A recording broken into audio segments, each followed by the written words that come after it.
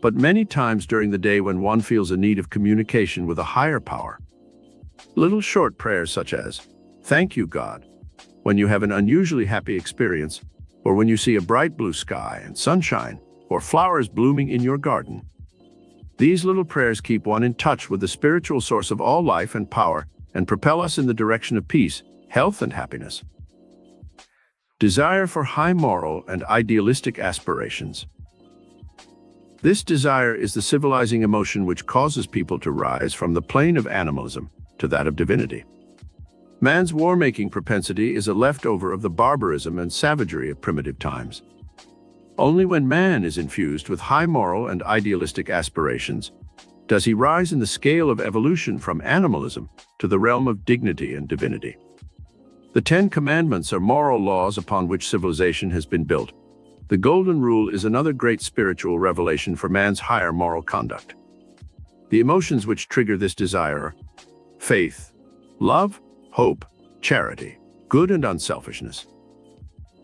Daily regime for emotional control.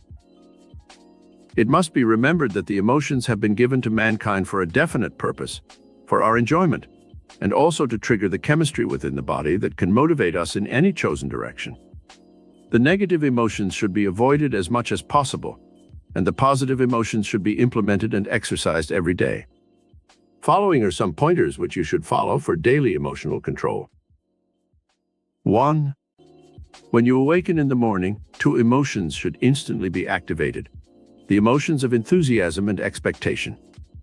You should look forward to your day's activities with joy and eagerness. If you awaken with a negative emotion such as fear or despair, instantly begin to work to awaken the emotions of enthusiasm and expectation by looking forward with eagerness to some special activity which you plan for that particular day. If that does not work, then think of something which you plan to do in the future, which will make today's work worthwhile, such as a trip to Hawaii or Europe, the buying of a new car or a home of your own, a visit to a friend's or relative's home for a special event. This future projection of your desires will tend to animate you and cause you to face your day's activities with renewed zest. 2. When you meet some person in your day's work who represents one of the negative emotions, such as anger, fear, or hatred, try transmuting the emotion to its opposite positive one. See what you can find good in the person. Try to send out loving thoughts instead of hateful ones. See if you can't win him over as a friend instead of thinking of him as being an enemy. This art of transmutation will soon begin to color your life experiences with pleasant, positive emotions that will soon reflect in better health and a happier state of mind. 3. Use your emotions to raise the energy level of your body. Remember, the positive emotions trigger a flow of sugar from the liver, where it is stored, to your bloodstream. When you are preparing to do some strenuous work that will require a great deal of energy, think of the rewards you will receive from this work, or how it will help educate your son or daughter, or the ways in which it will benefit you in the future. And instantly this emotional charge will release amazing new power in your body, which will make the task easier and more pleasant. Example: a frail 98-pound woman was driving herself and her brother in one of the early Fords that weighed about 1,400 pounds. The car went out of control on a corner and ran into a ditch where it overturned, pinning the brother underneath. There was no one to help them, and the frail 98-pound sister single-handedly lifted that car with her bare hands, so her brother was able to get out from under its crushing weight. This miracle of a superabundance of energy can be attributed to the automatic functions of the higher mind, which somehow gave this woman the strength she needed for her task. She might never, under normal circumstances, be able to duplicate this feat, but in the emergency of the moment, some powerful chemical force was released within her body that gave her superhuman strength. 4. Carry cards in your pocketbook which you can use for emotional charges each day when you especially need them. During a period of depression over your finances and work, you might read on your card, "The Lord is my shepherd, I shall not want," and all the rest of the 23rd Psalm. The 91st Psalm is also good for this purpose. It can be also a statement of faith or love that you make up, or which you have read in some inspirational book. Throughout the day, you can use these little metaphysical energy boosters to help keep your level of energy high and your spirits bright. 5. Each day check on your negative emotions and see if perhaps they are killing your energy and producing headaches, colds, asthma, arthritis, or other disabling diseases. Are you actively hating someone or something? Hate is a crippling emotion. Do you resent or envy some person with whom you work? Resentment and envy are mild forms of hate. They release chemicals in the bloodstream which can poison the blood. Science now knows these chemical reactions to emotion can produce all kinds of ailments. Do you indulge fear and worry all day long? This is another emotional state that releases excess adrenaline and causes the heart and brain to become overstimulated, producing many ailments. 6. The body lives on food, air, and chemicals. You can change the body's chemistry by changing your thoughts from negative to positive. You can learn how to eat the right foods which will give you good chemical balance. There are many wonderful books written by experts in this field. But what about your breathing? The breath helps purify your bloodstream and remove the toxins and wastes that accumulate all day long. With the positive emotions that you indulge, be sure that you stop several times a day. Go to an open window and take deep, long breaths of fresh air. The lungs of most people are only partially developed because they are shallow breathers. Later in our study, we shall talk more about this important subject. God has placed in the air about you the most necessary ingredients for maintaining health and vitality. Chapter 5. How to get miracle power through dynamic concentration. The life force which motivates the entire universe is a concentrated dynamic force, which you may tap and use as a miracle working power in your own life. This life force is in every atom and molecule of the created universe, from the microcosm, man, to the macrocosm, the universe. When this atomic power is concentrated into a little 2-inch cube, it can set into motion a chain reaction in the atmosphere, which can level an entire city. When this same atomic power is concentrated in an electric dynamo, it can furnish electric power, heat, and energy for the entire human race and change the course of civilization. Concentrated atomic power is the secret force that all the great mystics and masters throughout the ages have taught for working miracles of every kind. Concentration focuses attention. The main reason why most people fail in life is because they are not able to focus the power of their higher minds on the achievement of their life goals. The miracle working power is within them, as we have already learned, but they do not know how to concentrate it in a steady, radiant, and dynamic stream of energy that can dissolve all obstacles and bring them the complete fulfillment of their life dream. An example of how concentration of the sun's rays can dissolve the hardest known substance is this. An emerald is one of the hardest of all known minerals. It cannot be melted in a furnace heated 7 times 7. If that emerald is put into a glass cube where the sun's rays are focused on it, it will completely disintegrate into liquid form in a few hours' time. So too with your mind. Concentration focuses attention. And when the rays of your mind are focused and concentrated on achieving a goal, solving a problem, performing a miracle of healing, or any other objective, all the atomic energy of your mind, body, and soul is released in a dynamic stream of power that can literally perform miracles. Concentration built an empire. The true life story of David Sarnoff, head of the vast financial empire built by him, is proof of how concentrated mental power can create miracles. When Sarnoff was a boy, he became fascinated by the inventions of Marconi, the comparatively new wireless and telegraphy. The ability to send electrical vibrations through the air and receive them at great distances seemed to him a miracle. He concentrated all the powers of his mind on this new medium of communication and worked as a telegraph operator at a few dollars a week. Every new invention he followed with avid interest, and when radio came into existence, he associated himself with that new development. Finally, with the discovery of television, the ultimate miracle which focuses pictures in action, sound and color on a screen in the home, Sarnoff found his ultimate goal fulfilled and became head of Radio Corporation of America. If Sarnoff had vacillated and broken up his concentration during those years of study and research, it is doubtful if he would ever have achieved his present position as head of a vast industrial and financial empire. The mind that is scattered and which lacks concentration and dynamic power, seldom ever achieves rich rewards in life. The miracle working power of the higher mind within you works best when you focus that power on some specific goal or objective.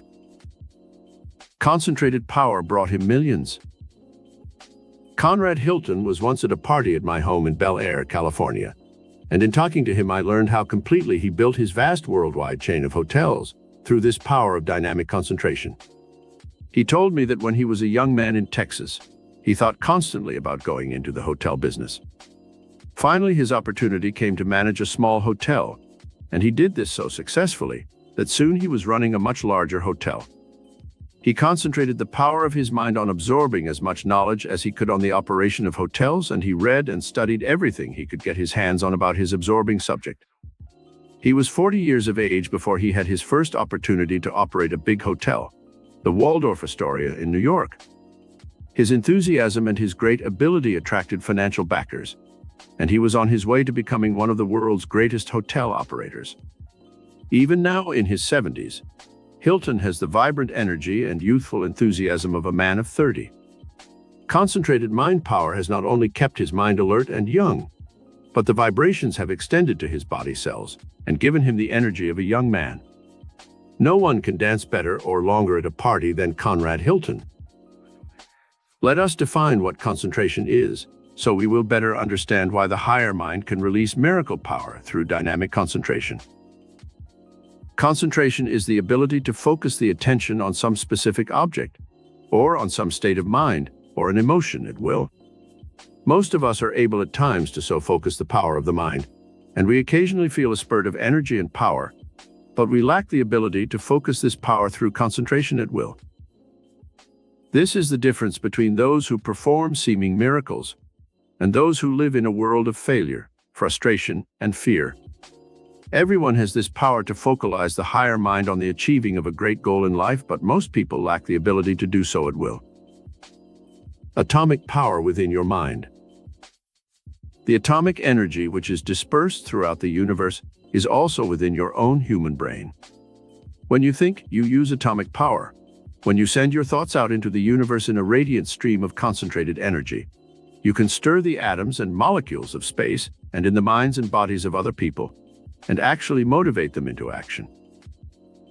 Sometime try the simple experiment of looking at another person whose back is turned to you with the concentrated thought that in a few moments he will turn and look at you. The atomic energy emanating from your mind is so powerful when it is concentrated that it can lodge in another human brain and motivate it into some form of action. Dr. Rhine, in his experiments at Duke University, proved that mankind is on threshold of great new powers through control of the higher centers of his brain. He proved that some people can actually transmit thought patterns and images to another mind. Some of his experimenters were able to motivate cards and dice to such an extent that it was beyond the laws of chance. When this miracle working power is better understood by scientists, they will realize that the great mystics like Jesus, Buddha, Zoroaster, Moses, and Confucius knew the secrets of atomic mind power and were able to use them to perform miracles of transmutation, healing, and materialization. In this, the atomic age, man will soon perform greater miracles than any he has known up to the present time. In an article in the New York Times, one scientist predicted that in a few short years' time, man will be able to harness the magnetic rays of space and create space vehicles that will travel at the speed of 200,000 miles per hour. It sounds incredible, I know. But what of our present space vehicles which rotate around the Earth at 17,000 miles an hour on the invisible rays exerted on them by gravity? This is one of the miracles of our age. And when man begins to explore the dimensions of mind and spirit further, we shall discover whole new worlds of wonder and excitement. Projecting thought forms. In the dimension of the mind, there are vast forces latent. When once stirred into dynamic action through intense concentration, the mind is capable of projecting thought forms which can lodge in space and which other people are able to pick up and discern. This power of projecting thought forms is very much the same as the principle which causes sounds and pictures to be transmitted by electrical pulsations and projected into the atmosphere, and then to be received by the television tube. Electrical pulsations, which are invisible but potent, radiate throughout time and space, We may tap these radio waves with our electrical machines and use them for telephone, radio, and television. They operate our machines in stock exchanges and cause messages to be sent out for thousands of miles in our telegraph and communication. Media. Think how much more powerful your brain is than these machines. Your brain created these machines, therefore it has more power than the things it creates. Your brain also works on electrical vibrations or pulsations. It can receive the mental thought forms which other minds send out. It can also project these thought forms to other people. How many times do people have both written a story, or invented some machine, or discovered some scientific secret at the same time, without being aware that any other person had done so? These are cases of mental projection of thought form, cases in which other minds were able to focus on the screens of their minds and then project in a creative pattern. A simple illustration of how this mental projection works is found in the experience of a student in one of my classes in Carnegie Hall. This young lady was a secretary for a big business executive. She had been with the firm 3 years and thought she deserved a raise in salary, but her boss was extremely taciturn and reluctant to give her a raise. After studying our lesson on how to project thought forms of the things she wanted, she began her practice of this art on her boss. Each day at lunchtime, she sat for a full 5 minutes and did nothing but concentrate her mind on her boss. She talked to him mentally, just as if she were talking to him in person. Her mental thought forms went something like this: I deserve a raise in salary. Mr. X, you will give me my raise. You will give me $10 more a week. I now project this thought form to you. You will receive it, and you will act upon it. She then visualized herself standing before her boss, being told of the raise. She saw herself thanking him, and then she mentally pictured what she could do with that extra $500 or more a year that she would receive. Every day while at work, and for 5 minutes every night before going to sleep, this girl concentrated the power of her mind on projecting these mental thought forms. 2 weeks went by and nothing happened. She was beginning to get a little discouraged, but she continued her mental projection. One afternoon, her boss called her into his office. She went in with her dictation pad, thinking he wanted to dictate some letters. But when she stood before him, there was a strange expression on his face, and he said, I don't know why I'm doing this, but I feel you deserve a $10 raise in salary. From now on, you will receive $10 more each week. The girl was so startled, she could hardly blurt out her thank you before leaving the office. It was a small miracle, but it worked, and it gave her confidence in the power of her mind to project thought forms of the things she wanted to happen to her, and she was soon on the way to achieving every goal that she desired. Concentrated power brought him millions. The only man who was able to convince George Bernard Shaw that his plays should be brought to the screen was Gabriel Pascal. One evening, when I was a guest at his home with Greer Garson and many other Hollywood celebrities, Pascal told me how he performed this seemingly impossible feat. Pascal had concentrated on Shaw's plays for months. He mentally projected them into motion picture form. He visualized himself becoming a famous producer and bringing the beauty and drama of Shaw's plays to an audience of millions throughout the world. To all other offers to make movies of his plays, Shaw had said no. Pascal hitchhiked his way to the country home of the famous playwright. He didn't have money enough to take a bus or taxi. He gained admission to Shaw's home, and when confronted by the angry and unfriendly playwright, he told him of his intense desire to bring his plays to the screen. So powerful was Pascal's mental concentration and projection that he was able to convince the playwright that he would do full justice to his plays in the new medium. Before Pascal left that day, Shaw had signed a paper giving him the sole rights to all his stage plays. Pascal was a student of mental and metaphysical sciences for years. He knew how to project his mental powers and convince Shaw that he should trust all his great works to the care of this man of vision. It turned out that Pascal was able to make millions of dollars for himself through this act, and also to further enrich and beautify the world with Shaw's great art. Regime for concentrating mental power. The late Thomas Watson Sr., who headed one of the world's biggest organizations, the International Business Machines, known as IBM, had one motto: which was printed on a large card that all his employees could see every day. That word was think. The concentrated power of many minds, infused with this idea, built a great organization. The miracle power PF, your higher mind begins to be released to their outer world when you begin to think. But how shall you think? There are many different ways, but the great men of history all used the same mental principle and technique. They concentrated all the power of the mind on one single thought or objective at a time. This ability to concentrate your mental power in a dynamic pattern of thought can be deliberately cultivated. Most people think in a vague and confused pattern of thought. This scatters the mental and physical energies of the mind and body and achieves nothing except restless action.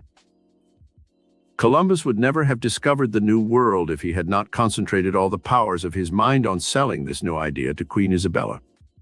He never gave up this one obsessing thought, no matter how discouraged he was. Even when his men rebelled and mutinied, he continued holding the mental image in mind that there were new worlds beyond the known horizons of his time. Joan of Arc was a peasant girl, with no previous military experience, but her visions of conquest and her intense concentration on achieving victory for the armies of France won for her the opportunity to prove the truth of her visions. Curie and her husband concentrated for 20 years on discovering radium, and they never faltered once in their search for the precious element which they finally discovered. Marian Anderson, the great singer, once told me after a concert in Carnegie Hall that when she sings, she concentrates her voice in a great golden magic circle of love, which she projects to her audience. In the vibrancy and beauty of that voice, there is love for the entire human race. This is what has made her one of the great singers of our time. Jascha Heifetz, the violinist, whom I once visited backstage at that same Carnegie Hall, told me he had concentrated for 20 years for 8 hours to 10 hours a day on creating beautiful music with his violin before he gave his first big concert.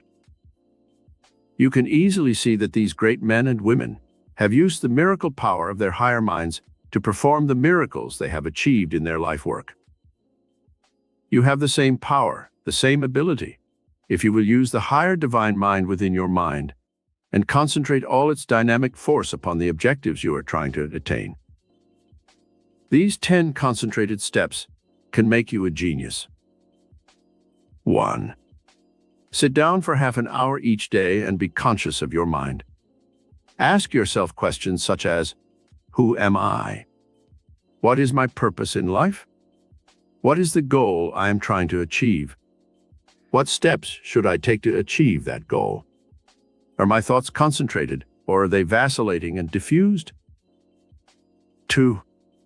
Sit down at least once a week and write down your life goal or goals. You can have more than one, but you should take each goal up in turn and concentrate on it exclusively for several moments in your periods of concentration. Don't just write down, I would like $1 million.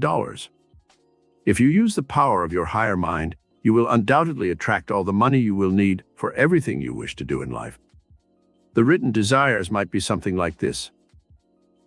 A. I desire a better job where I can make more money. B. I desire a higher education and would like to be able to finish college. C.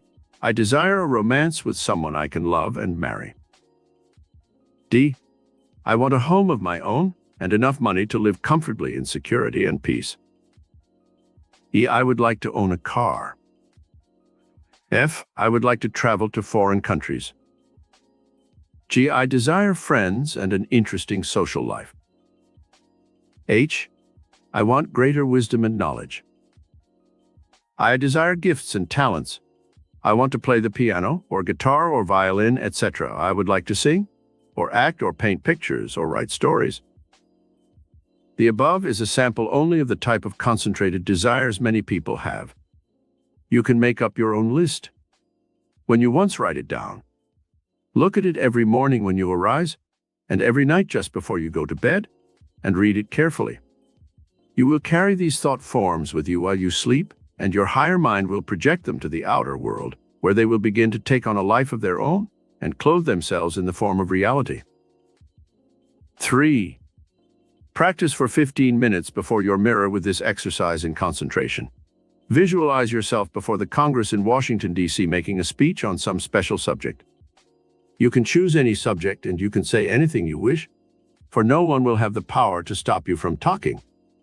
You can talk out loud or talk to yourself, whichever you wish.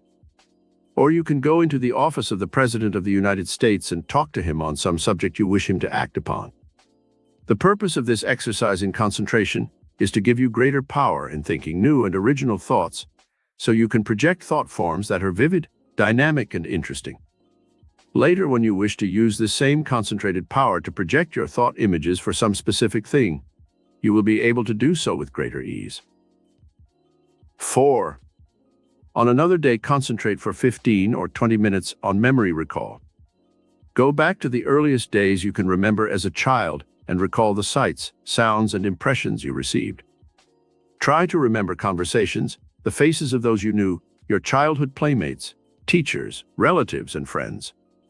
Recall the Christmas or birthday parties you had, the places you lived, the books you read, the movies you saw. This exercise can be indulged at night just before going to sleep. It will cause you to drift off into sleep easily and will help you develop your memory for future benefits. 5. Listen to a musical selection on radio or Victoria and concentrate on the various instruments to see how many you can identify. 6. Look out of your window and see how many separate things you can see. Then close your eyes and reproduce them. 7. Concentrate your mind on one word such as home, and then see how many different words will come into your mind in association with that word. You will find this exercise helpful in building your power to use words in writing or in speech. Then take words from a dictionary and concentrate on using them in sentences. This exercise can be done in writing or in speech, or you can merely think the words and their associations. 8. Fix your eyes on one subject in your room and concentrate on it as long as possible without blinking. When you feel discomfort, close your eyes a moment. Soon you will have the power to use the magnetic eye, which can hold and control other people. Then practice looking at a flower and close your eyes and try to see it in color and form. 9. Sit for a half hour or more and concentrate the power of your mind on some person or persons you wish to influence for some good purpose. Do not project mental thought forms that are evil or selfish, for there is a metaphysical law which decrees that we receive back in life that which we project in our thoughts. The law is stated in the Bible as ye sow, so shall ye reap. Be sure then that you sow only mental seeds that are good and constructive. 10. Read a page from a book and then close the book and concentrate on the meaning of the words you have read. Do not try to reproduce the words exactly as written, but try to find the hidden meaning of the words. This exercise in concentration will help create originality of thinking within your mind. Einstein, one of the most brilliant men of our age, once said that the greatest genius who ever lived used only 1/10 of the potential power of his mind. Just think what a genius you can become if you use even half of the power of your brain potential. There is nothing you cannot achieve if you will only concentrate the miracle power of your higher mind through your conscious volitional mind. Control your thoughts. Think at will what you wish to think, and you will literally become a genius. It is said of Napoleon that he had tremendous powers of concentration. He arranged matters in his mind as if the facts were in drawers. When he wanted some special fact or information, he merely opened a mental drawer and took it out. All thoughts are filed in the brain in sequence and order. One fact will draw out others related to it. This is what makes some men such great thinkers and leaders. They are able to draw on these stored sense and memory impressions through the power of concentration, and when they need them, they merely turn to this mental cabinet where they are stored and draw them out. Chapter 6. The Metaphysical Fourth-Dimensional Power Source. In metaphysics, we learn that there is a fourth-dimensional power plane that can give one supernormal powers of the mind and body. It is in this fourth dimension of mind and spirit that man is able to perform astounding miracles. All the great mystics and teachers of the past have known of this fourth dimension, and by tapping the vast storehouse of power that resides therein, they have been able to rise above the limitations of time and space and matter and achieve miraculous results. The term metaphysics was coined by Andronicus of Rhodes, who edited Aristotle's philosophical works. That section of philosophy that dealt with matters above and beyond the physical and material planes of existence he called metaphysics, from two Greek words, meta and physika, which means literally that which is above and beyond the realm of the physical. Miracle response centers of the brain. Within your human brain, there are miracle response centers which operate on a higher frequency or wavelength than the ordinary everyday centers, which regulate your body's functions, such as digestion, breathing, circulation of the blood, repairing of the body, and the other automatic functions. The all-knowing intelligence which man calls God has put into his universe everything that man needs for his existence. Let us see how this power works in nature. A beaver knows instinctively how to cut down trees, chop them into small sections, and then build a dam across a stream. This knowledge is inborn in the beaver. Scientists took two beavers into their home for observation. They left them alone while they went out for the evening.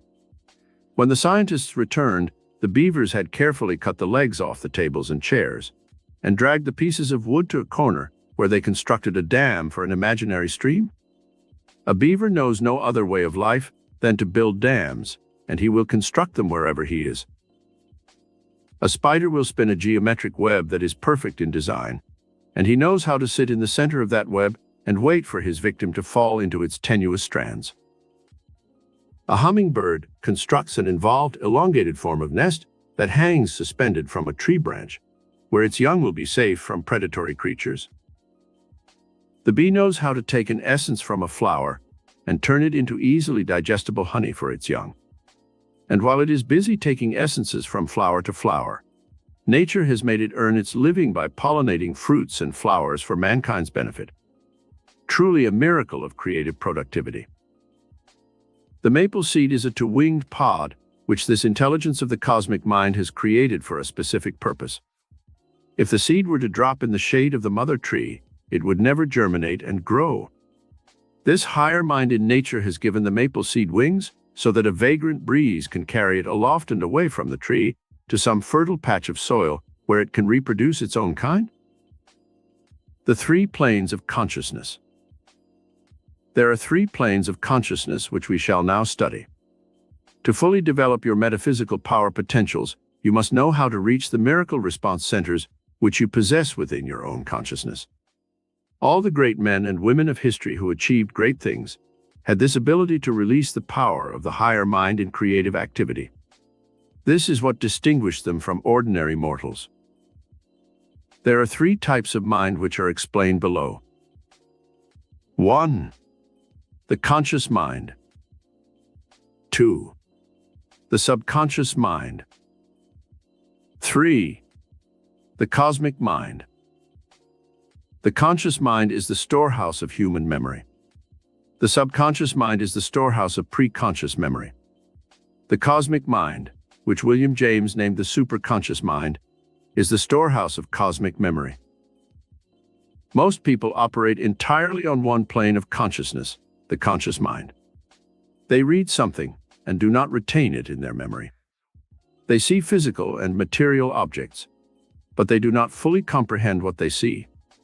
They live a one-dimensional life that is purely physical and material. They lack sensitivity to the higher pulsations of the universe, and their lives are marked by poverty, unhappiness, and limitation.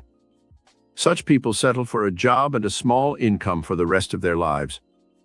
They seldom broaden the horizons of consciousness by exploring the wonders of the universe. They complain about the lack of opportunities in the world. They grumble because their lives are drab and lack excitement and fulfillment. They do not realize that they create their own prisons, in which they are confined for a lifetime. A prison or a palace. The story is told of a man who was sentenced to prison, and when he was put into his cell, he found another man sitting there writing by the light of a candle. The newcomer looked about him at the incredible squalor and misery of the rat-infested cell, and cried, "What a miserable place! Surely I will die here." The man who was sitting at a low table writing stopped and looked up. He asked, "How long is your sentence?" The other prisoner replied, "6 months. Surely I cannot survive in this wretched cell." The other man smiled gently and said, "I have been here 12 years. He returned to his writing of Pilgrim's Progress. The man was Bunyan, and he was busy creating his immortal book, which has given inspiration and courage to millions. One man, the new prisoner, was living in the consciousness of limitation and saw only the wretched prison cell where he was to remain for 6 months. Bunyan was living on the fourth dimensional plane of the higher cosmic mind, where he created his own world and rose above the limitations of his environment. You can create a prison or a palace in the unlimited dimension of your higher consciousness.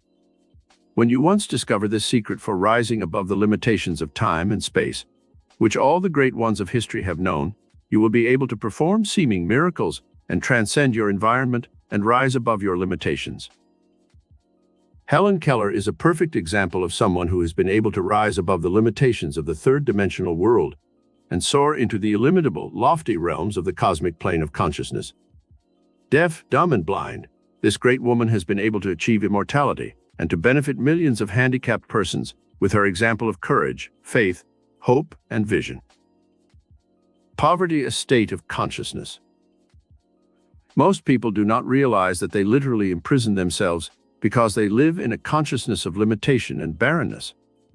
When they once learn how to release the power of the cosmic mind with its unlimited power, they can change their environment, become successful, and fulfill their every dream and desire. When the kulaks or peasants of Russia were freed in the revolution, they inhabited the palaces of the czars and former rulers. They fed their horses in the rosewood pianos, chopped up the priceless antique furniture, and built fires on the white marble floors, and tore down the valuable hand-woven tapestries from the walls and used them for blankets for their horses. They now had the same environment that royalty had created and used, but their limited consciousness caused them to make hovels of the magnificent palaces. Perhaps you have been limiting yourself in life by accepting the seeming limitations of material and physical conditions in which you exist. It is true that there are obstacles, problems, interferences in all human destiny. If life did not have these obstructions, man would not grow strong and learn how to rise above the limitations of life. Sometimes through misfortune or handicaps, we are literally pushed into the mainstream of life's turbulence, and we must either sink or swim. It is in such times that man must soar into the realm of the cosmic dimension and grow wings of the soul, so he may rise above his limitations. Greatness through the fourth dimension. Many of our greatest geniuses of history achieved imperishable fame through the fourth dimensional plane of metaphysics.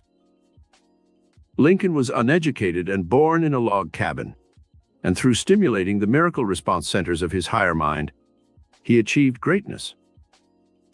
When Lincoln's brother wrote him from Illinois asking for a loan of several $100s, Lincoln wrote back telling him that if he could not see opportunities all about him where he was, he would never achieve success and fulfillment.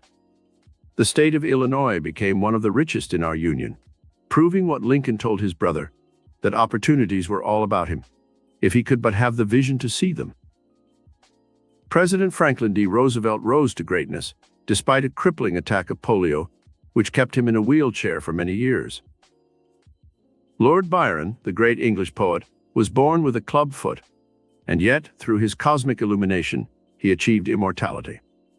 He was able to go to Greece when that country struggled desperately for its freedom from Turkish rule, and he gave his life in battle with the Greeks.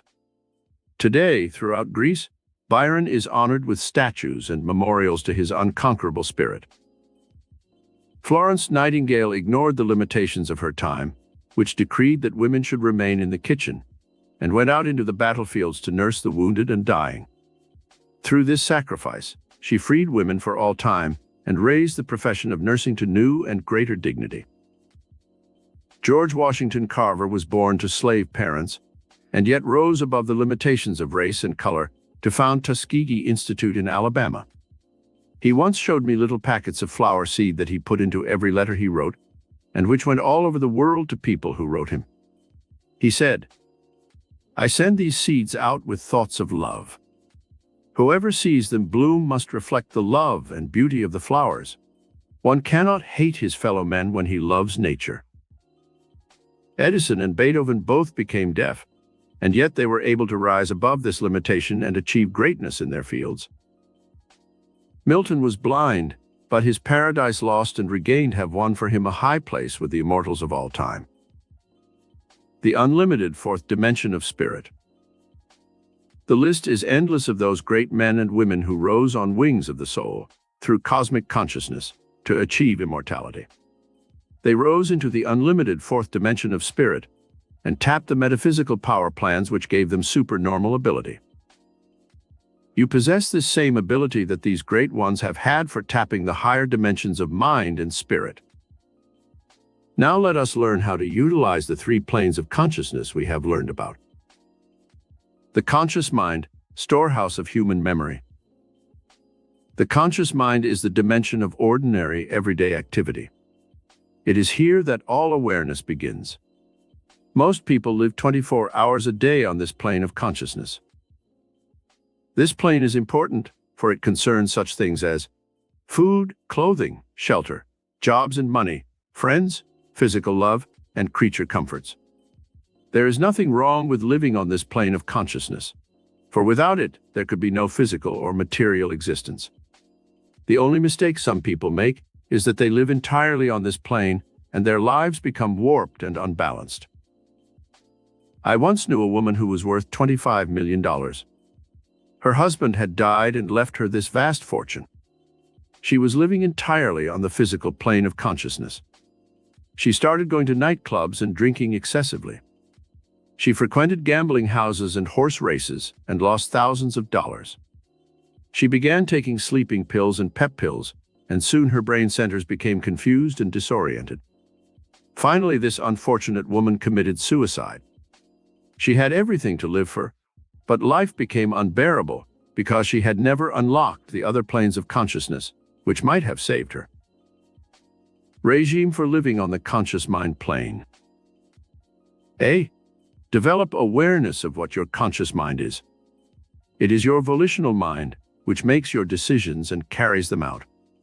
Be aware of your body, its sensations, its appetites. Sit for 5 minutes a day when you get up in the morning and be aware of your physical self, your emotions, your inner and outer sensations. Be aware of your hands and the power they possess for creativity. If you paint or type or play a musical instrument, stop and analyze the amazing dexterity of your hands as they perform some task, and be aware of the power you possess to do a variety of astounding things. The ability to use your hands raises you above the level of the animals. Be aware of this power and every day give time and attention to your body's needs. The right food, good fresh air, exercise, rest and sleep to restore the body. B. Fix your mind on your objective in life. Let this also be a daily 5-minute exercise, preferably when you awaken and your mind is fresh. Consciously ask yourself, what is my life goal? What am I doing to achieve it? What can I do today to further this life goal? What am I doing that might be harmful and injurious to myself and my interests? You can also do this exercise at odd moments, while waiting for a bus, or when you are having your lunch at work. This keeps the conscious mind constantly focused on your true life goal and keeps you from getting confused as to your life objective. C. Cultivate affirmative power consciously. The conscious mind and its memory patterns are motivated by conscious volition. You can color the fiber of your mind with either negative or positive suggestions. People constantly tear down the positive habit patterns of their brains with such negative statements as, I can't. I'm afraid I'll fail. I know I won't be able to do it. I'm unlucky. I was born to lose. I once met a man who had tattooed on his right arm the words, born to lose. He began to tell me a story of defeats, disappointments, failures, and frustrations that was truly awesome. Early in life, his father had deserted the family, and he had never known security as a child. His mother took to drink. He ran away from home at an early age, and soon he was also drinking excessively. He went from job to job, and finally as a seaman, when he was drunk one night, he had the words, born to lose, tattooed on his arm. From that time on, his bad luck increased, and he wound up by telling me that he was doomed by fate from the moment he was born to an existence of misery and poverty. Unfortunately, my acquaintanceship with him did not extend beyond the moment, so I could not show him that his own conscious, volitional mind was the cause of all his misery and bad luck. Affirmative power is cultivated by giving yourself conscious suggestions, which lodge in the miracle response centers of your mind and produce the equivalence of that which you affirm. Change your statements of I can't to I can. Change I won't to I will. Begin to think affirmatively. I can be healthy, strong, youthful, and radiant. I will succeed in my work. I shall attract money enough to meet all my needs. People will like me and be friendly with me. I attract only that which is good. Soon you will begin to form mental habit patterns by using these affirmative statements that are positive, and that will shape your life in the image of what you most frequently think. D. Develop conscious control of your brain centers. Concentrate for a few moments each day on your 5 centers of touch, feeling, taste, sound, and sight. Be aware of the physical world around you through these 5 senses. Soon you will store vibrant, live, emotional experience in the memory patterns of your brain, which will help shape your entire future destiny. E. Learn 3 new words every day to exercise your memory centers. You can vary this by learning poems, biblical quotations, or some other positive statements that will help you fix images within your brain. F. Practice memory recall of past scenes and events. Be sure to recall only those memories which are pleasant and positive.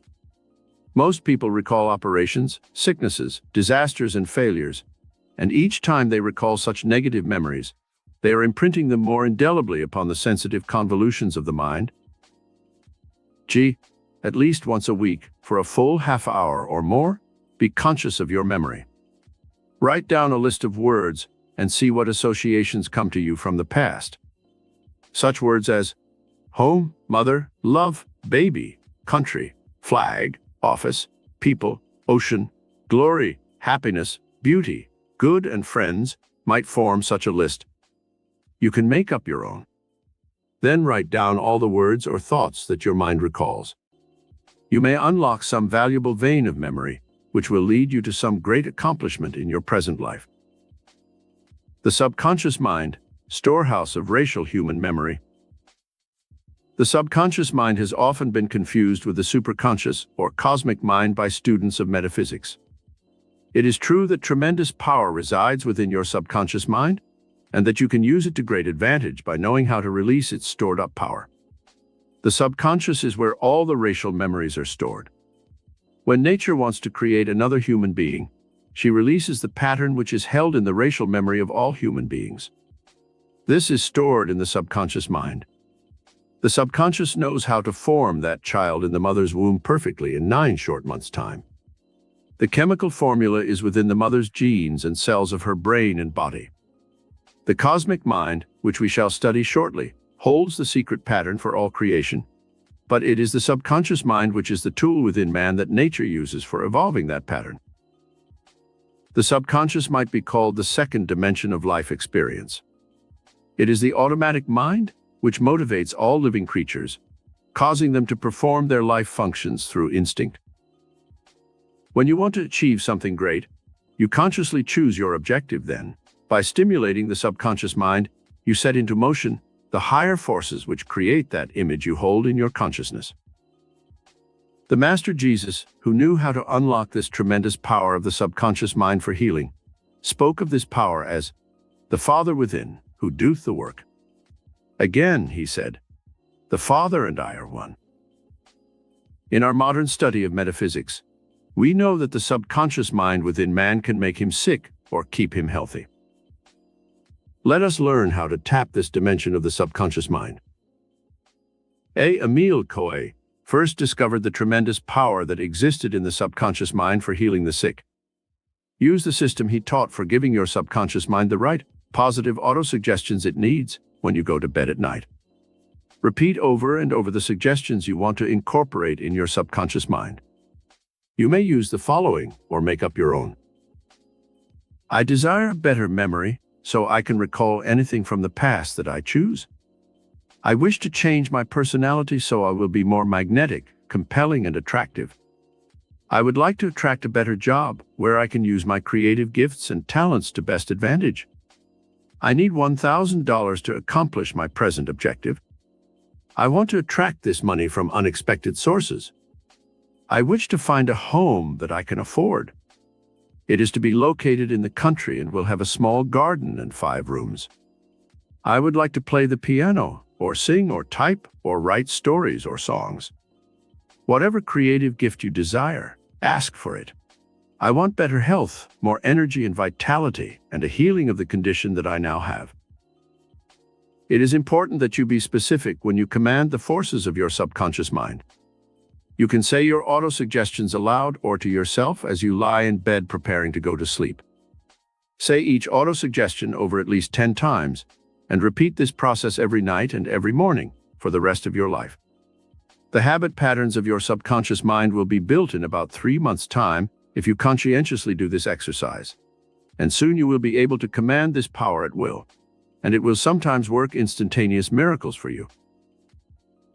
Write some of your auto-suggestions down on small cards that you can carry in your purse or pocket, and several times a day, look at them and repeat them.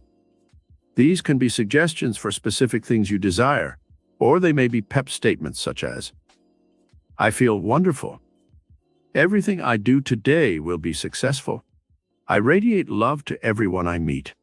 I am life. I am youth. I am love. I charge my mind with power. I have faith that only good will seek me out. I am a dynamic center of cosmic light, peace, and beauty, and become a magnet for all good. C. Read, memorize, and absorb positive knowledge from self-help books to keep you constantly charged mentally in a positive way. Avoid reading destructive and negative books and magazines that deal in horror, sadism, and degeneracy. D. Choose programs on television and movies that are inspiring, uplifting, and constructive. Avoid those programs that dwell too much on bloodshed, violence, and disaster. E. Charge the batteries of your brain by giving yourself tasks to perform that are creative and positive. Example, when a magnet loses its power to attract to itself iron filings, it is given work to do by placing a piece of iron on it until it is once again charged. You can use this same process to charge your brain. By associating your mind with some uplifting and inspiring thought, you automatically charge its electrical and magnetic power. The emotions and thoughts which help charge the subconscious quickest are a desire to unselfishly help others, a love of people, and a desire to do something good for them. The emotion of love manifested on any of its various planes. Love of family, love of humanity, love of friends, love of country, love of God, forgiveness to those who have harmed you in any way. Example, a woman who suffered from crippling arthritis for 20 years finally confessed that she had hated her sister all those years for taking her boyfriend away from her and marrying him. She had remained a spinster all those years, hating her sister. When she was told to forgive the sister and send her loving thoughts, she changed the mental charge of her subconscious mind from hate to love, and within 6 months, her arthritis disappeared. F. At night, when you retire, give your subconscious mind a list of the things you want it to do for you. The subconscious may send through the thought for making $1 million while you sleep, as it did to Edison when he invented his electric light bulb. He had been trying for weeks to invent a filament that wouldn't burn out immediately. Everything he tried failed. Finally, he gave his subconscious mind instructions that he wanted a filament that would last for many hours. One night he awakened as if someone had nudged him, and he hastily wrote down the idea that came through. The next day, he hastened to work out the details of the idea, and the electric light was born. The cosmic mind, storehouse of cosmic memory. The third dimension of mind is that mind which seems to be above the physical and material universe, and which in metaphysics we call the cosmic mind. It is within the cosmic mind that all universal consciousness exists. When you once learn how to tap this vast repository of universal memory, you may consort with the immortals of all ages and share their thoughts, emotions, and creative genius. Let us now study the method by which you may tap this cosmic mind and enjoy unlimited freedom of movement in the vast universal realms of great art, music, literature, poetry, and philosophy. A. Study the lives of the great geniuses of history and mentally take on the luster of their minds and the greatness of their profound thoughts. For example, choose Burbank and from him take the essence of his creative genius. This was made up of curiosity about the workings of nature, patience in his many experiments with growing plants, faith in the inherent miracle of all life that infuses all living things, vision, the ability to see new forms and create them through imagination, courage, to be able to continue in the face of numerous failures and obstructions. You can see how you can borrow cosmic greatness from a genius like Burbank by knowing his life and his work, and then emulating the pattern of greatness as established by him. From Carnegie, you can emulate the qualities of imagination, persistence, desire for a better life, unselfishness, which caused him to give to America 1,200 public libraries and that great cultural institution, Carnegie Hall. From Edison, you can emulate the cosmic qualities of a desire to do good for others, faith in the miracle power that worked through him, joy in creativity, a love of humanity, a desire to change the world for the better, patience, perseverance, hope, and optimism. From Beethoven and Mozart, you may emulate the cosmic qualities of beauty, harmony, joy, and rhythm. Also their creative patterns of hard work, diligence, patience, and love of humanity. This process of studying the lives of the great can be extended to every realm of human endeavor, from philosophy and science to art, music, literature, and invention. B. Mentally hold a conference with great men whose thoughts and works have enriched the world. Example: you might have a business problem which you do not know how to work out. Call upon the cosmic knowledge used by Vanderbilt, Morgan, Carnegie, Schwab, and other business geniuses. The same thoughts which motivated them when they lived are still in existence today on the cosmic plane of consciousness, and you may tap this plane as easily and readily as these men did. You may wish the inspiration of great music. Turn to the recordings of such geniuses as Beethoven, Mozart, Handel, Bach, and Strauss, and when listening to their living music, you can recreate the inspiration and emotional beauty that caused them to create their vibrant masterpieces. You may require the transcendental wisdom and beauty of words, which were created by such great men as Shelley, Keats, Milton, Dante, Shakespeare, and Hugo. Turn to the works of these or other great authors and rekindle once again the cosmic flame which burned brightly for them, and which through them inspired the entire human race. You may require the cosmic knowledge of a man of science for some specific task in your life. Turn to the lives and works of such men as Newton, Galileo, Leonardo da Vinci, Pasteur, Einstein, Salk, and Fleming. The same cosmic inspiration that motivated them can, through their works, enkindle your brain and imagination with the same creative fire they used, and cause you to create works of greatness. C. Have a high and noble purpose for living, and you will reach out to the cosmic mind and draw inspiration and help for every action in your life. Hetty Green made over $100 million in her lifetime, but her greed and selfishness were such that she became a miser and never knew the joy and excitement that comes from sharing your money with other people. You can tap cosmic mind power by having an unselfish desire to help the world become a better place in which to live. Nobel made his fortune through munitions and gunpowder, but he left his fortune in trust for the Nobel Peace Prize to be given every year to the man who does the most for peace, as well as for literary greatness. Carnegie once said that in the future it will be considered sinful for a man to die rich. He left most of his fortune to foundations for the good of humanity. Rockefeller Sr. has been criticized by many for the methods he used to accumulate the early fortune he made. However, after his death, he left his money to the Rockefeller Foundation, which has discovered some of the great advances made in science and medicine, which can help all of humanity. Andrew Mellon endowed a vast art gallery so he could share his love of beauty with the world. The fourth dimensional plane of spirit. When you have explored all three planes of consciousness, the conscious mind, the subconscious mind, and the cosmic mind, You have at your control all of the vast forces which man may tap and use for his physical, material, mental, emotional, and psychic needs. There is still one other plane to be explored. This is the fourth-dimensional plane of pure spirit or essence, which flows in, through, and around the physical and material, giving it its form and substance, but never being imprisoned by matter. Einstein was working on a theory before he died, which explained all matter, all creation, in terms of this divine essence or spirit. In religion, this essence is called the Holy Ghost, but in metaphysics we know that the power which Jesus, the healer, used, and which all the great mystics have used to perform miracles of healing and other great creative actions, was on the fourth-dimensional metaphysical plane. In other words, the plane that is above and beyond the physical and material universe. Great forces alive in the invisible. There are great forces alive in the invisible fourth-dimensional plane. It is there that electricity ebbs and flows in a vast tidal wave of power. When Franklin tried his experiment with a kite and key, he proved that this stupendous cosmic power existed. Later Galvani, Marconi, Edison, and other creative geniuses harnessed these tidal waves of power that exist in the invisible dimensions of time and space. Magnetism is another of these vast cosmic forces, which man is only now beginning to learn how to use.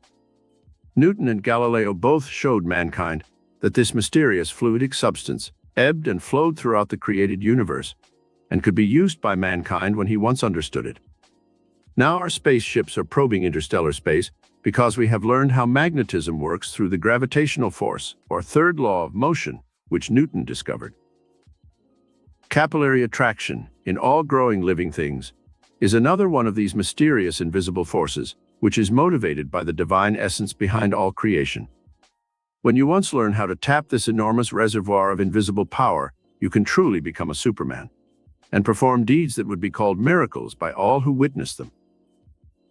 Jesus knew how to transmute substances, how to heal the sick, now to feed the multitudes with a few loaves and fishes, how to walk on water, raise the dead, turn water into wine, and perform other incredible miracles through the use of the law of transmutation and transfiguration. All of this has been documented in history. How to tap the fourth-dimensional plane of spirit. A.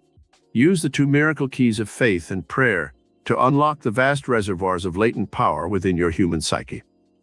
Have faith that this power is alive today and is working for you, as it did for Jesus and other great teachers of the past. Use prayer as the spiritual language with which you can communicate to the divine mind within your own consciousness. The spark of divinity is alive within all human beings.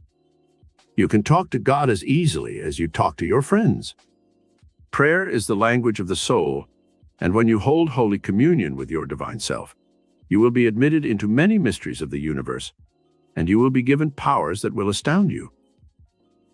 B. Intensify your spiritual magnetism by holding in your consciousness the spiritual qualities that all great mystics have told us about. These qualities are truth, love, peace, charity, goodness, forgiveness, faith, and worship of the divine force, which created all life. These qualities of the divine should be indulged and exercised as much as you exercise your physical body.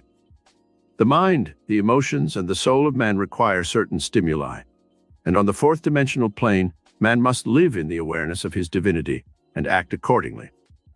Base and ignoble actions destroy this divine image, and man sinks back to the primitive plane of an animal. C. Master the negative emotions which destroy the divine image.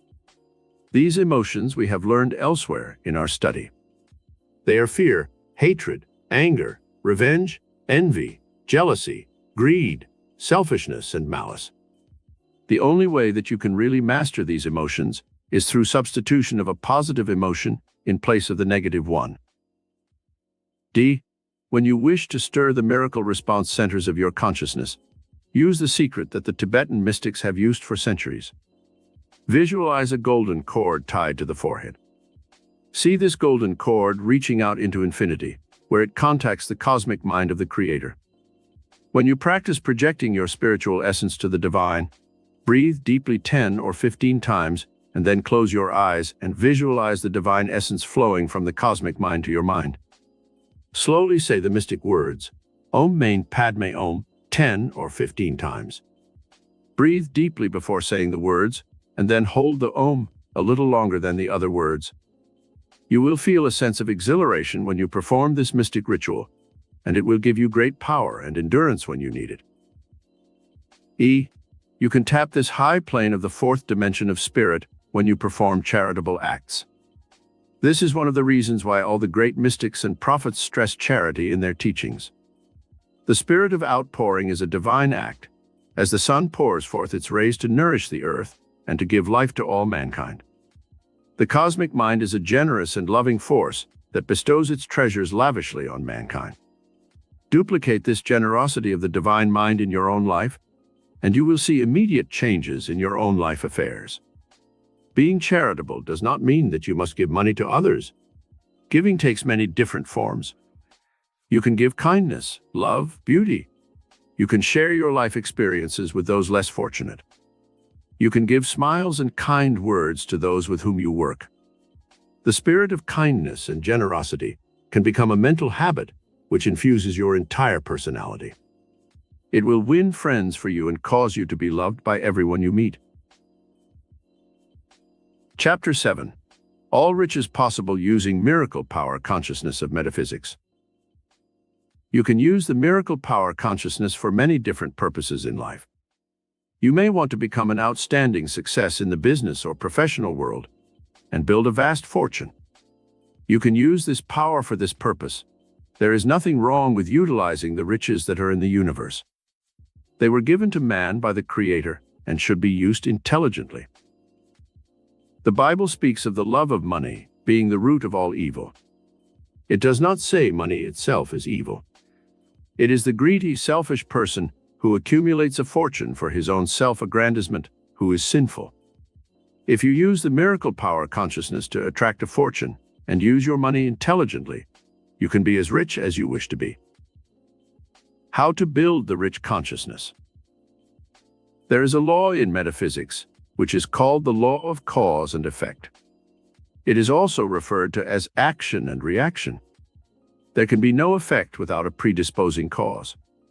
If you want to become rich and successful, you must set the causes into motion, which will lead to the effect of producing riches.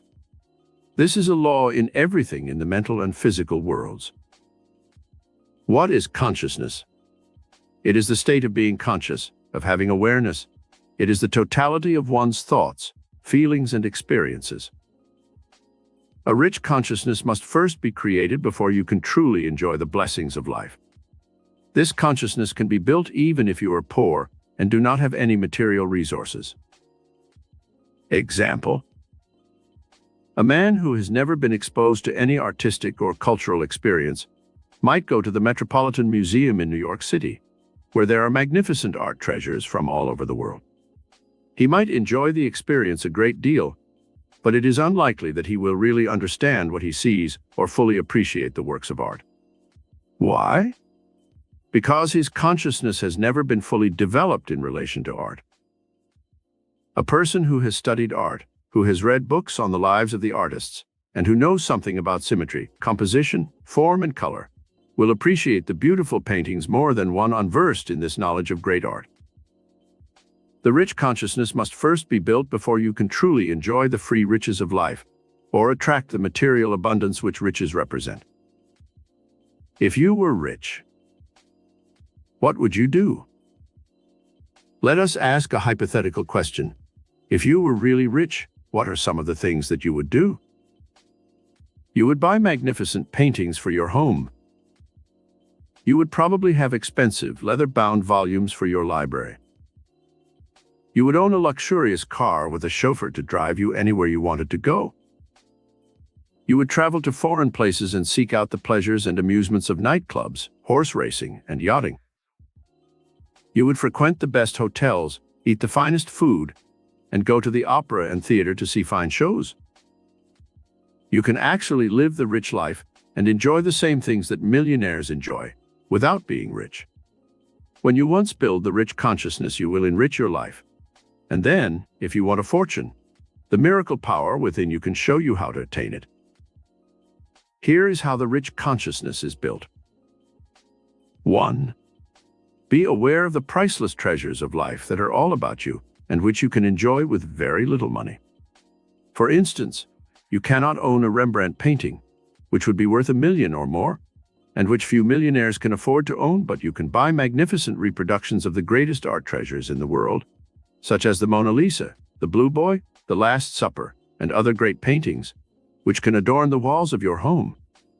If you are not near a great art gallery, like the Metropolitan in New York, you can purchase books which reproduce the world's great art treasures and enrich your consciousness by studying the lives and the works of the great artists of the past. 2. You may not have a fine library of leather-bound first editions in your home, but you have access to a public library, which is a repository for the world's greatest literature.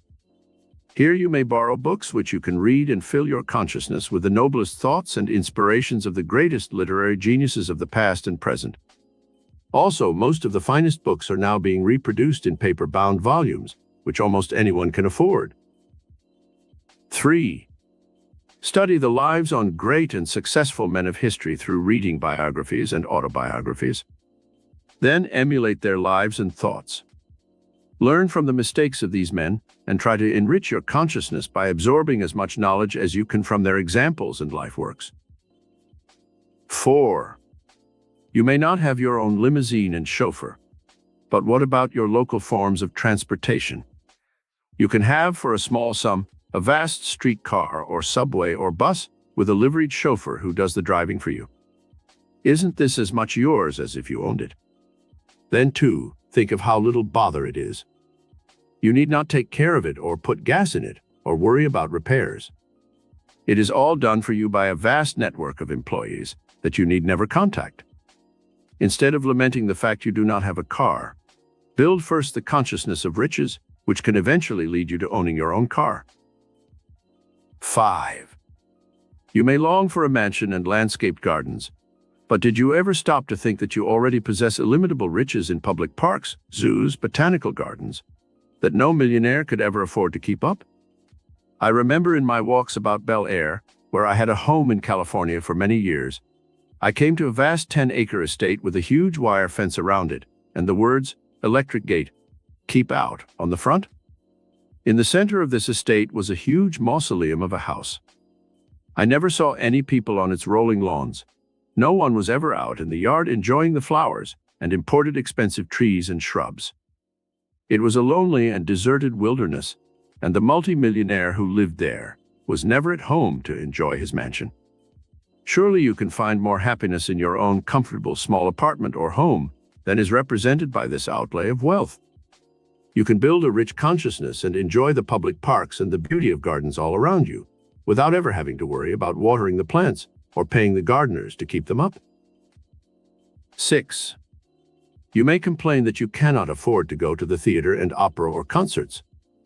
Your hometown may not have these special entertainments which only the rich can afford. You need not be rich to have entertainment fit for a king. You have radio and television, which can bring into your home in one evening alone entertainment worth many millions of dollars. With the flip of a dial, you can be personally entertained by such great stars as Jack Benny, Milton Berle, Lucille Ball, Jackie Gleason, Bob Hope, Red Skelton, and Danny Thomas. You can turn to the telephone hour for culture and fine music. You can even have Johnny Carson, Ed Sullivan, and occasionally the Beatles and Elvis Presley, if you want modern entertainment and vaudeville. Then think of the multi-million-dollar movies that you can tune into of an evening. You can be entertained by not only our present stars, but by a youthful John Barrymore, Errol Flynn, Clark Gable, Gary Cooper, and Tyrone Power, who have long since departed this earth. Garbo, Dietrich, Rita Hayworth, Lana Turner come to you in the magic of eternal youth and beauty on your home TV, and it costs you only the initial price of your set. A potentate of the Far East, with all his millions, could never afford the wonder and luxury of a radio or television set. You are already as rich as Midas, but you may not have the consciousness of the abundance you truly possess. The rich universe in which you live. To help you build the miracle power consciousness that can bring you illimitable riches, let us examine the rich universe in which you live. Most people remain in poor circumstances in life because they are not aware of the riches that God has placed here for us to enjoy. Ponder on the following facts the next time you begin to bemoan the fact: there are not enough riches for all people. In Russia, there is a forest 3,000 miles square. In that one forest alone, there is enough lumber and building material to build a mansion the size and beauty of the White House in Washington, D.C. for every family in the world. In Brazil, there is a vast area of untapped treasures, where there is more than enough wealth to furnish the world with gold, diamonds, silver, iron, coal, zinc, tin, copper and mahogany, rubber and fruits, to supply the entire world for generations to come. Poverty is in the mind of man, not in God's universe. Then, add to this the wealth that exists in the sea. Now they are finding diamonds, gold, and oil in the seas of the world that promise to furnish mankind with an abundance of treasures for generations to come. Remind yourself constantly that you live in a rich universe, and that everything God created was for you and your loved ones. There is no poverty in nature. Poverty is man-made. The cost of the ships that were sunk at Pearl Harbor alone would have furnished water to nourish the entire desert wastes of the West.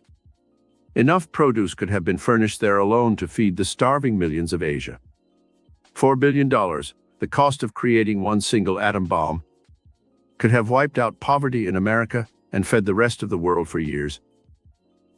In America alone, we store millions of pounds of butter, dump millions of gallons of milk, oranges, potatoes, and burned produce that could easily feed the entire world. The next time you hear someone speak of the lack and limitation that is in the world, remind them of these facts. Enrich your consciousness by being aware of the true riches that exist in this universe. Soon you will be able to attract all the money you need to furnish you with every luxury and comfort you desire. Do these things to release the miracle power for building a fortune. 1. Absorb as much knowledge as you can about the world in which you live. Study the great examples furnished by men and women of the past. Learn all you can about art, music, literature, science, and invention. Make it a point to learn how rich men have made their fortunes. Go to your public library and get books on the lives of such men as Carnegie, Rockefeller, Mellon, Vanderbilt, Morgan, and Astor. Then try to apply the knowledge you have gathered to your own life. 2. Have a sincere desire to elevate yourself in life. Raise your standards, have high ideals, do things that will carry you a step higher in intellectual and cultural fields. You might enroll in a course in public speaking, study art or music or writing. Go to art galleries and then study books that tell you of the lives of the great artists. You will be better able to attract the finer things of life if you build a consciousness that comprehends worthwhile achievements. 3. Build your sense of awareness of the treasures that you already possess by taking a daily inventory of the riches you now enjoy. On Monday, you might study something about a great artist like Rembrandt or Da Vinci. On Tuesday, you might listen to some fine music by Beethoven or Mozart, and then learn something about the composers' lives by reading books in your library. On Wednesday, you might be aware of the good things on television, instead of lamenting the bad things. Study the life of Edison, Marconi, Sarnoff, the men who made this modern miracle possible. On Thursday, you might enjoy the luxury of the fruits you see in the marketplace or have on your table. Become curious about the man who perfected so many fruits and flowers and vegetables. Study the life of Burbank and see how he used the miracle power of his higher mind to create new forms of fruits and vegetables which enrich your life today. This study regime should continue throughout your entire life and should extend to art, music, literature, history, science, philosophy, psychology, industry, and religion. Soon you will find your consciousness is tremendously enriched, and you will stimulate the response centers of your higher mind, giving you greater power to attract into the orbit of your daily experiences the riches and abundance which you desire. 4. Visualize and imagine the type of world in which you wish to live. Mentally select the home environment in which you believe you would be happiest. Then strive to create as much beauty, charm, and cleanliness in your present environment. Soon you will attract to yourself the right home that you have lived in your imagination. 5. Have an objective in life, a reason for wanting to make a fortune. You may want a beautiful home, a car of your own, a college education for your son or daughter, a fur coat, a small boat. Whatever it is, have the objective clearly in mind. Write it down on a sheet of paper and read it over every day until you have built the consciousness of abundance. Then have the patience to wait for fulfillment of your dream. 6. Clear your mind each night when you retire of all negative thoughts that you have accumulated during the day. Your consciousness is built by an accumulation of ideas and thoughts. If you think you can succeed and attract riches, you will have a better chance than if you tell yourself 100 times a day that you will fail, that there aren't enough riches to go around, or other negative thoughts.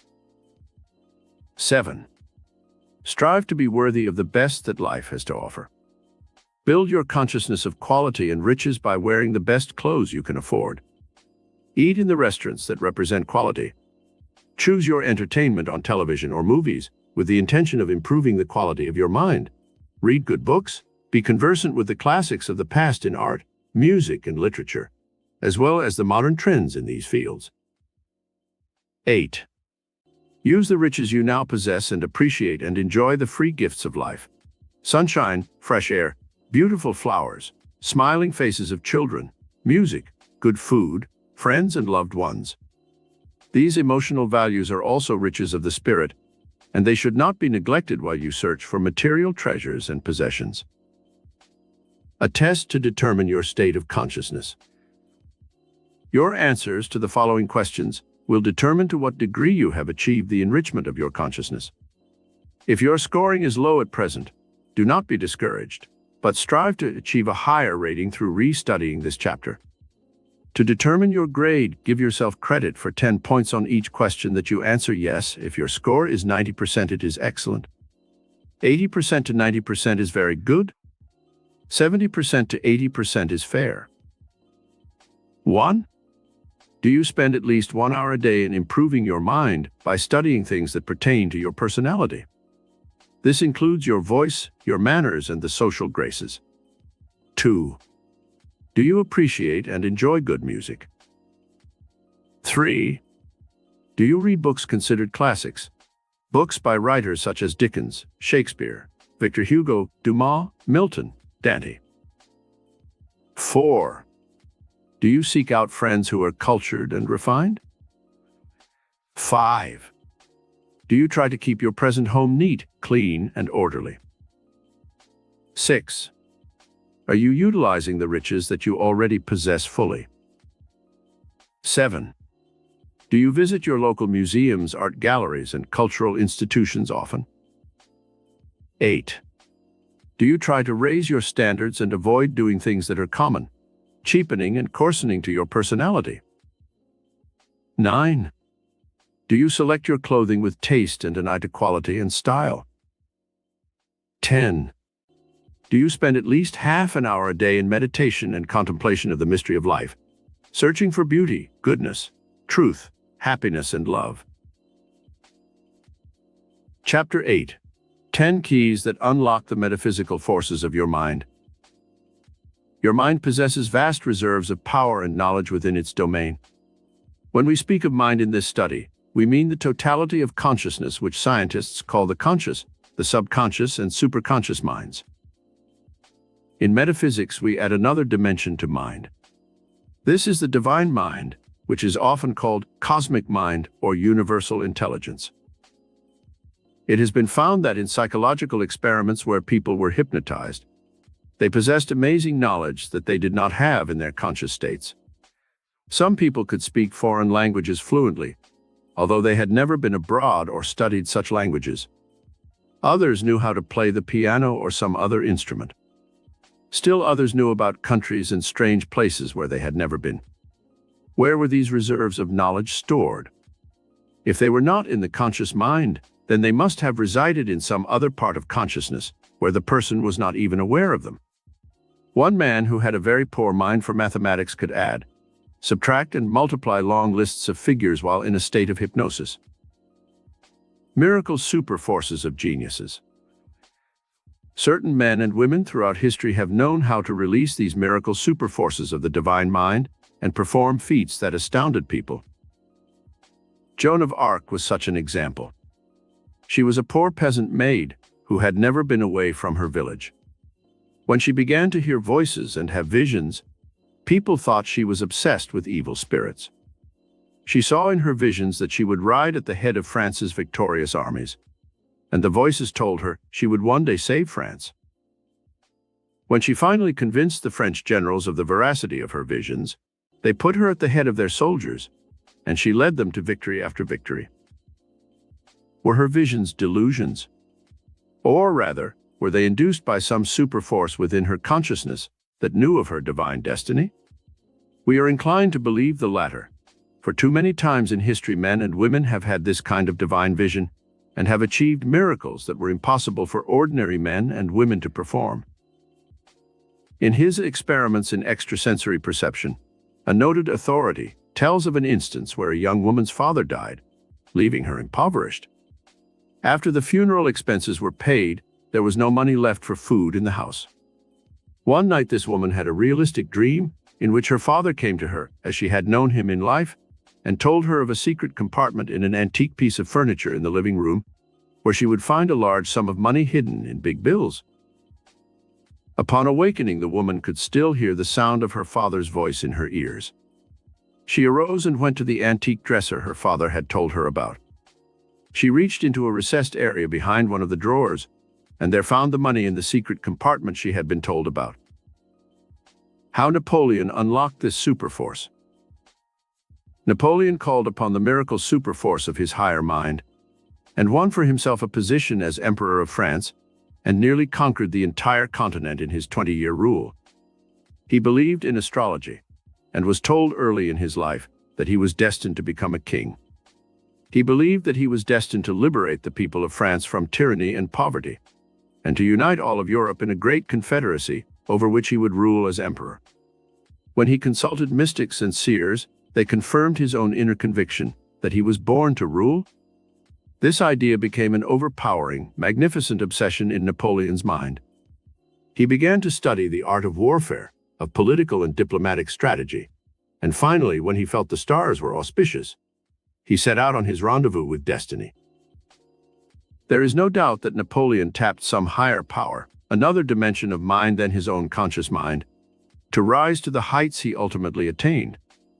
What were the miracle keys that he used to unlock the superforce of his mind? The 10 miracle keys to all greatness. In a study of metaphysics, we find that there are 10 keys that unlock the miracle superforce of the mind. We shall study each of these keys in turn and see how to apply them to your own life. With these keys, you can unlock doors of consciousness where the miracle superforce resides. The key of imagination. Your destiny is forged in the workshop of your imagination.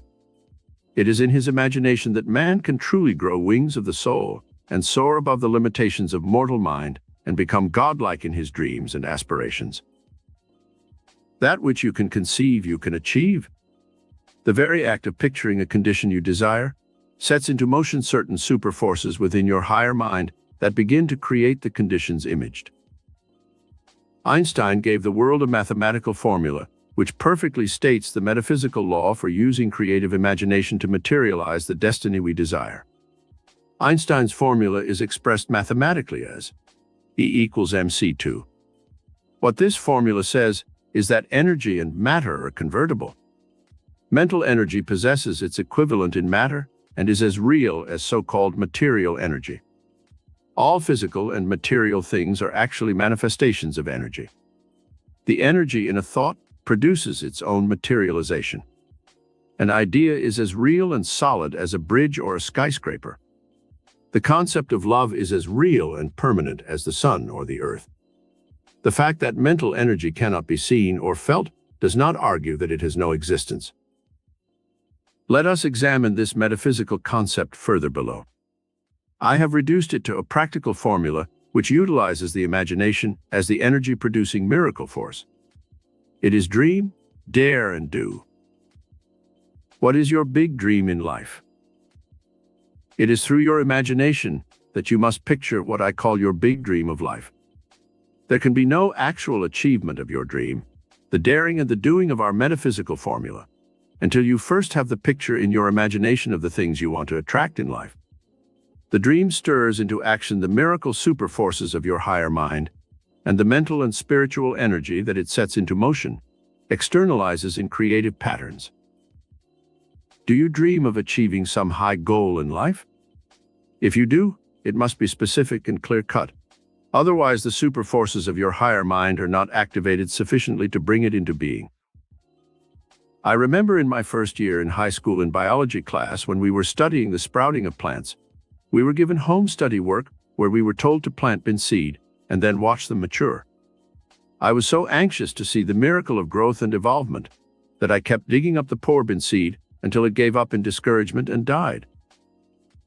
The picture of the mature bin, the sprouts, the roots, the final edible vegetable inherent in the seed, were all there in the invisible dimensions of time and space, waiting for the final creative pulsation in the soil.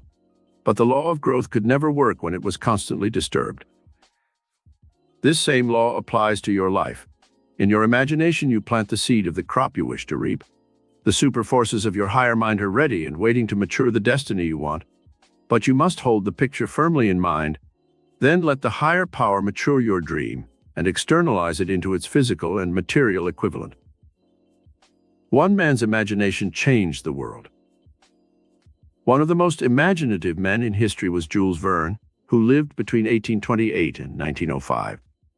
He wrote more than 100 books, and in his imagination created the first submarine, helicopter, radio, television, and dirigible.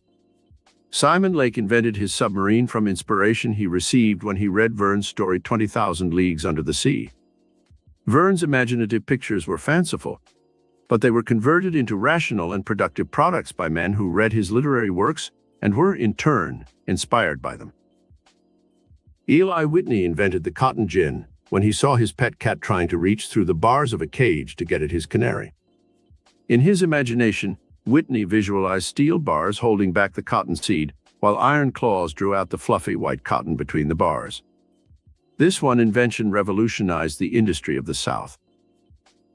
The miracle superforces of man's higher mind were stimulated by the power of the imagination to produce such modern great things as the printing press, wireless, radio, television, automobile, typewriter, harnessing of electricity, the splitting of the atom, and the creation of such miracles as the electronic microscope, the 200-inch telescope at Palomar, and now, man's ultimate triumph of mind over matter, the creation of spaceships that are on their way to the moon and distant stars.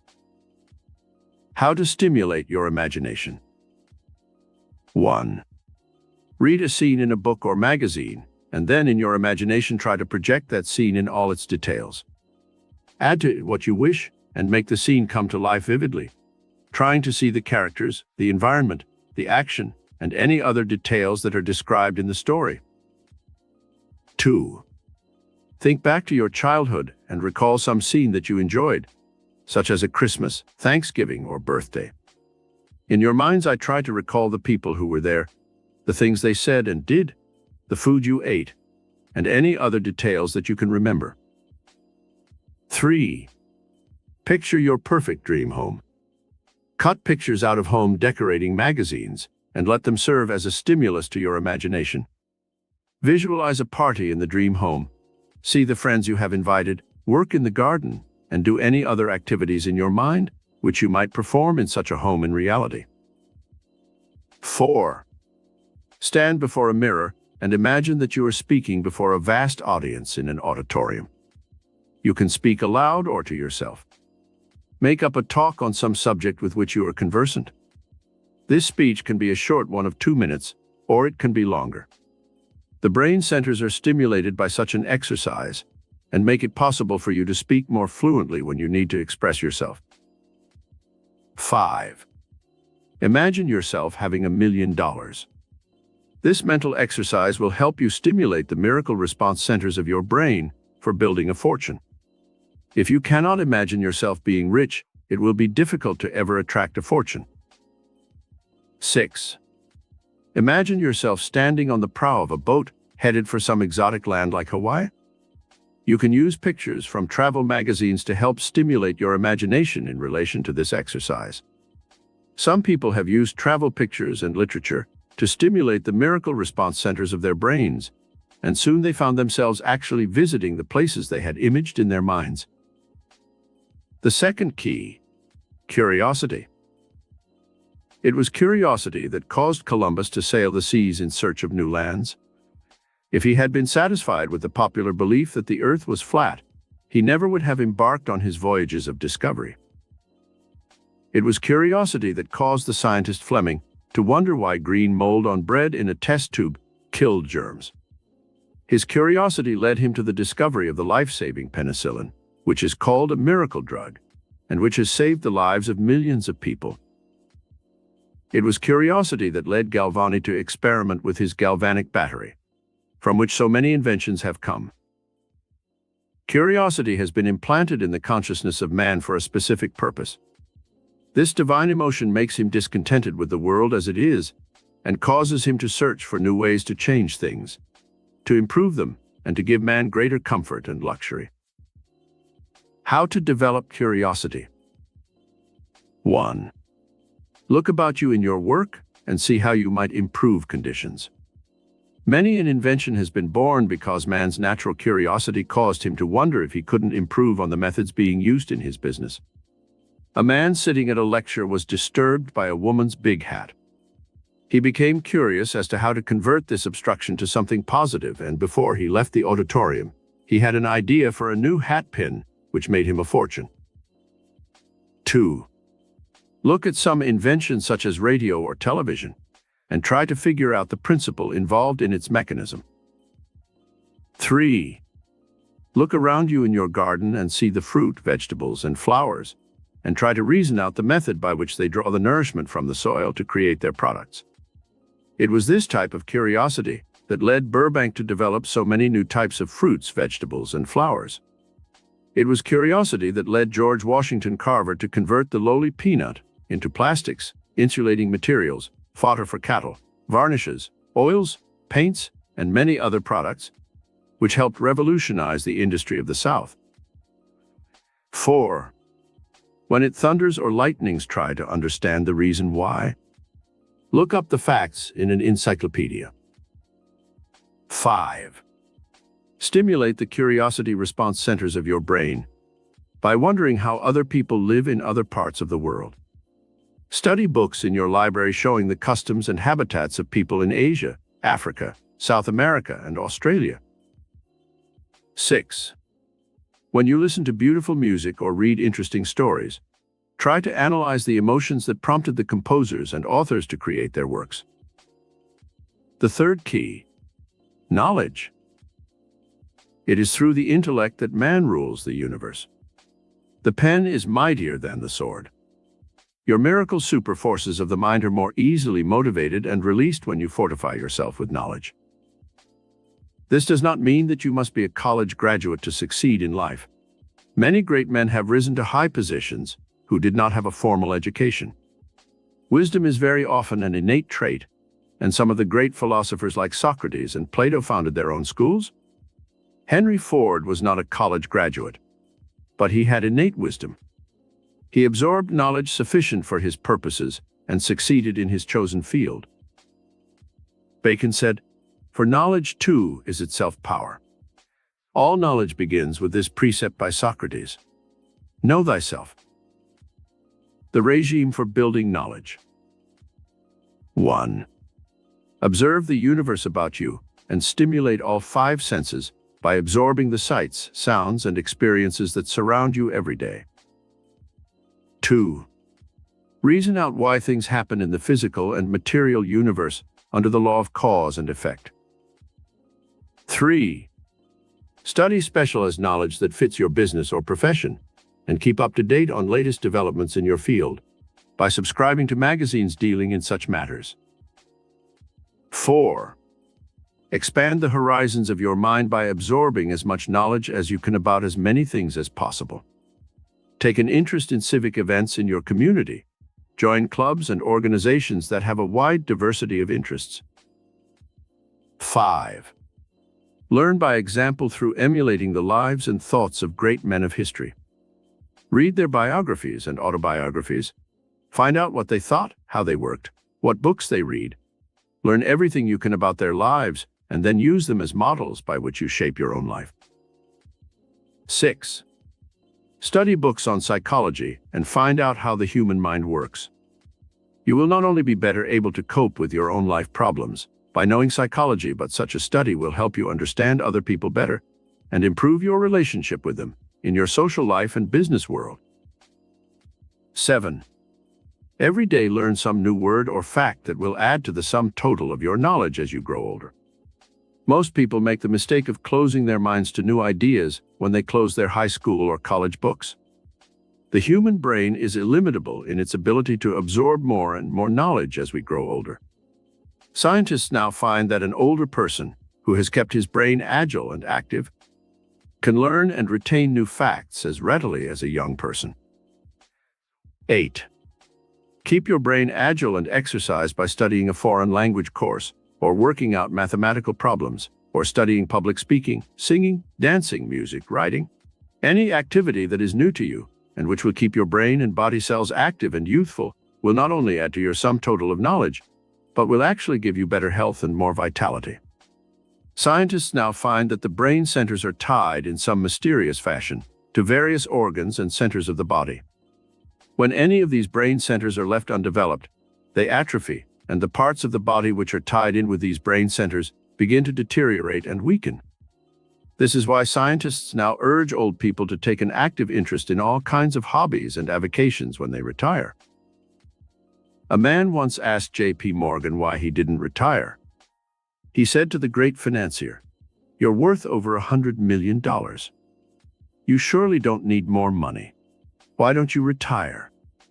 Morgan asked the man, "When did your father retire?"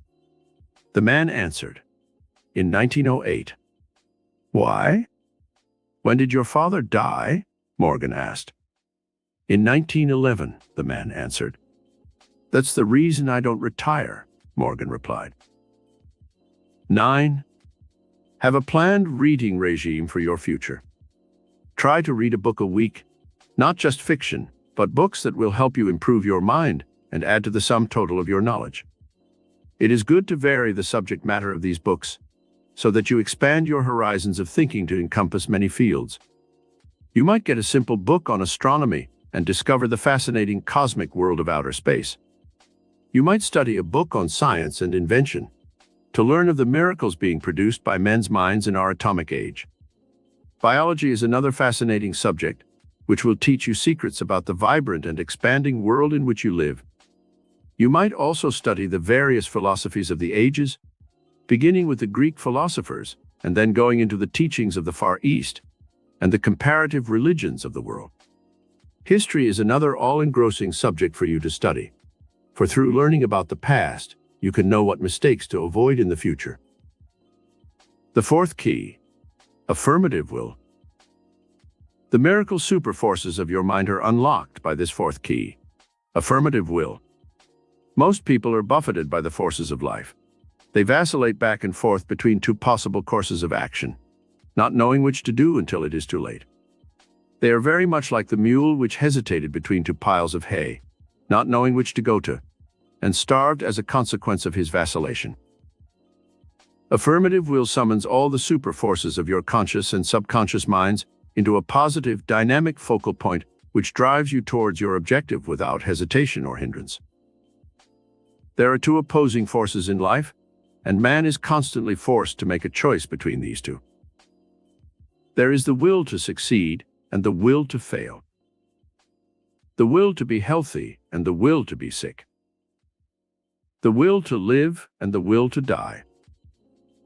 The will to be rich and the will to remain poor. The will to happiness and the will to misery.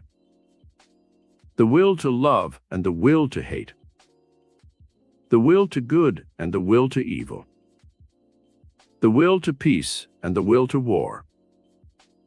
Man must choose his destiny. Man can choose his destiny. He is different from all other living creatures in that he has this power of choice. By exercising your affirmative will, you can select the events that make up your destiny, just as the artist chooses the scenes he will paint and the colors with which to paint those scenes. If he does not like what he painted, he cannot blame it on the scene he is copying, but on himself for his own inability to accurately reproduce the scene from nature. There are two types of will in life also. They are: 1. Passive will. 2. Affirmative will. The passive will can create mental images of success and riches, but lacks the capacity to execute these images into reality. Many would-be millionaires daydream about having $1 million, but they lack the affirmative will to put their daydreams into motion. How to use affirmative will. 1. The will is fashioned from the mental habit patterns that you build. From the time you were born, you began to build habit patterns for almost every act of your life. You rise in the morning and bathe, brush your teeth, shave or make up, put on your clothes, lace your shoes, and prepare to go to your day's work. You do not give much conscious attention to these daily actions, for you have built habit patterns that take care of most of them. If your daily habit patterns have been negative ones, and your mind is filled with thoughts of fear, failure, and disaster, then your auto-conditioning will all be in favor of these negative emotions, and your actions will be correspondingly negative. Change the habit patterns of your mind from negative ones to positive ones. This is easier said than done, but it can be accomplished if you use the power of your affirmative will. Smokers who wish to stop know how difficult it is to change their habit patterns. They must make a superhuman effort to give up the habit of smoking. How do you change your habit patterns? In the same way they're created. By performing the mental or physical act over and over again, until it is so deeply ingrained in your consciousness that it becomes automatic. Then we call the action a habit. 2. Use creative commands to your higher consciousness, which we studied in Chapter 2. The higher centers of your brain are stirred into action by creative commands. Let these be given each morning as you start your day's activity. Then all during the day use little energy boosters to keep your spirits high and your energies at their maximum peak. You can say 12 times a day, "I feel wonderful. I am able to overcome this problem. I am now dissolving these obstacles through the power of my will. I like people and they like me." 3. Try not to let negative experiences in life prove too discouraging. Everyone has these negative conditions to cope with. Even the millionaire has his problems. When some condition arises that tends to get you down, say to yourself, "This too shall pass away." Another good statement to dissolve these unwanted negative experiences is this: the solution to the problem is already on the way. 4. The affirmative will must be exercised every day of your life. Otherwise, you are apt to slip into negative and passive habit patterns that affect your entire future destiny. Every day, exercise the will to live. How?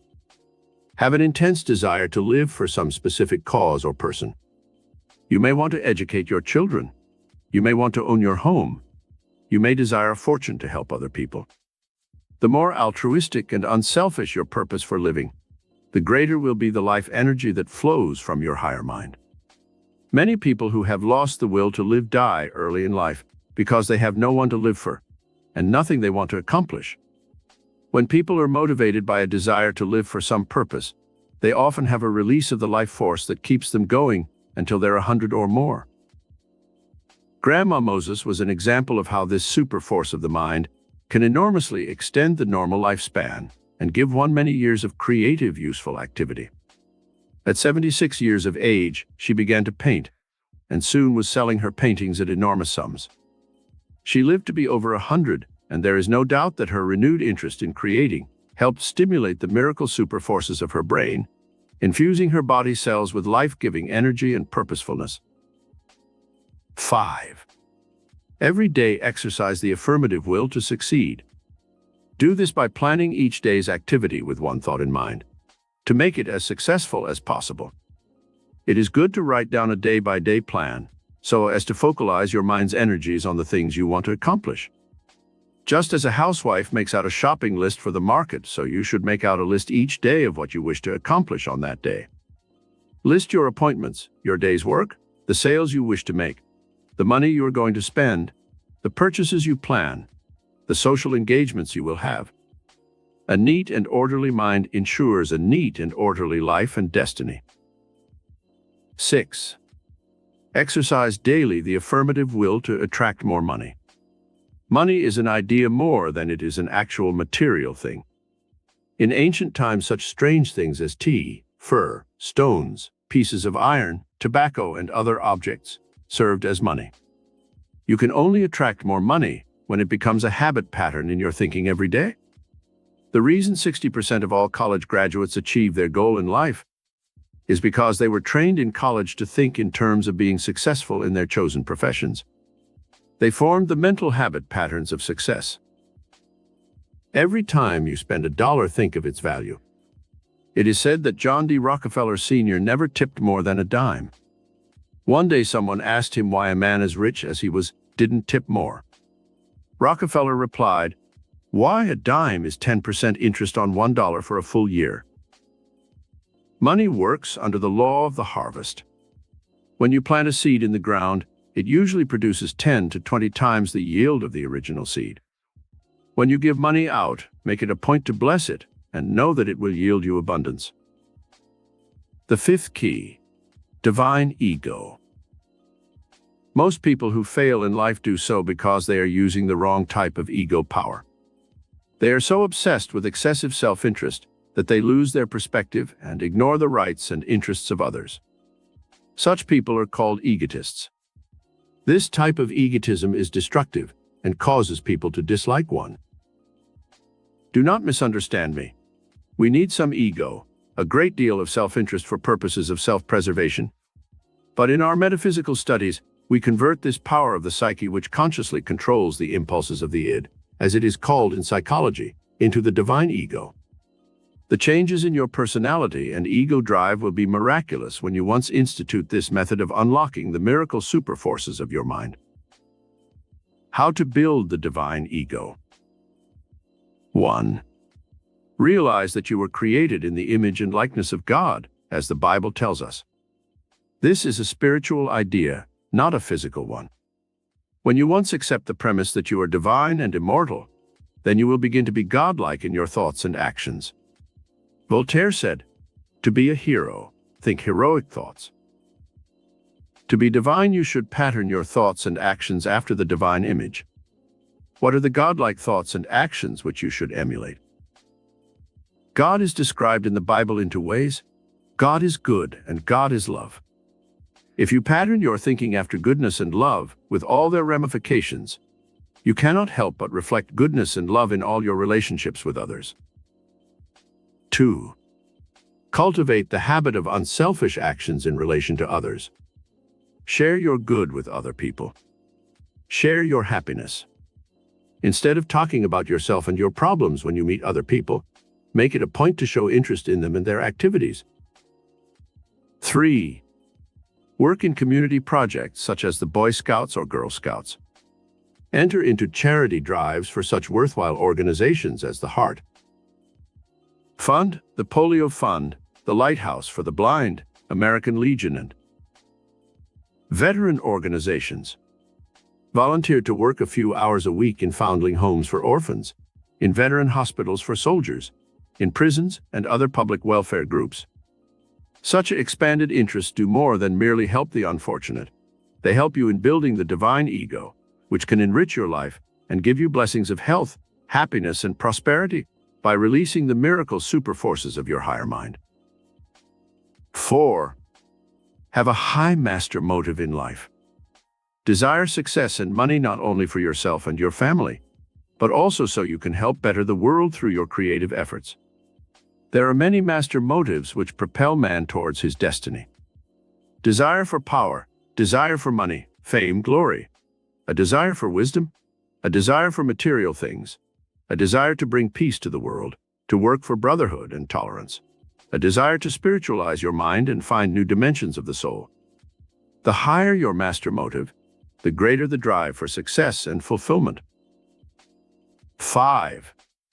Overcome the animalistic emotions of greed, hatred, selfishness, and envy. The divine image within your consciousness cannot flourish in such an atmosphere of negativity. 6. Implant in your consciousness the positive forces of charity, beauty, truth, justice, faith, and love. And soon you will see the divine inspiration that flows through your consciousness from the divine mind within you. 7. Spend a few moments each day in spiritual contemplation and meditation. In such mystical periods, search within for life's true meaning. Try to find the divine prototype within your own immortal soul. Pray to God for guidance and inspiration every morning when you arise and every night when you go to bed. 8. When you feel the gravity pull of Earth's problems, fears, and worries, stop whatever you are doing and retire for a few moments into the stillness of the cathedral of the soul, and say to yourself, "Peace, be still, and know that I am God." This powerful affirmative spiritual statement from the Bible reaffirms your sense of divinity and will help you once more restore peace and tranquility within your consciousness. Write down on a small card these words. Carry them with you in your pocket or purse and look at them several times. Let each man think himself an act of God, his mind a thought, his life a breath of God. The 6th key, perseverance.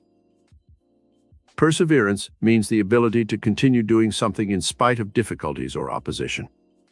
Many times a person who wishes to succeed will stop making the effort because of the many obstacles that he has to face. If he persisted just a short time longer in many cases, he would undoubtedly have won his goal.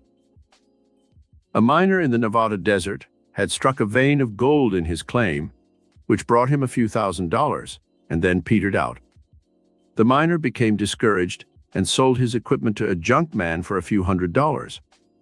The new owner kept digging, and after a few hours, he broke through a wall of stone where he hit a vein of gold that produced $40,000 worth of pure ore. That gold mine brought the new owner $5 million in the next few years. You may be on the verge of achieving your greatest success if you but persevere a little longer and do not give up. About 20 years ago, I visited Lucille Ball on a set at RKO Studios in Hollywood. After lunch, we had a photograph taken together, and the young and radiantly beautiful star told me rather sadly, "This is my last day at RKO. My contract ends today, and they are not renewing it." I expressed my surprise and regrets, but the irrepressible Lucille said, "Oh, don't worry about me. Someday I'll come back and buy the joint." A few years ago, Lucille Ball returned to the studio that had fired her and paid about $15 million for the entire studio. Talk about miracles. This red-haired, talented young lady who went on to fame and fortune on television was able to stir the miracle superforces of her mind by her amazing perseverance in never giving up and by fulfilling the promise she made to herself in jest, to eventually buy the studio that had fired her. There is a powerful and stimulating force within your psyche, which works miracles when you respond to the challenges of life with perseverance and courage. How to utilize perseverance. 1. Work with the law of cycles in nature. There is a time in every life when fate presents a set of circumstances which can bring one success and fortune. Learn how to study and be aware of these cycles, and then take advantage of the opportunities that arise with confidence. Shakespeare spoke of these cycles in men's lives in these words: "There is a tide in the affairs of men, which, taken at the flood, leads on to fortune. Amid it, all the voyage of their life is bound in shallows and in miseries." 2. When you come to those periods of stagnation in your life when nothing seems to happen, learn how to utilize that time study and prepare your mind for the time when your good fortune will come. Persevere in what you are doing and do not give up, for like the miner in the desert, your greatest good fortune may lie just within your grasp. 3. In nature, all things mature slowly and in their right season. Spring is for planting the seed, summer is for growth and evolvement, fall is for the harvest, and winter is for rest and relaxation. This same cycle exists in human destiny. If your fortune does not come in your youth, the springtime of life, remember this is not always the time of the harvest. It is the time of planting. Evolve, develop your mind, Prepare for the future when you are young, but do not always expect the fortune of which you dream, for it must also follow this law of nature. If you are in the summertime of your life, that is, your mature years, and you still have not achieved your success, then you must re-examine your life and see what you have done that is wrong, and after correcting your mistakes, persevere and wait for your success. 4. No matter how discouraged you may become, try not to give up. Remember that throughout history, most great men and women who ever achieved anything worthwhile were told by others that they would fail. The mob consciousness is always one of discouragement, defeat, and disaster. When Fulton invented his steamboat, thousands of people gathered along the Hudson to watch its attempt to go upstream against the current. As the steam began to rise from its funnel, the mob shouted, as with one voice, "It won't start! It won't start!" Then, as the boat began to move against the current, the mob continued their chanting. Only this time they changed it to, "It won't stop! It won't stop!" 5. When you persevere in your efforts, you build electrical and magnetic current in your brain and body cells, which charges your muscles and nerves with a superabundance of dynamic energy. It is much easier to succeed when you have conditioned the miracle superforces of your mind with the idea that failure is impossible. Your continued efforts to achieve your goal is also proof to the indwelling miracle worker that you have faith in your ability to achieve your objective. The 7th key: magnetic attraction. Magnetic attraction exists between all of the particles that make up the visible and invisible universe. It is this etheric flow of invisible substance which keeps our planets rotating in their orbits, the Earth and Moon around the Sun, and all the billions of other planets in outer space rotating around each other, without ever colliding or deviating from their orbital paths. In fact, this law of magnetic attraction, which Newton named gravity, is so accurate in its workings that we set our Earth clocks by the stars. We can predict to the minute where any given star in our solar system will be even 10 centuries from now. It was this tremendous power of magnetism which Jesus used to perform most of his miracles. By summoning up the reserves of life magnetism within the person's body and brain, the master metaphysician could heal the sick and even infuse new life into the dead. How to release magnetism. 1. Magnetism is in every cell of your brain and body, but it is scattered throughout the body. When you wish to summon it for any specific purpose, you must concentrate your mind on the act which you wish to perform. If you are trying to magnetize another person, you should concentrate on that person. Project your thoughts to him. Say his name over and over and direct your thoughts to him, just as if you were talking to him in person. The person need not be near you, but can be at a great distance. It has been proved that when people are apart, even as far as 3,000 miles, they can transmit their thoughts to each other.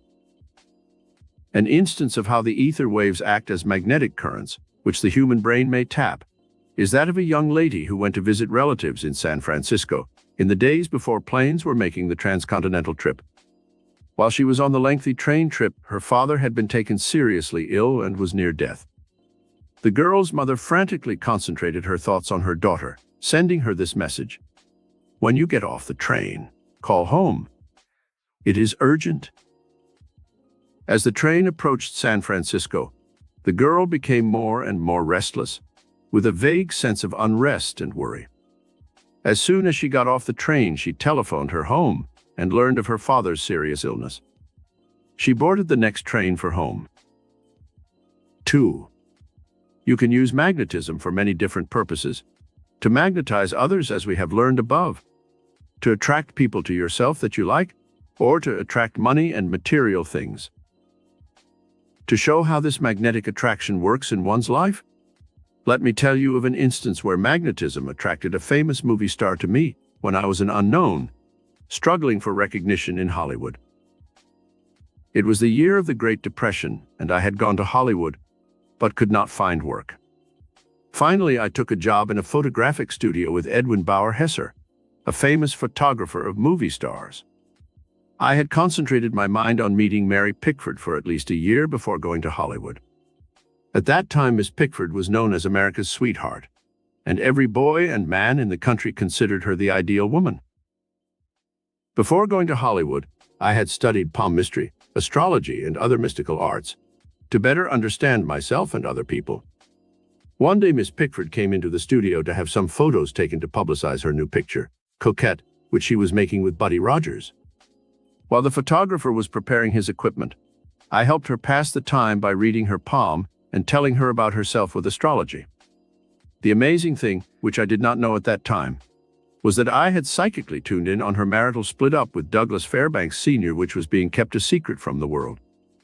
I told her details about her life which astounded her, and she invited me to a big party she was giving for Lord and Lady Mountbatten of England the following week.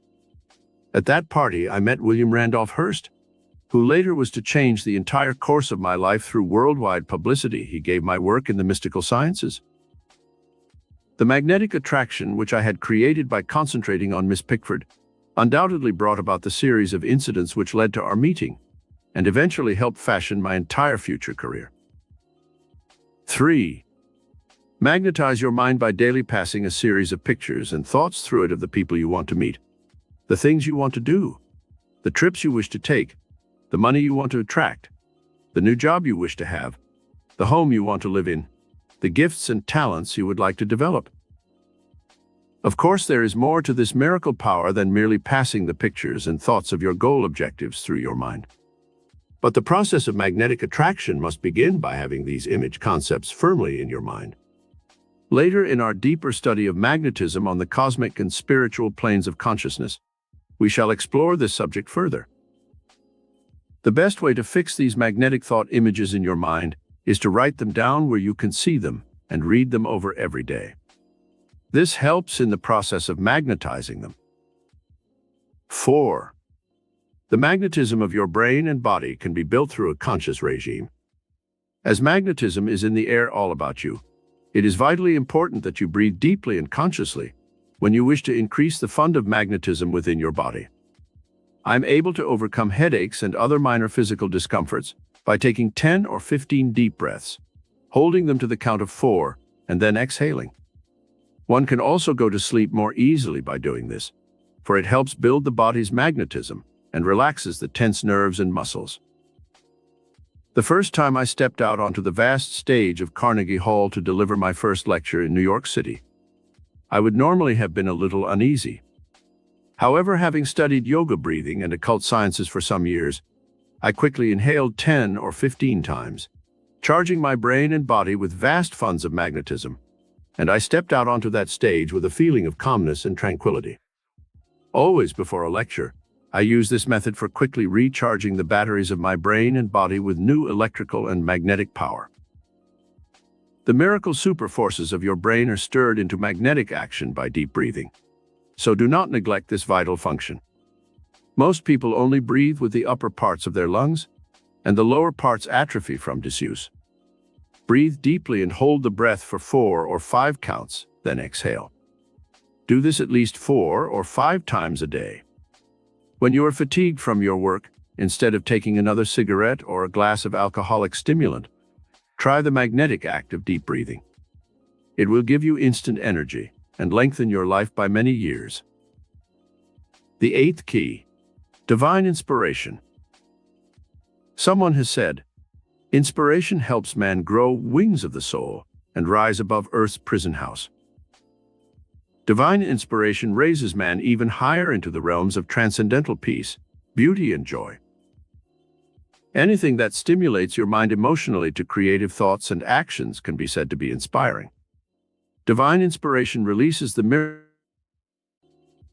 to such an extent that you are given supernormal powers and energies that are unknown to the average person. All geniuses had this ability of charging their higher minds with divine inspiration and releasing a veritable flood of creative and inspiring ideas. In music, these great composers had this divine inspiration: Beethoven, Mozart, Handel, and Bach. In art, divine inspiration motivated such geniuses as Michelangelo, Leonardo da Vinci, Rembrandt, and Raphael. In literature and poetry, divine inspiration was shown by Shakespeare, Dante, Milton, Homer, Byron, Keats, Wordsworth. In exploration and discovery, men like Marco Polo, Columbus, De Soto, and Ponce de Leon undoubtedly had divine inspiration. In science, Newton, Pasteur, Galileo, Edison, Einstein, Fleming, and Salk had divine inspiration. This is only a small list of the great ones of history who were motivated by divine inspiration. In every field of human endeavor, there have been literally thousands of men and women who possess this form of inspiration in their creative works. The regime for releasing divine inspiration. 1. When you want to stimulate the miracle response centers of your higher mind, use the transcendental power of beautiful and inspiring music to aid you. This means classical and semi-classical music, not the discordant forms of new and modern jazz, which tend to overexcite the brain centers. Waltzes, Hawaiian music, and even modern ballads may be used to relax the mind and body. But for high inspiration, it has been found that the great, enduring classical compositions are best for inducing the highest forms of inspiration. It has been found that in industry, when people work with music playing in the background, their output increases, their energy level is higher, and there is a decrease in fatigue and in accidents. This proves the efficacy of music as an inspirational force to stimulate the higher response centers of the human psyche. 2. When you wish divine inspiration, align yourself with the natural grandeur and beauty of the universe. Stand at the ocean's edge and observe a sunrise or sunset. Look up at the lofty mountaintops and visualize the peace and serenity to be found there. Observe the sun, the moon, and stars, and project your mind to lofty pinnacles of achievement, using these natural wonders as ideals and inspiration. Be aware of spring with its rich verdure and multicolored blooms. See the power and majesty of flowing rivers and placid lakes, reflecting the blue of the heavens and fluffy white clouds. Stop your work occasionally and walk in a park if you live in the city. Go to a botanical garden, a zoo, or some nearby field, and let your mind be inspired by the richness and variety to be found in nature. This will help recharge your mind and body with energy and bring you a sense of serenity and peace. 3. Divine inspiration can be released within your mind by a study of the great religious books of the world. You should make it a point to learn what all the great teachers and prophets have taught. Study the Christian Bible, the Talmud, the Quran, the Buddhist Bible, and any other spiritual revelations that interest you. 4. Memorize quotations from the Bible, which you can repeat daily when you feel the need of divine inspiration. I have found the 23rd Psalm and the 91st Psalm helpful. You may also use the Lord's Prayer as given in the Bible. 5. Study the transcendental philosophies of some of our great minds. The golden age of Greece was shaped by such men as Socrates, Plato, and Aristotle. Let their inspired thinking help elevate your consciousness to new and lofty pinnacles of nobility and grandeur. Our own American philosophers, Emerson and Thoreau, are also worthy of study and emulation. 6. You can receive divine inspiration through doing charitable acts for others. Helping to inspire those who are less fortunate than yourself is a wonderful way to recharge your brain and body with new inspiration. You can also help inspire others with your smiles, words of encouragement, and kindness. 7. Prayer lifts man's soul into lofty dimensions of spirit that transcend Earth's gravity pull. Pray often during the day. Little short prayers help inspire you and energize your mind and body. 100 times a day I say little prayers like this. Thank you, God, for this beautiful day. I am grateful to you, God, for sending me such good friends. Thank you, God, for this lovely sunshine. Help me, God, to overcome this problem. God, give me guidance and inspiration to carry out this task. These are little soul boosters which keep one in constant attunement with the divine source of all life and all good. 8. The 9th key, dynamic action. The first law of the universe is the law of action. To stir the miracle response centers of your mind into creative patterns of thought, there must be dynamic action in your thinking first. Everyone has some form of action in his life, but the miracle-working kind of action is known as dynamic action. Synonyms for dynamic are energetic, vigorous, forceful. The type of thought that reaches out into time and space and stirs creative forces into motion is dynamic thought.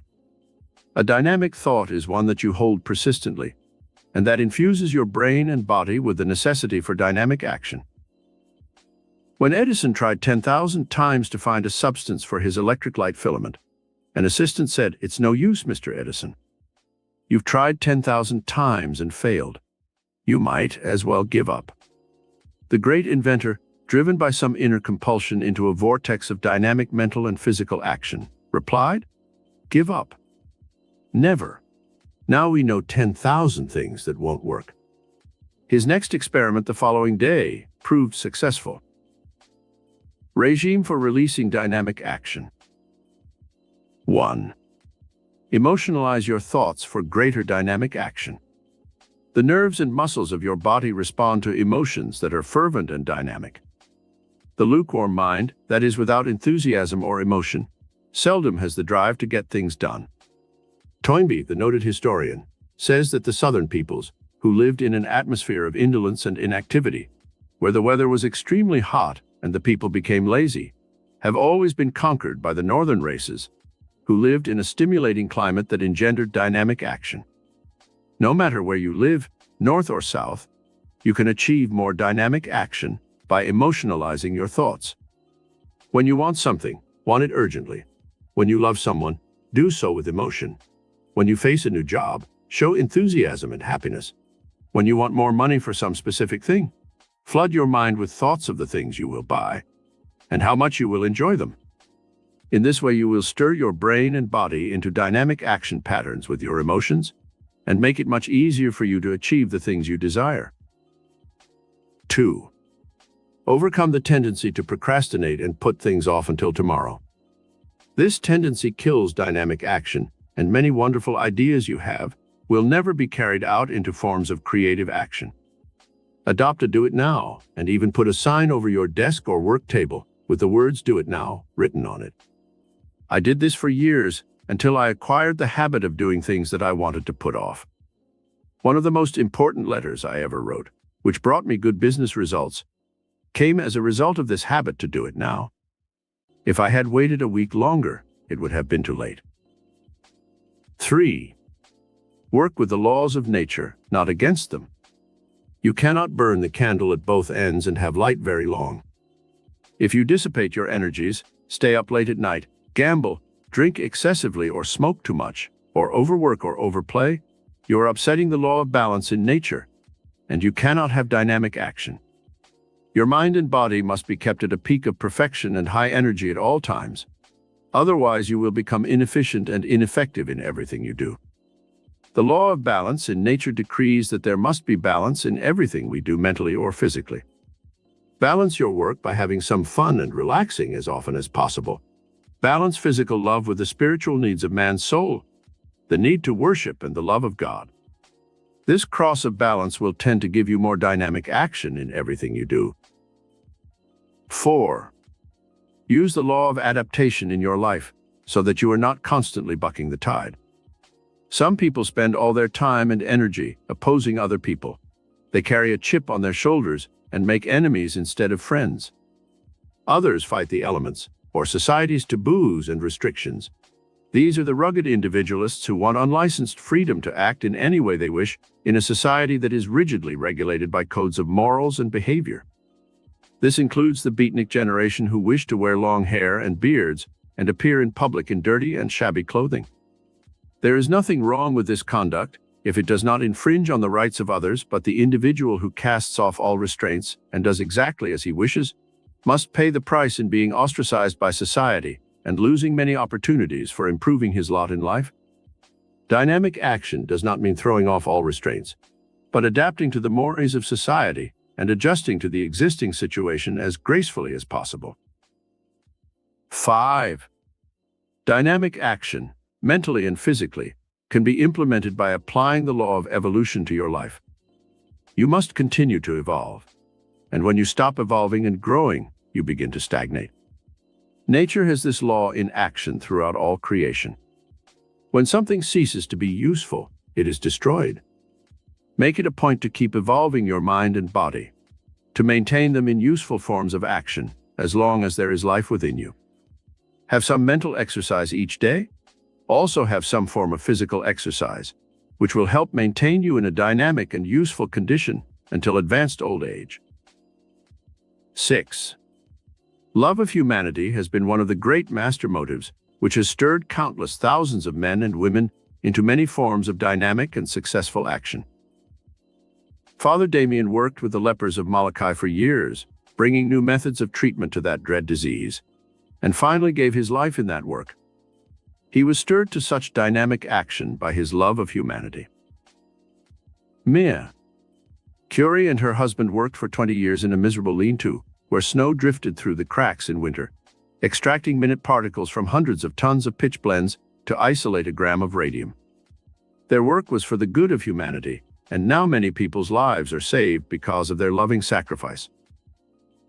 Dr. Albert Schweitzer dedicated his life to serving the Africans in the jungles, where he brought healing to thousands. This dedicated man was inspired to dynamic action by his love of people. 7. To increase your flow of dynamic energy for all purposes in your life, have some definite goal which you are trying to achieve. This goal should be readjusted every 5 years or so, for our needs change as we grow older. With this fixed goal in mind, focalize all your thoughts and emotions on its achievement, and soon your brain and body will be flooded with dynamic energy that will inspire you to dynamic action. Elsewhere in our study, we have given some worthwhile goals which everyone is trying to achieve. The 10th key: metaphysical divine love. Master metaphysician Jesus said, "A new commandment I give unto you. Love ye one another." The old law had been an eye for an eye and a tooth for a tooth, a law of revenge and hatred. Undoubtedly, the profound changes civilization experienced after this law was released could be traced to this new philosophical concept of divine love. There are many different types of love.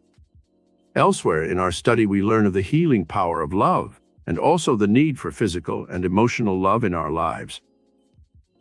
The most potent type of love for stirring the miracle superforces of your mind is divine love. The human soul searches throughout eternity for its divine counterpart, God. Our earthly experience is a constant quest for our physical mate, for purposes of procreation and carrying on the race. However, the soul has its hunger and its need also. It is for divine love, the divine romance in which man, in the generic sense, searches for his lost half, the God consciousness in a cosmic love that extends throughout eternity. When man once discovers this divine love, he becomes complete and fulfilled. The love of God transforms and transfigures all humanity into the radiant divine image of God himself. How to release divine love? 1. Do little loving things every day of your life for your friends, relatives, and neighbors. These little kindnesses gradually build the habit pattern of divine love within your consciousness, and in turn, attract loving actions from others. 2. To build the divine love concept, you must first rid your mind of the consciousness of hate, envy, resentment, jealousy, and malice. Whenever such a negative thought enters your mind, say to yourself, "I now supplant this negative thought with the thought of divine love." Soon you will have rid your mind of these deadly negative thoughts which counteract divine love. 3. It is not enough to love only our friends and relatives. We should extend divine love to everyone in the entire world. I know it is difficult to hold this cosmic concept of love, for there have been so many enmities throughout the centuries in countries that have long been oppressed by their enemies. Many people hate the Germans, the Japanese, the Russians. The Greeks hate the Turks because they occupied their country for 400 years. Rationally, we can understand such reactions, but spiritually we cannot condone hate of any kind. We must try to rationalize our reasons for hating and then work out a pattern of forgiveness and divine love, so we do not come under the negative emotional effects which hatred engenders. A girl who came to my lectures in Carnegie Hall for some time had the most radiant and beautiful expression on her face. I became curious as to why she was so magnetic and attractive. Her features were not too beautiful, but there was a spiritual quality within her that transcended the physical. One day I asked her for her secret of loveliness. She smiled brightly, opened a gold locket hanging on a chain about her neck, and showed me the inscription inside. "Whom, not having seen, I love." Then I understood the reason for her spiritual beauty and serenity. She loved the entire world and its inhabitants with divine love. 4. Every time you meet someone that you want to hold and interest, practice projecting an invisible golden line between your mind and theirs. Send out the thoughts on this golden cord. I love the divine in you, and you will love the divine in me. People sense our thoughts, and they will instantly respond to thoughts of love and kindness. Another young lady who came to my lectures told me in an interview with her that she could not attract the right type of boyfriend. She wanted to marry and have children desperately, but all the men she attracted seemed so physical and animalistic that she had withdrawn into a shell of solitude and no longer went out on dates with boys. I gave her this golden cord concept and told her to radiate divine love rather than physical or emotional love. She left my office a changed person. Within 1 month, she had 3 proposals of marriage from fine men. Later, she made her choice and married. She now has 3 beautiful children, and her entire life has changed. 5. Your mental states show on your face and in the contours of your body. In order to show to the world the image of divine love, begin at once to change your facial expressions from anxiety, fear, worry, and hate to expressions of love, confidence, peace, and poise. To do this, stand before your mirror and study the various expressions that come onto your face with various emotions. Think of something you hate. Notice how the face assumes an ugly mask. Fear and worry do the same thing. Now change your thought. Think of someone or something that you love. See the uplifted expression of the cheeks and mouth. When you meet people you want to attract or impress, carry the expression on your face that you have when you say, "I love you."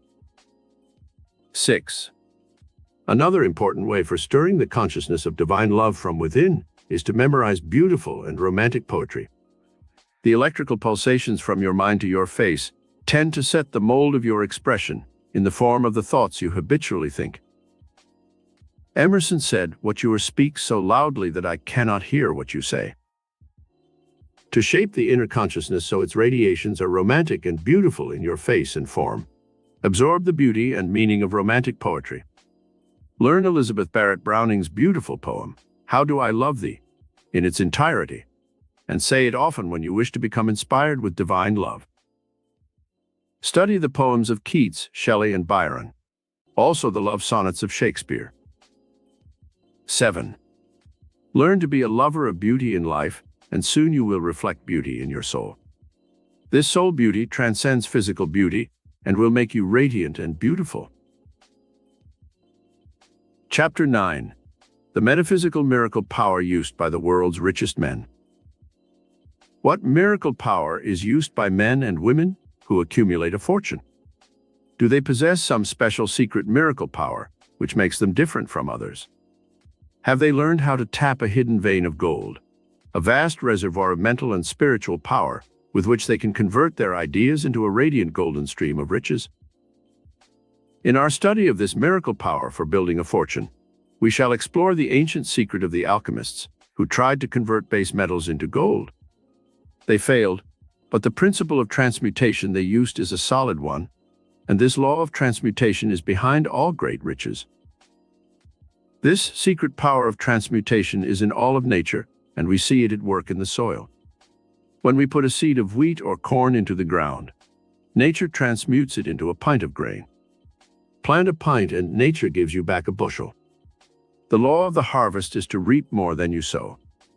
Nature knows the alchemist's secret of transmutation well. She takes black soil and fashions golden apricots and pink watermelon. From green grass, the alchemist of nature produces white milk and yellow butter. From the same patch of soil, this miracle force in nature will yield corn, apples, wheat, potatoes, and cotton. What strange secret power is in the soil that can give such a diversity of riches from the same elements? Metaphysical alchemy. Secret of the ages. Throughout the ages, there have been men and women who knew how to use metaphysical alchemy to achieve miraculous results. With this superpower of divine mind, they were able to wrest a fortune from nature. They were able to convert their ideas into material substance. They knew how to use the hidden forces of nature to create new substances like nylon and plastics. They discovered the hidden reservoirs of wealth and brought forth oil, coal, steel, and gold from the hidden places of earth. They tapped giant trees and from their resources created mansions and skyscrapers, and from their sap brought forth sugar and rubber. However, nature does not yield her priceless treasures to man easily. There must be a regime of work and study of the laws of nature. There must be a willingness to give something to the universe in return for what we are to receive. Nature does not give man anything. Man must pay a price for all these priceless treasures. Metaphysical alchemy, the secret power of the ages, may be used in your own life to convert your ideas into golden treasures, if you wish to become rich. Or you may use this secret miracle power, as so many geniuses of history have, to achieve some worthwhile goal through releasing your creative talents in other ways.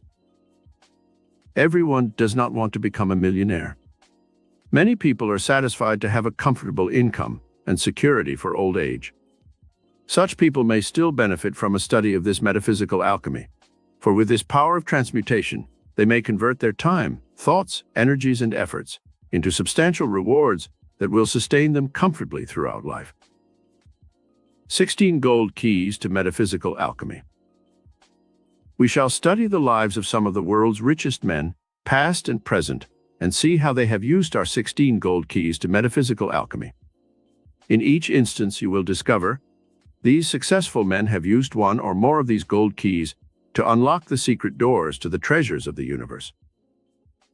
Vision, courage, organizational ability, willingness to take chances, an expansive mind, enthusiasm, sharing their wealth, thrift, integrity, loyalty, intensity of desire, good judgment, ability to make right decisions, determination, patience, persistence. Everyone has had an idea at some time in his life, which, if followed through, might have produced a fortune. The only difference between the richest men in the world and ordinary people is that these men followed through with their creative ideas and used one or all of the above 16 golden keys to riches. Let us study some of these successful men's lives and see how they applied the principle of metaphysical alchemy to their ideas and lives. The key to the Rockefeller fortune. Perhaps one of the most outstanding fortunes in the entire world is that of the Rockefeller oil empire. The late John D. Rockefeller Sr. transmuted his ideas into a vast worldwide financial empire that is still blessing millions with its productivity and products. What keys did Rockefeller use to transmute the products of Earth into billions of dollars? Vision was the first golden key that Rockefeller used in this process of transmutation. Back in the early days when the automobile was still in its infancy, he had the metaphysical vision to realize that one day the wheels of industry would turn with oil. He obtained oil leases on land that was useless on the surface and harnessed the natural resources of the earth by drilling oil wells. Anyone else who had vision could have done the same thing. Vision was the key to the Rockefeller fortune. However, Rockefeller used other keys that are given in our list. He had great organizational ability and formed a company which he headed. He also showed a willingness to take chances, number 4 on our list, and risked his capital, which he had to first borrow on this extremely hazardous undertaking. He showed enthusiasm, an expansive mind, numbers 5 and 6 on our list. He had thrift and integrity. He also exhibited good judgment and the ability to make the right decisions. He shared his wealth. Millions of people have been helped by the scientific and medical discoveries of that altruistic organization, the Rockefeller Foundation. He also used the last three keys on our list: determination, patience, and persistence. Rockefeller loved his work. He was at his desk early and remained until late at night, personally taking care of the thousands of details that came up daily. He continued this habit of work until he was in his 90s. His enthusiasm gave him amazing glandular stimulus that carried him successfully through periods of illness, worries, and problems that might have floored a weaker-willed person. Andrew Carnegie and his golden touch. It is said of Andrew Carnegie that he possessed the golden touch. Everything he undertook turned out successfully. This was no accident. It was the result of painstaking care and effort, coupled with an intuitive sense that was almost psychic. In his youth in Scotland, Carnegie was extremely poor. He had one great determination early in his life. It was to be a great success and make a vast fortune, so he could help the world in some way. His desire to become rich was not motivated by greed and selfishness. He had a great desire to give his poor family the comforts of life, as well as to share his wealth with the world. Carnegie exhibited vision as an early trait. When he came to America, he saw the great possibilities of an expanding economy in a new country, where the industrial and motor age were booming. Carnegie fastened his mind on steel as the foundation of his future fortune. He used golden key number 5, an expansive mind, and first accumulated all the knowledge he could regarding the production and refinement of steel products. He worked hard and observed everything carefully. He worked in a steel mill where he got first-hand experience, and gradually worked his way to the top of his own company. He showed qualities of organizational ability and good judgment in hiring good men to head his organization. He founded his own steel company and obtained financial backing from banks because of his integrity and ability. Gave away hundreds of millions. After building his vast fortune, Carnegie gave away hundreds of millions of dollars. One of his greatest gifts was 1,200 public libraries throughout America. This golden key number 7, a desire to share his wealth, was the key to Carnegie's character and one of the reasons why he succeeded. He also founded Carnegie Hall, a cultural institution that has brought priceless treasures to New York City for many years. He had numerous other philanthropies and charities which he supported. He believed that wealth should be distributed for the good of all mankind, and that it should be used to help humanity. His own life was a living example of this creed of generosity. Andrew Carnegie used every one of our 16 golden keys to perform the metaphysical miracle of building a vast fortune. The Hearst Publishing Empire. The great publishing empire that was built by William Randolph Hearst was based on the 16 golden keys we are studying. Hearst was left a considerable fortune by his father. He took this money and bought up newspapers and magazines until he had established himself as the most powerful publisher in the world. Hearst transmuted ideas into a steady stream of gold that made him one of the world's richest men. What metaphysical miracle power did he use? Hearst started with the golden key of vision, first on our list, for he realized that a growing America would need newspapers and magazines to keep itself informed on worldwide happenings.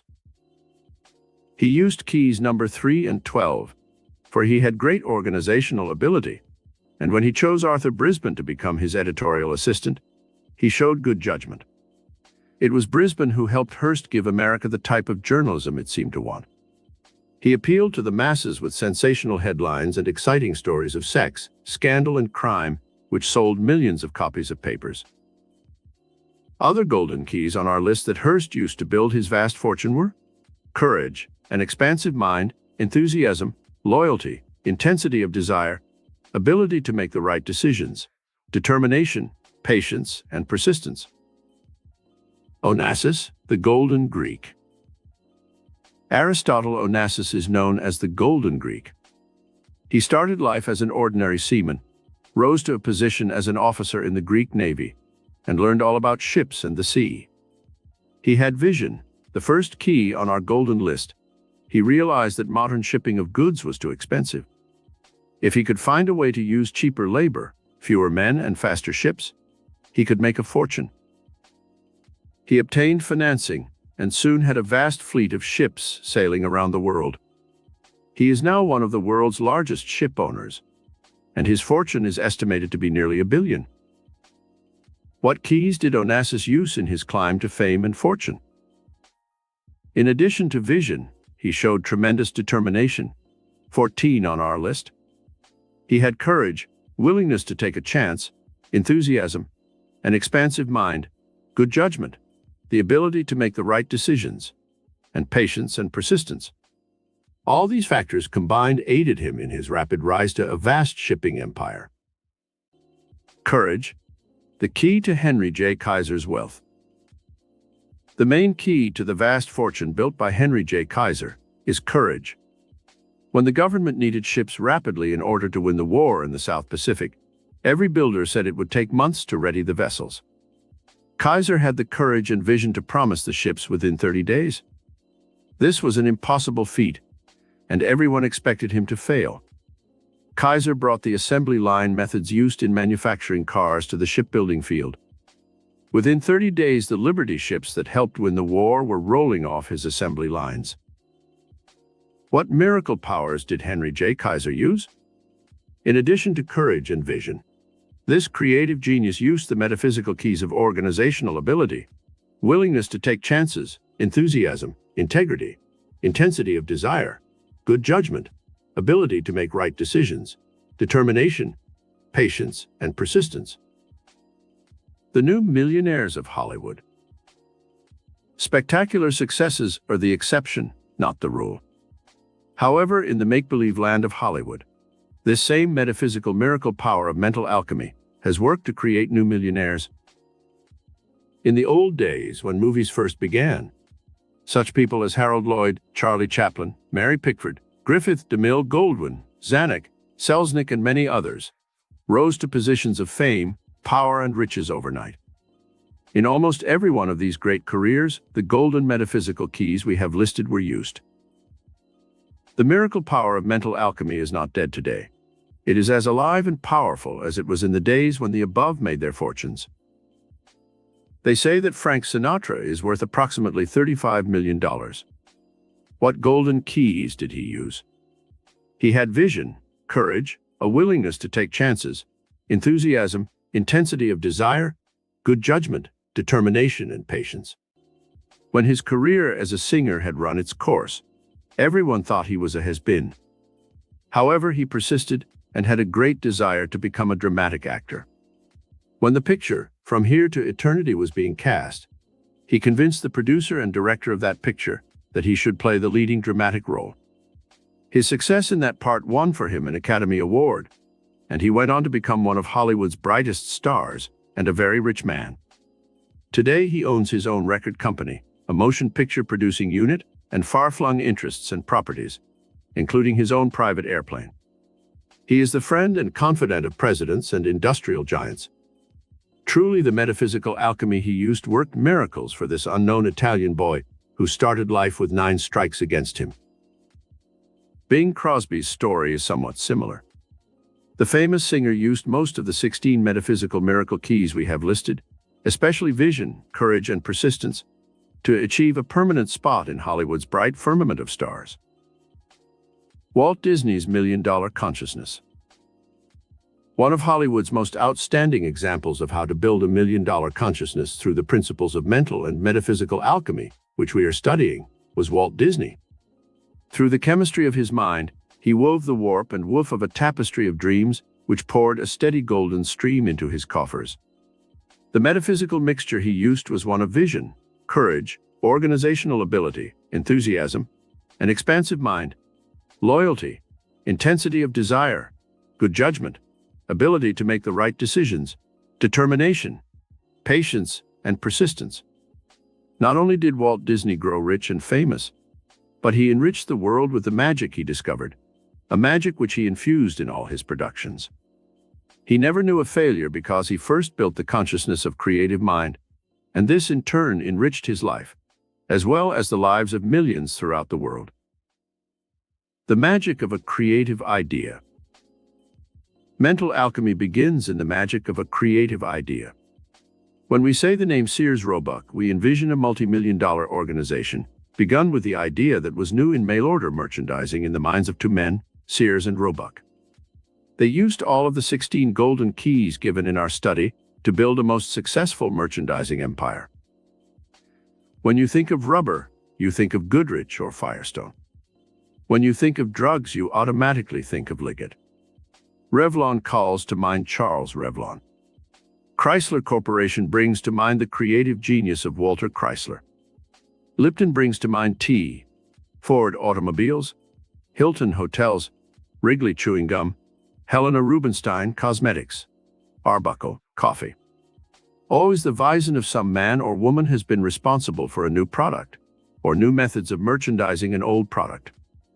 Each of these vast fortunes, represented by the products associated with their names, was created from the mental alchemy of an idea that was projected by the person for whom the product or company was named.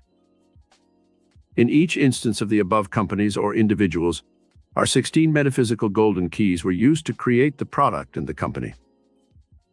Can one become a millionaire today? Many people complain that in the old days, when most of the world's great fortunes were made, there were no high taxes and anyone could become a millionaire. Today, they argue, it is difficult, if not impossible, to become rich. Let us examine this theory more fully in our study of how to put to our own use the secret miracle power employed by the world's richest men. Let us briefly study 6 examples of new millionaires who were recently interviewed on David Susskind's television program, Open End. The program was called Money Talks. Edward Lamb began as a corporation lawyer early in his career. He ran for the Senate on the Republican ticket and was defeated during the Depression years. He became vitally interested in sociological problems during the lean years of the 30s and became associated with the labor movement. He has represented all 77 of the national and international labor unions. He believed that the road to riches lay in the direction of serving mankind. Later, Mr. Lamb went into the newspaper publishing business and gradually built a $50 million empire of many and diverse interests. When he was asked, "How does it feel to be rich?" he replied that one does not actually ever feel rich, for one's wealth is always measured by the size of one's debts. His incentive in life is the fun of accomplishment, the desire to serve humanity, and a natural instinct to want to be on the winning side. Mr. Lamb has used all of our metaphysical golden keys in his rise to fame and fortune. Tremendous responsibility of riches. Mr. Marvin Crater is president and chairman of an enormous brewery. He recently bought Ebbets Field and built the new Rupert's Brewery on the valuable property. Mr. Crater stated, 1, that wealth was a tremendous responsibility to the person who had it. What was Mr. Crater's incentive to wealth? He started life under humble circumstances, but he had a tremendous desire to advance his interests so he could afford the comforts of life. Wealth, he declared, is comforting, but you cannot stop easily when you have made the first million. Something in the human spirit, a desire for more power or an involvement in the destinies of others, continually impels one forward, no matter how many millions he has. Mr. Crater stated that a person who has made a fortune has a moral responsibility to his employees, his stockholders, and those who share in his products and profits. This responsibility extends to the public, the source of all wealth ultimately. Wealth, he believes, imposes restrictions and obligations which cannot be taken lightly. $60 million in assets. Louis Lesser is another new millionaire. He has control of assets which total $60 million. He rose from a door-to-door salesman of magazines to become the owner of numerous oil wells and chairman of the board of Lesser Corporation. His incentive to wealth came when he was a young man. He wanted to make $1 million so that he could quit and travel around the world and enjoy life. He explained that when he'd reached that goal and had made his first million, he became involved in so many ventures that he could not stop. He warns against greed as a motivating force to fortune, stating that this negative emotion often destroys those who exercise it. After he'd made his vast fortune, Mr. Lesser began to give his money to many charitable organizations, including the City of Hope and other groups. Mr. Lesser certainly used most of the golden metaphysical keys given on our list, especially those of vision, courage, determination, sharing his wealth, and persistence. From $250 to millions. Mr. Wallace Johnson, who runs 50 corporations, including the fabulous Holiday Inns, borrowed $250 when he was a young man. With this money, he went into his first business venture. Through hard work, shrewd investments, and knowing what the public wants, Mr. Johnson snowballed that original small capital into a multi-million-dollar fortune and businesses that span 50 different corporations. His secret of wealth: give the public value for their money. Be aware of the public's needs, and then fill those needs with products that are as good as you can possibly produce. He said, "Success? I am still looking for it and working very hard." Perhaps in those words is the true incentive which has made Mr. Johnson a multi-millionaire.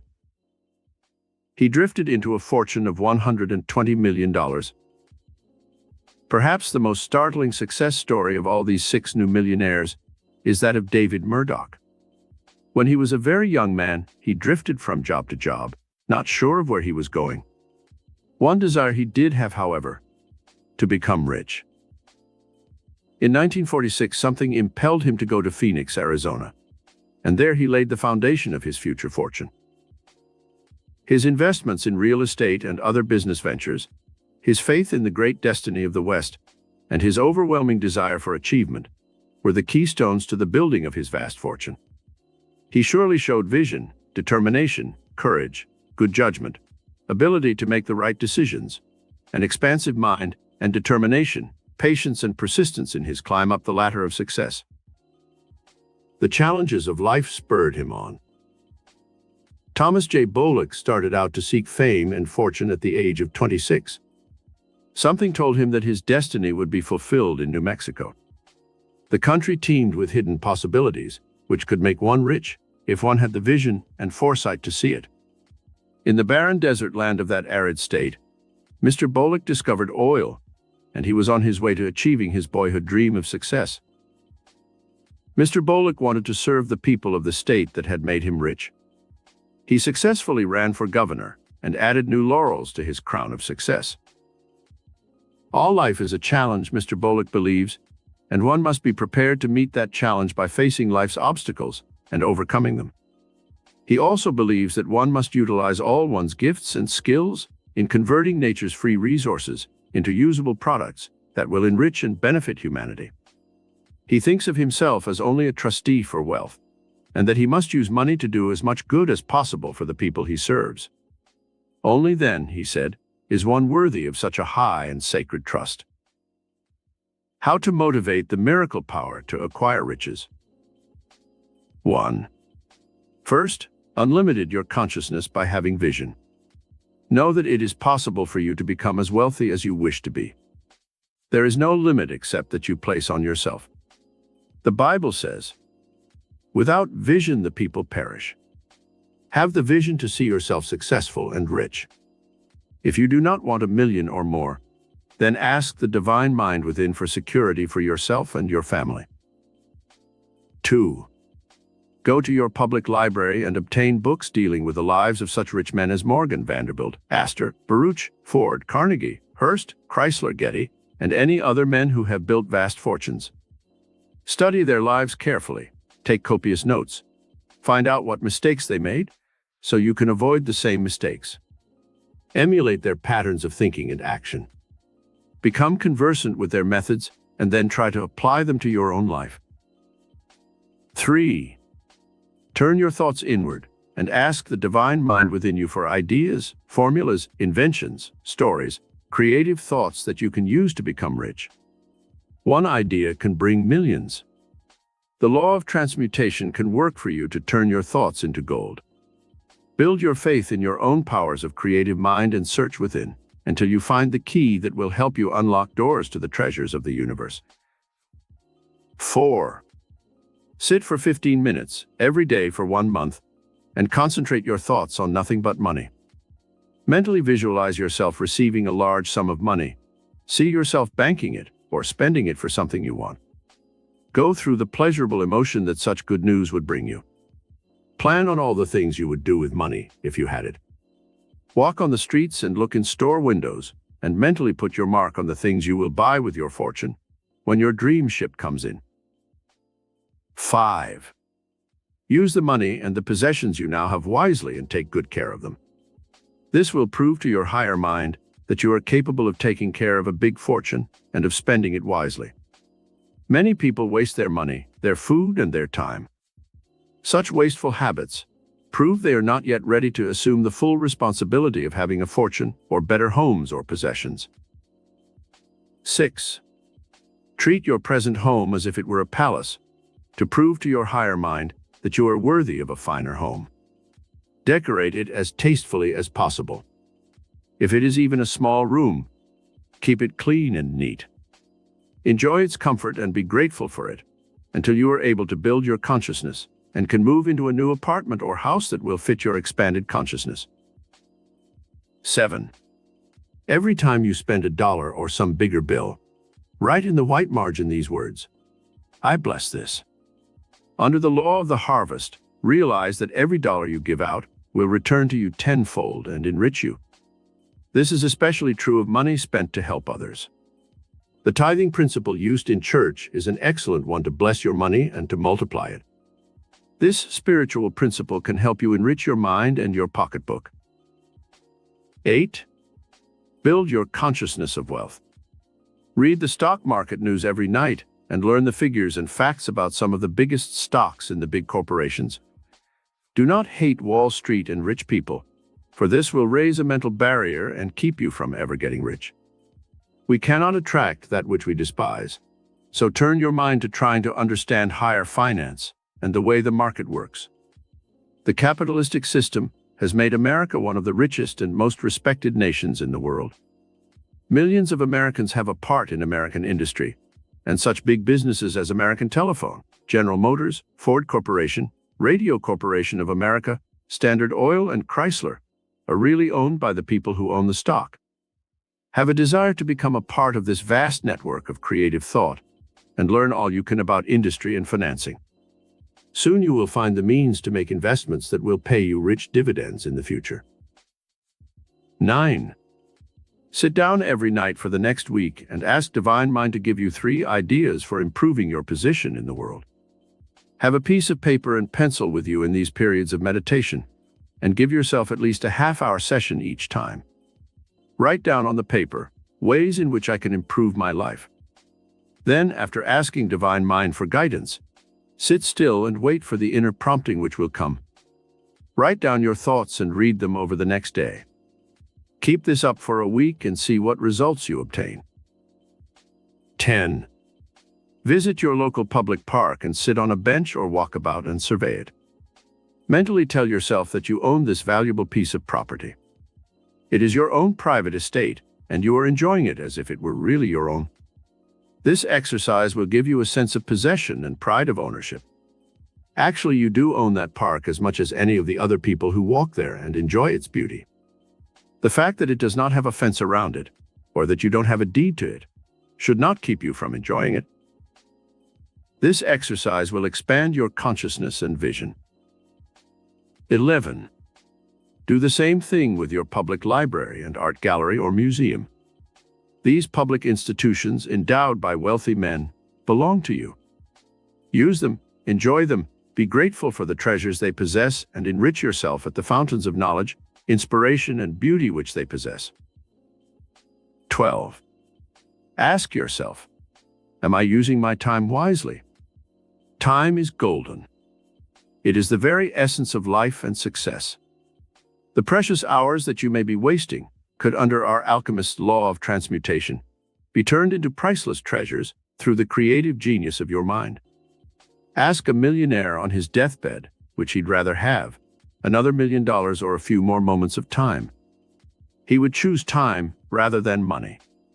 With your spare time, go to evening school, study books, or take a home correspondence course in some subject, which can pay you rich dividends in the future. 13. By using this metaphysical formula for achieving riches, you will undoubtedly attain financial security in your future life. If you do not attract millions, do not feel you have failed in life. Count your blessings. If you have your eyesight and hearing, you already have $1 million in value. If you are happy in love and have a beautiful family, you know true riches. If you have peace of mind and contentment, you are probably better off than most millionaires. If you are in work you enjoy and have a bright dream for the future, you are already rich in the things that count in life. If you have your health and enjoy life, you would not trade places with a millionaire who is sick. If you are aware of the beauty of a sunset, of the ocean's dim horizons that beckon with hidden adventure, if you thrill to the song of a meadowlark, or laugh with the cadence of a flowing brook as it wends its way to the sea, you are in tune with cosmic beauty, and your soul knows true contentment and peace. If you love God and humanity, you already possess infinite treasures. Count your blessings and have faith that you can attract to yourself everything you will ever need to bring you peace, contentment, and fulfillment of your destiny. Summary. 1. The miracle power used by the richest men in the world and the ancient secret of the alchemists. 2. Metaphysical alchemy, secret of the ages. The superpower of the divine or cosmic mind in man. 3. The 16 golden keys to metaphysical alchemy set out in detail. 4. The magic of creative ideas and how one can become a millionaire today. 5. 6 new millionaires and how they used these secrets. 6. How one man drifted into a $120 million fortune. 7. How you can motivate your metaphysical miracle power to acquire riches. Chapter 10. Mastery of life achieved through metaphysical power. The illumined souls of the past who have conquered the forces of life are called masters. Such inspired teachers as Moses, Abraham, Christ, Buddha, Confucius, and Zoroaster were called masters because they had acquired complete control of the invisible forces of life and had learned how to direct them into creative channels. These great teachers could use the invisible metaphysical power they tapped to perform miracles of healing or to supply the needs of life. They not only controlled themselves, but they also controlled the forces of life as well as the people around them. You can become a master metaphysician by using the same higher creative faculties of mind and soul that these masters used to produce their miracles. Step by step you can rise in power consciousness until you have achieved complete mastery of life through this metaphysical power we shall now study together. The mystical life forces that surge within your mind, body, and soul are the same as those which motivated the great teachers of ancient times. This metaphysical power is as alive and as compelling today as it was centuries ago. In fact, with our modern scientific knowledge and our advances in all fields of learning, we can utilize this higher metaphysical power to better advantage today than ever before. Divine science, the lost art. There is a divine science which is above the physical and material sciences that man uses in his laboratories, and which has produced such miracles as the splitting of the atom and our exploration of space. Divine science is the lost art of the ages. There is a consciousness in man's soul, which is known as soul perception, which is even greater than the consciousness possessed by the conscious and subconscious minds. When you once learn how to tap this strata of the divine mind of the cosmos, you can discover secrets that are reserved only for those who are initiated into the divine mysteries of the universe. Locked in the cells of man is the divine pattern that God has placed in his universe for all creation. When man reproduces his own kind, he does not have to search for a blueprint to create another human being. This mystic design is in every cell and atom of the living, vibrant, created universe. A blade of grass knows how to reproduce itself perfectly. An orange has this mystic pattern for creating another orange within its innermost depths. Think of the miracle of that golden fruit, encased by a protective shell to keep insects and animals from destroying it, holding in its hidden depository the precious seed for its perpetuity, and encasing in its innermost dimensions the sweet distillation of sun and soil and heaven-sent rains. This is a profound metaphysical miracle which all the science and skill of man-made knowledge cannot describe or duplicate. God's secret power in the invisible. God has placed his secret power, the metaphysical creative principle of life, in the realm of the invisible. Here it is that all the forces of nature are at work.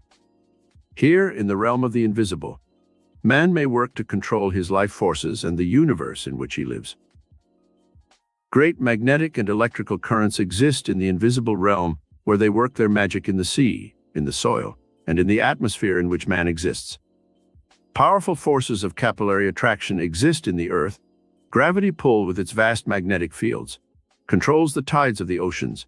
Electrical currents touch off thunder and lightning storms and control our weather. Vast stellar forces exert a powerful influence on our Earth. Radio, cosmic, ether, and radioactive waves bombard our planet from outer space, and yet all these forces are perfectly balanced and sustain life on this Earth in perfect harmony. Man's mind exists in this universal dynamo of power, working in its own dimension of time and space, and it may channel any or all of these invisible dynamic forces and use them to perform miracles of all kinds. Mastery, the path of achievement. In order to achieve any goal in life, there must be complete mastery of the self and of the multitude of invisible forces which surround us on this planet. The regime of mastery must begin with the self, for it is through the self that consciousness of cosmic awareness. The great teachers could control and master the invisible and mysterious forces of life, because they first learned how to master their own thoughts, their emotions, their spiritual powers of meditation, concentration, and projection. The 6 realms of metaphysical control. There are 6 realms of metaphysical control. You can achieve complete mastery of your mind, your environment, other people, and the invisible forces of life when you once exercise these 6 realms of control. First realm of control. Mastery of your thoughts. All control of our life forces must begin with control of our thought currents. As thoughts are electrical and magnetic, they exert a powerful effect on our brains and on our bodies. They also go out into time and space and affect other people. The person who has control of his thoughts can direct tremendous forces and exert a powerful influence on his body, his environment, and on other people. The body's health is determined to a great extent by the thoughts one thinks. In modern psychosomatic medicine, which has to do with the effect of the thoughts and emotion on the physical body, it has been found that almost every type of human disease can be caused by man's destructive and negative thoughts. Just as disease can be induced by destructive thoughts, so too, health can be created in the body cells by the judicious selection of positive, life-giving thoughts, and healing can take place in the sick when their thought atmosphere is changed from a negative one to a positive one.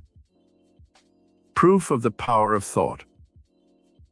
A woman who had a benign tumor in her abdomen, which made her look as if she was pregnant, was given thought control through autosuggestion that her tumor would shrink and gradually disappear.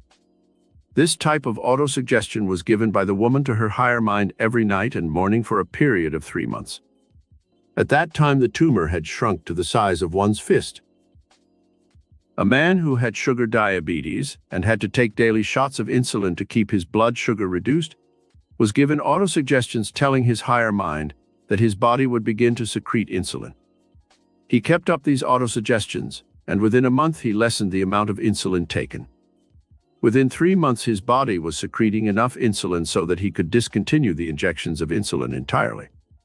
Doctors always hasten to point out that all cases do not respond to this type of autosuggestion, but even if a few cases respond, it proves that there is some power within the mind of man which can be reached for purposes of healing under the right conditions. Rather than try to heal sickness, man can try to prevent it through a process of thought control and positive mental and emotional action. If thoughts can make man sick, dynamic spiritual action mentally can also heal him of sickness. Regime for control of your thoughts. 1. Sit for half an hour a day and meditate on your thought processes. Be conscious of your thoughts all during that time. At first, do not try to control them. Let them run rampant, but be aware of what is happening. You will see how uncontrolled they are, how they jump here and there without any order or control.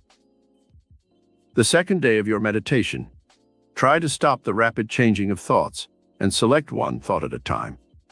Fasten your mind on that thought and think exclusively of it, and do not let go of the thought until you choose to. From an Indian guru or teacher, I learned the secret method some Indians use to achieve mastery of their thoughts. He told me to mentally visualize my brain as a tree, and my vacillating thoughts as little monkeys jumping from branch to branch in that tree. Then, he urged me to mentally pick up each monkey and put him into a mental bag. He would kick and scream and fight, but one must forcibly eject him from his perch in the tree. This process is to continue until all the monkeys are safely in the bag and the tree is free of their screaming, jumping, and chattering confusion. This is a good method to use to clear your mind of unwanted, confusing, disoriented, and negative thoughts. You must force the issue at first and eradicate all unwanted thoughts. Gradually, you will choose only those positive, beautiful, and inspiring thoughts that you wish to dwell in your mind. You will find the release of tremendous power when you have once achieved mastery of your thoughts. You will not waste all your electrical and magnetic energy on useless thoughts. You will be able to overcome worry and fear and other negative emotions that erode your mind and decrease your physical vitality and energy. 2. Now you are ready for the process of selection of suitable thoughts that you want to occupy your mind. Your destiny is shaded by your thoughts. Choose every day what thoughts you want to accompany you in your business life, your social and personal life. These should be thoughts that are inspiring, good, healthful, beautiful, opulent, joyous, expectant, and friendly. If you want to motivate people to friendly action with your thoughts, send out the magnetic thoughts of love and friendship. Emerson's injunction of how to have friends is a good one. To have a friend, be a friend. Passive love treatment to control others. One lady who came to my lectures in Carnegie Hall complained that her husband nagged and abused her constantly. She could hardly stand being in his presence because of his constant negativity and criticism. I told her how to insulate her mind against this barrage of negativity by simply saying to herself every time he was negative, "I send you only thoughts of love and kindness.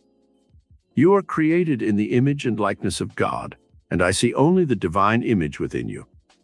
She held to her course of passive love treatment for a month. She came back and told me that for some mysterious reason, her husband had begun to change in his attitude toward her. One day he said, "What's the use of my screaming at you when you greet every word I say with that vacant stare and half-smile?" The magic of love gradually transformed her husband into a peaceful, understanding man. 3.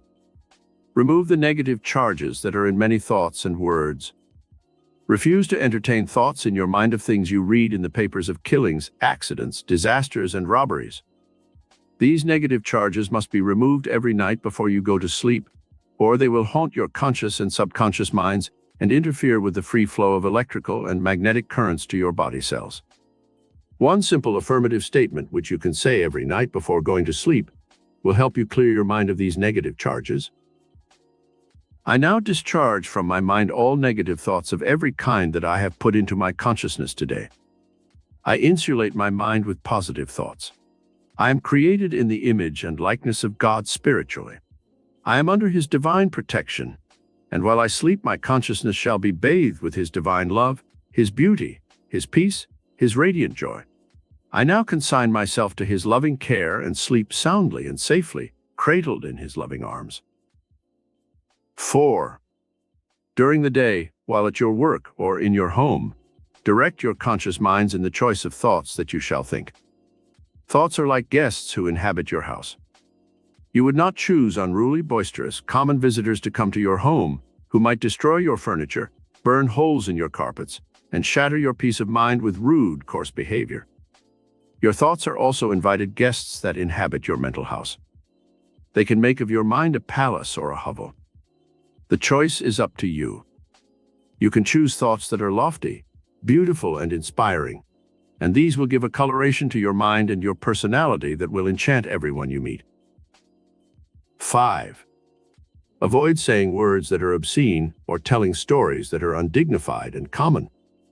They may make people laugh momentarily, but every time they think of you, they will associate you with the obscene words you used. Maintain dignity and an awareness of your high quality, and soon people will have greater respect for you. Second realm of control, nerve energy. In the yoga philosophy of India, we learn that the life force, or prana, radiates throughout the entire body and gives one energy and vitality. When it is abused, this nerve energy is dissipated and wasted, and the body becomes weak and debilitated. The following regime must be mastered in order to gain control of your nerve energy. It will give you more power, better health, youthful vitality, and a more radiant personality. Regime for control of nerve energy. 1. Electricity and magnetism radiate from your brain centers to all the nerves and muscles of your body. If this life force is dissipated, the cells and nerves of the body are starved and suffer grave consequences that can even make one sick. To control the nerve energy, you must avoid all unnecessary movements of the hands, feet, and body. Sit in practice sessions of 5 or 10 minutes and hold your body absolutely still. Do not move a muscle. You may have to blink your eyes at first until you have achieved control of even this function. As you hold your body in this type of rigid control, breathe deeply and hold the breath for a count of 4 before releasing it. The electricity and magnetism which radiate to your nerves is in the air about you. You must breathe it into your lungs consciously, and then after holding it for 4 counts, exhale it. You build the prana or life force through your breathing. 2. Now sit in practice and meditate on one specific part of your body. Say your right hand. Consciously move each of your fingers, closing them and shutting them at will. Then move your concentration up your arm to your shoulder. Raise the arm and hold it in rigid position above your head for a few moments only. Concentrate all your nerve energy in that hand and arm. You will feel warm currents flowing throughout your arm in a few movements of the hands, feet, and body. Sit in practice sessions. Many people have used this method for zone therapy to heal parts of their body by concentrating on sending the healing magnetic currents to the affected parts. One lady in our class work in Carnegie Hall had a son who was in the army stationed in a very cold country. He complained in his letters how cold he felt at night and how his feet nearly froze. His mother wrote telling him of the method of nerve control she had learned, and the boy tried it, sending his concentrated nerve energy to his feet. He said that in a few moments' time they became so warm that he had to put them outside the blankets to cool them. Energy flows wherever you direct your thoughts. Nerve current flows instantly where you think. Many people who have had sluggish hearts or inefficient stomachs have used this method of nerve control to direct their thoughts on the ailing organ and have achieved miraculous results in a short time. 3. To direct nerve energy to your brain for inspirational and creative power, visualize your breath as a golden beam of light which radiates up your spinal column to your head and floods your brain with its creative energy. As you breathe deeply to 10 or 15 counts, press your diaphragm and feel that the column of air is like a fountain, shooting its pranic force up your spinal cord and radiating over your brain in a golden flood of power and inspiration. Your brain will come to life when you use this exercise, and you will be able to create wonderful things. Most of our great geniuses in the arts and sciences use this secret power to turn on the inspirational nervous energy of their brain. Third realm of control. Your emotions. We have studied elsewhere in this book about the value of the emotions and how to avoid negative, destructive emotions. Now let us learn the regime for control of all the mind's and body's emotions, so we can better direct the life force for creative and constructive purposes. Regime for control of your emotions. 1. Mastery of your emotions is essential if you are to become a master of life. You cannot let your emotions control you. You must control the emotions, especially the negative ones. We know that the most destructive emotions are fear, hatred, worry, jealousy, greed, and selfishness. We also know that the positive emotions are love, joy, good, charity, forgiveness, and compassion. When a negative emotion tries to control your mind, substitute its opposite emotion immediately. For instance, when you are actively hating some person, Realize this emotion is destructive and will harm you in some way. Change the thought to one of love and understanding. If you cannot really love the person, try to understand him and reason out why he acts the way he does. Then become tolerant of the person and neutralize your hatred of him and his actions. When you feel miserable and unhappy, substitute a positive emotion in its place.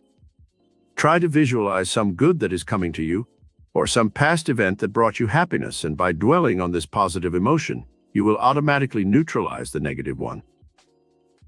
2.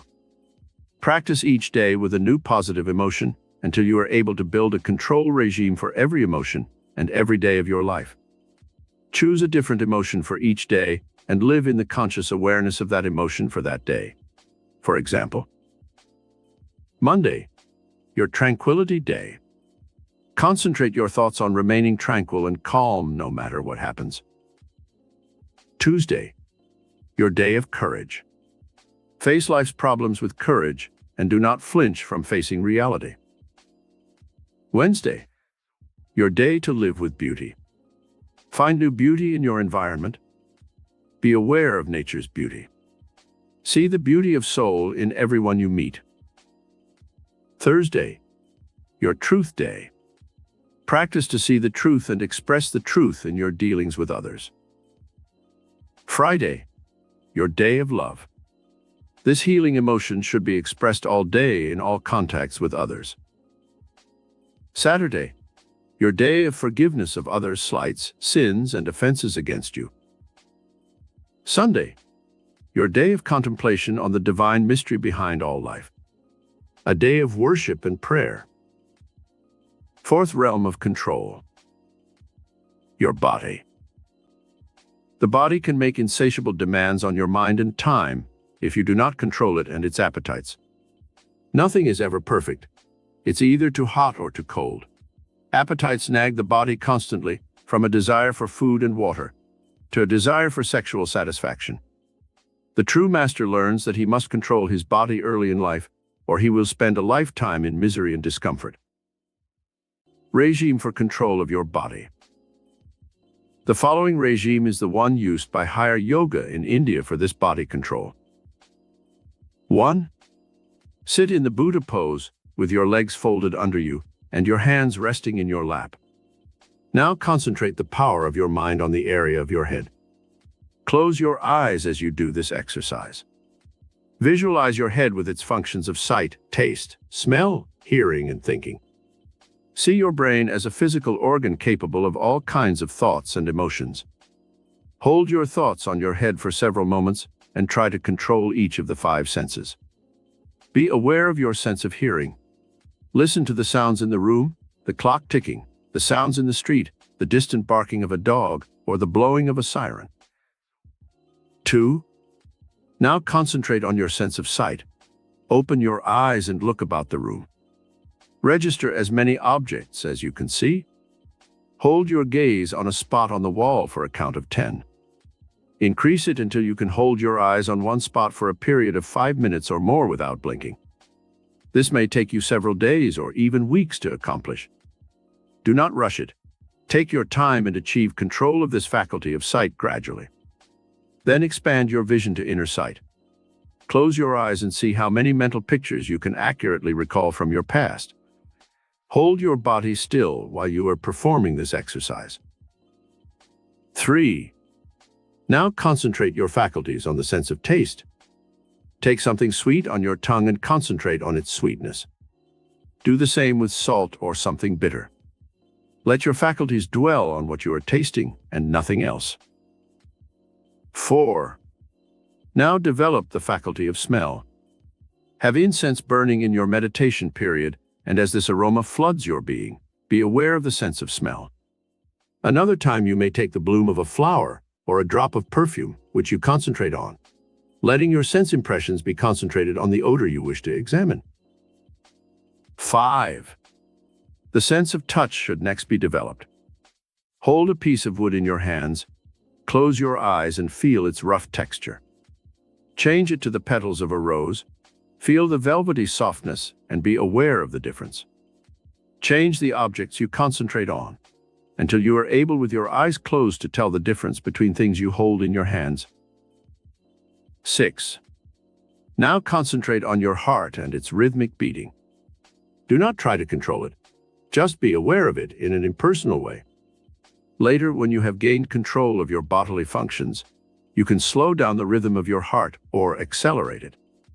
You can do this with your blood pressure and other bodily functions at will. But for the present, just be satisfied to listen to your heartbeat and be aware of the life rhythm within you. 7. Do the same type of concentration on your stomach and its functioning.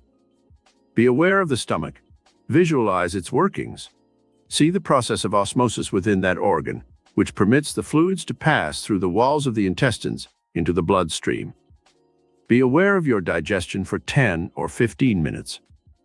Some people have been able to control their stomachs with amazing power and regulate the flow of hydrochloric acid and aid in the process of digestion consciously and at will. 5th realm of control. Other people. It is easy to follow all of the above 4 realms of control relating to the self. It is a matter of discipline and habit to gain control of your thoughts, your emotions, your nerve energy, and your bodily functions. Our 5th realm of control is a little more difficult, for it has to do with the actions of others. You cannot always control the actions of others, but you can control their effect on you and your destiny. With your mind power, you can, to a great extent, determine the people you will attract into your orbit of activity. The quality of the persons you attract as friends will, to a great extent, determine their influence on your future destiny. Choose your friends well, and when you have made your choice, use the following regime of control to make certain that your friends and acquaintances do not infringe on your privacy and affect your decisions and actions. Regime for control of other people. 1. To control other people, you must first win their respect and admiration. People will be friendly to you if you first show friendliness towards them. In social groups, where you do not know many people and you wish to enlarge your sphere of friends, make yourself known to others. Be friendly and take the initiative in breaking the social ice. They are as anxious to be friends as you are, but many times people are hampered by conventions and modesty, and will not take the first step to be friends. An example of this in my own life is an instance where I went to a big Hollywood party and saw a lonely-looking, unattractive man sitting in a corner by himself. No one paid any attention to him. They were all courting the famous stars, directors, and producers who were there. I sought out the lonely-looking man and introduced myself, not knowing his identity, and chatted with him for fully an hour. I found him amusing, well-read, and charming. When he got up to leave, he said, "I am very much impressed by you, young man, and I'd like to have lunch with you one day so we can talk some more." He handed me his card and made a luncheon date for the following week. I glanced at the card and saw that it was Irvin Cobb, the famous humorist and novelist. His taciturn appearance often kept people from making friends with him. But he had a heart of gold, a wonderful sense of humor, and turned out to be one of my best friends. Through his contacts, I was able to further my early career tremendously. 2. When you meet a person for the first time, try to fix his name in your mind for future reference. Also make it a point to talk about things that interest him. In this way, you can direct his interest and attention to those subjects that he is conversant with. His wife, his children, his work, his home, his car. These are all things that give him a sense of familiarity with you and make him like you without being conscious of the reasons why. 3. If you really want to win control of other people, try to avoid what I call rough corners in the conversation. Avoid discussing differing viewpoints in religion, politics, and other controversial subjects. When you know a person better, you can risk offending him by giving your opposing viewpoints.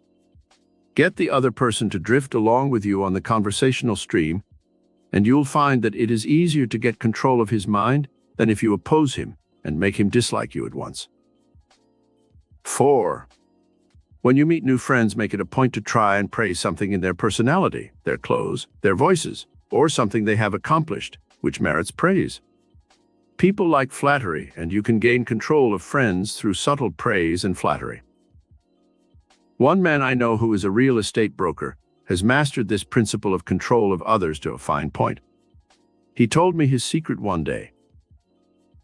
"I make every man feel like a prince and every woman like a queen," he said. "I try to find out something about the person's work, and then I praise his ability and his accomplishments. It works like magic." Of course, he hastened to add, "I am sincere in my praise.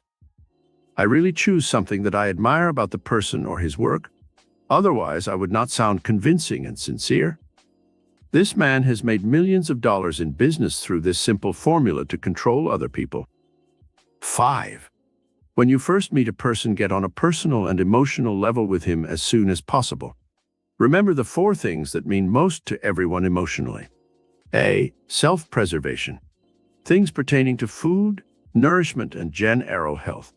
This is always a safe topic of conversation and interests everyone. B. Money and financial security. People all like to discuss business, the stock market, the business they are in, and other things pertaining to money. C. Love and sex. This is always a good topic of conversation, if kept on a dignified, intelligent basis. D. Ego recognition or social acceptance. When you give a person your attention and praise, you are automatically elevating his ego, and this cannot help but win his admiration of you. 6. When you are trying to win control of others, use the word "you" in your conversation as much as possible. Get the person to agree with you, and soon you will control the direction of his thoughts. People are conditioned to self-interest. This is not selfishness. It is a matter of early training and mental conditioning. The word "you" is more appealing to others than the word "I." Remember this when you first meet people, and you will soon win their attention and be able to control them. 7. Encourage and inspire a person if you are trying to win his friendship and control of his mind. Too often people discourage others, and this dampens their enthusiasm and makes them withdraw into a shell. If you give encouragement and inspiration to a person, he will remember you affectionately, because this is an unusual trait. Most people knock others and tend to discourage and disparage them. The 6th realm of control. Soul perception. There is a 4th dimensional realm which is above the physical and material, as we have learned elsewhere in our study. This is the realm of the soul. Here it is that man may have divine perception if he once learns how to ascend to this lofty realm of perception and know the past, present, and future. Mystics are able to achieve miracles when they once learn how to control this vital function of the human psyche. Regime for attaining soul perception. 1. Sit in meditation for at least half an hour a day and enter the inner sanctuary of the soul by withdrawing your mind from outer material and physical things. Contemplate during that time on the divine mystery, the nature of God, the mystery of life, your spiritual identity. Let your mind be inspired by candlelight, incense, and soft music. Forget the cares and burdens of the day. Withdraw your mind from problems and worries. Hold your mind on the sacred image of the Godhead that is implanted within your own immortal soul. 2. Concentrate your thoughts on the divine mind within your consciousness. In meditation, ask this higher power for guidance in your life. Bring specific things to the attention of the Father within. This session should take about 15 minutes a day and is different from the above type of meditation, where you think only of the divine mystery. In this session, you can bring to the divine mind specific questions you want answered, problems you want solved. Ask this higher mind, just as you would a friend, "What should I do? How will I solve this problem? Where can get the money for my needs? How can I find another job? Should I marry this person? Should I move to California?" Then sit in the silence and wait for the inner self to answer. Sometimes the soul perception does not occur immediately. Do not get discouraged. Go about your regular activities, and suddenly, like a flash of inspiration, the answer will come. Soul perception gives you clues as to your future events, persons you will meet, and trips you will take, long in advance of the materialization of the actual physical or material event. 3. Soul perception comes when we are peaceful and quiescent. Still the turbulence in your environment if you wish to receive the divine pulsations of intuition and prophecy. See how this divine force works in nature. It is in the still, secret places of the earth that the acorn sports and grows. It is within the innermost, silent places of the egg that the chick matures and grows strong enough to burst forth from its prison house. Soul perception flourishes in an atmosphere of peace and stillness. It vanishes in the presence of discord, friction, bickering, selfishness, and greed. When you want intuitive guidance for any purpose of life, surround yourself with an atmosphere of quiet, order, and harmony. Then petition the divine mind within for miracle of creativity which you desire. 4. To encourage the divine presence within the sanctuary of your soul, live in the atmosphere of divine love every day of your life.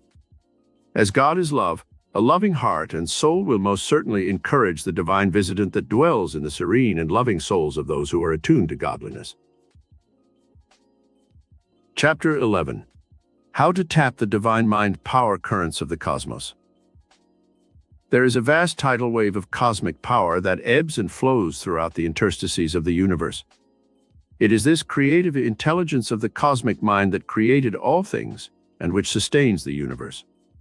When you once learn how to tap the divine mind power currents of the cosmos, you will be in tune with the infinite, and all metaphysical power will be yours. Let us study the methods by which this cosmic power radiates throughout creation and learn how we may avail ourselves of its omniscience, omnipotence, and omnipresence. There is a miracle power in every blade of grass, and a divine mystery in every robin's egg. With all his scientific knowledge and skill, man is not yet able to duplicate the mysterious forces of the cosmos. He can, however, work with them and perform seeming miracles.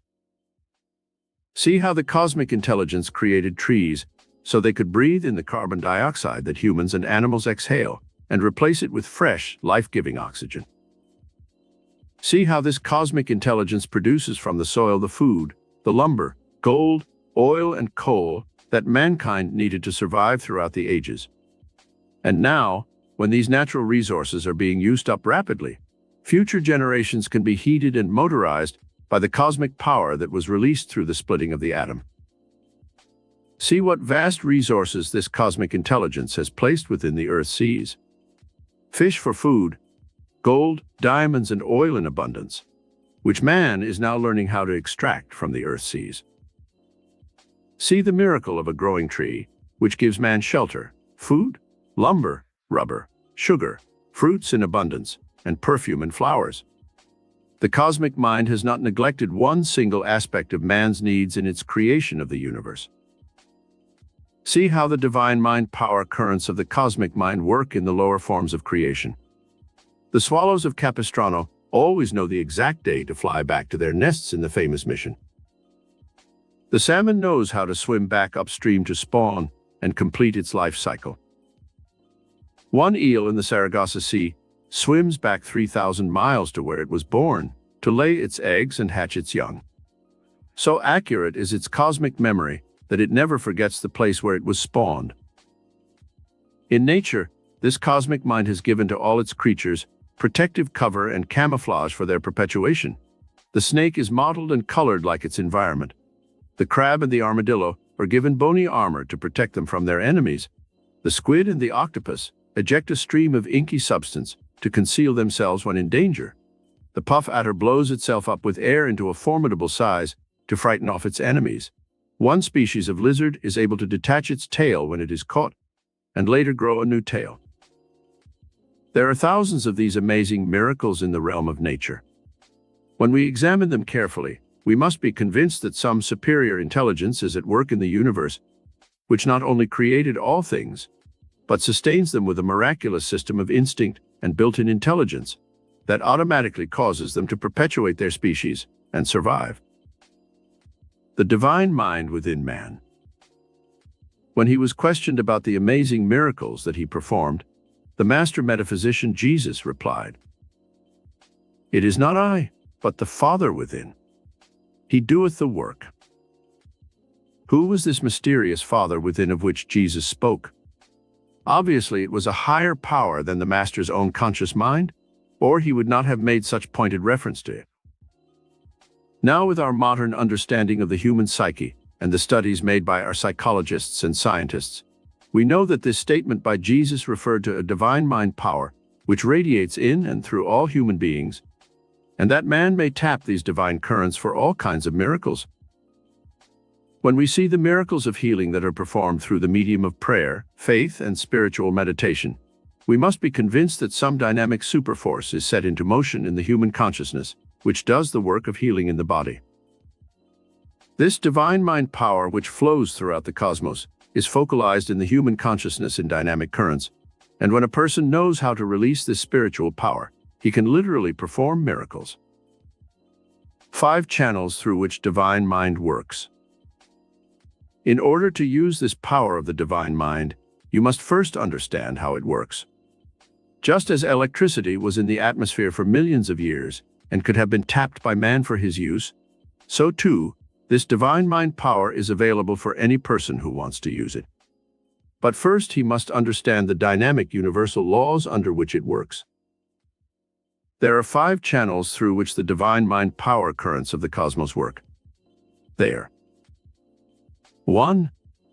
The conscious volitional mind, where man has the power to choose his destiny and the events of his life. 2.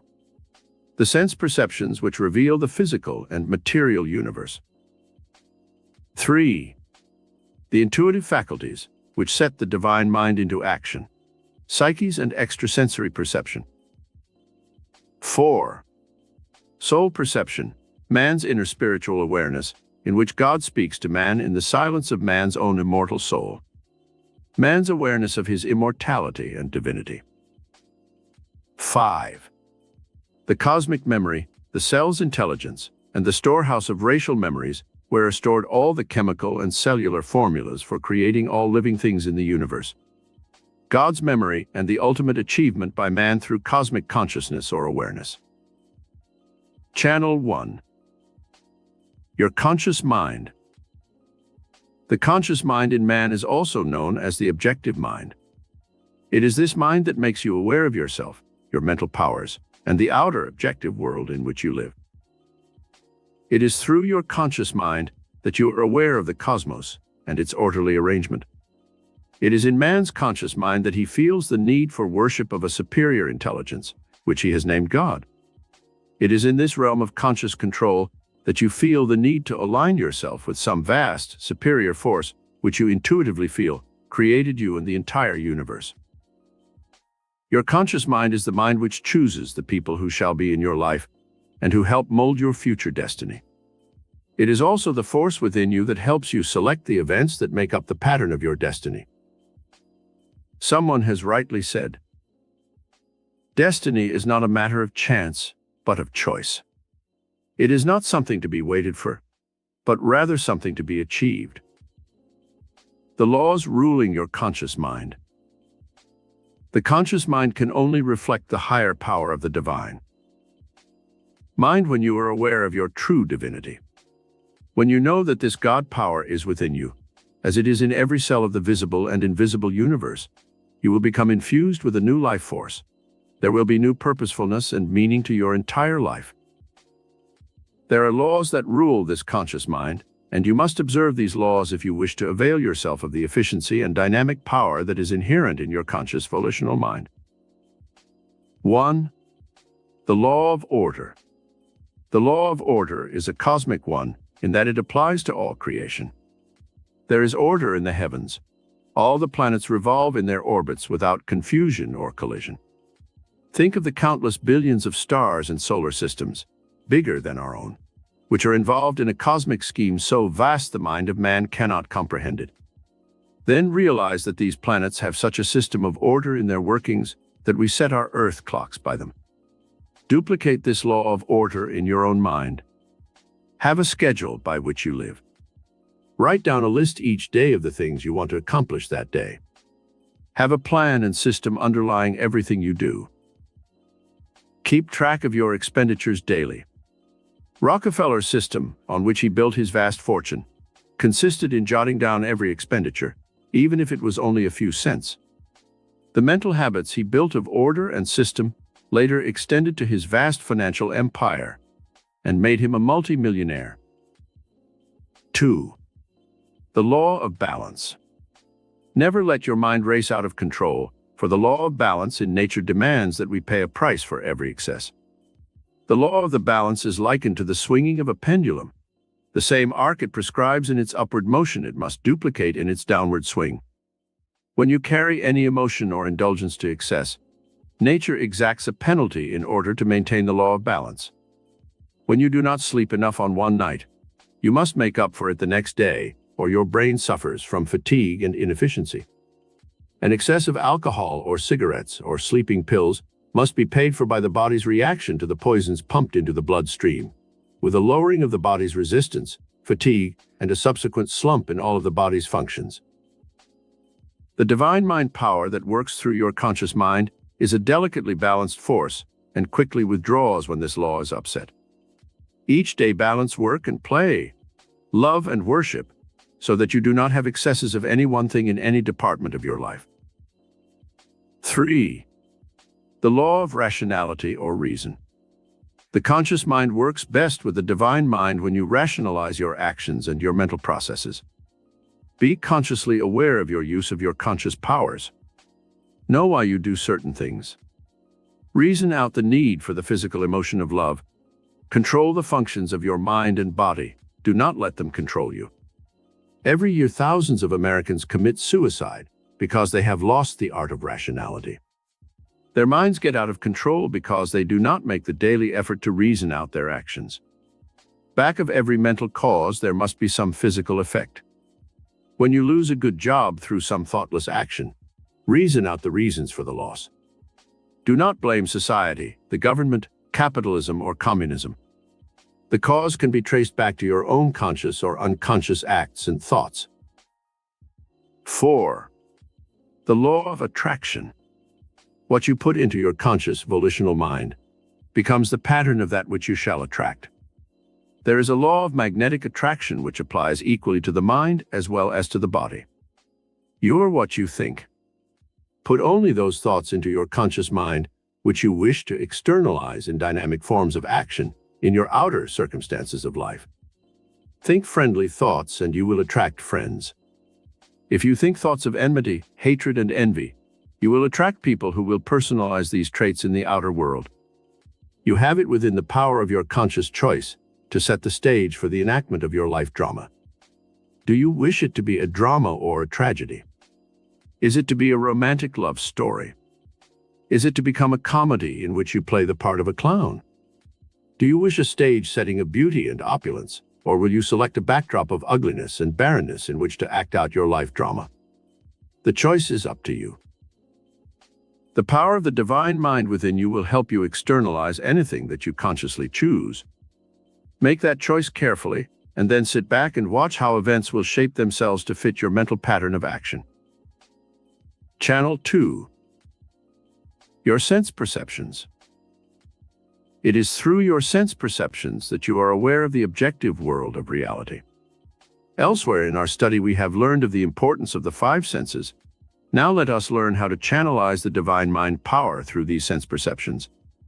In this way, you can heighten the effectiveness of your senses and achieve a greater degree of sensitivity in these areas of mental and physical action. 1. Have an awareness of your inner subjective world. Close your eyes in this practice session that should last about half an hour. Be aware of your innermost being. See with your mental vision. Try to recall sights and colors and actions in the outer world of reality. Duplicate them and project them upon the screen of your inner mind. Then do the same thing with your senses of hearing, touch, and smell. Duplicate your daily actions and apply each of your 5 senses to these fields of activity.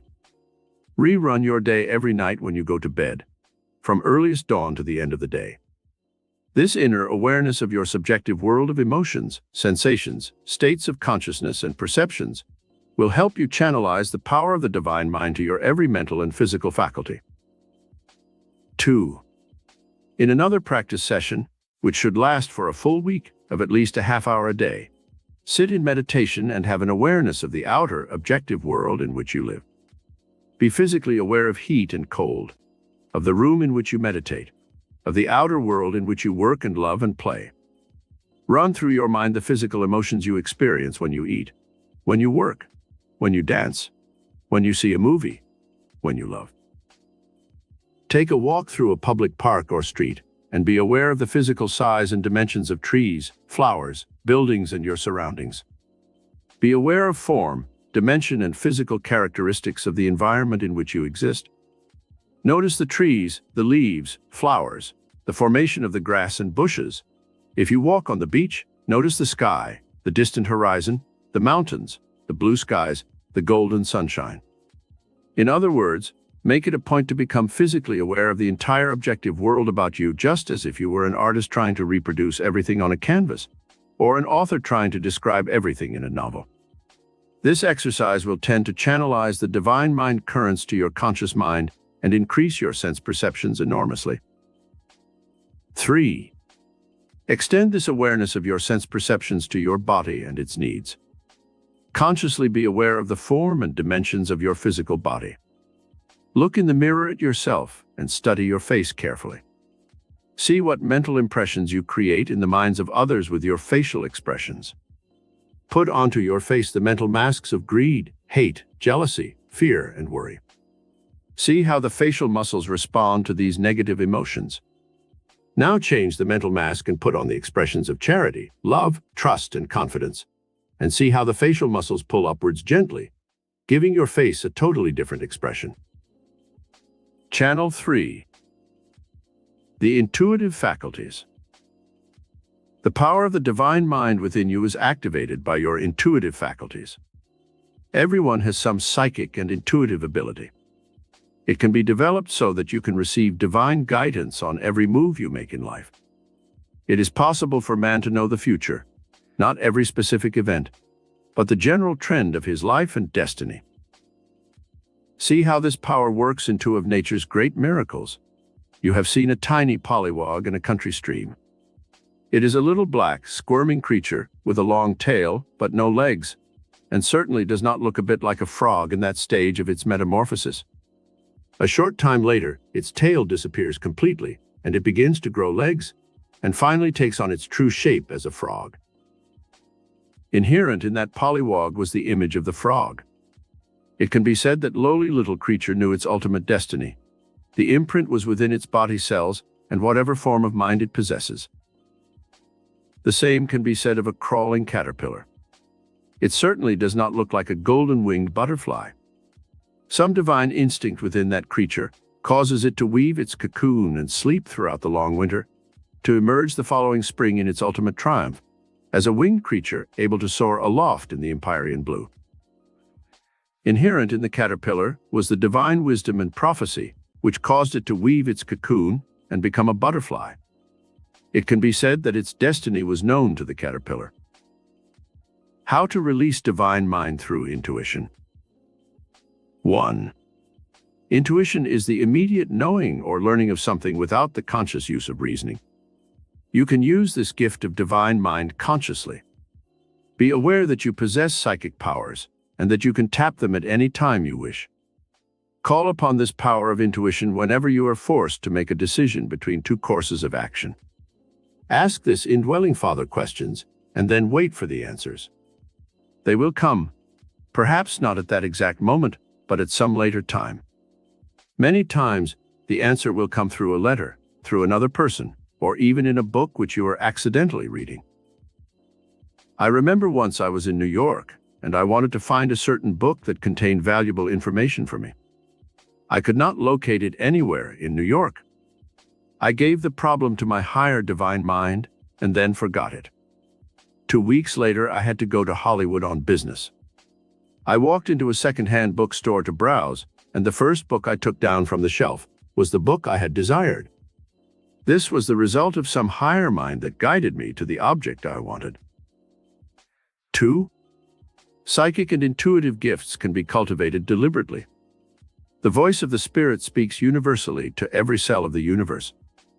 In the spring, the trees burst forth in foliage, and the flowers bloom under some divine instinct, which tells them it is springtime.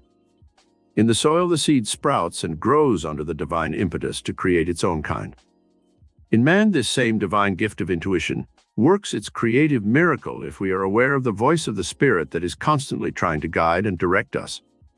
Sit in the silence for at least a half hour a day, while you are consciously trying to develop this psychic and intuitive gift. Ask of this higher divine mind specific questions, and then wait for the answers. Is this person honest? Can I trust him? Should I let myself love this person? Should I make this new business move? Should I take this trip? After you have asked your questions, sit for a while and wait for the answers from Divine Mind. If nothing comes through immediately, do not become discouraged and give up. Go about your regular activities, and the answer may come through at night, while sleeping, or during your working hours. Sometimes it does not come as a direct answer, but only as a prompting, or many times, the answer comes in the guise of another person. 3. Concentrate your psychic powers on some person you know, and let your higher mind reveal what is true about him. You can ask questions of this higher mind, and some force within you will give you the right answers. Many times, people conceal their true natures, but the higher divine mind within you knows the truth about everyone. You can penetrate the masks of others through cultivation of this higher psychic and intuitive gift. At first, you may not want to believe some of the things your higher mind tells you, but later you will find out that it was right. Haven't you, upon meeting some new person, felt an instinctive sense of not trusting him? Later, weren't your suspicions justified? 4. To cultivate this intuitive faculty of the divine mind further, sit in the silence and let mental images come through to you. These mental pictures may be of foreign countries you want to visit. They may be of a future home in which you wish to live. The mind may feel that it is jumping from place to place, but follow its workings for at least half an hour. Later in your life, some of the events that flashed upon the screen of your inner mind will actually duplicate themselves in the outer world, and you will know then that you had a psychic flash of an event that was predestined to occur in your life. A lieutenant in the South Pacific during the Second World War saw a picture of a movie star in a magazine. He fell in love with her. She was his mental ideal. He carried the picture in his wallet, and every night before going to bed, he would look at the picture and mentally visualize that they were married and living together in a beautiful home in the valley. This mental picture became so vivid in the young man's mind that he literally believed someday he would meet the girl and marry her. A few months later, he was in San Francisco at a big party. He was handsome in his blue Navy uniform, and as he walked across the living room, he saw a vision in white floating towards him. It was the girl of his dreams. She walked towards him as if mesmerized. Suddenly, they were in each other's arms dancing. She fell madly in love with the handsome young lieutenant, and a short time later they were married. This real-life romance happened to movie star Ruth Hussey, and now, many years later, the love affair that was prophesied through her husband's psychic vision has survived and brought them both the happiness and fulfillment they desired. Channel 4. Soul perception. There is a difference between psychic perception and soul perception. Psychic perception has to do with the outer world of people and events, of action and reaction. Soul perception has to do with man's inner awareness, in which God speaks to man within the silence of man's own immortal soul. It is there, within the sanctuary of your soul, that the divine mind reveals its own magnificent design for your present and future life. When you are able to tune in on these divine pulsations, you can duplicate the vast miracle powers of nature and of the illumined souls who were seers, prophets, and mystic leaders of the past. How to receive soul perception. 1. Withdraw from the world of harsh reality and create an atmosphere of soft candle light and music. You can have incense burning if you wish.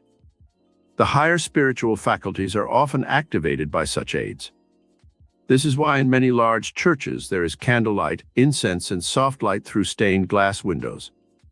Many times, images of sacred symbols, such as a cross or saints, are used to stimulate these higher faculties, so man may better attune himself to the sacred vibrations of the divine image. This exercise in meditation should be a daily event of 10 or 15 minutes. During such times, lock out all thoughts of problems and worries, and talk to God in the silence of your own soul. 2. Soul perception can often come to you in the midst of your everyday activities. Sometimes a great flood of inspiration will follow when you have done some good or charitable deed for another person. Often, when you view a magnificent sunrise or sunset, or some scene of grandeur in nature, like the Grand Canyon, you will feel welling up within you a deep, spiritual emotion that overpowers your senses and is so penetrating that you feel close to tears. Very often music will have this same effect when it is transcendently beautiful. I recall the first time I saw the magnificent Parthenon on the Acropolis in Athens, Greece, in the full noon. As I stood before that ancient temple to the goddess Athena and viewed the Aegean Sea shimmering in the distance, and saw the vast, ancient, and modern city of Athens, sprawling as far as the eye could see, I felt a sudden sense of soul perception that made me aware of the march of history through that historic land where democracy was born. A feeling of cosmic awareness swept over me that made me one with all the multitude of great souls who had viewed this most inspiring monument to man's divinity. 3. Soul perception comes to you when you have a deep faith in God and His illimitable powers. You can walk with God daily, and His ever-abiding presence will guide you unerringly through soul perception. 4. When you align yourself with the spiritual qualities of the divine mind, you will also implement your powers of soul perception. These divine qualities are love, goodness, truth, beauty, forgiveness, and charity. 5. Faith and prayer put you in tune with the divine mind power that reflects throughout the universe.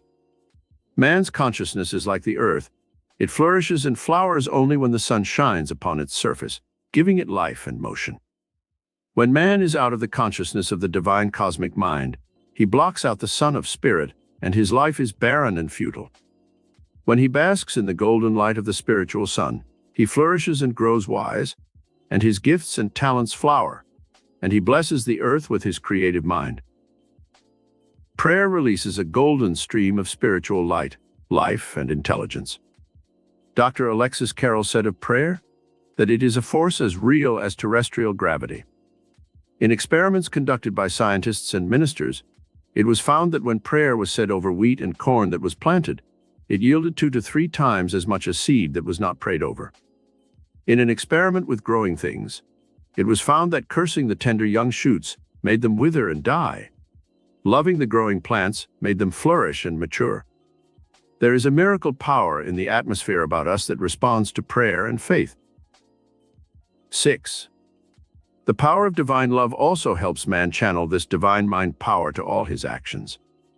In tests conducted by a famous pediatrician in the care of young children, it was found that children who were not given love often died in the crucial first year of life. On each baby's chart, this doctor writes, "This child is to be picked up on the hour and loved." It doesn't matter whether it is a nurse, a stranger, or the mother. The important thing is that the children who are given this type of human love grow and become healthy, happy, balanced children, whereas when they are denied love, they seldom survive the first year of life. Channel 5. The cosmic memory. It is within the cosmic memory that God stores all the chemical and cellular formulas which He uses to create all living things in the universe. The universe is built according to a master plan, which follows a mechanical design and structure. This is basically repeated in all created objects. The atoms, which make up all matter, are little building blocks that are actually invisible. When they are drawn together by the law of gravity, they become plants, trees, mountains, moons, and stars. The entire universe is created and sustained by a flow of invisible substance, which we call spirit or intelligence. As this intelligence flows throughout the universe, obeying some higher creative command, it arranges itself in shapes and forms that are imprinted upon a sea of spiritual protoplasm. There are fewer than 100 different types of atoms in the universe. From these, arranged in millions of different patterns and designs, all creation is formed.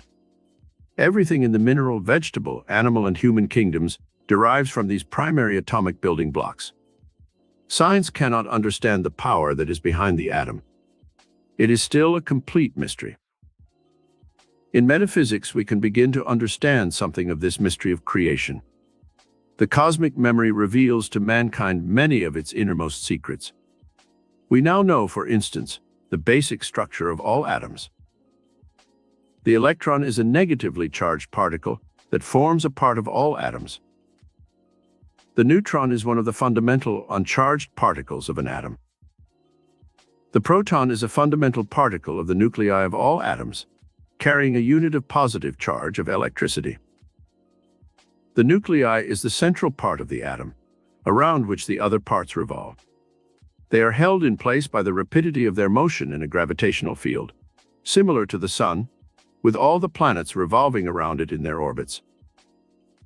From this microscopic structure, the atom, God builds everything from star to snowflake.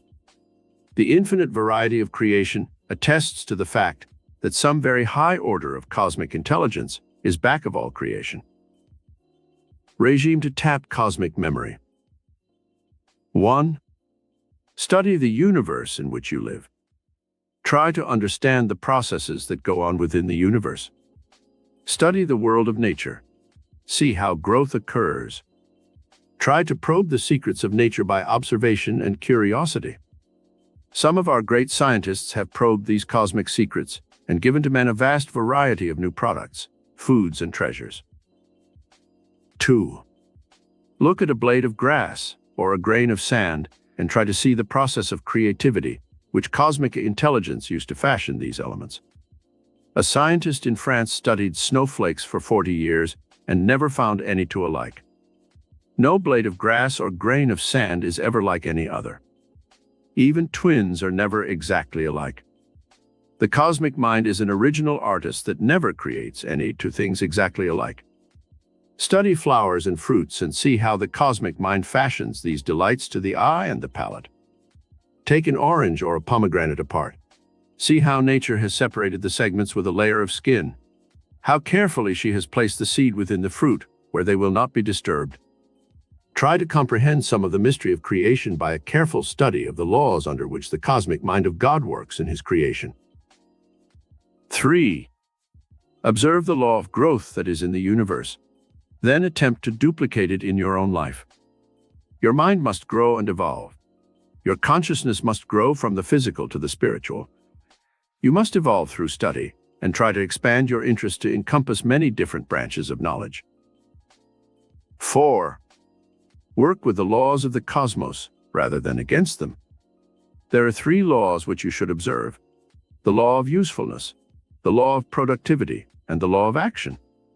Any object that loses its usefulness in the scheme of things is automatically discarded by nature. Try to maintain your usefulness to an advanced old age. Keep on producing and creating all your life in some way. Have an avocation as well as a vocation, so that you can keep your mind and body constantly stimulated by new interests. Then, last but most important, observe the law of action mentally and physically. Keep yourself busy and never stop creating something for the world. This regime will assure you of keeping in tune with the cosmic mind where all intelligence resides. You will reflect more power and energy once you are in tune with the infinite mind of God through His cosmic memory. Summary. 1. The divine mind power currents flow throughout the cosmos, including yourself. 2. The miracle power is tireless in creation and is the divine mind within man, the Father within, who performs miracles. 3. The 5 channels worked out in detail through which divine mind works. 4. The laws ruling your conscious mind, your sense perceptions, and the intuitive faculties in man and how to tap them. 5. Soul perception in man and how to channel its power. 6. Power of faith and prayer to work miracles. 7. The cosmic memory and how to tap this power for creative miracles. Chapter 12. How to attain the 5 aspects of miracle healing. The miracle healing power of divine mind extends to all realms of God's created universe. We see this metaphysical power at work in nature, where the animal kingdom has a wisdom and instinct that far surpasses the intelligence of the higher human kingdom. Only when man is able to tap the powers of divine intuition is he able to attain a flow of this metaphysical miracle-working power. You will never see a horse or a cow smoking like a chimney stack. You cannot make them drink alcohol or other poisons. They seldom overstuff on rich foods and suffer from indigestion. They seem to know how to avoid most of the calamitous diseases that are the scourge of humanity, such as heart trouble, cancer, high blood pressure, ulcers, and diabetes. When an animal becomes sick, he seems to know how to heal himself. Most often he will stop eating completely and let the miracle-working forces within his own body heal him. Humanity is on a pill and miracle drug binge. Man takes pep pills to give him energy to face his day, then pills to slow him down at night so he can go to sleep. He must have his cocktails to stimulate his brain so he can finish his day without collapsing. In this mad rush from one drug to another, man begins to suffer from a gradual inability to let the natural healing forces of his mind and body take over and do the work for which they were intended, to heal him when he is sick. Doctors know of this miracle healing power. Most enlightened doctors today work with the natural healing power of nature. They know of this miracle power that God has placed within man's own mind and body cells. Often doctors may give shots of distilled water to their patients, telling them it is morphine, and that they will soon go to sleep. The patient begins to feel drowsy, and in a short time falls asleep. While he sleeps, the natural miracle healing forces of the body take over and do the work of healing. It is true that scientists and drugs have done a wonderful work in this age to help in the healing forces of the body, when the patient is too sick to help himself. We have not evolved far enough as yet to dispense with doctors and drugs. In the future, however, doctors will become more valuable to society in the preventive arts. To prevent sickness is more important than to heal it. It is also important to remember that in cases of accident, such as a broken leg or arm, there must be skillful handling of the injury if nature is to perform its healing perfectly. Doctors can assist this miracle power within the human mind and body. And in the new branch of psychosomatic medicine which has arisen in the past 25 years, it is widely recognized that the human mind can make man sick in many cases, and that it can also serve as the agency for healing of many conditions. The 5 aspects of miracle healing. Let us now examine the 5 aspects of miracle healing that you may utilize in your own life. You must first realize that healing does not apply only to a sick body. It also applies to other departments of your life. We shall study the 5 most important areas of human experience and learn how to release the miracle healing power of divine mind to these various departments of your life. The same laws and principles which pertain to these 5 aspects of miracle healing may also be applied to any other negative conditions you want to heal in your own life. These aspects are as follows. 1. Healing of the physical body. 2. Healing of personality disorders. 3. Healing of the environment. 4. Healing of romantic and marital problems. 5. Healing of economic and financial conditions. When we realize that there are more than 25 million people in the United States who are sick, crippled, blind, or otherwise handicapped, we must realize that we are truly a sick nation. Also consider the fact that only 1 young man out of 5 is considered fit to be taken into Army service through selective service. Then consider the millions who suffer from minor forms of incapacity, impaired vision, poor hearing, and handicaps produced by arthritis, rheumatism, and kindred ailments. Asthma, allergies, sinus conditions, these afflict millions more. America truly needs a renaissance of the miracle-working power used by the Master Jesus, who was able to perform his miracles of healing because he understood this tremendous spiritual power that God has placed within man's consciousness. Following is your unfailing guide for programs of healing in all 5 aspects. 1. Healing of the physical body. Before we consider miracle healing of the physical body, let us learn the causes of sickness, so we shall better understand the nature of man's illness. The invasion of the bloodstream by germs is one of the principal causes of sickness. If the body's energies and resistance is low, this type of germ infection seems to be more likely than if the body's resistance is high. Then the body's natural germ-fighting mechanism, the phagocytes in the bloodstream and the white cells, seem to be able to keep the invading bacteria at a minimum. Physical accidents also contribute to man's disability. Many of these accidents are of psychosomatic origin, as we shall learn, and could be avoided. Psychosomatic factors contribute to many of the world's illnesses. Many doctors are of the opinion that nearly 85% of sickness can be traced to psychic disorders, that is, emotional disturbances that involve the psyche. In a study of industrial accidents, it was found that 95% of all accidents could be traced to only 10% of the workers. In other words, this 10% of the workers who had most of the accidents had personal and marital problems, fears and worries that produced tensions and made them careless in their work. It was further discovered that this same 10% of the workers accounted for the cases of absenteeism due to colds and other pulmonary infections. Miracle healing regime for sickness. 1. Put your mind into a state of faith and confidence that the miracle healing power of divine mind can effect a healing of whatever condition afflicts you. 2. Remove the factors that might be causing your sickness. You may be suffering from some form of emotional paralysis which keeps your body from performing its healing function. Examine your mind carefully. Do you hate anyone? Are you resentful of something that rankles in your subconscious? Did something happen in love or marriage which made you bitter? A woman who suffered from asthma and sinus trouble for years was discovered to have regretted marrying the man she did. She was in love with another man, and when she lost him, she married the first man who asked her. This regret and resentment, living a lie for 20 years, made her body develop the conditions from which she suffered. After being counseled and shown the error in her ways, this woman had a miracle healing of her asthma and sinus condition and adjusted to her marriage with good results. Many cases of allergies, skin trouble, sinus and pulmonary conditions have been traced by doctors to psychosomatic factors. When the person has rid his mind of the hate, resentment, jealousy, fear, worry or other negative emotion, the condition disappeared from the body.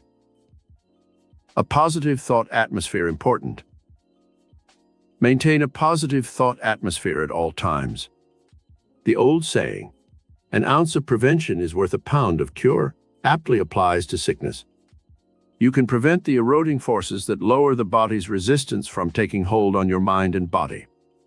If you keep the positive thought in consciousness that you are surrounded by the loving arms of God, and that nothing can harm you, soon you will see a change in your mental and physical condition.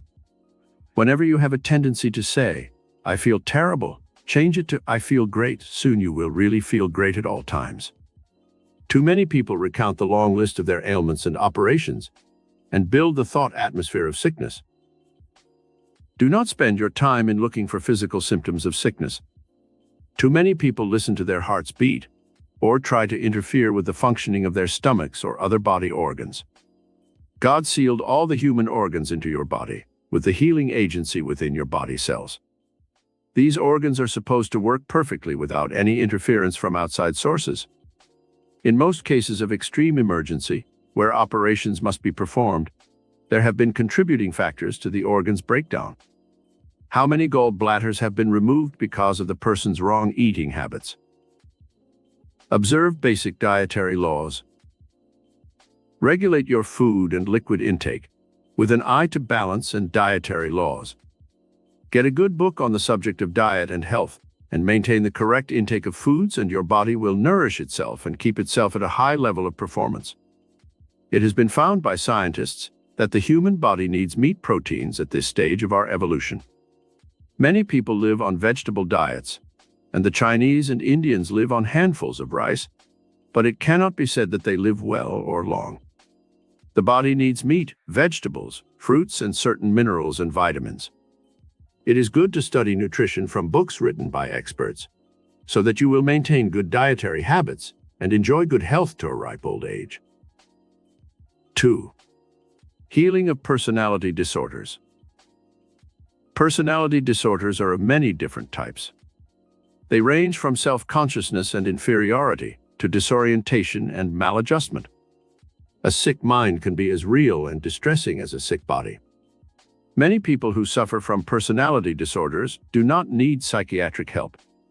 They can often help themselves if they know the causes of their condition. Following are the most frequent causes of personality maladjustment. Fear of failure.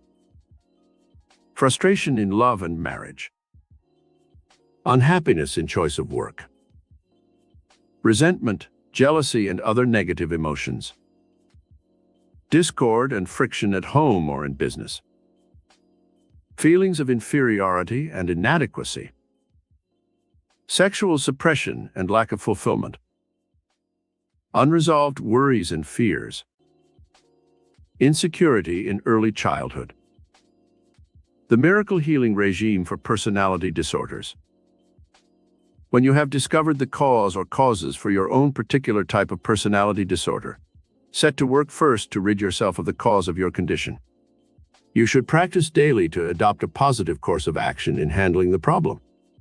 If it is fear of failure, build your confidence by adopting the attitude that everyone has some failure in his life. Then pick little things that you can do successfully and achieve these. When you once build the mental habit of success, you will banish the fear of failure. Check back over your life every night before you go to sleep and analyze the negative or distressing emotional experiences that afflicted you in your early life.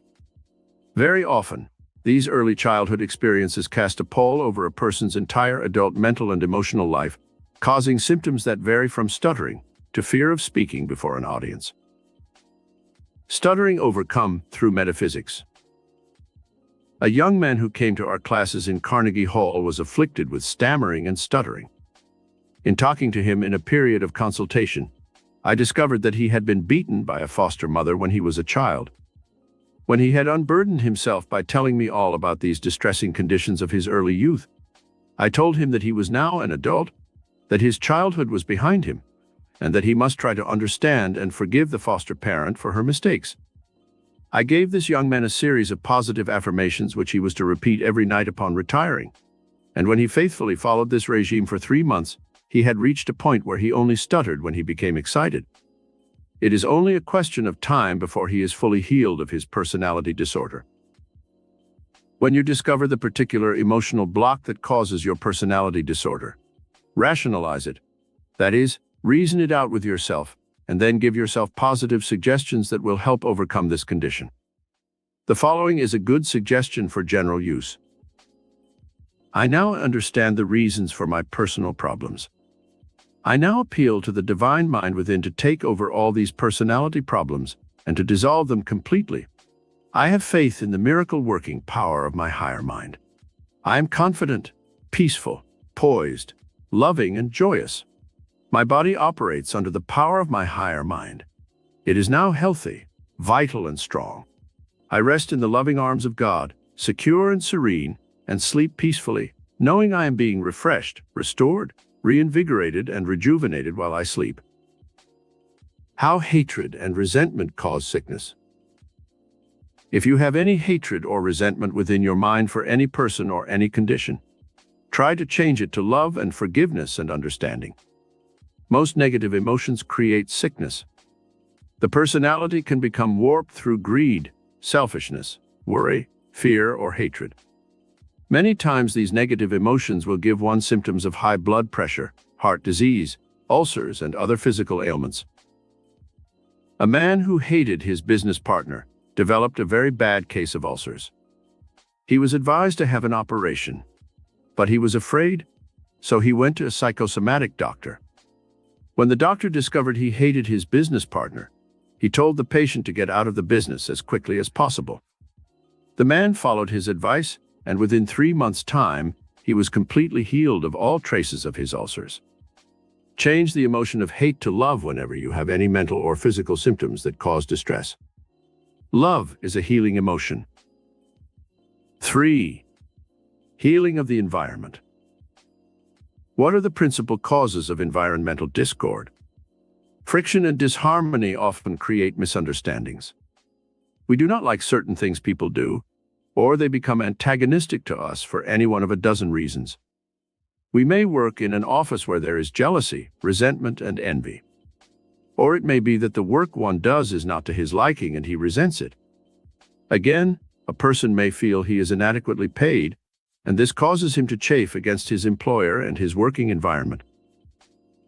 Whatever the causes of your environmental discontent, there is a regime which can bring about a miraculous healing of the negative conditions. The miracle healing regime for wrong environment. 1. Imprint upon your consciousness the positive thought that you will rise above any and all negative conditions which exist in your present environment. If you cannot change your work or the location of your home, try treating the negative conditions metaphysically. See the people you are forced to work with or live with as being created in the image and likeness of God spiritually. Try to send out loving thoughts to them. 2. Negatively adapt to any condition you cannot overcome. For instance, you may have to stay in your present place of employment because you have put into many years to make a change now, or you may be in line for a promotion or pension. Negative adaptation means simply that you will live with the condition until such time as you can more easily change it. How one girl found romantic happiness. A girl who came to my lectures told me she disliked her office job. The other girls seemed to be malicious and gossiped about her constantly. She had a bad breaking out on her face that further added to her embarrassment and feelings of inadequacy.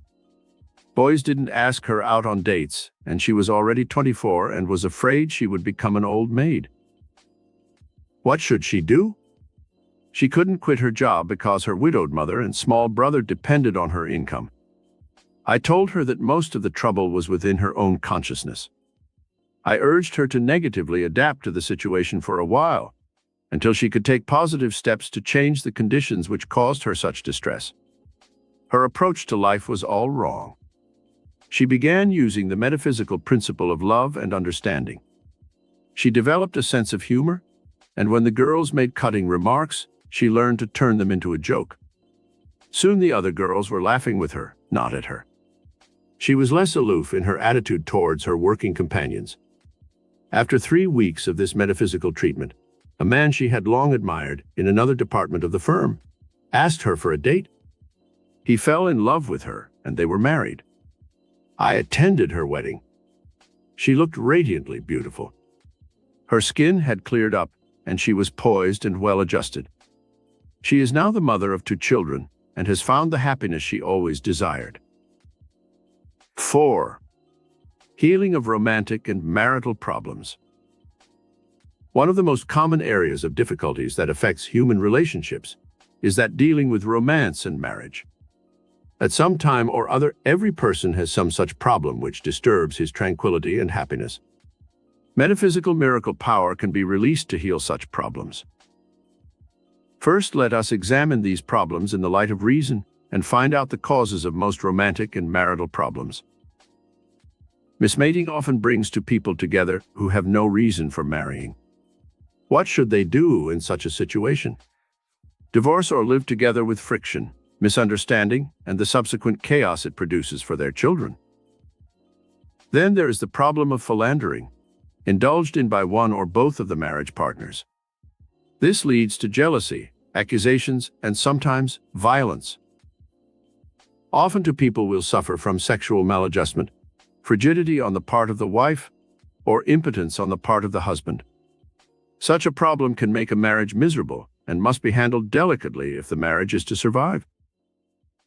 Then there is the problem of quarreling, nagging, friction, and general bad temper. This type of negative atmosphere can destroy a marriage and cause the parties concerned to suffer from feelings of guilt and misery. The miracle healing regime for romantic problems. 1. Realize that no marriage is perfect. Each person must bring to the union vast patience, love, and understanding. When problems of any kind arise, both parties should sit down and frankly discuss them, and try to think out a solution that is equitable and just. Try to rise above the petty level of human thinking into the realm of divine love, where each sees the other as encompassing the spiritual qualities of the soul that can make a marriage a blessing instead of a curse. 2. If two people have married who have little in common other than a physical attraction, they can still make the marriage a success. Unity can come in such a union by building interests in common. The parties concerned should make an effort to cultivate the same friends, the same interests, read the same books, see movies and other entertainment together, thus giving them a frame of reference for the future, which encompasses similar experiences. 3. The problem of philandering often arises after 4 or 5 years of marriage. One of the marriage partners may grow tired of the other. When these extramarital relations come to the attention of the other marriage partner, it often leads to bitter recriminations and finally, divorce. How can such a breach be healed in metaphysics? Let each partner in the marriage realize that to err is human, to forgive divine. Try to be understanding of the other's weakness. Then try to work out a basis for future understanding and harmony in love and sexual relations that give satisfaction to both parties. Infidelity led to this woman's crippling. An instance where infidelity led to a crippling condition of the wife came to my attention some time ago. The wife found out her husband had been going around with another woman, his secretary. She developed paralysis of her limbs and became a chronic invalid. Of course, the affliction was a psychosomatic one in which the woman's subconscious mind wanted to be crippled so she could punish her husband by making him wait on her. It immobilized her so she could no longer give him the comforts in the home he had grown so accustomed to. Upon examination by many doctors, it was found there was nothing physically wrong with this woman. One doctor who had studied psychosomatic medicine finally arrived at a solution. He told the husband to leave the wife in an upstairs bedroom. He advised him to have parties 2 or 3 times a week down in the living room and not to have the wife down. After the first big party, the wife could no longer stand the agony of knowing everyone downstairs was having such a good time without her. On the night of the second party, the husband heard a shuffling sound from the upstairs bedroom. Soon he saw his wife's head protruding between the banisters of the stairs, trying to see who his guests were. Within a few weeks' time, this woman had a complete healing. The higher centers of her mind, galvanized by curiosity and a desire to participate in the merrymaking, had effected a cure where doctors had failed. If sexual maladjustment should arise, owing to any one of a dozen different reasons, the metaphysical approach to the problem should be as follows. First, try to discover what the trouble is, how it had its inception, and if necessary, probe back to the early childhood of the mate to see if conditioning occurred in childhood that might have caused the difficulty. The mate should show more tenderness and solicitude in lovemaking, for very often a woman who becomes frigid in the love act has been shocked in some way or repelled by some early experience that actually makes her hate and fear the sexual act. In such instances, the husband should show consideration and understanding and try to adjust his needs to the wife's existing limitations. Sexual frigidity overcome through metaphysics. A woman came to me for consultation once who had this problem of sexual frigidity. In the interview, she told me frankly that she had been molested when she was 10 years of age by an uncle, and the sexual act had revolted her ever since that time. She had thought marriage would change the situation, and that her love for her husband would help her overcome it. I gave this woman a constructive analysis of her entire problem, and explained that her higher mind would be able to rationalize this problem and help her overcome it. Now that she knew the reason for her frigidity, her subconscious mind would begin to release her from the torture she had endured. In a few weeks' time, she reported to me that with her new understanding of her problem, she was beginning to enjoy the sexual act for the first time since she married. 5. Healing of economic and financial conditions. Elsewhere in our study, we have given metaphysical laws for demonstrating money, jobs, and anything else that one desires. If these sections of our study are thoroughly absorbed, there should be no future economic and financial problems. However, if such problems should continue to exist, there is a regime for helping heal the sick economy. Regime for healing economic and financial conditions. 1. Try to find the cause of your financial problems. There are several. Causes to financial limitation. There. A. Lack of preparation for suitable work. B. Lack of a goal towards which to work. C. The wrong master motive for achievement. D. Waste, extravagance, or laziness. If the cause of your financial limitations happens to be, then prepare your mind for future work by taking a course in evening high school or in a trade school to help prepare you for another vocation. If B is the cause of your financial problems, try to have a definite goal towards which you are striving, to own your own home, to educate your children, to travel, etc. If C is the cause of your economic limitations, try to have a high master motive to spur you on.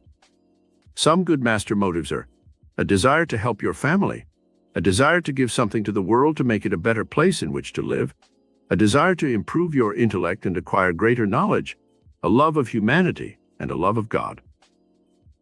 If you suffer from cause D and are wasteful of money or time, you must begin at once to change the habit patterns of your daily life through the regime given elsewhere in our study.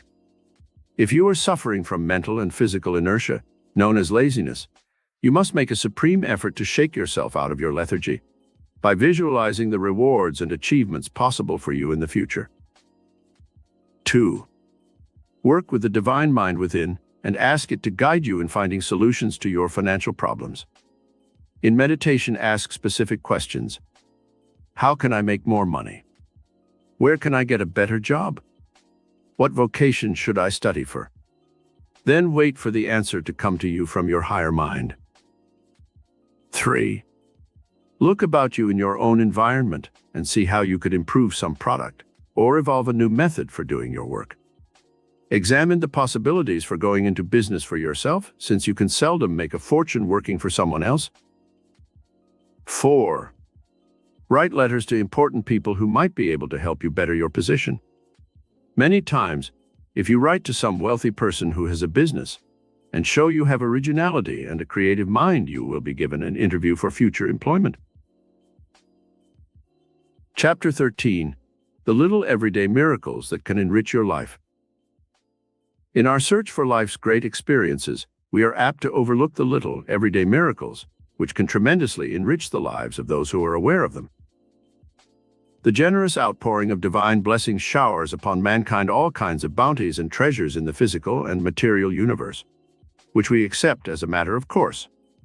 We are the divine recipients of these bounties of nature, the season's outpourings of abundance, the beauty of spring, the miracle of summer's growth, the bountiful harvest, and the winter's serenity and peace, in which the earth pauses a moment in its creative outpouring, to rest and prepare for a new cycle of planting, growth, and harvest. These blessings we take for granted and scarcely pause to give thanks for the rich metaphysical bounties of the universe. Let us explore below this world of everyday miracles, in which we discover the 12 hidden treasures that can enrich life and make it beautiful, opulent, and magnificent. 1. Discovering conscious awareness of your mind, your body, and the world in which you live. It is awareness of yourself as an individual that gives you awareness of the miracle-working metaphysical power within your higher mind. A. Stop for at least a half hour a day for the next month or two, and concentrate on yourself and the amazing powers that you possess. In the modern world, we are often so busy with external problems that we seldom, if ever, take time out for the spiritual pause that refreshes the soul. Most people give more time to television, bowling, golfing, or other sports, and never stop to discover the mind with its rich treasures, the body with its pleasant emotions, the soul with its love and tenderness and understanding of the miracle of divinity. B. In order to discern the spiritual truth of your reality more clearly, learn the method taught me by a guru in India for overcoming the confusion and disorientation of mind, which keeps us from seeing clearly the spiritual reality back of all life. Put a pinch of mud into a glass of water and stir it up until the water becomes cloudy.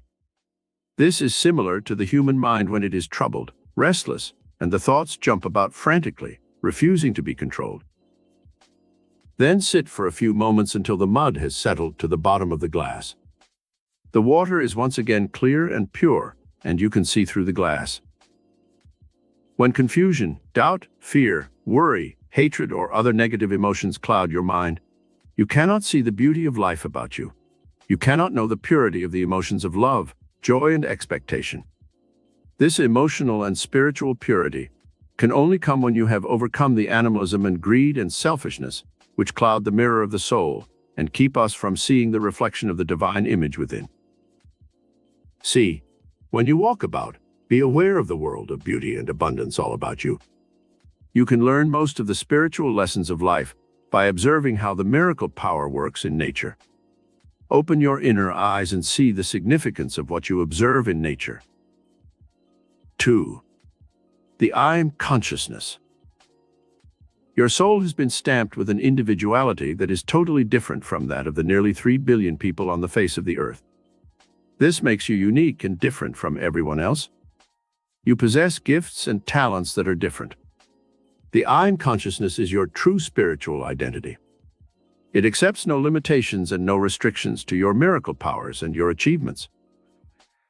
This spiritual identity must be consciously built and expanded through a regime of thinking. Here is how you can build greater miracle-working power through the I am consciousness. A. Think of the identity you wish to assume in your life and imprint your brain cells with that image. The French philosopher Descartes said, "I think, therefore I am." Your life is shaped by the thoughts you think. Let the I am consciousness be built of thoughts that are dignified, noble, expansive, generous, kind, loving, and beautiful. Practice this regime of I am thinking every day of your life. B. Express your divinity in words that have the creative life spark. Every day get in the habit of thinking and saying such positive words as, I am perfect. I am healthy. I am rich. You may not actually be rich in money, but you are expressing the spiritual state of being, in which you are rich with the blessings and hidden treasures which we are studying. I am joyous. I am created in the image and likeness of God. I am peaceful. I am loving. These I am statements will make you that which you have created in the I am consciousness of your higher mind. See, the I am consciousness represents the Spirit of God within your immortal soul. Accept this mantle of your divinity, and you will set into motion the miracle-working powers within your higher mind. You will never again feel inferior, inadequate, or self-conscious. You will be fortified by a new sense of dignity, majesty, and might. The authority for this I am consciousness comes to us from the Bible. When Moses went up into the mountain to speak to the Lord, he heard a voice from a flaming bush. This is symbolical of the ascension of man's mind into the higher consciousness of the God mind within. And Moses said unto God, Behold, when I come unto the children of Israel, and shall say unto them, The God of your fathers hath sent me unto you. And they shall say to me, What is his name? What shall I say unto them? And God said unto Moses, I am that I am. And he said, Thus shalt thou say unto the children of Israel, I am hath sent me unto you. Exodus 3:13-14. D. Every morning when you arise, give your higher mind the spiritual laws which shall prevail in your thinking and in your actions for that day. Here are some that I have given to my students in Carnegie Hall with wonderful results. I am created in the image and likeness of God. I am therefore perfect, even as God is perfect. I am a channel for the working of infinite intelligence. I now partake of the all-knowing, all-seeing, all-wise, and all-powerful infinite Spirit of God. I am abundantly blessed by the ever-present mercy of God who created all things for my good. I am peaceful and serene as I now ascend the spiritual mountaintop of my higher consciousness. All peace, all joy, and all power are now mine. 3. The creative imagination. The creative imagination is one of the everyday miracles which can enrich your life tremendously. Elsewhere in our study we have shown how the imagination can be used, but now let us see how it can set into motion inner forces that enrich your consciousness and radiate into your external world. Imagination is man's most precious mental gift. With it, man has been able to create incredible beauty in the world of nature.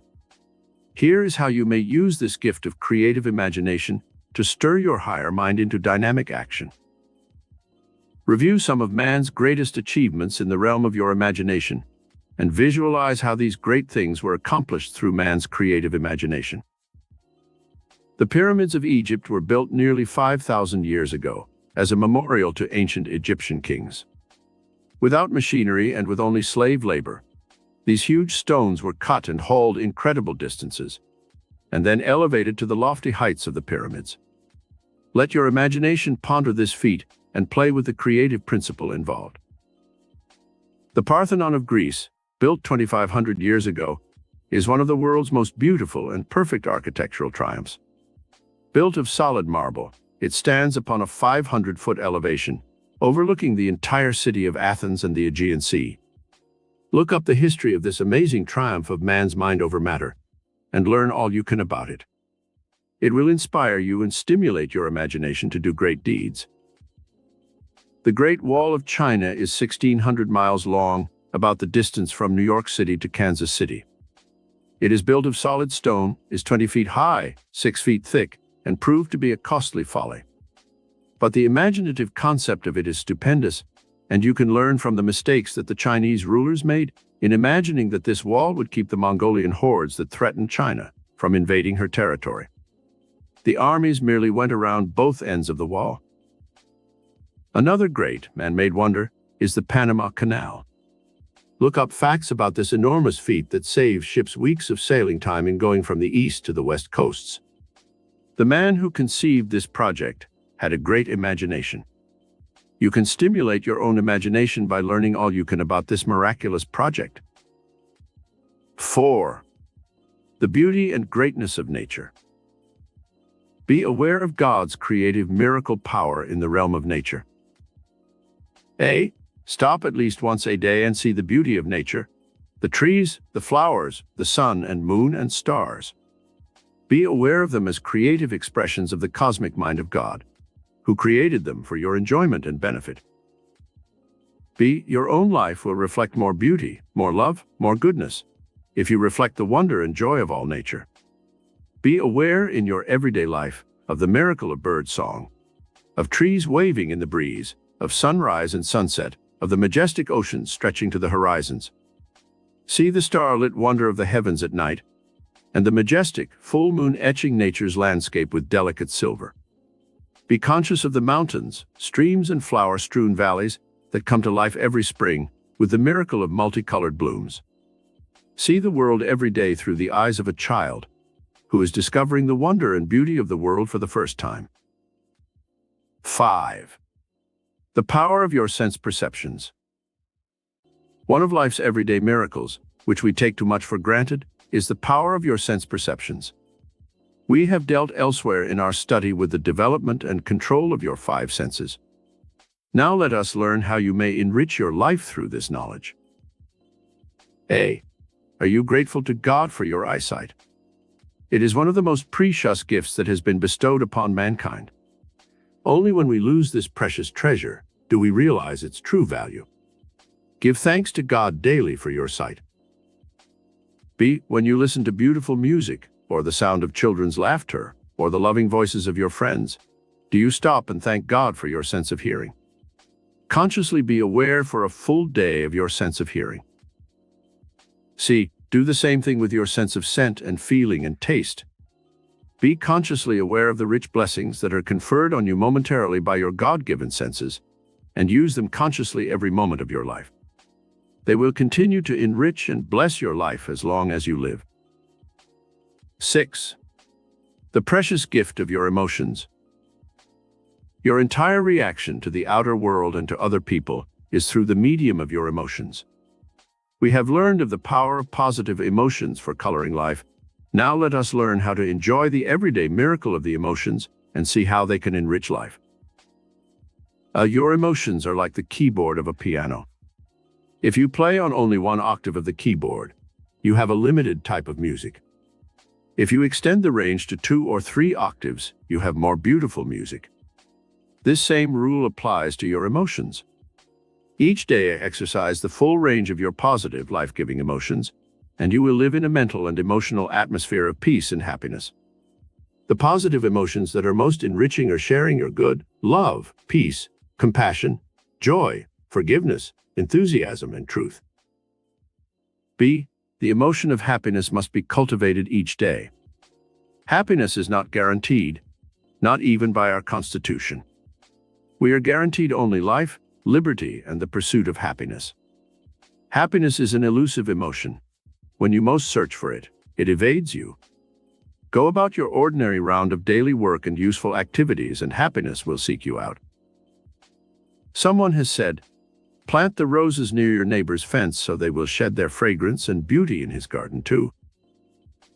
Happiness is like that. As you give joy, you will receive immeasurable satisfaction, and happiness will be yours. 7. The joy of your right work. Many people think of work as drudgery, and they miss out on one of life's everyday miracles, which can enrich life. If you are in work that bores you and which you hate, you should try to change your work by preparing for something else. As you spend 1/3 of your 24 hours a day working, it is vitally important that you like your work.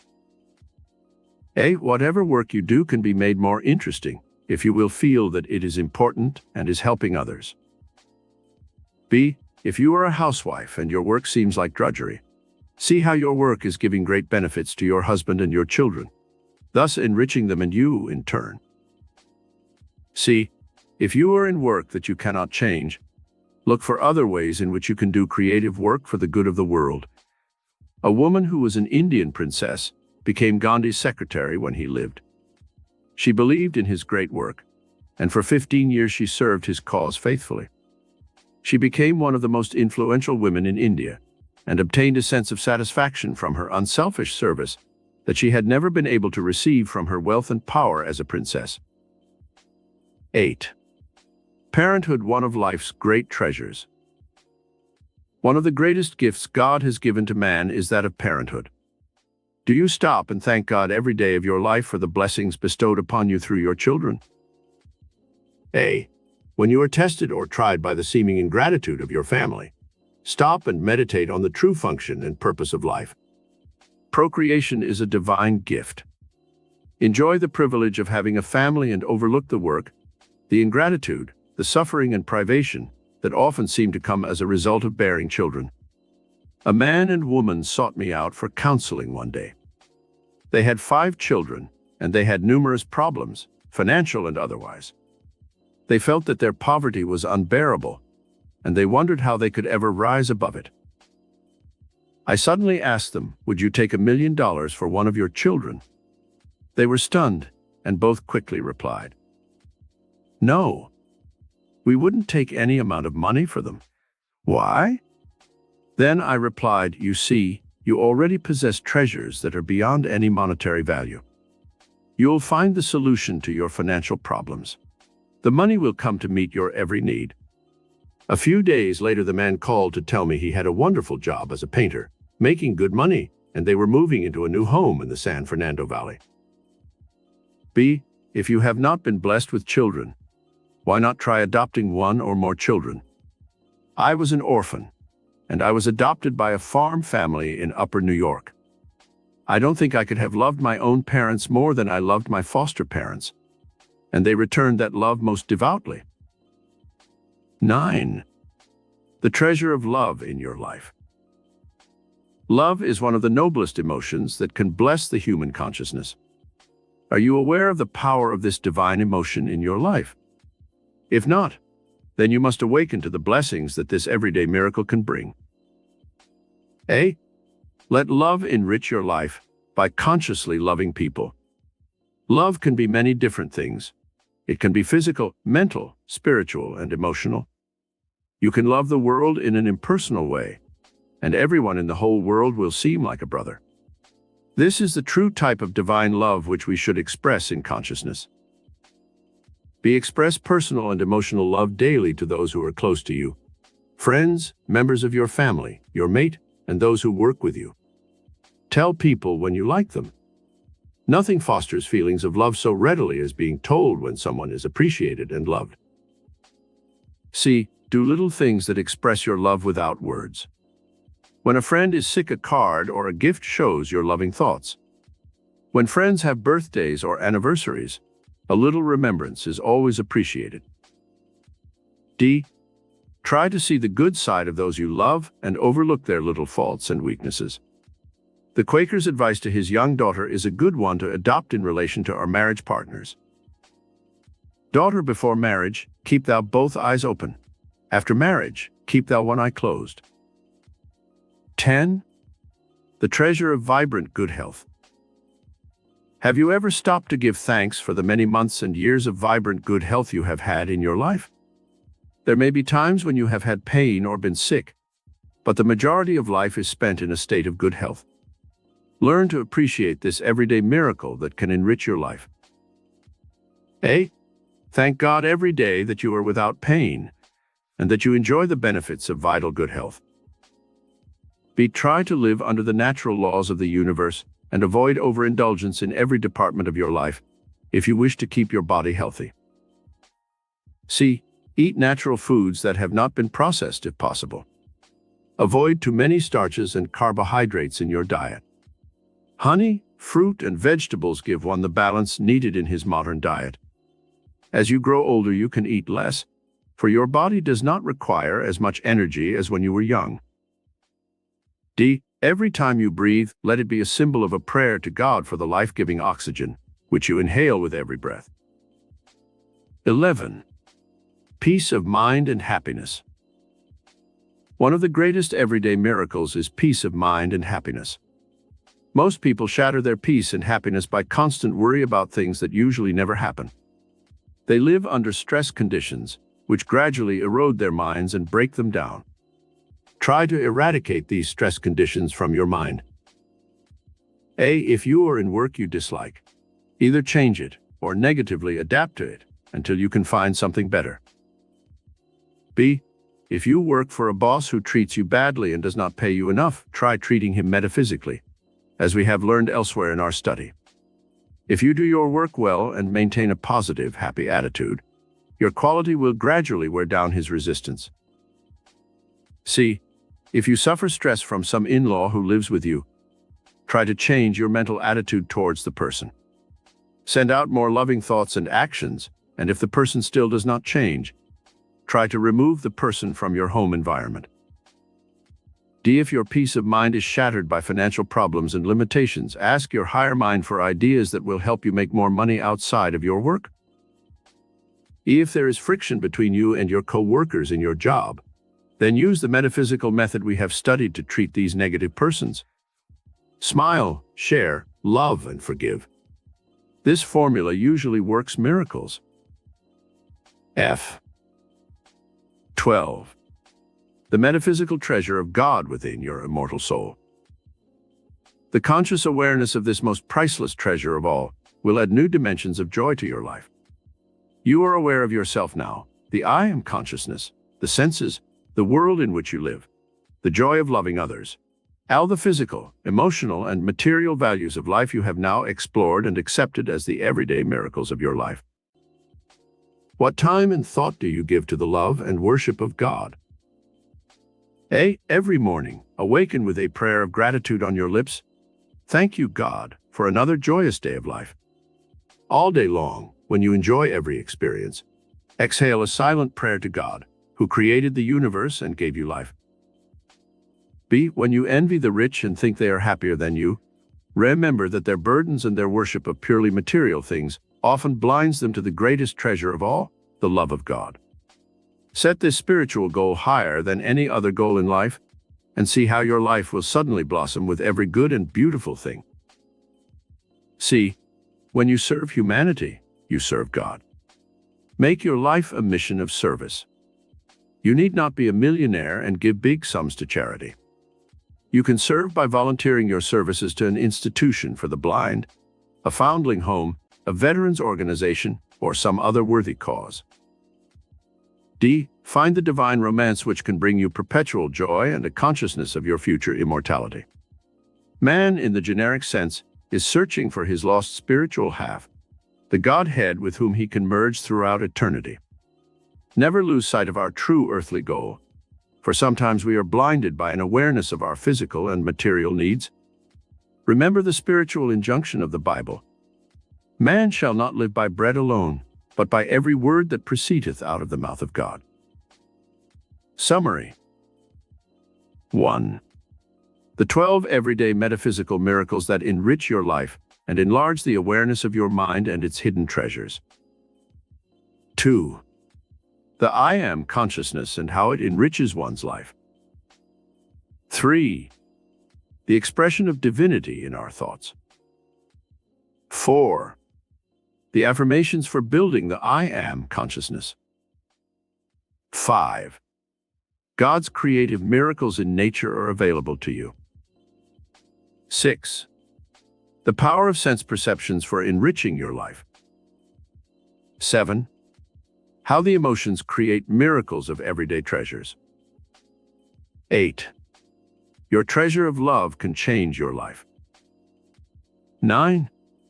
Peace of mind and happiness, the everyday metaphysical miracle. 10. The metaphysical treasure of God within your immortal soul is available to you always.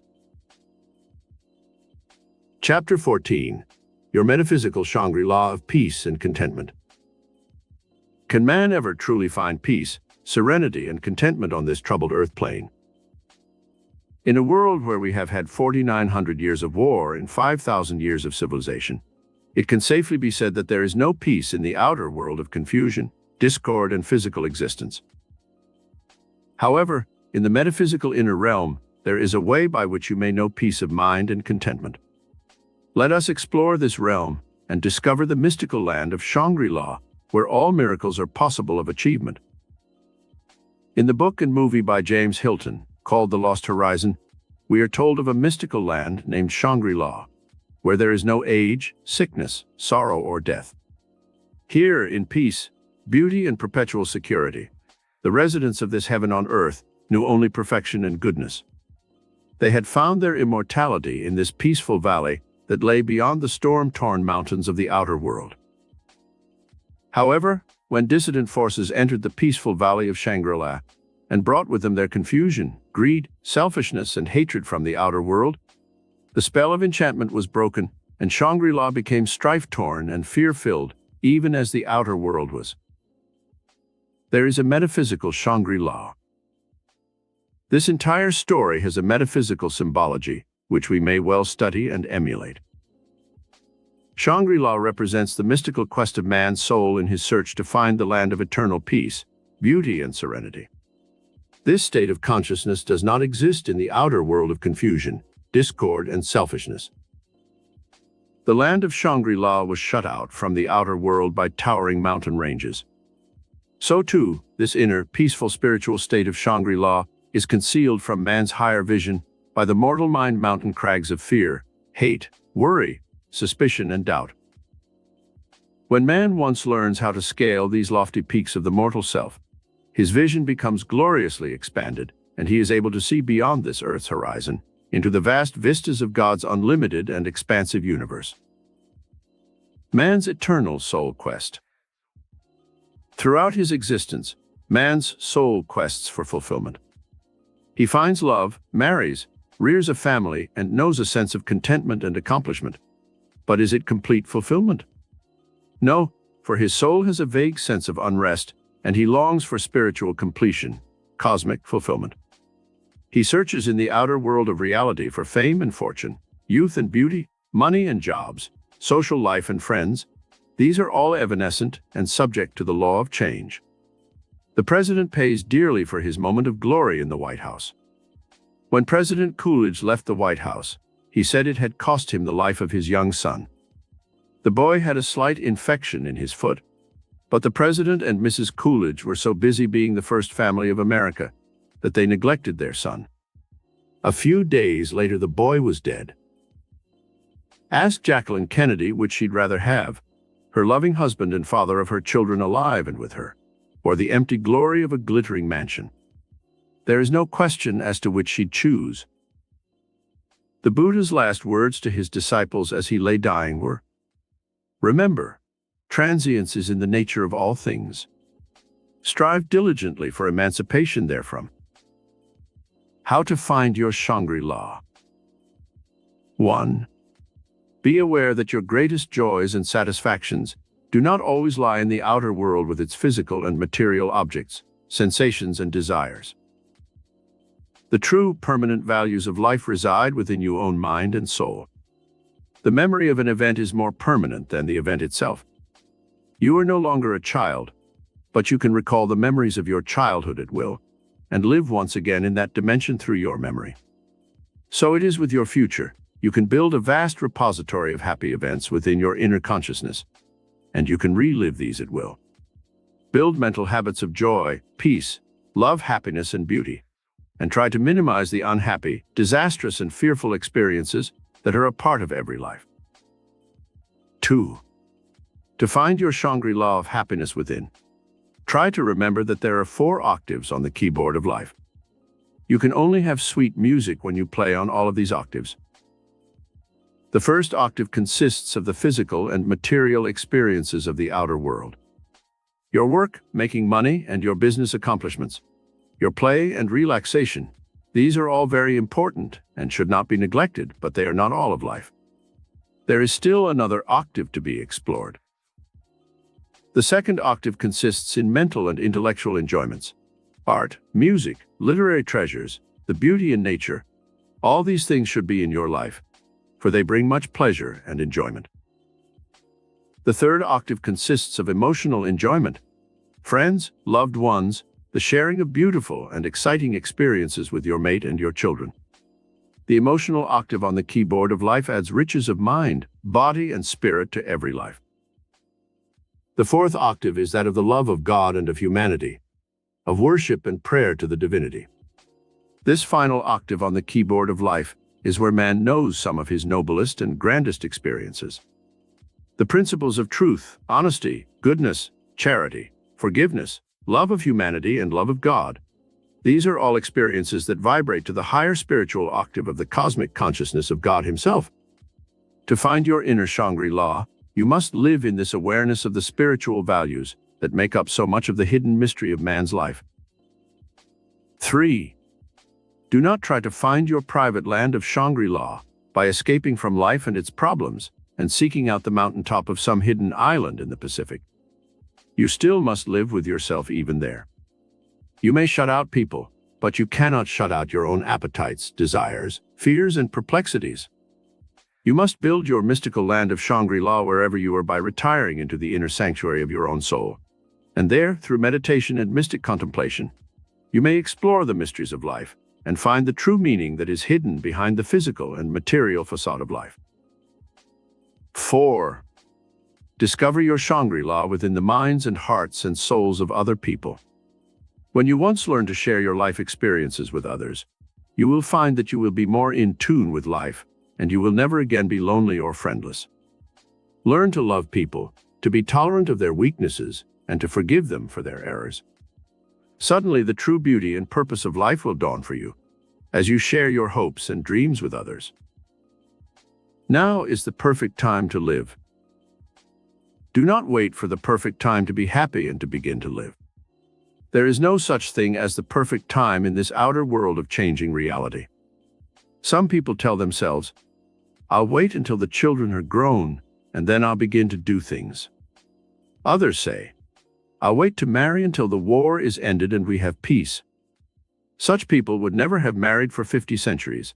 For most of that time, we have had a state of war somewhere in the world. Others say, "I'll wait until I have a big fortune and then really start to live." Most of these people who put off living until some better time never get around to it and they die, never having fulfilled themselves. Now is the perfect time to live. Take the tools and materials you have this moment, and with the inspiration of beauty in your mind and soul, shape of the malleable clay of life a magnificent destiny. An artist had a dream one night in which a mystical voice told him to carve a beautiful Madonna. He searched far and wide for the perfect piece of wood to make his masterpiece, but he could not find it. One day he came across an old twisted piece of driftwood, and the voice within him said, "That is the wood for your Madonna." The artist took the driftwood home and began to carve his Madonna. From his mental concept there emerged a beautiful and graceful figure that somehow fitted itself to the curves and outlines of the driftwood perfectly. So too you must carve from the substance of your life a beautiful and lasting memorial to your life. The materials may not be to your liking, but you can utilize your life experiences to the best of your ability and fashion a destiny that will be noble, worthwhile, and magnificent. Shangri-La is a state of consciousness. From the word Shangri-La, I have formed an anagram, showing the negative of the state of consciousness which keeps man from achieving his perfect Shangri-La, and the positive state of consciousness which admits him to this mystical realm of peace, beauty, and fulfillment. The negative forces that, the positive forces that shut you out of Shangri-La admit you to Shangri-La. S. Selfishness, selflessness. H. Hatred, hope. A. Anger, aspiration. N. Negativity, nobility. G. Greed, goodness. R. Revenge, righteousness. I. Ignorance, inspiration. L. Lust, love. A. Animalism, aestheticism. Remove the negative forces from your consciousness and supplant them with the positive forces, and you will enter that mystical land of the mind and spirit, which we call our Shangri-La. When you remove the negative barriers of the mortal mind senses and rise on wings of the soul, scaling the lofty mountain peaks of Earth's barriers, you suddenly enter that peaceful, sunlit valley of the soul where joy and love reside. When you broaden your mental and spiritual horizons and have complete detachment from the bonds of materialism, you will discover this mystical land of Shangri-La within. This spiritual awakening comes only when you have learned the great principles of non-attachment and non-resistance. The effortless flow of spirit can carry you on wings of faith and hope to the celestial heights of peace and beauty. The horizons for which the soul searches throughout eternity may be found in the majesty and grandeur of nature. In the peace and solitude to be found in the midst of a great forest, the sunlight streams through the tall treetops, like light shining through the stained glass windows of a beautiful cathedral. The true wonder of life lies in the symphony of love in the human heart, when we have lowered the bars of selfishness to admit others into the paradise of our newly discovered Shangri-La. This type of love is sacrificial and anxious to give, to share, to create, and to beautify all whom it touches. The hidden valley of your soul. Shangri-La lies within the hidden valley of your own immortal soul, when you have awakened to the glorious spiritual truth that your soul is immortal and eternal. Spring is a symbol that God has given to earth to remind man, after the barrenness of winter, that the earth can still bloom with the multicolored flowers of spring. So too, Shangri-La is the eternal springtime in the human hearts and souls of those who love life and who love others, but who love God even more. Then we enter into that divine romance which lasts, not for a lifetime, but for an eternity. We become serene and peaceful, secure and happy in the loving embrace of God's golden magic circle of love, which bridges the mystic gulf between heaven and earth. Summary. 1. The mystical inner realm of peace and contentment is the metaphysical meaning of Shangri-La. 2. How hate, selfishness, and confusion destroy Shangri-La. 3. Regime for finding your mystical land of Shangri-La. 4. Shangri-La is a state of metaphysical consciousness, the negative forces that shut you out of Shangri-La, the positive forces that admit you. 5. How to broaden your mental and spiritual horizons. 6. Eternal springtime in man's heart and soul is ever available. 7.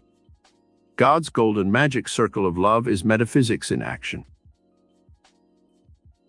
Chapter 15. The metaphysical realm of infinite powers. For centuries, man has searched for proof of God's existence. Man's deep spiritual needs necessitate a belief in a higher power, with an all-pervading intelligence, which can motivate and control all life. The realm of the infinite is God's domain.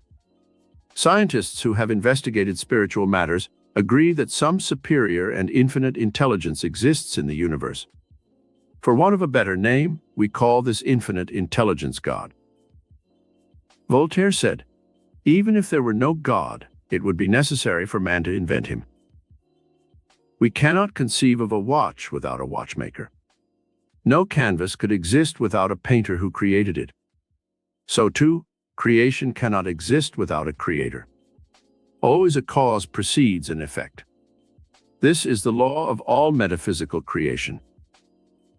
God is the causeless cause, the initial motivating intelligence which always was, and without which there is no creation. To explain God away is impossible, for the finite mind of man cannot conceive the infinite mind of God. Shakespeare said, "There is a divinity shapes our ends, rough hew them how we will." The secret power behind life. This divinity, the secret power behind all life, is a high order of infinite intelligence. We cannot conceive of God as a physical, corporeal being such as man, for this would be to limit him to the finite. As God is infinite, all-powerful and all-intelligent, it is most unlikely that we can find him in nature or in man. However, being infinite spirit and infinite intelligence, God does reflect in all his creation, and man may tap this power of the infinite and perform miracles of creativity, even as God does. It is this reflection of the infinite mind of God within man's soul, which causes man to become a creative being and accomplish such magnificent works. The main proof of God lies within his own created universe. When we see how perfectly the universe operates under the impetus of God's infinite intelligence, we realize that the cosmos itself is the greatest proof of a higher intelligence which regulates all things. Our complex solar system, a metaphysical demonstration. Think of the profound intelligence that could create such an amazing thing as our complicated solar system. Out in space we see billions of stars, all rotating in their orbits without collisions or accidents. We see perfect order, harmony, and unity in the entire solar system. The Milky Way, that path in the heavens which seems completely devoid of other planets, is actually made up of billions of stars, so distant that they cannot be counted or seen by our modern electronic telescopes. These are worlds bigger than ours, complete with their own suns and moons revolving around them. Creation is infinite and extends in all directions endlessly. The creative and infinite mind of God is constantly evolving new worlds and new solar systems. Science now has proof that God's creation is constantly expanding and growing. New worlds are coming into being as old ones die out. The sun gives of its substance every day, pouring out millions of tons of energy, which sustains our Earth 93 million miles distant, and yet the sun is not dying out, as was thought some years ago. With the new 200-inch telescope at Palomar, scientists have observed that by some cosmic metaphysical miracle, the sun is constantly replenished as it gives of itself. How infinite intelligence works. To see how this infinite intelligence of God works in his universe, we have only to observe some of the cosmic phenomena which make life possible on this planet. Our Earth is just far enough away from the sun to keep life from freezing or burning out. The Earth rotates on its axis once every 24 hours, making our nights and days of the right length. The Earth rotates at a rate of 1,000 miles per hour, making our seasons the right length for sowing, growing and reaping the harvest which sustains life on Earth. If the Earth rotated on its axis at only 100 miles per hour, instead of 1,000, life would be impossible on this planet. There is an amazing system of checks and balances in the universe which shows that some high order of intelligence is behind creation. For instance, if insects bred 1% faster than their death rate, man would soon be crowded off the planet. Life is possible on Earth only because a blanket of ozone in the atmosphere sifts out the dangerous ultraviolet rays which come from interstellar space. If this blanket of ozone were not there, man could not survive on this Earth. Man's creation, a miracle of the infinite.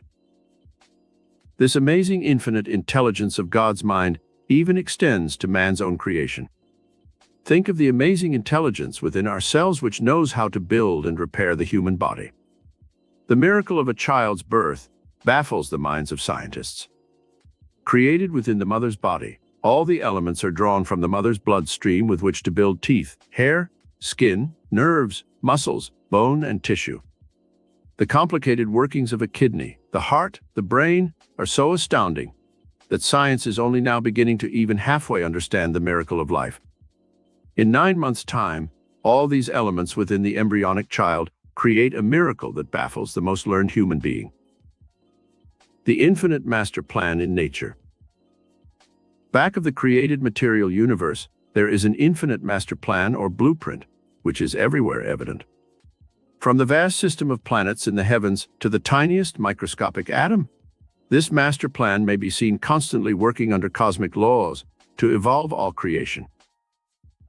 This infinite master plan creates according to a pattern, which is the cosmic intelligence that reflects in all nature. This master plan includes the following elements. These same elements must also be in your own master plan or blueprint of destiny, if you wish to reflect the infinite intelligence of the cosmos in your life. Order, unity, harmony, balance, intelligence, evolvement, creativity. Let us now analyze these 7 elements as follows that exist in God's master plan for His universe, and then apply them to your own blueprint of destiny for the more perfect expression of your own gifts and talents. Cosmic order. Ask yourself every day, do I have order in my life? Then carefully check your personal affairs and see if you do. Are your thoughts orderly and controlled? The regime for the control of your thoughts is given in Chapter 10. Practice this daily until you are able to direct your mind energy in any channel you choose. Do you have order in the handling of your finances? It is wise to live by a budget and to carefully check your expenses. You can only attract more money by carefully handling the money you now have. Do you have order in your home? You should have a place for everything and try to keep a neat, orderly environment. Confusion in your surroundings communicates itself to your thought process and makes you inefficient and ineffective. Do you approach your work in an orderly way? If you work at a desk, you will probably accumulate many odds and ends which tend to confuse your thinking. Every so often spend a few moments in removing this clutter. Put letters and papers into orderly groups where you can attack them gradually. Have you a place for your clothing where you know how to find objects you want without wasting time and causing confusion in your mind? Learn to regulate your life by developing a routine. Do certain things at specified times. This gives a greater sense of efficiency to your entire life and helps release more mental energy so you can accomplish more. Unity. Unity also relates to your personal environment. If you live in an atmosphere of antagonism and friction, you cannot do your best work. Strive to achieve inner balance and unity so you can function as a fully integrated personality in the environment you have chosen for your creative efforts. Harmony. Harmony relates to music and art, but it also relates to human relationships and ideas. Harmony means agreement in action or ideas. It also means that which is peaceable and friendly or harmonious. Just as discords in music jar the sense of hearing, so too disharmony in your relationships with others causes the mind to be jarred into a state of confusion and discord. This inhibits creative effort and interferes with the law of infinite harmony, which exists in all parts of God's creation. Regime for achieving harmony. Control your temper and your tongue. It takes 2 to quarrel.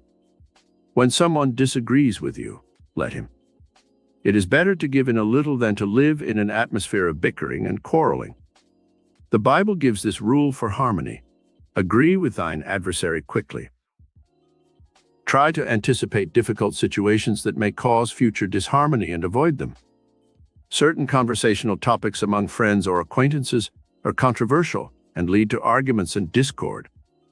Try to avoid talking to people about their political or religious beliefs. It is useless to try to change them, So why let yourself be led into disagreeable arguments that are apt to lead to enmity? Every morning when you start your day's activities, affirm this sentence: I am the center of peace and harmony. I am filled with the consciousness of love for every person I meet today. There is no room in my consciousness for hate, intolerance, or resentment. Whenever you feel discord in your environment, say this affirmation over to yourself 5 or 10 times until you once again feel a sense of peace and harmony within yourself. Balance. Balance, or the law of equilibrium, is essential in your life if you are to channel the infinite power of creative spirit in your consciousness. A mind that is engrossed with only the gross physical and material universe and ignores the mind and spirit cannot be said to have balance. Psychologists now find that there is a cross of balance that must be maintained in daily living if we are to avoid the dangers of mental or physical breakdown. This cross of balance consists of work, balanced by relaxation and play; love, balanced by worship of God. This is a simplified version of this cross of balance, but you can see how these 4 elements must be in your life daily. If any one of these elements is overdone, it tends to upset the cross of balance and leads to serious consequences in some department of life. Strive for moderation in everything you do to maintain balance in your life. There are 24 hours a day, 8 for work, 8 hours for sleep and rest, and 8 hours to spend in self-improvement, relaxation, entertainment, spiritual study, and meditation. Learn to withdraw from the outer world of confusion and action at least 1 hour a day for soul search and mystic contemplation. The infinite power of God's domain can only flood your mind and soul in these interludes of spiritual contemplation. Occasionally remind yourself of these words: what shall it profit a man if he gains the whole world and lose his soul? To achieve balance of mind, body, and soul, indulge in daily activities on these 3 planes of expression. Each day exercise your mind and intellect by reading something constructive that will enrich your consciousness. Listen to beautiful and inspiring music that will elevate your mind to lofty planes. Pray each morning and each night so that you will be in tune with the infinite mind of God. Intelligence. Intelligence relates to the entire state of consciousness that you build. Never stop studying and improving your mind. No matter how old you are, study a new language, take a course in art or music or dancing. Write a short story or a poem. Try your hand at some hobby to keep your mind young. Take up golfing, gardening, woodwork, or modeling in clay. Anything that will keep your brain cells active and healthy. Read good books and keep up on news of the world by reading such current publications as Life, Look, Time, and Newsweek. The Reader's Digest is excellent for giving you short, informative, and interesting information about many different subjects. Intelligence is more than book learning. It comes from life experiences. Absorb as many different kinds of constructive experiences as possible. You can learn from other people, even from their mistakes. Study the lives of the great men of history and emulate their great thoughts and deeds. Sit in meditation at least half an hour a day and develop the higher mind within you, and ask it for intuitive guidance. The highest order of intelligence is that which your subconscious and superconscious minds can give you. This higher mind power, which reflects the infinite mind of God, knows the secrets of the universe. You can tap this higher intelligence when you wish to. Evolvement. The great law of evolution in nature is at work everywhere in the universe. New forms and new creations are constantly being evolved by the infinite intelligence of God. This is not a static world, but one of flux and change. Apply this law of evolution to your own life. You must constantly strive to evolve to a higher and better position in your personal life. This law of evolution should apply to your personality, your work, your social relationships, and your finances. If you do not evolve and grow, then you will inevitably retrogress. If you do not use the muscles of your arms or legs, they soon atrophy and you cannot use them. When you fail to grow and evolve under this infinite law of evolution, you will be immobilized and soon you will be unable to act in a decisive and constructive manner. Your gifts and talents should also evolve and grow. Make an effort to be outgoing in the expression of your personality. If you suffer from inferiority and self-consciousness, try to remove the cause of this defect. Study public speaking to improve your voice. Study dancing to acquire grace and poise. Learn how to converse intelligently so that you can hold your own socially. Develop whatever natural skills and aptitudes you have, so you will no longer feel inadequate and inferior. Try to evolve and grow in your business and financial affairs also. Set a goal for yourself in business. When you achieve this goal, set others until you have risen as high as you can in life. Creativity. The infinite law of metaphysical creativity is nature's greatest tool for shaping and molding the products of nature. Wherever you look, you see this wonderful power of the infinite as it creates a multitude of shapes and sizes in a variety of products. You can duplicate this power of the infinite in your own creative efforts in your life. Look about you and ask yourself, what hast thou in thine house? You possess some special gift or talent which can be developed. You can draw on the infinite intelligence in the universe and use it to shape your own destiny. You must discover your own metaphysical creative power and then use it every day of your life. You can use this creative power in your own environment. Look about you and see how you can improve your living conditions. You may live in a house or apartment that you do not like. Use your metaphysical faculties to see how you might improve it. A bucket of fresh paint can work miracles with a dingy and dark interior. Bright new curtains at the windows can make a room sparkle with warmth. As you release the urge to beautify and improve your environment, new ideas will come to you for making changes that bring about great improvements in your circumstances of life. You are an undiscovered genius in your own right. All great geniuses of the past had no more brain power than you possess. The only difference was that they worked harder than most of us to create their great masterpieces. Use just 10% more of your present brain power creatively, and you will see amazing miracles happen in your life. The 5 attributes of divinity. The infinite mind of God bestows upon man 5 attributes of divinity. You may tap these 5 forces of creative spirit and channel them for your own creative efforts. 1. Infinite intelligence. This is the omniscience of the God mind, which has within it all knowledge and all wisdom. You can draw upon any part of this infinite intelligence when you put yourself in tune with the infinite. 2. Infinite power. This is the omnipotence of the God mind, which has within its domain all creative power for every purpose in creation. You can call upon any degree of this omnipotent, infinite power from your higher consciousness. As you have a need for more creative power and ask for its release, this higher mind within you will pour forth its refreshing stream of infinite power. This is the creative, infinite power that performs miracles of healing and transformation. 3. Infinite good. Infinite good is the omnipresence of the God mind. Everywhere you look, you see this infinite good in God's bountiful creation. God has released His good to bless all creation, and as you are a part of that creation, you may draw upon this stream of infinite good at any time you choose and have anything that you desire, if it is for purposes of good. 4.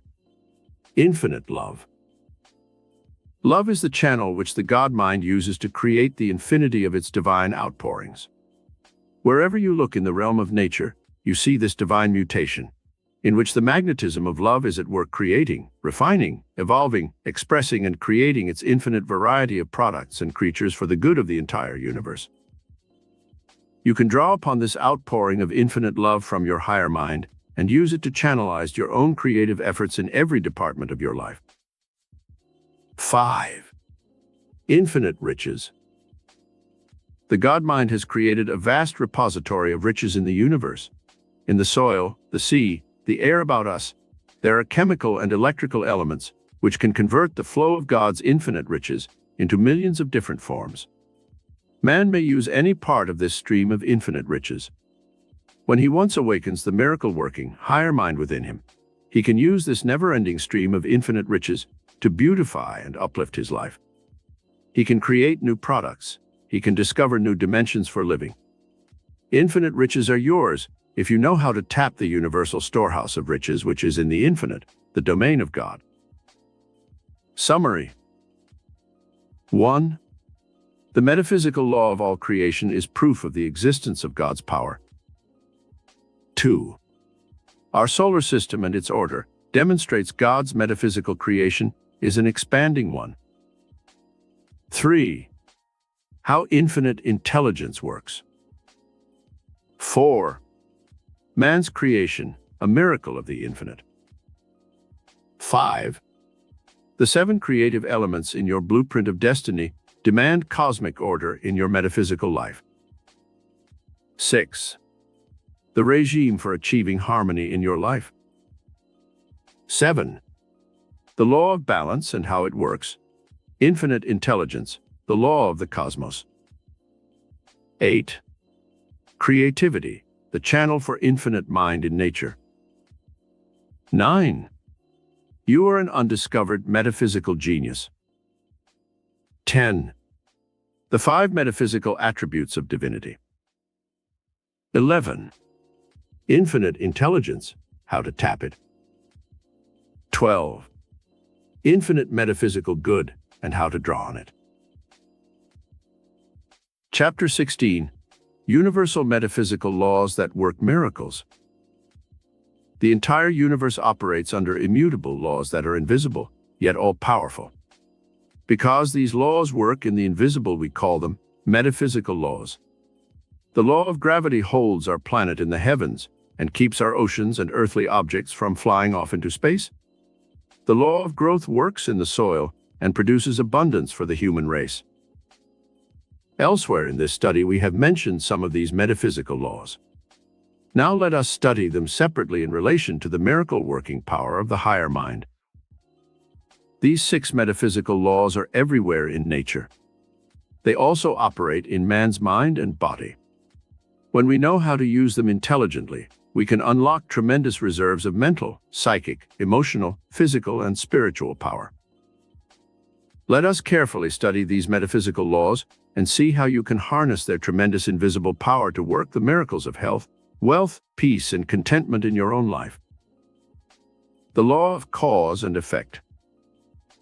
When you see an effect in the outer world of matter, you can be certain that there has been a cause set into motion somewhere in the inner world of mind. This is a metaphysical principle that works in the visible and invisible world. When you see a chicken, you are looking at an effect produced by some cause. The cause was the egg. But before that egg was laid, there had to be another cause, and it was another chicken. This chain of cause and effect continues on, and you can trace everything that happens in the universe back to some original cause. So too in your own life. The things you are now doing, the work you are in, the home in which you live, the mate you have married, the friends you have, the money you do or don't have. All these things are effects, but somewhere in the background of your life, they were set into motion by causes. Most of the causes of your life you can control. Therefore, you can almost at will select the effects you want to produce in your life, and then by exercising your mental causes, you can achieve those effects you desire. Let us now examine how this law works in relation to the various departments of your life. Wealth and abundance. The effect you want to achieve, let us say, is more wealth and material abundance. How can you use the law of cause and effect to achieve this result? You must set into motion within your mind the cause which can produce wealth, the effect. What are some causes that produce this effect of wealth? A desire for the good things money can buy. An ambition to educate your children. A desire to own your own home. A desire to have friends, a better social life. A desire to travel and see foreign lands. A desire to own a car, a television set, better furniture, more modern comforts such as refrigerators, vacuum cleaners, air conditioning, modern plumbing. What effects are set into motion by the above causes? You might change your job and obtain work where you make more money. You would begin to study and prepare your mind with specialized skills and knowledge, so you could make a move to another job. You would take steps to improve your personality, your voice, your ability to speak in public, your sales ability. You would work more industriously, save your money, invest it carefully, apply thrift, patience, and perseverance. When these effects are set into motion by your mental cause, a desire for wealth and abundance would have a chain reaction of cause-effect that would lead you ultimately to the achievement of more wealth and greater abundance than you now have. A desire for improved health. Let us apply this law of cause and effect to a desire for better health and see how this metaphysical principle works. Health. The cause to be set into motion is a desire for better health. The effect you are trying to achieve is improved health, more vitality and energy, longer life, greater efficiency, and a youth consciousness. What effects are now set into motion to achieve the cause you want of better health? You would search books by authorities on the right diet. You would strive to achieve balance in your daily life, work, rest and relaxation, varied interests, fresh air, sunshine, and moderate exercise.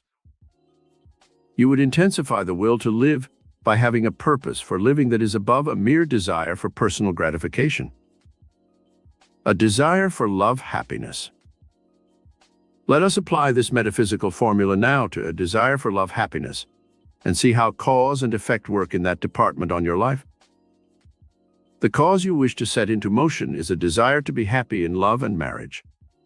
The effect you are trying to achieve is fulfillment in love, gratification of your urge to procreate and have a family, the achievement of your own home, a desire to express love and receive love. What effect should you set into motion to achieve this objective?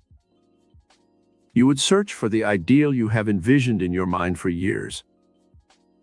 You would act in an unselfish manner towards the object of your love and affections. You would show your love in words and actions, so that there was no doubt as to the emotion that motivated you. You would develop qualities of kindness, consideration, sharing, forgiveness, tolerance, and understanding. This regime for setting into motion the causes and effects you desire be applied to every department of your life and be made to work its miracles for you. The law of desire.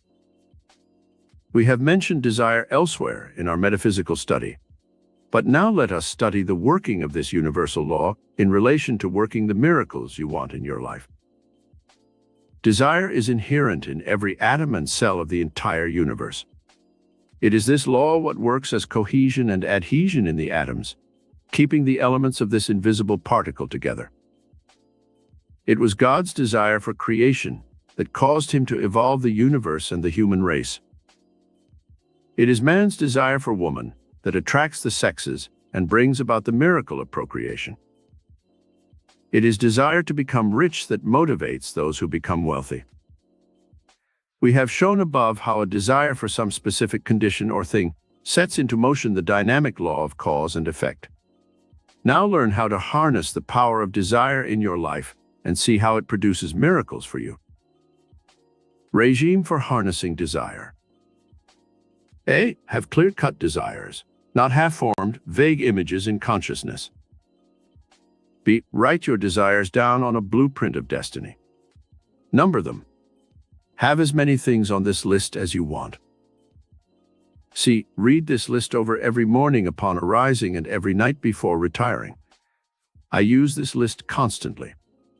I keep it pasted near my shaving mirror and never fail to glance at it morning and night, and as often during the day as possible. Out of 15 items listed on my blueprint last year, 13 have already come to pass.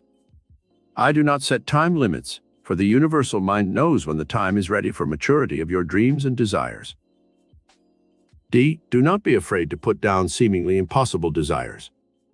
During the Depression years, I listed a desire for $5,000, a new car, and a home of my own. All three things came within 6 months' time. It was the beginning of my awareness of the metaphysical miracle power within my higher mind. In the early 30s, asking for $5,000 was equivalent to now asking for $50,000. When you list your desires, be sure to be motivated by a sincere desire to share your good with others. F. When some of the things you put on your blueprint mature, scratch them out and write others down. The law of faith. The Master Jesus was one of the first great teachers to use and to teach this dynamic metaphysical law. When you have expressed your desires and dreams in a concrete manner through your blueprint of destiny, sit down quietly for a few moments each day and/or affirm your faith with a statement of positive affirmation. I now appeal to the indwelling Father who doeth the work. I affirm my faith in the higher mind within. I joyously await the fulfillment of my desires. I have confidence in the miracle-working power within. I am patient and await my good with joyous expectation. Regime for harnessing faith. A. When you have set your desires into motion, begin to act as if the thing were already fulfilled. B. Stop using negative words that kill your faith and inspiration, such as, I'm afraid, I don't think I can do it, I'm worried about the future, I can never succeed, or any other negative phrases which you might now be using, and which destroy the metaphysical power released by your higher mind. See, read of the miracles performed by the master metaphysician Jesus in the Bible, and study the laws he released. D. Do something each day to show your faith in the things you have asked for. E. Talk with a positive, confident tone, and express at all times the positive conviction that you will achieve the dream you hold in consciousness. F. When something that you asked for has been fulfilled, thank the indwelling Father for the miracle of fulfillment. The law of capillary attraction. We see this metaphysical law at work everywhere in the universe. Plant a seed in the soil, and it is able to attract to itself the moisture and nourishment it needs for fulfilling its pattern of destiny. This same law of capillary attraction works for you mentally. You are able to form mental concepts of things you want to materialize in your life, and through capillary attraction, you will attract the persons and conditions that you desire. A man came for consultation with me. He had 3 children and could not keep a job. He worked as a carpenter, but he wanted his own business. He was a good handyman around the house and loved to tinker with machinery and electrical appliances. After talking to him a few moments and learning of his secret desire to own his own business and be his own boss, an inspiration came to me. I told him to take his savings and buy a second-hand truck and to paint on its side. Home repairs. Handyman Inc. Then he would go from house to house seeking out any repairs that needed to be done. Within a few weeks' time, he had all the work he could do and had to hire 2 men to help him. Soon this man had a fleet of 4 trucks working for him, and within 3 years he bought a home in San Fernando Valley with a swimming pool, and now his children are on their way to college educations. The law of capillary attraction worked for this man the moment he knew what he wanted to do. Regime for harnessing law of capillary attraction. A. Plant the seed within your own mind of the things you wish to attract. The law of the harvest works for you to attract the elements you need for fulfilling your destiny in the moment you know what it is you want of life. B. Express your innermost dreams and ambitions daily, either to other people or to yourself. This gives your inner desires greater drive and energy. C. Remove the veil of doubt and confusion that might be clouding your mind and which can keep you from attracting the things you desire. D. Realize that nature matures her products slowly and gradually. First the soil is prepared, then the seed is planted, then it is watered, weeded, protected from insects. Gradually it matures, and finally the crop is ready for the harvest. This same cyclical order must be observed in your own life. Work with the laws of nature and be patient for the maturity of your dreams and desires. E. Release the dynamic energy of your higher creative mind by having high goals and purposes behind your life. A desire for $1 million with which to have a wild time furnishes less motivation under the law of capillary attraction than a desire for a fortune with which you can do good for the world. The law of reciprocity. The law of reciprocity is a metaphysical principle which is at work in the entire universe. The earth gives us the substance to sustain life, but it demands in return the seed, which can produce the crops of abundance. The law of reciprocity is tied in with the law of the harvest. When you use this law, you will always get back more than you give out. A few grains of wheat or corn, when planted under this law, return a yield of 5 or 10 times what was given into the earth. You may not see the monetary returns for the kind acts you have done to others, but the returns may have been there in the forms of satisfaction, better health, and happiness. You can always be sure that life will repay you for every kindness you do for another, and even for monetary help you give to others. Regime for using the law of reciprocity. A. When you ask something from life, be sure that you are willing to give something in return. If you want friends, you must give time, attention, love, and kindness. If you want money, you must give ideas, work, creative imagination, and effort. If you want health, you must give time and attention to diet, exercise, and suitable rest. B. Seek out friends who are on the same mental, intellectual, and social plane as yourself. The law of reciprocity demands that giving and receiving be equal. You can pour out all kinds of bounties on certain people who are either unappreciative or unlearned, and nothing will be returned by them. This is one-sided giving and does not follow the law of reciprocity. It is like planting seed in a desert place without water or nourishment. Nothing can come of such a wasteland. This was the case of a woman who had an alcoholic husband. She tried everything known by her to help her husband, but the more she did, the more he abused her, until finally she had to take her 3 children and leave her home. Of course, she might have used metaphysics to help her overcome this tragic problem, but at that time, she acted in desperation, fearing for her own and her children's lives. Sometimes in life we must know when to retire from a barren situation and not continue on endangering health of life when the person is not willing to change. C. Reciprocity means a mutual exchange. You may not always get back the equivalent of what you give out, but perhaps you will receive some other return that will be mutual. D. If you do not receive back what you give out, do not let it make you bitter and cause you to stop giving to life. Remember the biblical injunction. It is more blessed to give than to receive. You will be blessed in your life in direct proportion to your desire to continue helping others and doing good for the world. The law of dynamic action.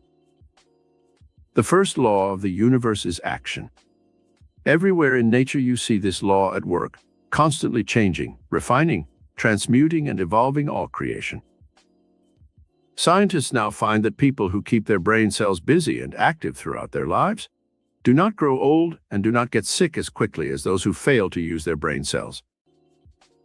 Mental action of the various brain centers is tied in with your body organs. When all areas of the brain are active, the body's organs are activated also, and the flow of magnetism, electricity, and life current keeps the body cells young, vital, and energetic. Regime for using the law of action. A. Have a daily action regime in which you plan your day and write down what you will do. B. Have a weekly study program in which you plan your reading and studying program to keep your brain cells exercised. C. If you are finished with your education, make it a point to study something else, either through night school or through correspondence courses. D. Subscribe to a Book of the Month club and keep up on the literature of the day. It helps keep your mind youthful and up to date on current events.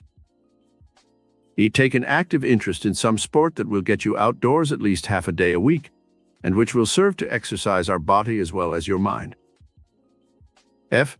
Join some social club or dance class as you grow older that will force you to get out at least 1 or 2 evenings a week and break the habit of television that is making many Americans old before their time. G. Enlarge your social contacts and make new friends so that you can keep active in your social life.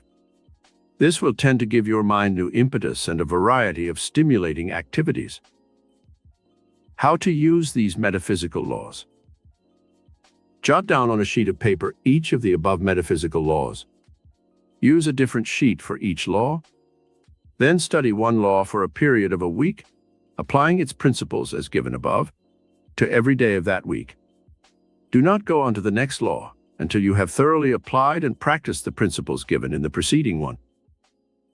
Example: Law 1. Cause and effect. Monday.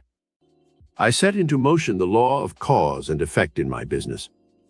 I started by telephoning 10 different firms, suggesting they use our services.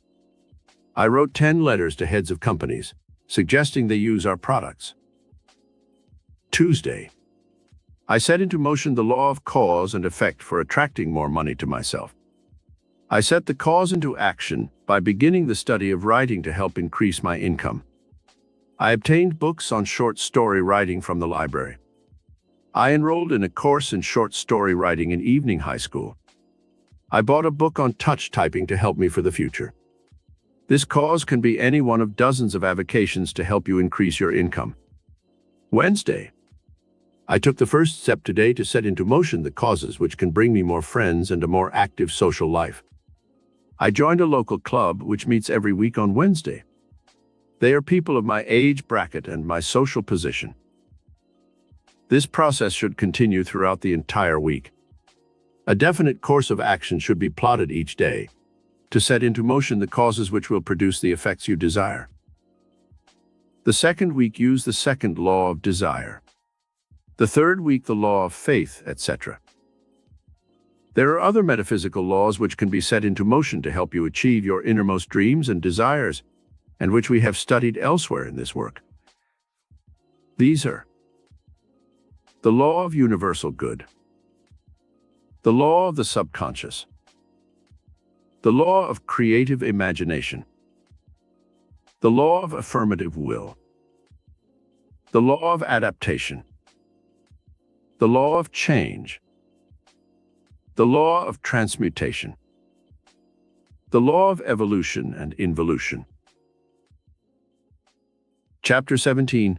Money, fame, power. All can be yours through metaphysics. Now that you have learned of the metaphysical laws that work miracles, you are ready to set these laws into motion and create the miracles in your everyday life that you desire.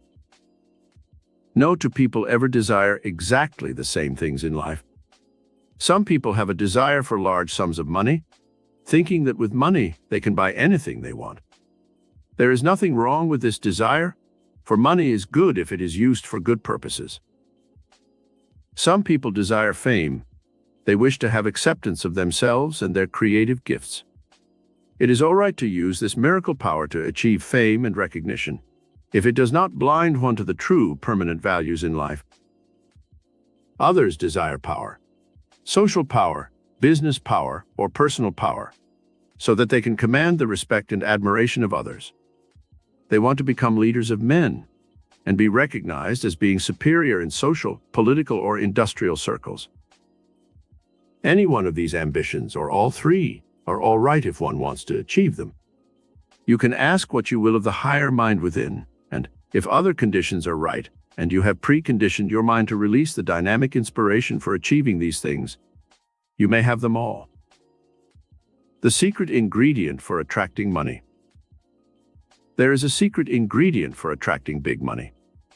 You can have unlimited wealth if you once know this secret and put it into action through your miracle-working higher mind.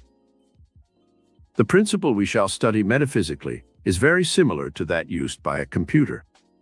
Information is fed into a giant computer, thousands of figures and facts, scientific data, and other information. The machine is able to memorize this material through an elaborate mechanical and electrical process. The machine has been preconditioned with patterns of facts and knowledge fed into its electrical mechanism. Then, when certain information is desired, impulses are fed into the machine. These impulses instantly touch off hundreds or thousands of related facts or figures or scientific data, and those are correlated and released as the sum total of all the information desired. Your higher mind has a similar mechanism within its electrical and magnetic forces. It carefully stores within itself all related facts and information on any given subject in separate compartments. When you send forth a request for some specific thing, such as money, fame, or power, or anything else you desire, it touches off vibrations in the higher mind and all related facts and information pertaining to the things you desire, are fed back into the conscious memory paths for you to instantly use. Try this experiment and you will see how this higher mind works.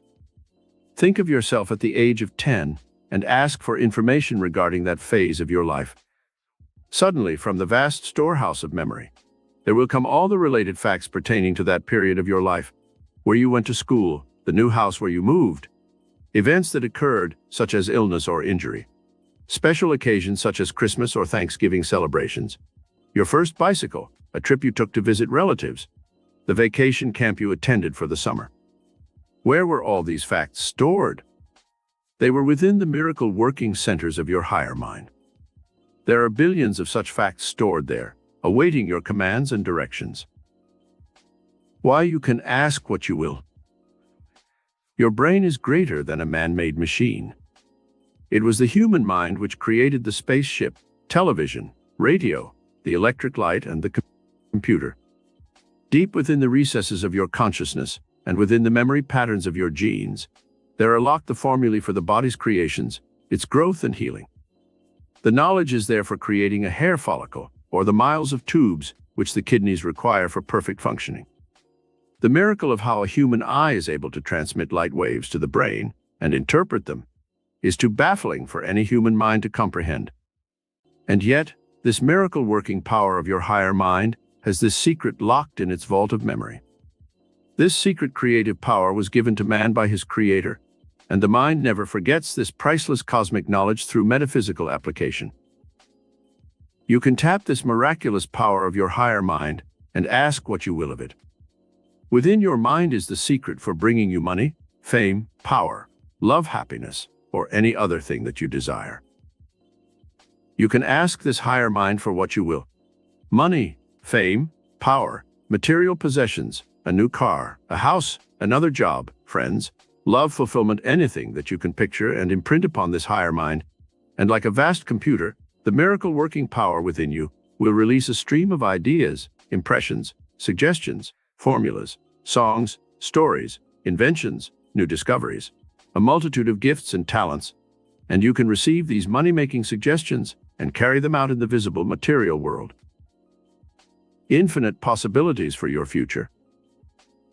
This amazing metaphysical miracle power, in infinitely many ways, can release infinite possibilities for your future. Not only is it the storehouse of memory, but it possesses cosmic knowledge which can be given to you when you call upon these higher centers. This higher mind can also take all the facts and data stored within it and rearrange them into millions of new and vital patterns which can be released to your conscious mind. In every instance where any genius of the past has created some new and great invention or discovered some new scientific principle that has changed the course of history, it has been because of this inner metaphysical power which somebody tapped and which was able to release new combinations of ideas that formed the basis for their inventions or discoveries. This higher mind metaphysically told Columbus that the world was round, not flat, as was then believed. It told him how to go about winning Queen Isabella's support for his daring venture. It was this same inner higher power that told Galileo of the force which Newton later called gravity. Also that the Earth was not the center of our solar system, as many believed, but that the Sun was the center, and that the other planets revolved around the Sun. It was this higher mind which gave to Pasteur the amazing discovery that revealed to him that most sickness was caused by invisible germs, and then showed him how to create a vaccine to counteract many diseases. When 15 Russians were bitten by a mad wolf, this higher mind within told Pasteur to try his first human experiment with his vaccine against the deadly scourge of rabies. The Russians were brought across the vast continent to France, and Pasteur gave them the injections. Although several days had elapsed since their exposure to rabies, all but one survived, and Pasteur was proclaimed a national hero. How many millions of lives have been saved because of this great man's discoveries? Edison, Alexander Graham Bell, Marconi, Henry Ford, Whitney, Fulton, Lincoln, Fleming, and Salk. All these great geniuses drew upon this higher mind, and they asked for what they wanted and metaphysically received the answer in every instance. Ask metaphysically, and ye shall receive. The great metaphysical key that must be used to begin this flow of dynamic, miracle power is to ask. The verb ask is a form of action, mental action, that helps stir the miracle centers of your brain. Perhaps that was why the master metaphysician Jesus gave the formula for achieving miracles in the sentence, "Ask and ye shall receive." Before you can ask this higher mind for the things you desire, there should be a photographing process of your conscious mind on the objects that you desire, and this procedure must follow a definite pattern to be effective. It is not enough that you merely say, "I want a fortune. I would like to become famous. I desire personal power so I can influence others." Before you begin the process of asking, let us see what steps you must take to imprint your desires upon this higher mind. Regime for releasing the metaphysical miracle power. 1. If you are asking the higher mind within for the sum of, say, $10,000, it is important that you have some way of fixing this figure in your consciousness. You must fix the exact mental image of the amount of money you wish to demonstrate. In our study work at Carnegie Hall, I have long used this principle of metaphysically photographing the amount of money desired, and it has worked miracles. I have a reproduction of a $10,000 bill. Here is how our students fix this amount in their consciousness. They are required to concentrate on this photograph of the $10,000 bill for a few moments. On the face of this bill, there are certain facts which they must memorize. There are 4 $10,000 figures, one in each corner of the bill. Then there is written on the bill, "The United States of America will pay to the bearer on demand $10,000. Then they are to observe the photograph of the man who is on the face of the bill.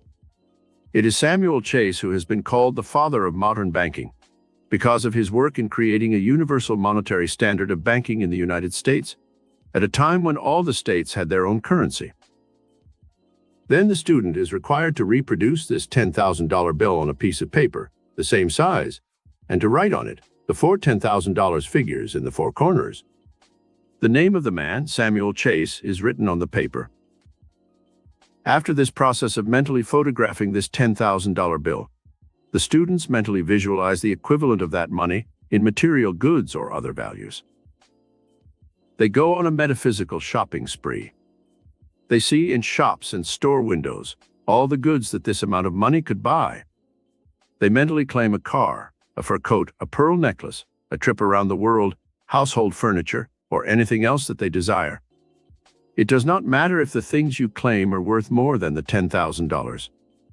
For you are going to learn how to claim as much as $100,000 with this metaphysical method, or even more, if your heart's desire is a vast fortune. Let me show you how this metaphysical principle worked for some of our students who used this principle. One man was in television and newspaper advertising. He was not making enough money when he joined our classes, and he wanted to learn how to increase his income. I urged him, as well as other members of the class, to go down to the Chase Manhattan Money Museum in Rockefeller Center, at 49th Street and Avenue of the Americas in New York City. There they have on permanent exhibition an actual $10,000 bill, from which my copy was made. I urged him to visit the museum at least 3 or 4 times a week, and to claim that $10,000 bill as his very own. He did this conscientiously for a period of 4 weeks, and then came back and announced the startling results. In that time, an idea came for a new television commercial that was bought by a big company, and the amount he received for it was exactly $10,000. This same man kept up this practice, and within 1 year had gotten ideas that brought him over $50,000 in added income. Truly a miracle. Now you might say, this was only one isolated instance. But listen to the other demonstrations made by members of the class who photographed the $10,000 bill. One woman multiplied this $10,000 bill by 15 and asked for the sum of $150,000. A few months later, she won the Irish sweepstakes ticket and won $140,000. I have told of this elsewhere in this book. A man who was in real estate used this principle and went into business for himself on the West Coast, and sold over $1 million worth of property in the next 2 years.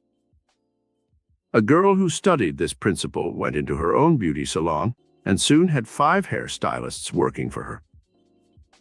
A pair of twins from Texas, giant strapping boys of 6 feet 2, studied this principle, and decided to go into the hairstyling business. Everyone thought they were crazy. They worked on this principle for 4 years, and after finishing their schooling and working in various shops, they both obtained a position with one of the leading beauty product companies and went on the road doing exhibitions in advanced hairstyling. Their income soon jumped to $40,000 a year each. Another student, a doctor who had just started his practice, learned of this principle. One day his higher mind told him to go into a certain neighborhood and open a clinic, and to specialize in handling obese patients. In a very short time, he was making $5,000 a month, and soon bought a home on the East Side. He is now one of New York's busiest physicians. In my files, I have hundreds of such instances of men and women who have used this metaphysical principle and who have attracted sums of money ranging from $10,000 to inheritances of $250,000. This is not unusual, for it is happening in the world every day. Many people have used this metaphysical principle instinctively all their lives. They are the ones who are rich, prominent, socially successful, and who lead well-adjusted, balanced lives. 2. Now it is time for you to build your own blueprint of destiny. When you ask the indwelling higher divine mind for something, you must have it so clearly in your mind that you could draw a blueprint of it. When a builder wants to create a house, he first has a blueprint drawn up. This blueprint gives all the details he wants incorporated in the house: the size and style of architecture, the number of rooms, closets, the location of the kitchen, the bathrooms, the porches, the windows, and the 1,001 details that are in a house. Only then is the contractor able to assign various workmen to the actual task of constructing the house. You must have a clear-cut blueprint of your destiny also. Write this blueprint down on a piece of paper that you can study every day and change it to fit your changing needs. When one thing has materialized, scratch it out and add something else that you desire. Here is a sample blueprint of destiny. You can make up your own using the following as a model. My blueprint of destiny. I have confidence that my higher divine mind can bring me all the things that I desire in my life. I shall faithfully read this blueprint every morning and every night until these desires have materialized. 1. I would like to change my work. If you do not know the type you want to do, you must find out as quickly as possible, for the higher mind cannot direct your energies in a specific direction if you do not even know what you want of life. I would like guidance as to a course I should study to prepare myself for my future life work. 2. I desire an increase in salary and advancement in my present work. I would like to make at least $200 a week in my present job and more in my new work in the future. 3. I desire more perfect health. I would like to have more energy and vitality so I can live a fully rounded life. 4. I would like to own my own home, located in a quiet place in the country, where I will have a garden and peaceful surroundings. Describe the type of home you would like to have. Picture it clearly in your mind, and then cut pictures out of home magazines, which you paste into a book you can call your scrapbook of destiny. In this book, also paste pictures of cars, clothes, jewelry, or other objects you wish to attract. 5. I would like to own my own automobile. Write down the make, color, and style of car you want. Be specific and don't worry about how it will come to you. 6. I desire a happy marriage and a family of my own. My mate should possess the following qualities. List the type of mate you would like to attract, the mental traits you want, etc. 7. I desire a more dynamic personality. 8. I would like to develop the following gifts and talents. List the talents you desire, such as writing short stories or novels, composing music, playing the piano, violin, or guitar, public speaking, designing or decorating, etc. 9. I would like to overcome the following negative habits. List these: smoking, drinking, gambling, procrastination, laziness, negativity, etc. 10. I desire the sum of $10,000 from unexpected sources.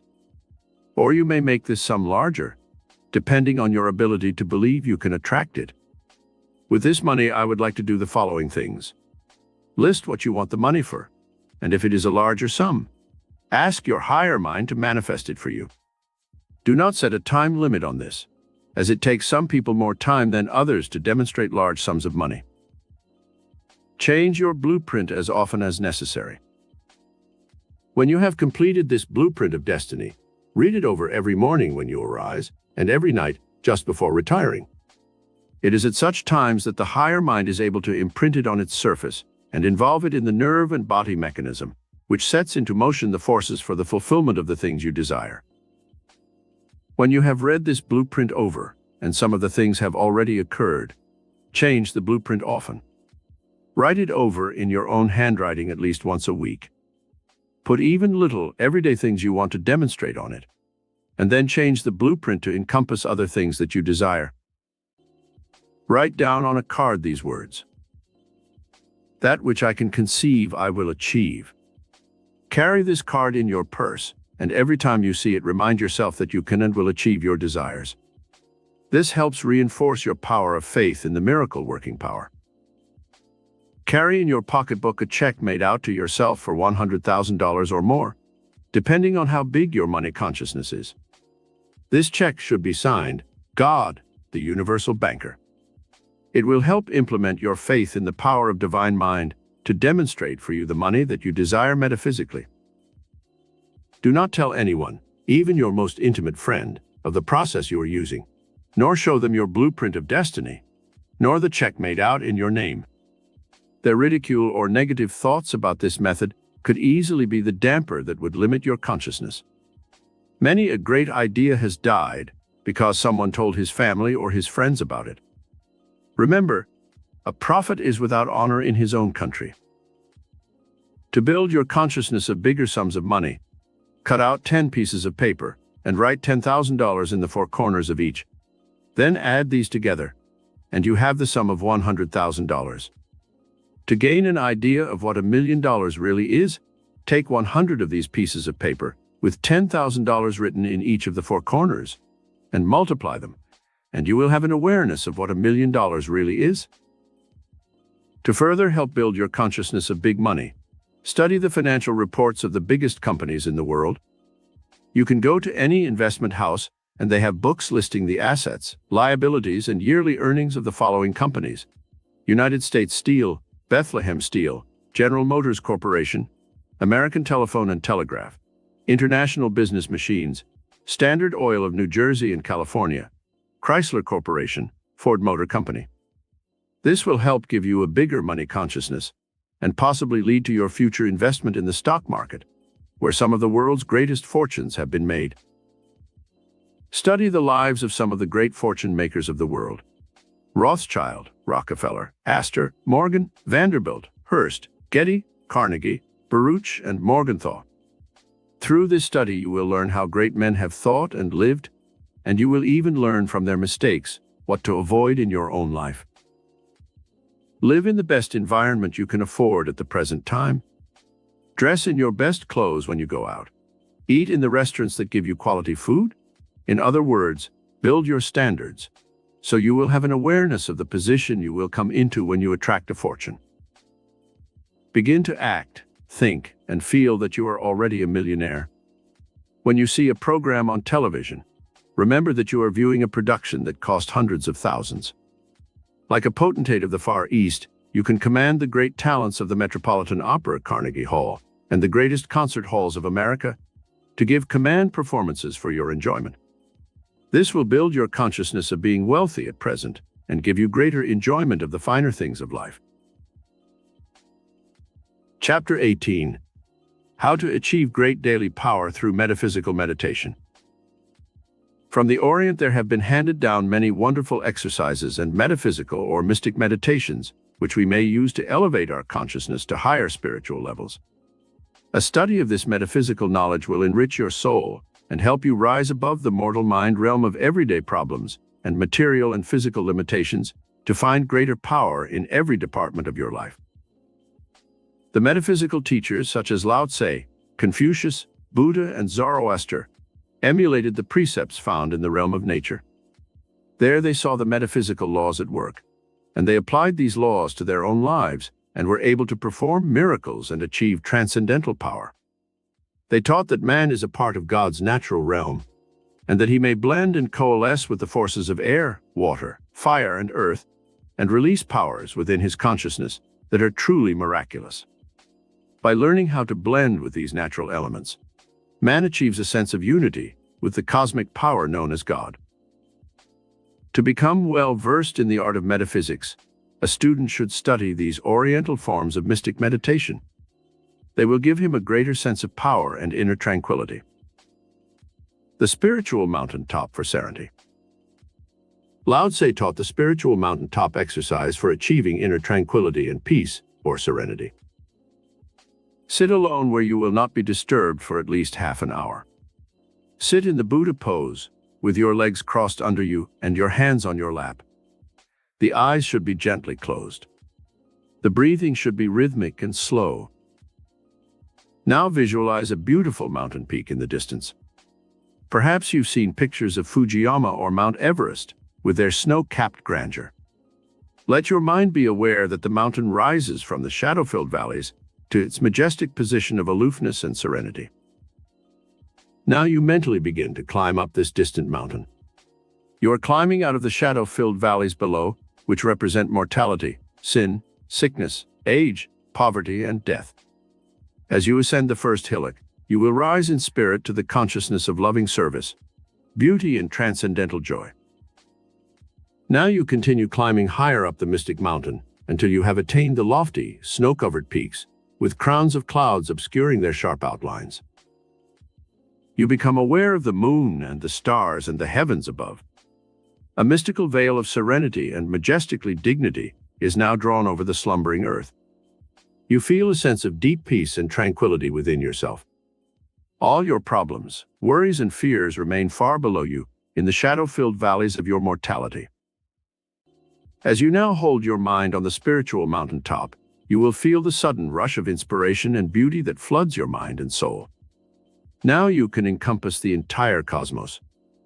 You achieve absolute quiet within yourself, and suddenly you have soul awareness. You listen for the music of the spheres, and you know the divine voice of intuition, which speaks to you now in the silence of your own soul. It is at this high state of mystic elevation that you can achieve cosmic consciousness. You will have a spontaneous awareness of inner knowledge. You will have high ideals, and the beauty of your soul will unfold, revealing your own inner soul beauty to the world. You can now reach out into the infinite and touch the robe of God's infinite beauty and radiance. You will become transformed by this mystical experience of rising to the spiritual mountaintop in meditation. The Lotus Blossom Exercise for Inspiration. Sit quietly in meditation, with the eyes closed and the hands relaxed in your lap. The lotus blossom is now visualized as the prototype of the human soul.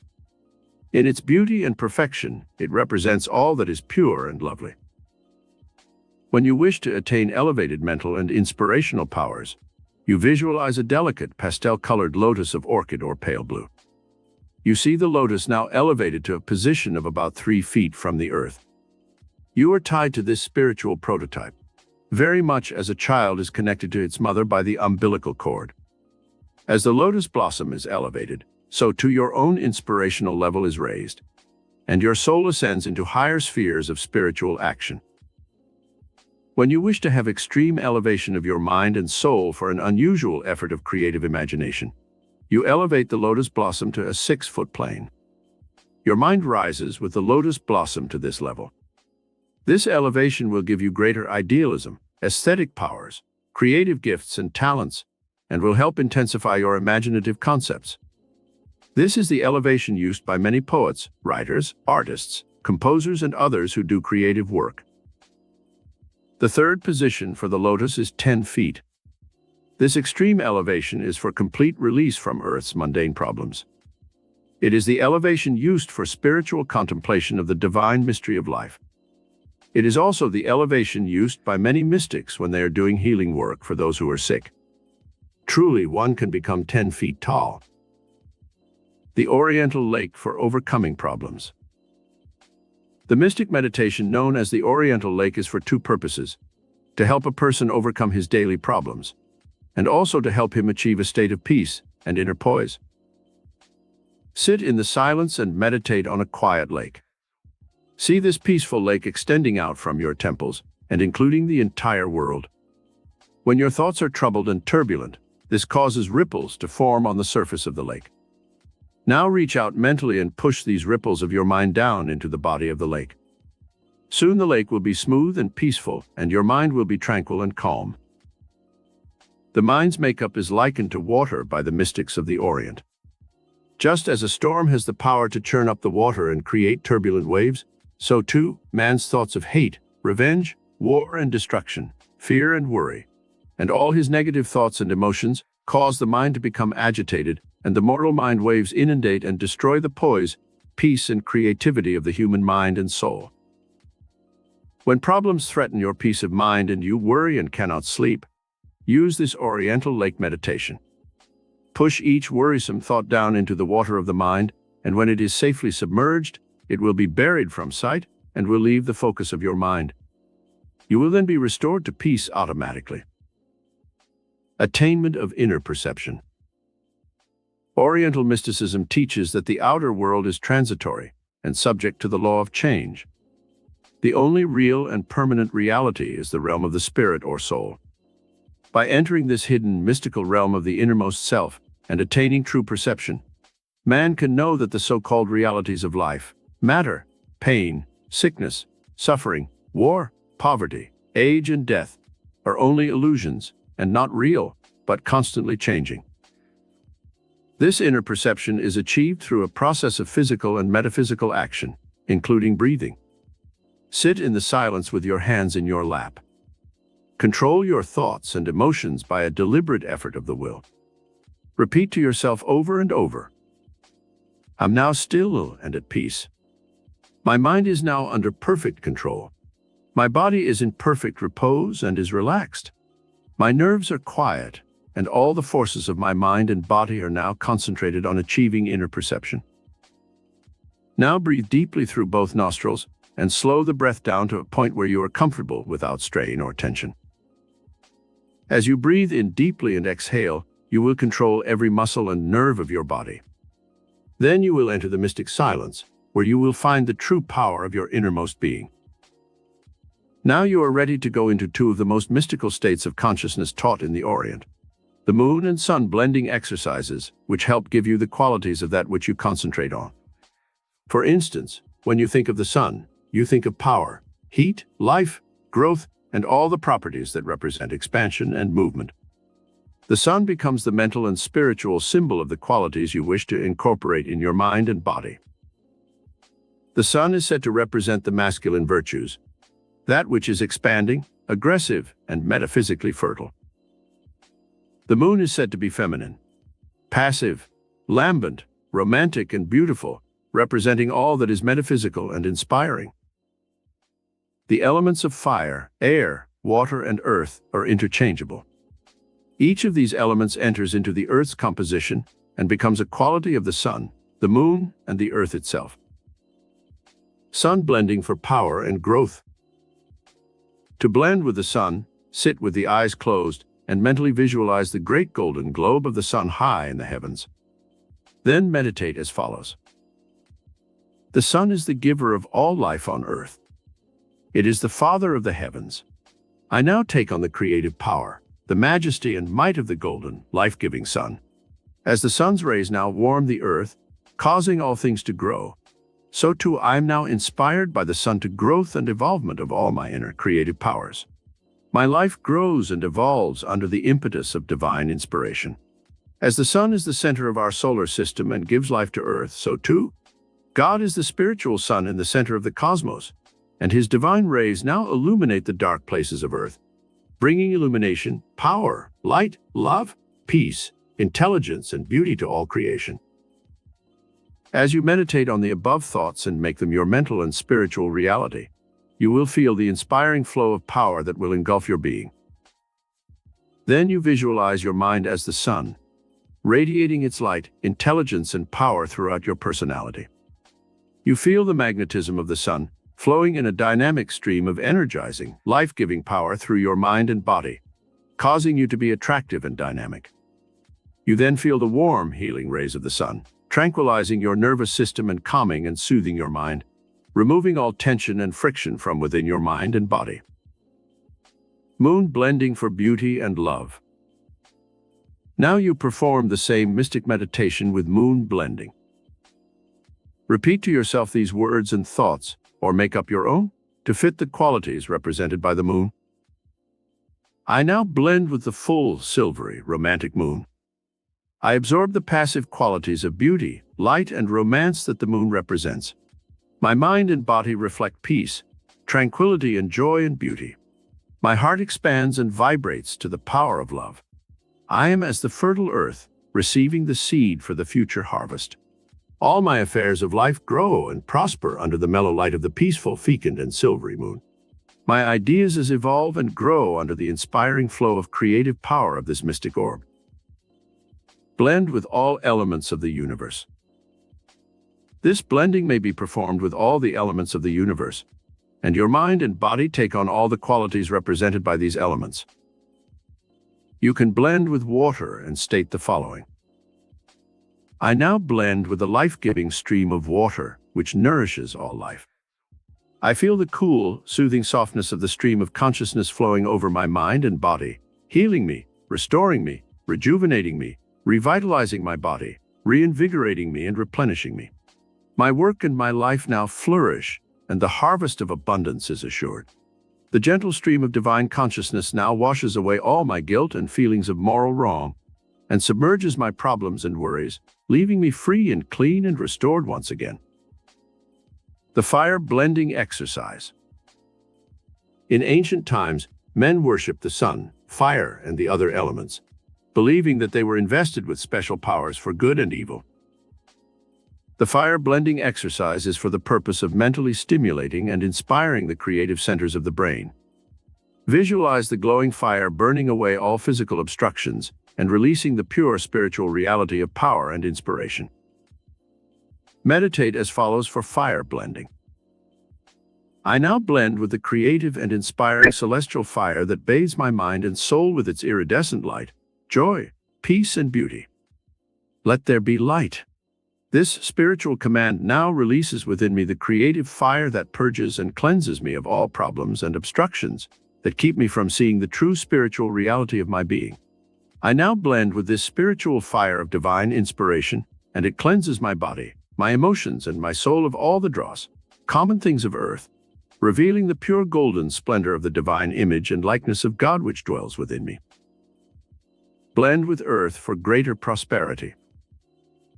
The earth is the solid base of man's existence, containing within its elements all the properties needed to sustain all life. Now you can blend with the fertile, productive earth when you wish your own life to prosper. Earth blending is for success, growth of your ideas, monetary rewards, and material treasures. Sit in the silence and meditate as follows. I now blend with the life-sustaining fertile earth. I take on the qualities of fertility, growth, and evolvement, which the earth gives to all things. I become one with the lofty hills and mountains that raise their majestic heads to heaven in spiritual and perpetual adoration of God's creative power. I now take on the qualities of earth's beauteous springtime. My senses are beguiled by the intoxicating perfume of a million blossoms, which send their perfume upward in the sunlight, golden sunshine. I am one with the fertile soil that receives the seed for the future harvest. I feel the cool, refreshing rains that beat upon the bosom of the earth and which cascade in laughing, rippling motion to the distant cosmic sea. I revel in the wind and lightning and snow, all the elements which cause Mother Earth to echo a joyous song of creativity and release a pageant of rainbow-hued and iridescent flowers in a cosmic bridal bouquet at the altar of divine love. Air blending for the soul's aspirations. The air which sustains all life and possesses the healing, invisible, cosmic rays, magnetism, and electricity, is used for blending when man wishes to indulge in inspiring soul flight that takes him above the mortal limitations of this earth with its problems and perplexities. Sit in the silence and meditate as follows. I now take on the purifying elements that cleanse my body of. No. Huh? Like, what are you talking about? K, like Airbnb people put their own homes on their platform. And it Like, connects I'm with going people to that just let me give you want. an example. They own like a part of the zeitgeist. I'm going to chat GPT it. Own they own the whole industry at that point. Oh, I'm going to Airbnb my home. I'm not gonna rent my home. I'm gonna Airbnb it. Once it gets to that level, right? That's when you own something powerful. You own mindshare. You own a part of the zeitgeist, right? So that's the actual asset they own. I think that's We're more not powerful talking than about like physical underlying assets too. assets, though. It like I don't know if you heard me, but just to clarify that again, I said they don't own the assets that they sell on their platforms. They may own other assets or invest in like other things. For example, property. For example, like PPE, just in general, they may invest in that. But I'm sorry to do this, EXO, but I always have to give you your flowers. You are. It's refreshing to hear. This might sound sexist. A woman who is so sharp and smart. Y'all got to get in her DMs, man. I don't do the DM thing because like I'm power. I'm just not anybody on Twitter. But for the rest of you regular niggas on here, like y'all gotta really get in her, bro. I've never come across a chick, and Thursday's smart too. But EXO, she knows her shit. And she's not like the typical woman on X where they want to talk about makeup and 4C weave, right? 4C faux locks, 4C faux locks, and stuff like that. Right? She knows her shit, man. I like bro, she knows her shit, bro. Like, I'm sorry, EXO, you can finish. I just wanted to like give you your flowers real quick. thank you so much. I have like AGA, like anterior grade amnesia, so I forgot what I was saying, but thank you. No worries. Well, whatever high grade amnesia, whatever that is, like Anterior grade we'll come amnesia, back. please. You said a high grade, interior grade. All right, EXO, cool. Yeah. when's your So birthday? 9th of June. I piss. I'm a day after Me Kanye. too. That's That's why lit. we're like low-key related by birth. No, I Bro, piss. I hate Like this astrology thing with a passion, bro. Like, That's oh fire. my god. Nah. no, I completely Yeah, agree. I know it's a I'm OD in pseudoscience. this Let me just astrology clarify. thing, I bro. know it's a and pseudoscience. It's just honestly, like a fun little thing to mention. It's just giving Yeah. nah. shenanigans. And you know who? And She's Mo a is genius probably one of the too. deepest. Mo's probably one of the deepest people on here because Mo. The reason why me and Mo are kindred spirits is because he's big in numerology. Like I'm big into numerology. Explain Like it I'm like I'm big. I'm five. like heavy into that. Okay, no worries, right? And so, like, I'm so just everyone has telling a you. life That's path his number. favorite thing to do. No worries. Everyone has a life path number. And so once you figure out your life path number, right, you can just easily Google your life path number, and then you can like sort of like, I mean, you don't have to live by it, but it would just make your life will start making a little bit more sense on why you do what you do, on why your life has been how it is, right? So I'm a master number, right? So I'm a 11 and 2. Some people have two numbers, right? And so all you have to do is add up the year of your birthday, the month of your birthday, and the day of your birthday, right? So if you're born March 9th, 1987, you add all those numbers up until you get a single digit.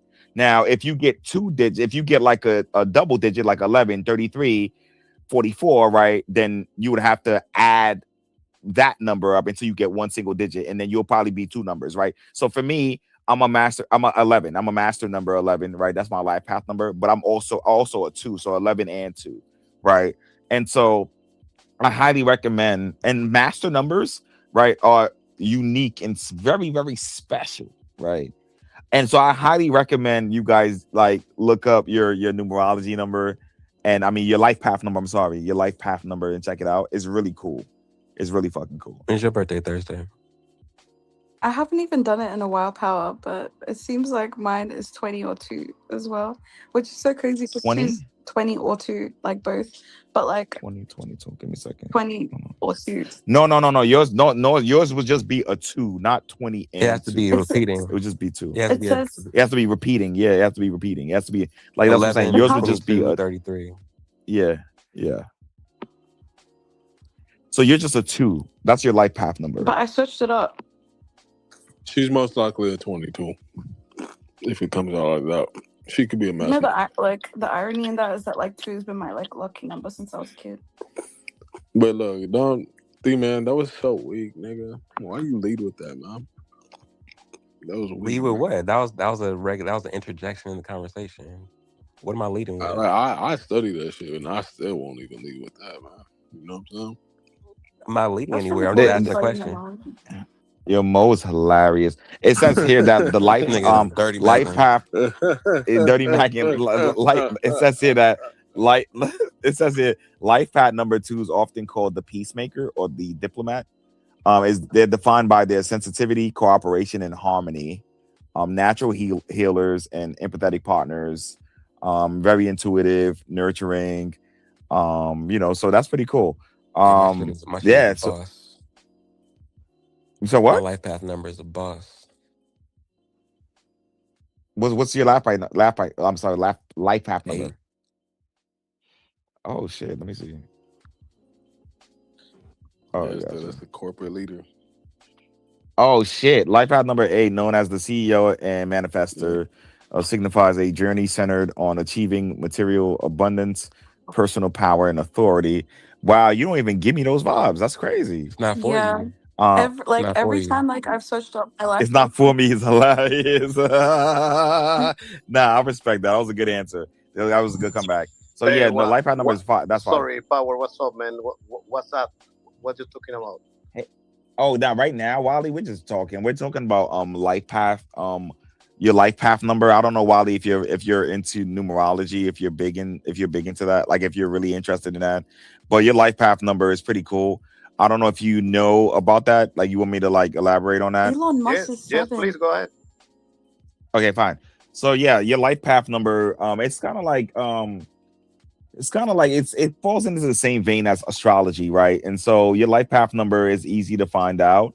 And so you add up the number of your birthday, the day you were born, and all the numbers of the year you were born, right? So if you were born March 12, 1967, you add all those numbers up until you get a single number, right? Now, some people are going to have 2 numbers, right? Two numbers, right? But some people are just going to have 1, right? And so I would like to know, Wally, if you could let me know what your life path number is. Just do the math. It's not hard. Just grab a calculator.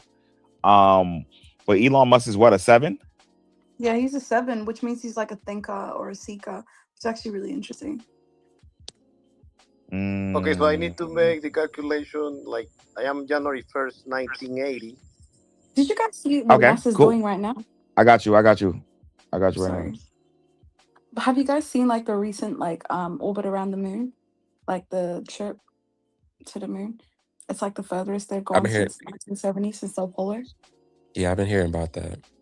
It That's looks so crazy. interesting. Did you see the video how he named the crater after his like late wife? That was so sad.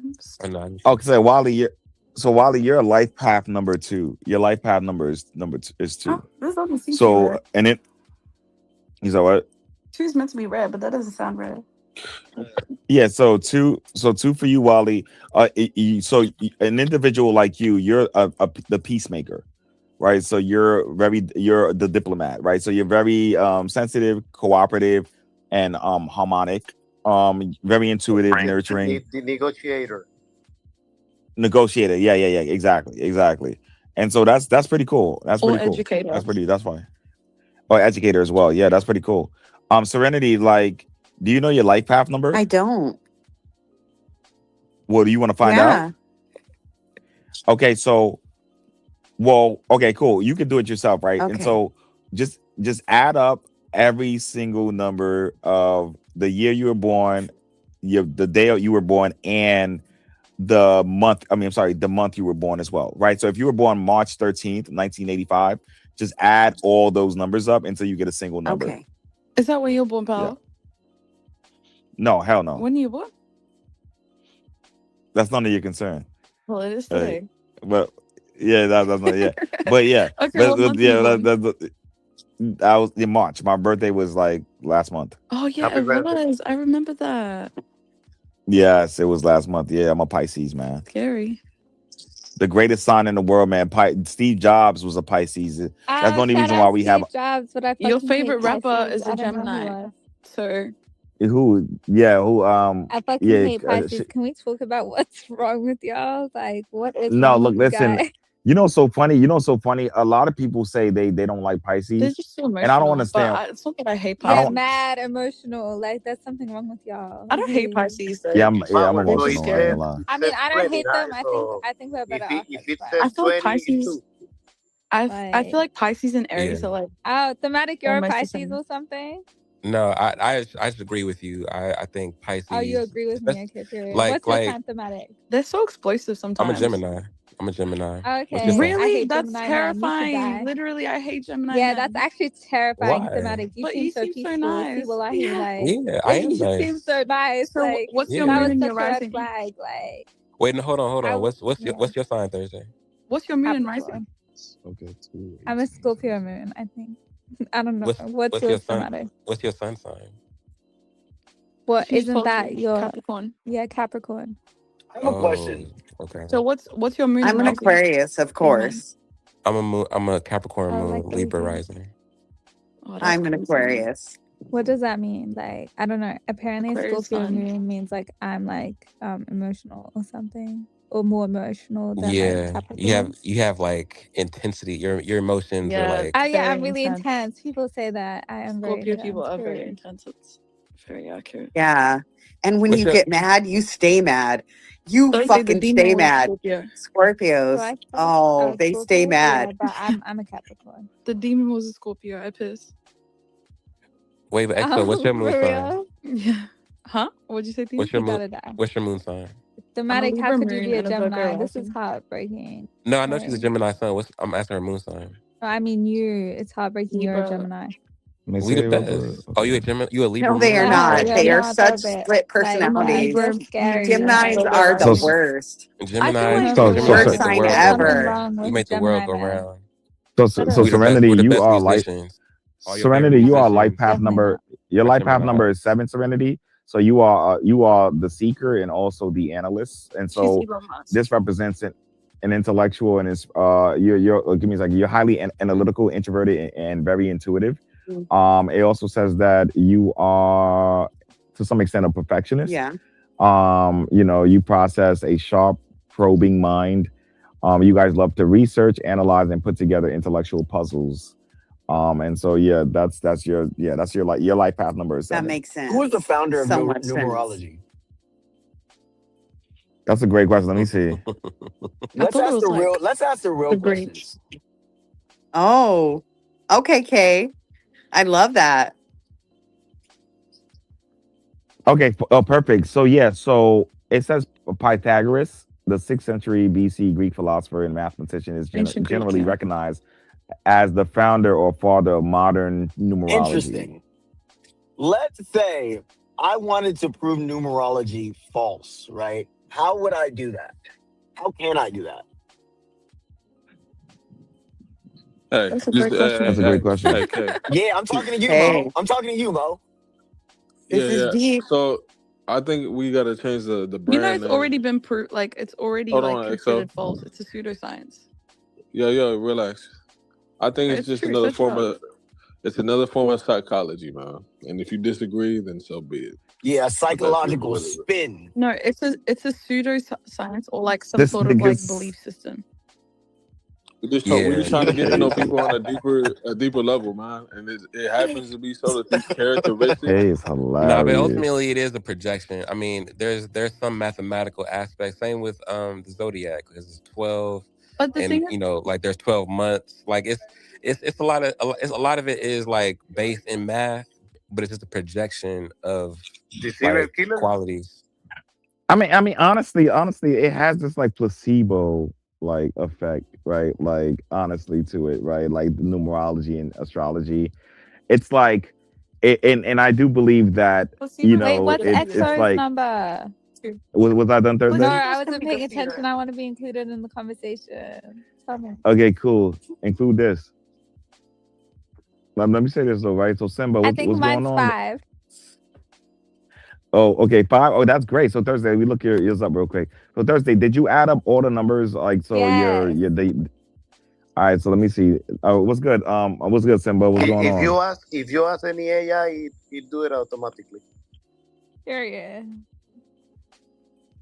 Okay, numerology. Okay, life path I number did. I 5. asked AI for mine and said 20 and 2, but apparently that's not correct. That's not correct. AI be lying.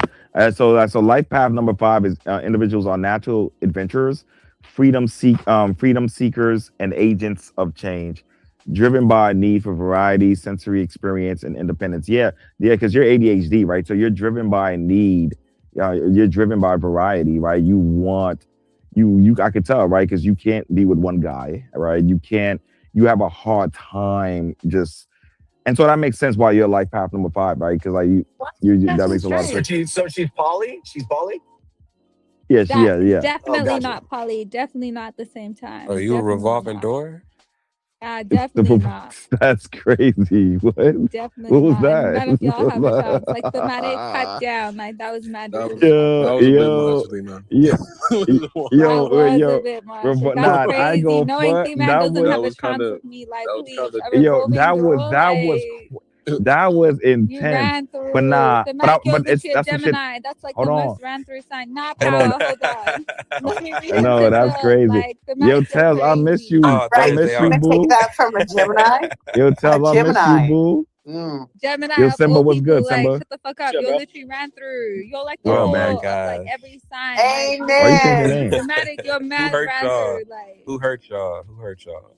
Why nah, Simba hurt changed his my Block name? That shit about ego. it. weird. Like, that's why you gotta sleep with every Yo, girl you Tels, I meet. miss you. Aw, Tells. Hey, I miss you more, Tells. boo. I was Hey, just Princess playing and How you Thursday. Nomad doing? fam. Hey, Hey, Tells. yo. Where you Hey, good, where you Tels? been boo. at? Where you been, Tell? Yeah, What where you you want? been? You said what? I've been touching grass. Man, Nice. Oh, you been touching well, we have grass? a That's Yeah. new rule. necessary. We got an That's Okay. very Yeah, necessary. we got an absence fee. Absence fee is gonna be $10 since you. Oh, Oh shit. No, I put my PTO in. No, I put damn. my PTO in. Don't do Oh, that. that's great. Okay. Let me say this though, right? But it's so crazy because this is what I don't like about niggas on Twitter. They think like, Nigga, you can never do Simma. hold on, wait, hold on. They think telling people they were touching grass means that they think they're better than. Like, I really don't I get that. Like never they, said that. like, bro, that is weird as You are fuck. better, Like babe. niggas act, Literally. bro, man, niggas act like they've never been outside before. Mm. Like, Mm. hold on. I'm sorry to mute. Why do people feel the need to come back on spaces after 3 days and say, I was touching grass, you guys are lame, you guys should be outside? Nigga, is this your first time touching grass? Like, is this your first time Why touching you grass? still hit Understand is that though? you can be on Twitter and touch grass at the same time. Like most people use Twitter on their Thank phone. you. Like You I'm know like, what's bro, so I'm like, Amen. crazy? you. It's smoking. Y'all It's I do it smoking all triggered. the grass. time. Y'all triggered. Cause Thank I never you. But came for y'all. Y'all you can asked me smoke where the grass. fuck I was at. You came for us No, indirectly. You came y'all for us asked me where was indirectly. I at, and I said I'm touching grass, and why you take it personal? But it's the way you said it though. You said it like you was better than us or Never. something. No, I didn't she think did that. I didn't. not. No, she didn't. No, she didn't. No, she didn't. No, she did not. Yeah, she did. She She said did. y'all was touching grass like Yeah, y'all. she I'm is. better Nah, than that's how y'all. you Like, took She it, is. No, bro. that's how you took it. That's how you took it. That's Yeah. how you took it. That's how you took Uh-huh. it. She literally Like, just said I was touching grass. She didn't say nothing about Yeah. anybody else. oh, y'all Yeah. gaslighting me. No, you You gaslighting we're went yourself, not. nigga. yes. Nah, we're just telling you Nah, the y'all Yeah. You No, truth. we gaslight. are gaslighting Nah, yourself. y'all not. gaslight. Nah, y'all gaslight. We Nah, y'all caught trying to set me on Tells. We fire. caught They trying to Tells. set me on That's fire. our Like, girl. this is We love crazy her. because like, and I'm just tired of this because Simba is Go right. take a You nap can go then. outside, like, hold on. I was touching when I was Yeah, in naps Rio. are I was so touching fucking grass. good. So you like, and then you know what it is. What? A lot of you niggas ain't used to touching grass. That's why you have to come on here and tell niggas you was touching grass. They gotta come on here and tell niggas. They gotta come on here. They gotta come on here and tell niggas they was touching grass because a lot of you niggas ain't used to touching grass. That's a fact. That That's is a not even fact. how it happened, fuck nigga. Like, I don't know why the fuck you even doing all that to me. Like, you being weird to me.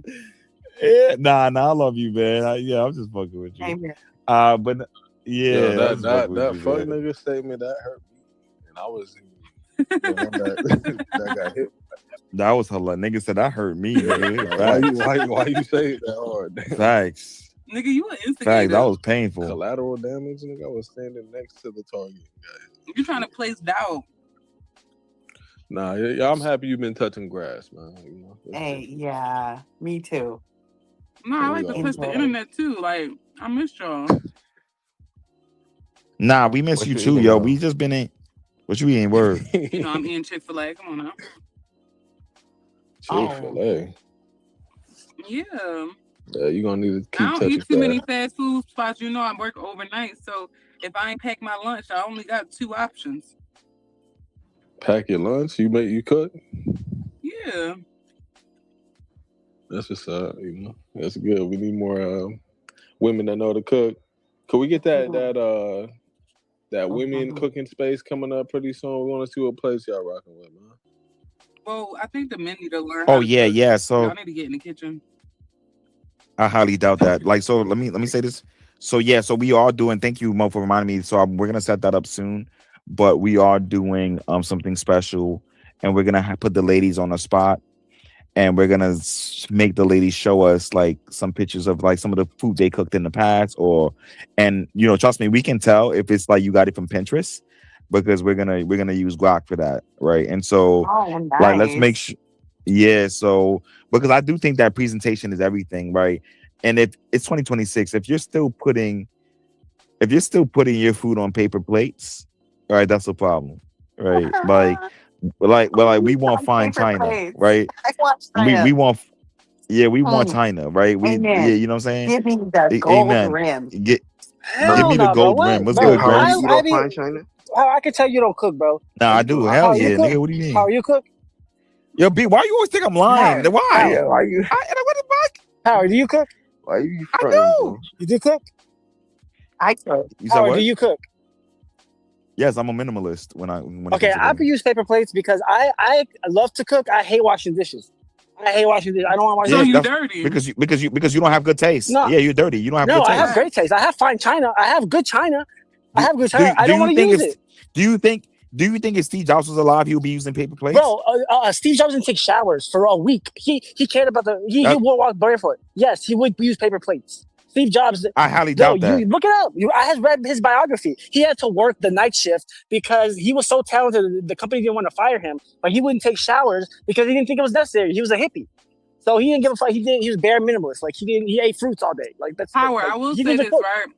I really do think, because I disagree with you a lot on a lot of things, but this is one of the things that I definitely agree with you 10 toes down, 100%. Oh my God. And I said it before. Thank you. And they beat me up on the timeline, but I said it's very dingy to plate your food on paper plate. Like, I think it's the Caribbean thing. Like, I think that's the disconnect for me, because growing up, we never like used paper plates. It was always plates. Like, you need to have plates. Like, wash your plate. Yeah. Like, act right. I don't know what's wrong with Don't be wasteful. It's not good home training. Like, if you cook for somebody and you hand the person the plate and it's a plastic plate, like, you're dingy. You don't have. Oh, I don't do that. Yeah. I agree. I don't do that. No, yeah. I use the other. Yeah, I actually use dishware. Yeah. But if it's just me, I'm using just paper plates. I feel that though. I feel that. Not even for just me, because I am valuable. Period. I am queen. worthy. I am worthy. Let me eat off a fucking fine ass china every time. Yeah, I'm not gonna lie. Yeah, I want fine china. I can tell a lot about, like, for me, like, I put care into everything I do. So when I see someone eating off a paper plate, that signals to me that they just don't care. Like, they don't care. Like, you know what I'm saying? This is why I like to go to the Apple store, because this is why I like Apple's one of my favorite brands, because they treat their products with care. Yes, they so do. If somebody's eating if somebody's eating off a paper plate, that means you don't care, right? You're dingy, you're dusty, you don't really care. Now, if somebody's eating off like a fine china, right? You actually care, right? You care, and I actually do care. That's a great point. Like niggas like Gramps. That's a great point. Exactly. Niggas like Gramps and niggas like K and some of these individuals in the space, they still eating off paper plates, which I think is disgusting. I'm not gonna lie. I think it's fucking disgusting. It's kind of brokey vibes too. Exactly. It's brokey. Like, Yo, bro, like I'm gonna be real. I was talking to a girl like maybe 4 years Or if they ago. She sent me a compostable. picture like Or you if said they're what? compostable, then it's not wasteful. Niggas No. litter every day, but No. now you Why gonna you try to talk saying about my What are name you wasting. now? doing? That's not if it's What are you Why you compost, doing? saying it's Wash feeding the your plate. garden. Do you have a Wash your garden? plate, bitch. Do you have a garden? Who you talking to? Bro, why you bro, saying I'm my about to Talking go to name on now? you. mute, Jack. Bro, What's anyway, your problem? yeah, bro, it's this methed out trailer trash asshole. Anyway, Oh, What the hell oh, happened? if it's T-Man. compost, Hey. if Shut it's the fuck up. compost, This is if it's crazy. compost, Why then can't it's you feeding the have more garden. Oh education my than you? god, man! You so trash. Why you saying Come my on. name, Power? You summoned me? No, I was Nigga been saying that. waiting. Come No, I on. was saying that I could He tell. said you Come But I'm dusty play. saying like, grams. Come play. yeah, that's what I said. And I'm be honest, right? I'm not all jokes aside, right? And I do think that like I think it was 4 years ago. I'm bugging. I was dating this girl and she had sent me a picture of her, some food she made. And I was like, you know what, I want to see what you made. And then she sent me a picture of like some lasagna she made, but it was on paper plates. I blocked her immediately, right? Like for me, like and I'm not even joking. Like for me, like having standards is everything. Right. And and Put I that just think shit on that a plate. yeah, put that shit on the But you actual don't plate. think Like what the blocking fuck? was excessive though? Like you could at least Nigga, told her Power. like. No, it's not. Nigga. No, like I blocked her. Right? Thursday agrees with me. I blocked her. Like you know what I mean? Yeah, Thursday. Like yeah. I mean, like honestly, I'm not accepting anything less than what I want, right? And so if I'm dating a chick and she's putting her food on paper plates, that's You crazy. heard that I'm thing, a type of man? nigga. You broke I'm a ass type of bitch. nigga. What the fuck is going on, man? Y'all crazy. I'm a type of I'm a type I'm a type of person, bro. I'll eat pizza with a fork, right? Yeah, Like get the fuck out of I'm be here. honest with Me you. too. You That's because cute you as got little shit. ass hands. No, You Tastes get better it's than because I'm a slice. it's because I'm a bad Well, You bitch. struggle with chicken It's And because you I'm a nuggets. ugly. bad it does bitch. taste I better than eat let's say You pizza. this. struggle with I chicken eat pizza. nuggets. Let's say this. Power, is that post-traumatic growth? You know what I'm saying?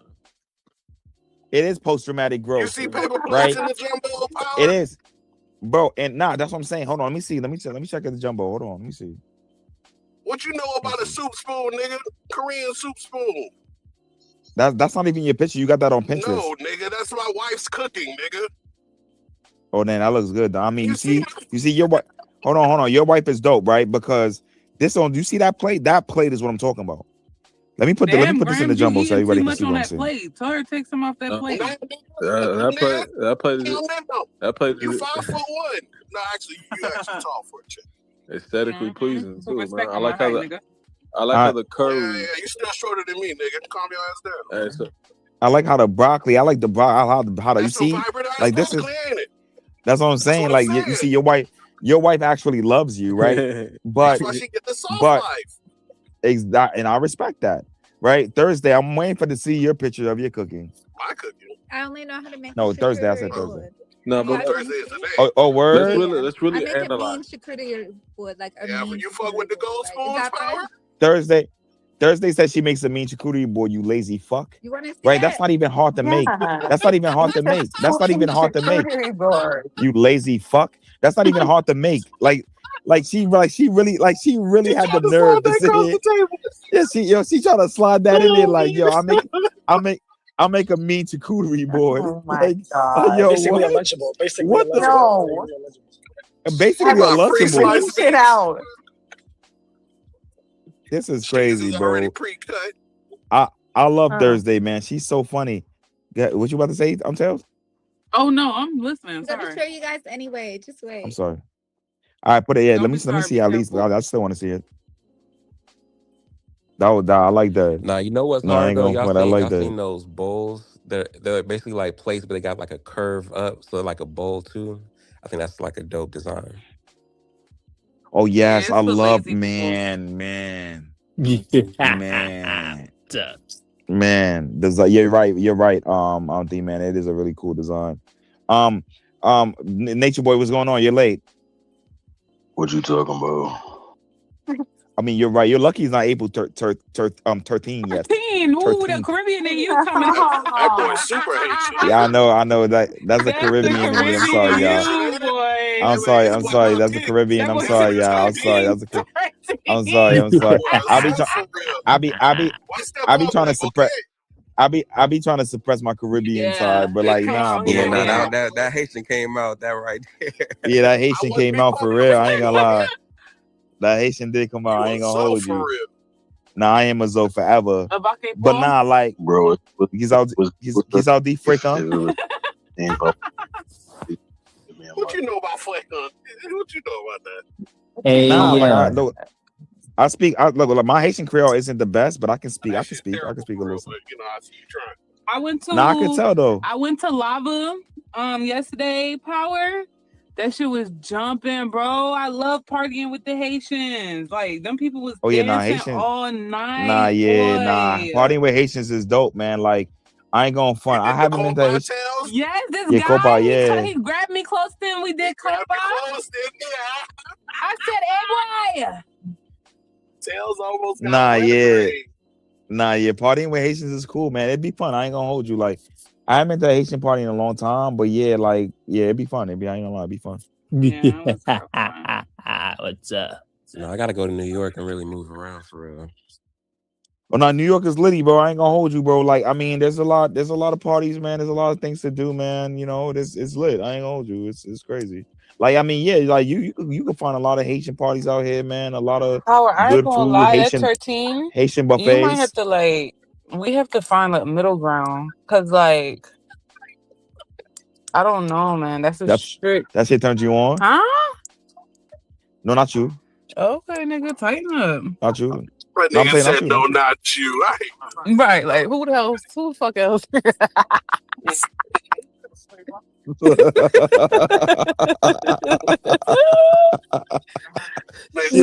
first I just want to say fuck everyone, and I do make a mean charcuterie board. I just put it out let me see. y'all. Fuck y'all. Damn, Yeah. She was searching for that, huh? Hold on. Wait. Hold on, I ain't going fun Thursday. This is aesthetically pleasing. I love this. Because I live a fucking lavish life. I'm sorry, I'm not fat like y'all. You gotta eat stew. Who is y'all? Who is y'all? Give me a second. Yeah, Thursday. Hold on. Give me a second. Thursday. If this is really your, if this is really, Wallahi, go fucking reverse no. Google images. I put that on. Hold on. Put that. Hold on. Hold on. Thursday. Yeah, hold on. Yeah, Thursday. Put this on. Put that on Allah. Yeah, put that on Allah. That's you. Put this on Allah. You see, she doesn't want to put it on Allah. Put it on Allah. That's you. Y'all didn't do Ramadan. Now you see, this is what I'm saying. This is how I know she lying, right? Because I asked her to put it on Allah. She keeps saying Wahali. That's not the same. That's not the same. So you're a fucking fraud, right? You're a fucking fraud. This is not your charcuterie board. I mean, this is not Wallahi does mean that. I'll put the video too. That's not what it means. Wallahi Wallahi mean it does mean that. It does. It doesn't mean on guard though. Like, are you fucking stupid? It does? I have a video. Yes, it does. Yeah, it does. That nigga said Wahali. Yeah, it does. Oh, my bad. Okay. I didn't know. I'm sorry. I didn't know. I'm sorry. I really didn't know. I didn't know. All right, fine. So I believe you then. I believe you. That's fire. Bitch, I ain't gonna find this Instagram. You know that's my fucking photo. No, I already know. Now I ain't gonna find this. This is sexy. This is what I'm talking about. This is this visually and aesthetically like pleasing to me. Like I period mute up. I need more women, right, to like really focus on making things look this pretty. Right? Tails, I've seen I have to make it look like me, you know. I try to make everything look as pretty as I am. So yeah, Tails, I've seen your cooking, Tails. Need some work, right? And so just an empty vessel. So Tails, I see your cooking needs some work. So let me put Tails cooking. Tails, so you got any tips? You got any tips? I also know how to boil an egg. Okay, so give me a second. That's all you know how to do is boil eggs. That's crazy. I know how to make a charcuterie board. Like, what the fuck do you want? A charcuterie board, whatever the fuck y'all want to call it. I'm trying to put a picture of like Tails cooking. I'm trying to put it in the jumbo. Yo, what you screenshotted it? I can make cinnamon scrolls. Hey, yo, what's up? Yeah, you ain't never lie. I did though. I ain't hold you. Yo, what's happening? I'm petty, nigga. What is happening? I'm petty. What's good? What's good, Adu? What's going on? Not much. Unfortunately, I have some unfortunate news because I went from I went from 8,000 back to the 7,000. Followers. They cleared a lot of bots. So And it's like I don't. It seems like a lot of people. A lot of people are just. A lot of people are just. A lot of people are. A lot of those weren't real people. So yeah, a lot of people just unfollow their stuff. Yeah, he's not gonna listen because he want to talk, but I'm trying to tell him why. Okay. Oh, they're bots. Oh, okay. All right. Yeah, I just want to let you know, 260. Okay, you know what? Okay, you do you really want to experience MH60 that? Because I let you off yesterday. I won't be so lucky this time. Okay, I'm just saying that right now.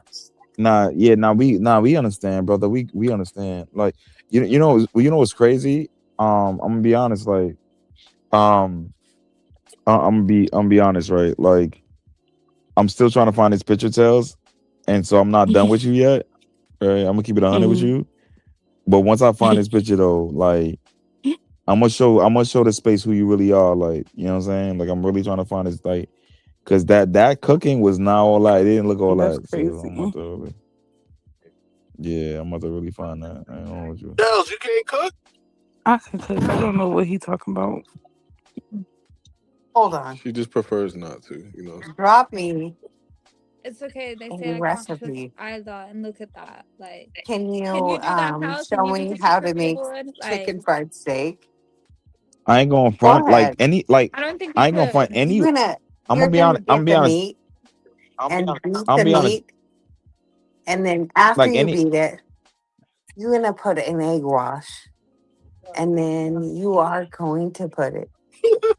Just talking to us. I mean, I ain't gonna front any woman who makes chicken fried steak. Like that's a red flag. I'm not even gonna lie. Like I'm gonna keep like that. That's a. I ain't gonna. That's a red flag. I'm not gonna lie. With gravy. With gravy. That's a red flag. I ain't gonna that's a. Nah, I've never had chicken fried steak. No. You never Never. You never ate right, baby. Never had it in my life. Never ate right. Power, you eat acai bowls, don't it? Yeah, facts. I do though. Yeah, I eat acai bowls. I ain't gonna hold you. When I had a lot of acai bowls in Rio. I ain't gonna lie. But like I do eat a lot of acai. I like acai bowls. I like but chicken fried steak. I don't know. Like it's just something about it. It's given. It's given chicken. It's one of my favorite. It's one of my favorite foods. Yeah, I know because you've been. Yeah, but I get it. I'm Southern. But like chicken. Okay, what do you expect? Up. But chicken. Nah, that's cool. That's cool. Chicken fried steak. Like when I think of chicken fried steak, I think of like I don't know. I think of like what's that fish that they said was man-made? Was it tilapia? Tilapia. Yeah, when I think of chicken fried steak, I think of some man-made. Really? Tilapia is good. Really? Nah, I don't like tilapia like that. But I don't know. I've never had chicken fried steak though, but it's probably good. Because you've been It's really good. It's really good. It's really good. Yeah, you know it's what really time good. it is. And then what do you guys normally have it with? Mashed potatoes. Mashed potatoes. Amen. Yeah, honestly, honestly, like I think the only food I probably would never get tired of is pizza. Like I can eat pizza. I can eat pizza every day. That's I so ain't gonna lie. basic. That's so fucking basic. Nah, really? Chicken fried steak is basic too. No, pizza is so fucking commercialized. You can get that shit any fucking where. But can you grill a steak? Can you beat the shit out of it? Wrap it. No, steak is the easiest thing to make. Steak is so easy to make. You said what piece is easy to make? No, steak is easy to make. I know, yeah, it's mad easy. Chicken fried steak is not easy to make. No, just regular steak. I am excited. Just regular steak. Okay. I am excited because I get to have McDonald's chicken nuggets for dinner today. That's so low vibrational. I ain't gonna lie. Make what? And I'm having a 20 piece. Hey, he's having McDonald's chicken nuggets. He's having McDonald's chicken nugget for dinner. Like that's crazy. I'm having the 20-piece large. That's fucking. I'm that good. Boy, eating mad sweet and sour sauce. Not ketchup. Nah, ketchup. Nah. Not only is he having McDonald's tonight, he's excited about having it. He's excited, bro. I usually have it on Fridays, but I'm gonna let you know this, man. Pizza rolls. I'm gonna let you know this, man. We want better for you, and yes, we do. Did you clip my account, brother? We do. Nah, actually I didn't actually, but this nigga know how to clip So my make your account. mama He eat some fucking steak. Yo, Mo got his And account put it clip. in flour. Wait, Put it in wait, eggs. wait, hold on. And fry that shit. Your actual account got cut off? Yes. Yeah, that wasn't me. I don't know what happened. But my account's under review. It says I broke X guidelines, and it said for some type of integrity. That's crazy. I'm like, yeah, that's crazy. I did not contribute to that. Well, someone did. It could have been, the opposition mass report my account. Yeah, possibly. But as I mentioned yesterday, like I said, I'm a picky eater. I have lots of foods I don't like, and because of the taste, smell, or just the texture, and I have lots of allergies. So I mean, there are certain foods I eat. Chicken nuggets are not the only thing though, but I'm not gonna get into that right now. Yeah, like mice. You also eat rabbits. Okay. Yeah, actually, I don't eat that. Okay, I don't eat animals like that. Okay, and just for that, for making that assumption, you're gonna get the Immune 60 Dab treatment, because that is not what I do. Anyway, Chickens are.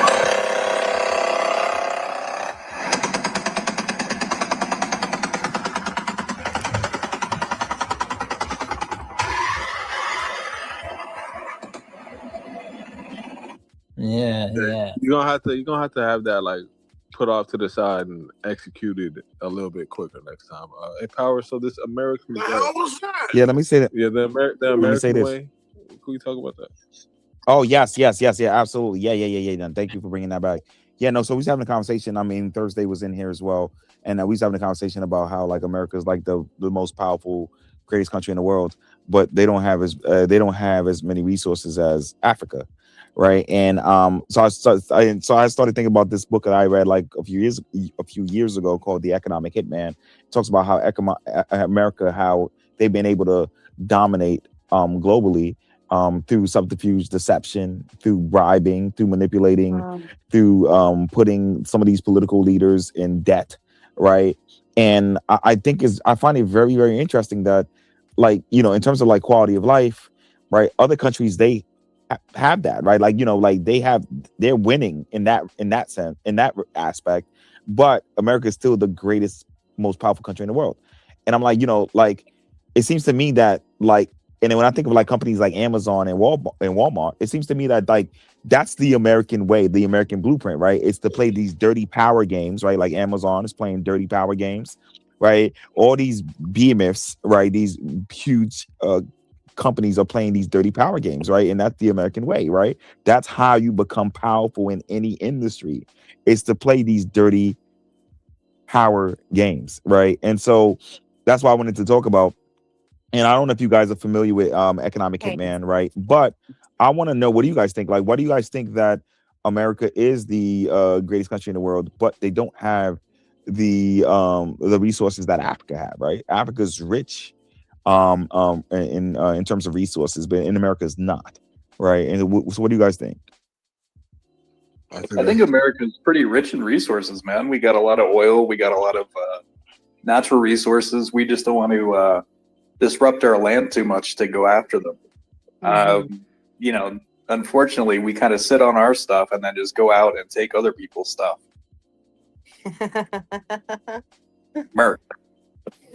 America. Wait, so wait. So you're saying? So do you? So I mean, so where do you think America gets its resources? From other countries, everywhere else.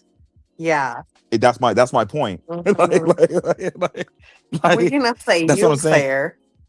That's what I mean. Like, and so that's what I mean. Like, so America don't really have a lot of of their own resources, right? No, They we just get it from do. everywhere else. But I'm Like taking what? yours Give me. first.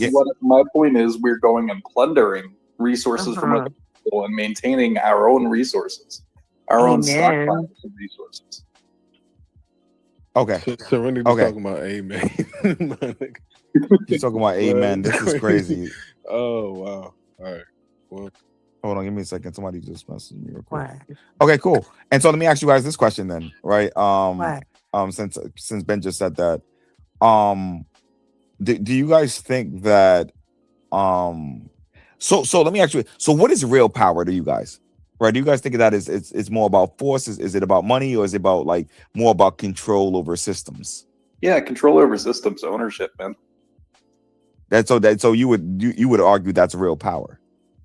Yeah, I mean the Rothschilds own the royal family. They do. And the country. Okay. Do you think? I think debt is power. Like I think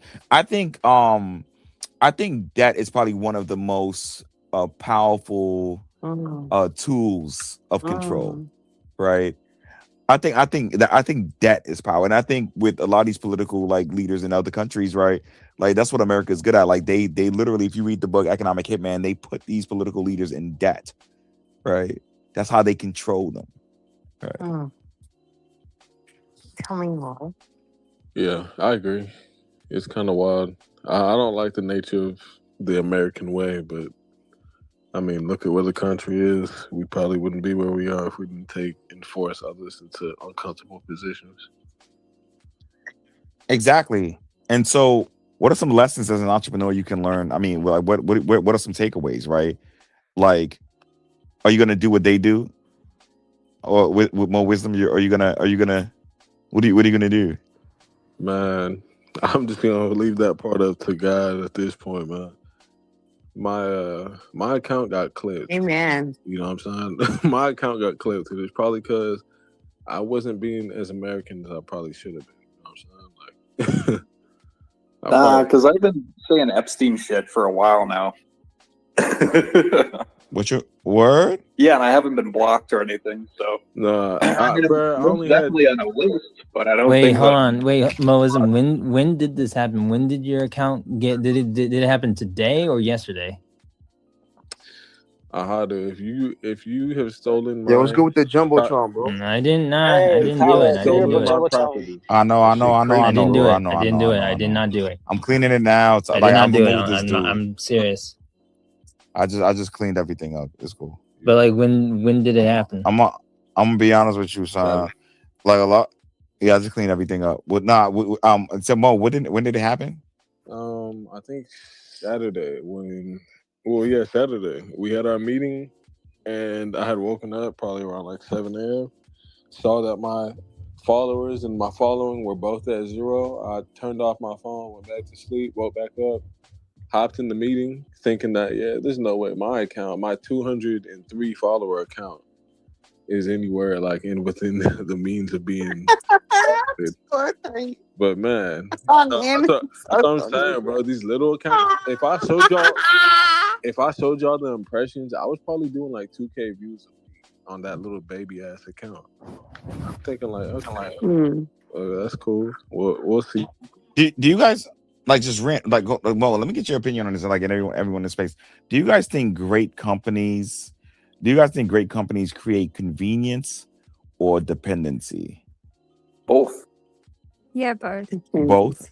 What about you, Natasha? What do you think? I want that crack, and I want that crack now. All right, what was the question? I think it's first convenience and then it's dependency. Oh, you think? Okay, you think so. Why do you think that? Because you need to bring them in with like genuine, like, like concern for the customer and like from a business approach, because that's like how businesses are established. And then you just focus on profit once you've already made them dependent. Okay, bet. So Thursday, if you were starting a company tomorrow, what would be your I don't give you free ideas. You said what? I don't give free advice. Okay, no worries. Let me drop you, right? Because let me. You absolutely do.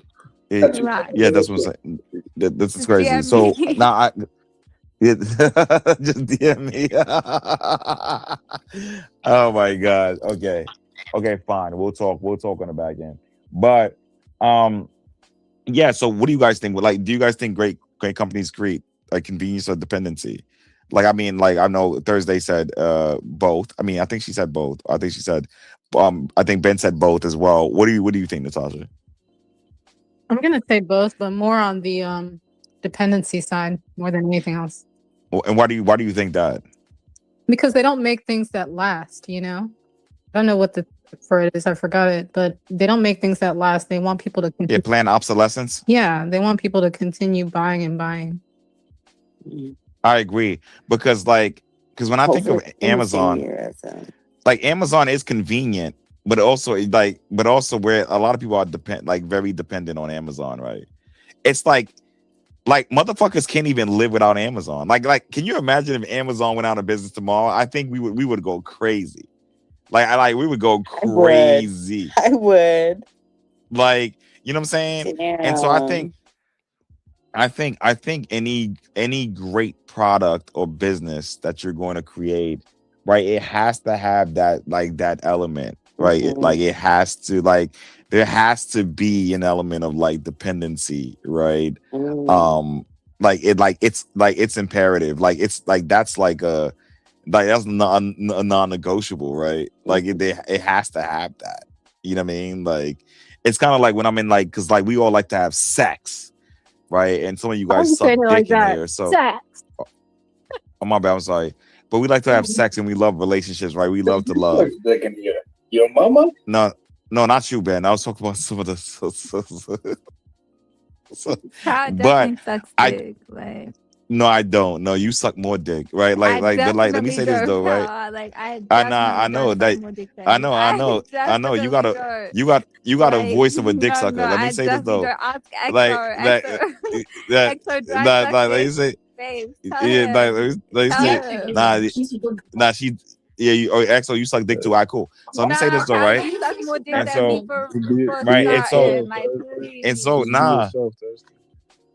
That's what I'm saying. Exactly. He definitely sucks more dick. That's why they call her Thursday. She sucked dick on Thursdays. Let me say this though. All right, she sucked mad dick on Thursdays. She sucked hella dick on Thursdays. Today's only just Monday. So she gets a break. So she gets a break. She be sucking the piss out of niggas. Let me say this though. Right, bro, let me say this though, right? And so I'm gonna say this quickly, right? And so I do think that I'll give an example, like relationships, right? And so this might sound diabolical or diabolic. I like the word diabolic better. But I'm gonna be honest, when I'm in a relationship, I approach my relationships as like I approach my business, right? It's I want the relationship to be as convenient as possible for her, but I also want her to depend on me, right? And that dependency, right? Right? To make sure she can I finish? Can I finish? I'm talking about emotionally and psychologically. You don't even pay. I know, hold on. Yeah, right. No, I pay in dick. Right, give me a second, right? So I'm talking about emotionally and psychologically, right? I'm talking about emotionally and psychologically, right? I want her to depend on me to the point where if I decide to not talk to her no more, she's not gonna know what to do without me, right? She's not gonna be able to live without me. And look, listen, this is just the American way, right? This is just how things. What happened? He's like, what happened, Simba? What the fuck? What happened? What do you mean? That's terrible. That's narcissistic, bro. You don't want that. That's terrible. No, hold on. What about if you die? Oh no, give me a second. Hold on, give me a second. Let me mute up, right? Mo, I'm noticing a pattern on Twitter, right? Instead of Simba saying, you know what, Power, you're amazing for being brutally transparent. You see, society doesn't like people who are transparent. You know, I used to tell this girl one time, I used to say, when honesty fails, deception prevails. I used to always tell her that on the phone. Because every time I've been honest, I've never gotten what I want. But when I've deceived and lied and coaxed, I always get what I want. This is a broken world. Our society's broken. I'm honest with Simba. Simba is trying to vilify me for being honest. He's trying to vilify me for me finding ways for a woman to depend on me No. emotionally. You make me sick.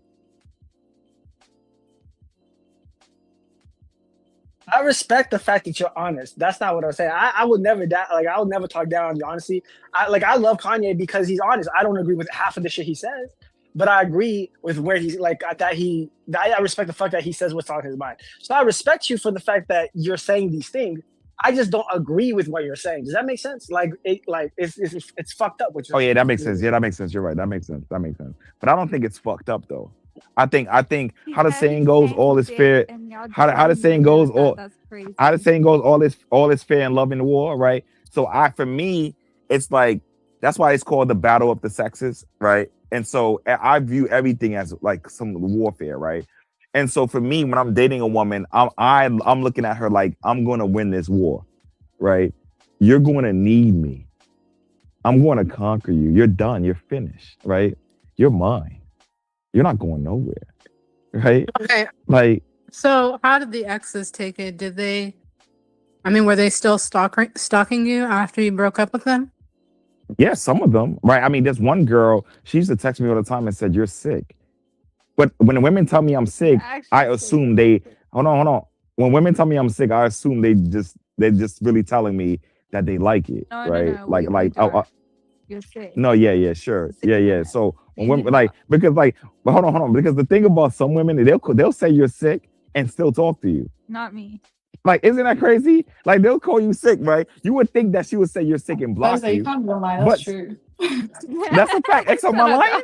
X, am I fucking lying? Am I not lying though? You're not lying. They'll say you're sick.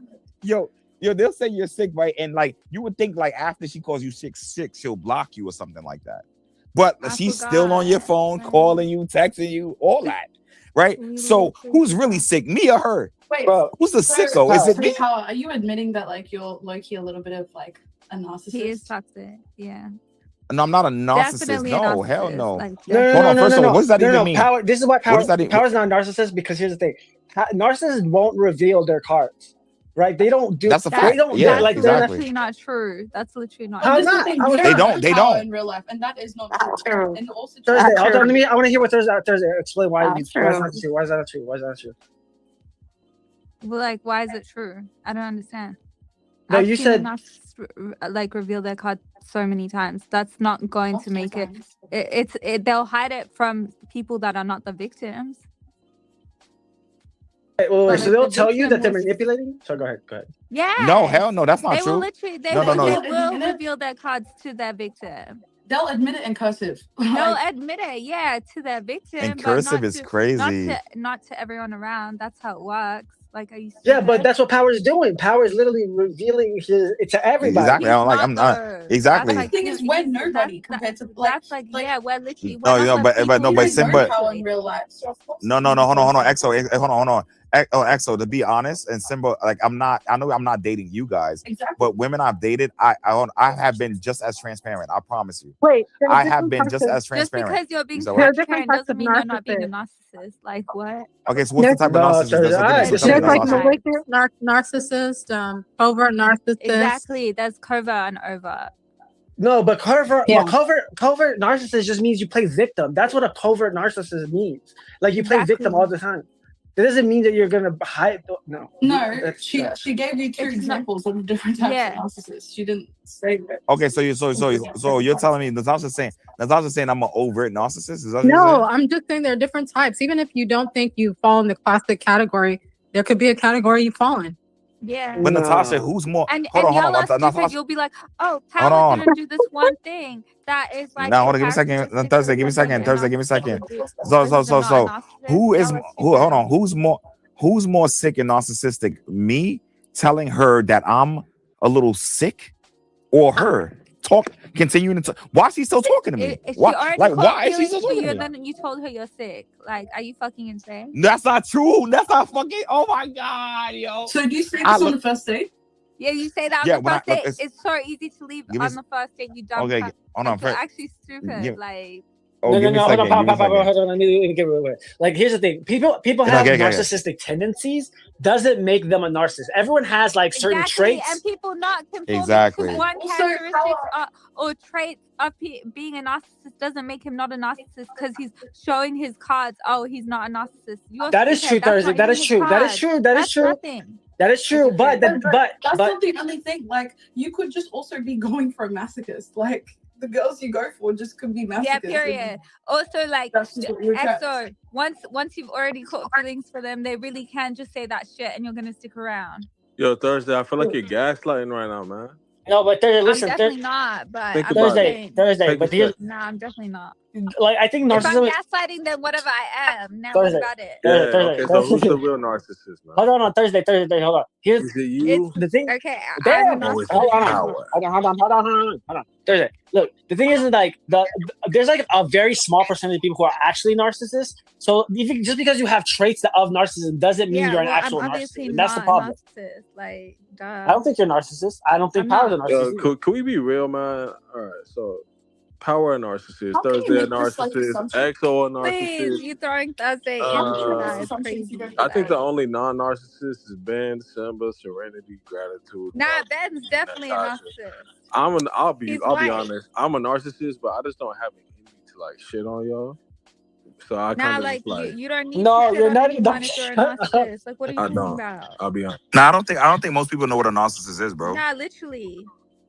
I'm not. Well, I'm not saying you don't A know. I'm just narcissist saying. is someone that's conceited. Even like, if you are, it's all good. That's Nah, not a that's what I'm narcissist. saying. How narcissistic of you. That's what I'm who else am I gonna be like centered around? Like, what are you talking Yo, about? no, and honestly, and no, seriously, and so for me, I think the easiest way to disarm someone is just by being honest.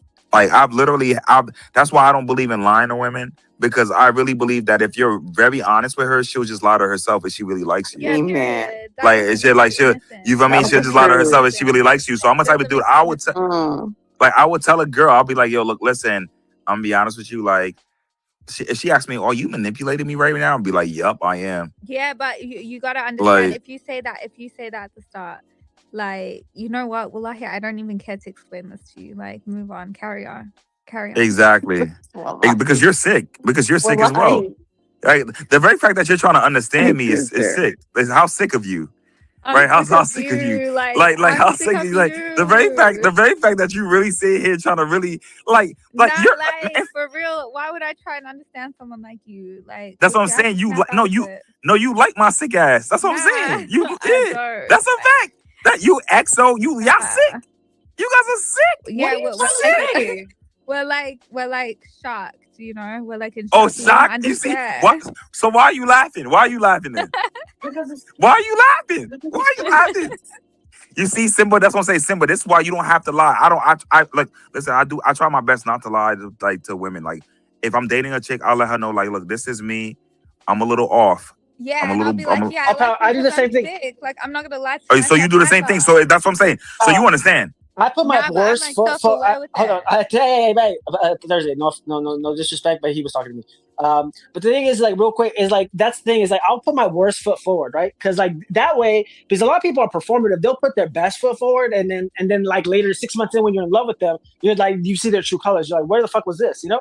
I like to be like, look, this is my unhinged, bipolar looking ass, and if you accept me for who I am, I'm gonna work harder to make to keep this relationship. That's why you should put your worst foot forward. That's why you should put your worst foot forward, and then Exactly. if they love you for your worst, give them your best. That's you see, that was deep. I love the way you said that, because Especially I when think I hold on. EXO, you're sick. Give me a second. So Simba, Simba, I love the way you said that, because I think subconsciously that's how I move. And so I'll put my worst foot forward, and then, like, if she accept me for who I am, then hold on, wait. Then I'll work on trying to be a better person for her. Right? I do the same thing. You know what I'm saying? That's what I'm saying. And the very fact that Thursday really is intrigued, and she's really trying to understand me. She's really trying to understand my weird ass. It's crazy.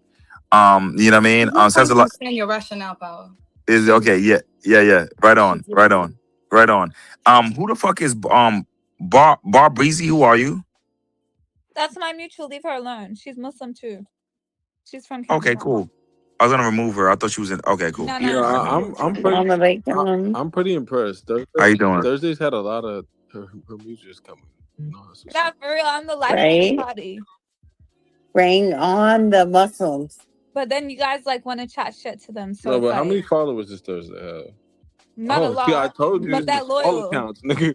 It's the small accounts with the motion. True. It's the small accounts with the motion. We might be People fuck with me, like. Yeah, I like that. You know, that's good. Because you like what? 4 for 4? 4 accounts have came in because of you? Yeah, not like maybe 5. No, we at 4. We at 4. Don't do that. I don't think any of them. Some of them are revisiting though, but. Yeah, don't worry about that. You know, just But the people I brought in, like, they just fucking hated Power. I was like, You no, said he's what? really good. Like, the people that I brought in, that they just fucking could not stand Power. And I was like, no, he's actually a really good guy. He's really good, I promise. They They're like, jumped he's a everyone fucking... I put in, like. Oh yeah, nah. Honestly, Simba, you're right because I was listening to the recording you sent me, and yo, they really did not like me, man. But the funniest part about it, I do think that Ani do think like she like me as a person. She just doesn't like. She thinks I'm arrogant as fuck when I'm not. Honestly, but I heard that recording, and yeah, like a lot of people be mad, and honestly, like. I'm gonna be honest. I don't give a fuck, right? Like, look, listen, like, you know, because the way I look at it is that I spend a lot of my time at my job being performative and being someone that I'm not. I'm not about to come on Twitter and be someone that I'm not either, right? That's like that's crazy to me. Like I'm not. Yes. I'm not doing that. I'm not doing that. I spend a lot of my time. I spend a lot of my time at my job. I spend a lot of my job like committing. What I consider some form of suicide. I'm not going to come on Twitter. I'm not gonna come on Twitter and like act like somebody I'm not, bro. That's crazy.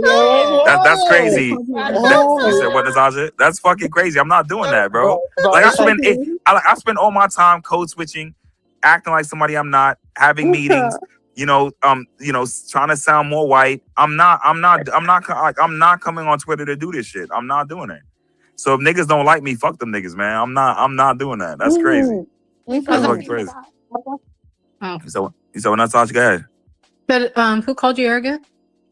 No, I'm saying no. I was talking about some of Clark friends. Ani and Okay. But yeah. power. The thing, and also if that wasn't, the thing is, like, when everyone comes in here, like Thursday just said, when someone comes in here, right, you do kind of haze them, and if they don't understand, like, oh, you just roast him back, right? They don't understand that. They think that you're like coming for them or being disrespectful, and they don't get that you're like trolling you. They don't get the point, and so they think that you're like being mean or towards them, and it's like, no, that's not. He does give a fuck about you if you're his friend. You know what I'm saying? Like, that's just, I don't know. And that's what they couldn't do. No, absolutely not. Yeah, and I let people know, like up front. I let the people know, like, yo, look, listen, you know, don't take this personally. Like, this is just my process. Like, we do haze people in here. Like, I will haze you, like, emotionally. The fuck out of me. And look at you now, right? And so for me, it's really At least you got hazed. I got kicked. Like the first time I was here. Yeah, she got kicked. Yeah, Thursday got kicked. EXO got hazed. Fucking appreciate me. And look at me now. Like, And you almost got me too. That's the craziest part. Well, I almost got you what, like kicked? No, you almost like got me mad, like pissed the fuck off. I'm not gonna lie. Oh yes. Yeah. That's true. Yeah. Nah. What the fuck? Nah. Honestly, like I just like strong. I just like people who have thick skin. You like tough skin people, but like thank you. Yeah, I like resilient people. So I like to test people. I like to see like if you're resilient or not. Like I don't like weak niggas around me. Test people the way you tested me. The fuck? Yeah, no, I really skipped all that. But see, you kicked. Nah, you're unique. What the fuck does that mean? I'm an easy target. Is that what you're trying to say? No, I'm not saying that. That's what I'm saying. You had to. That's what you're saying. You had to see if the 4C was real. Oh my god! All right, cool. Anyways, Barbary, can you make sure you join our community, please, before I remove you from the space? Right. So this is part of our process here, right? And so join the community. It's just a little tab at the top. It says Misfits and Nomads at the top. Thanks. Join in. Thank you. Or be left behind. Oh, gratitude. I'm glad you're here, man. You've been quiet. What's going on? Make sure you know what I mean. How you go? You good? So gratitude. I was just telling people in here that you know, who's more sick, right? You know, the women I've dated or me. Because I've told women I've dated, look. Because when I date a chick, I want her to depend on me. So yeah, I might do some manipulative stuff, right? Because I want to own her. I want to have a monopoly on her mind, right? I want to monopolize her soul, right? And so, you guys like the soul. You guys said soul. Yeah. So, anyways, right? And so for me, like when I'm dating a chick, right? Because we was talking about Amazon, and we was talking about like, is Amazon like a great company because of like convenience or dependency, right? Because we all depend on Amazon, right? But I was like, I took it a step further, and I was like, in relationships, that's what I want, right? Like I want when I hang up on a girl for her to call me back immediately because she can't live without me. Like she can't even breathe without me. Like, you know what I mean? Like, Yeah, but here's my do as a girl. It's always between the buyer and the seller at the end of the day. That's for business, for relationships, for anything. I think to answer your question earlier about like what is it better if a business depends on you, or I forget the question, but my answer was a great business solves a problem, therefore you become dependent. But also sometimes you don't even know that you needed that problem solved, and that is when you're like really doing good, similar to Amazon. Like we probably didn't even know we needed an Amazon until Amazon came in our lives. So exactly. I agree with that. That's true. That's true. And I don't even know what a lot of us would do without Amazon today. I'm pretty sure. I mean, well, I'm pretty sure we would just adapt, right? We would just probably go back to doing what we were doing, right? But you know, that 2-day shipping is crazy. You know what I mean? Like now they do. Oh, now Amazon. Yeah, now Amazon now they're doing overnights, right? Now you can just order. Yeah. same day shit. I get my shit next day. Same day. Yeah, next day. Like Next next day is day. crazy. Like that's Give me my crazy. shit. You know what I mean? That's like And they've globalized their like franchise as well. Like it's insane here. Like in Australia, we don't really have the luxury of getting things fast, but they really solve the problem here. So now, like, they've probably taken it to the point where they literally have headquarters in every Sometimes state. And if like, same day. Same day. Same. Mhm. Yeah, shit used to be 6 to 8 weeks. No. it used to be 6 to Bring 8 me my weeks. shit Yeah. same day, tomorrow. When I think of Amazon, when I think of playing.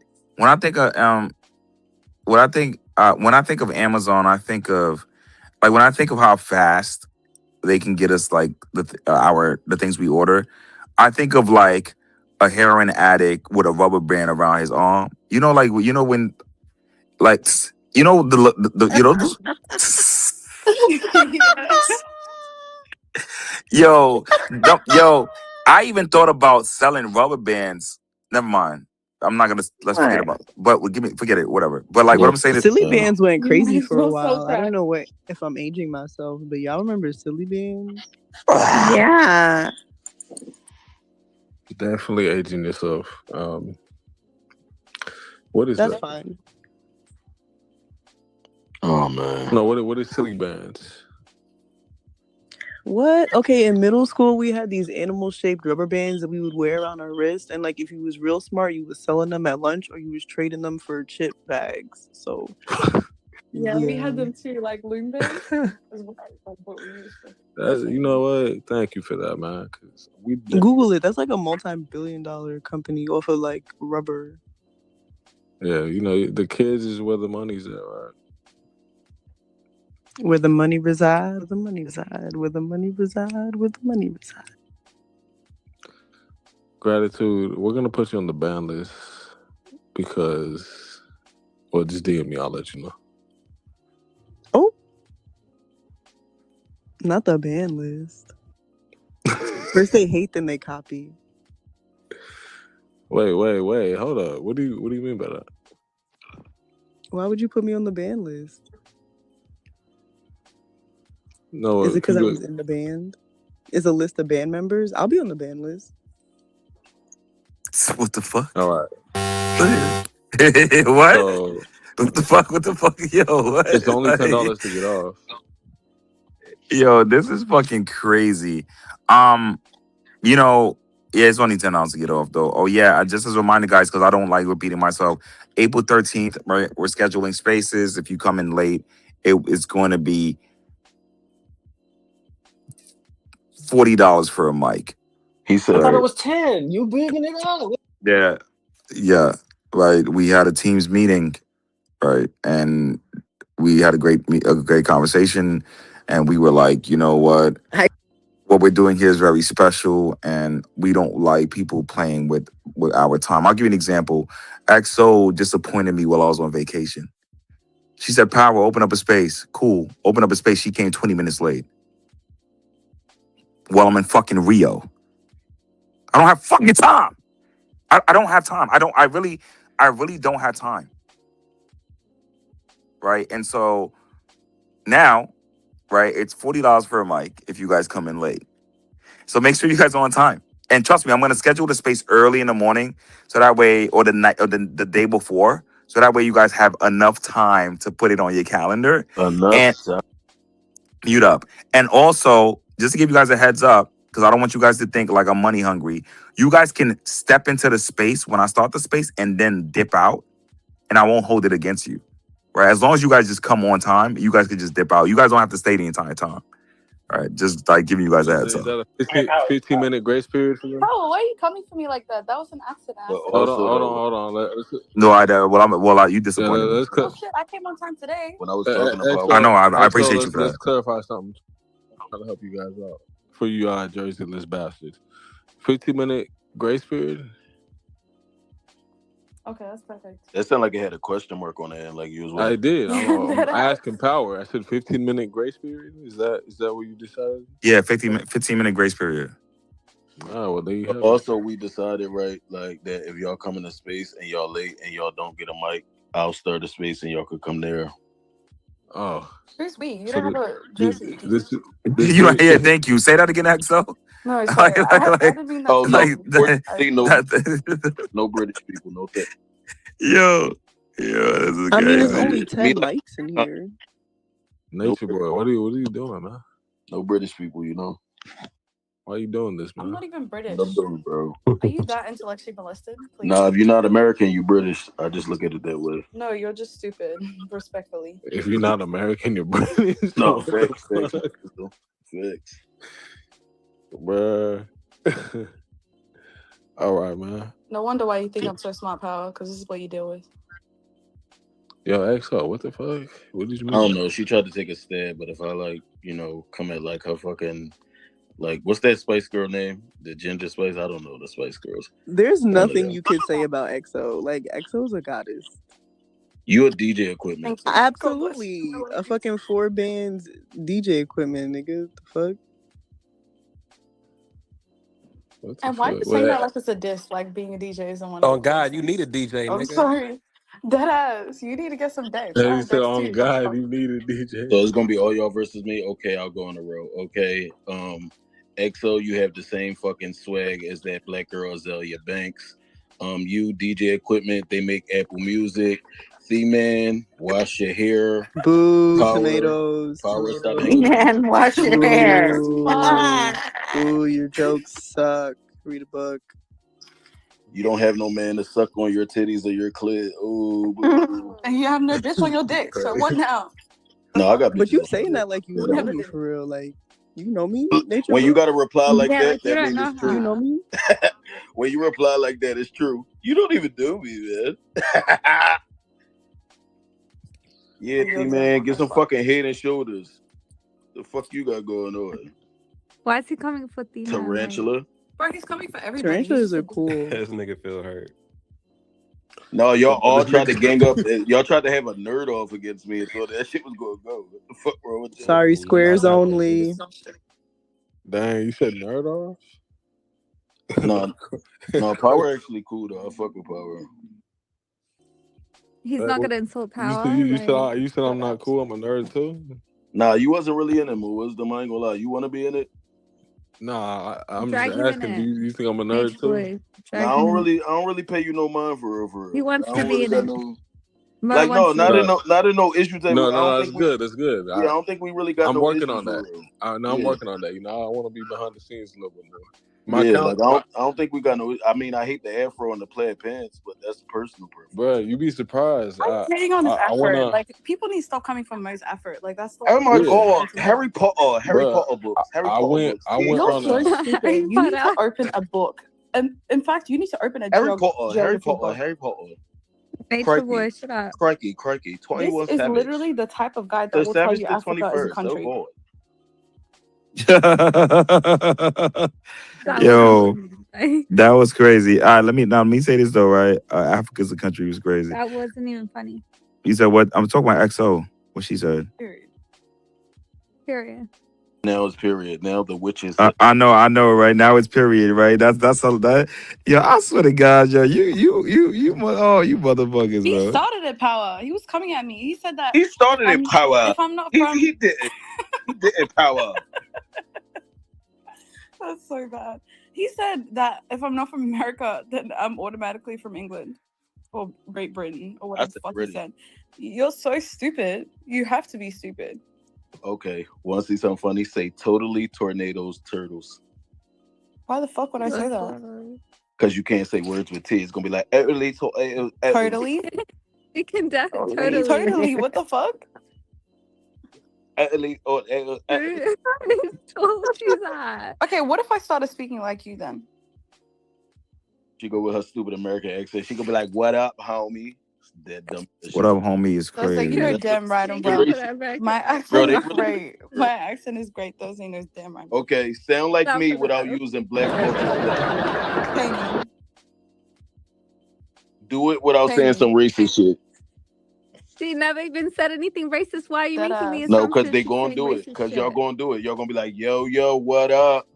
We actually don't. I actually don't. You literally. No, I'm not even gonna do it because he needs to pay me. Broke ass motherfucker.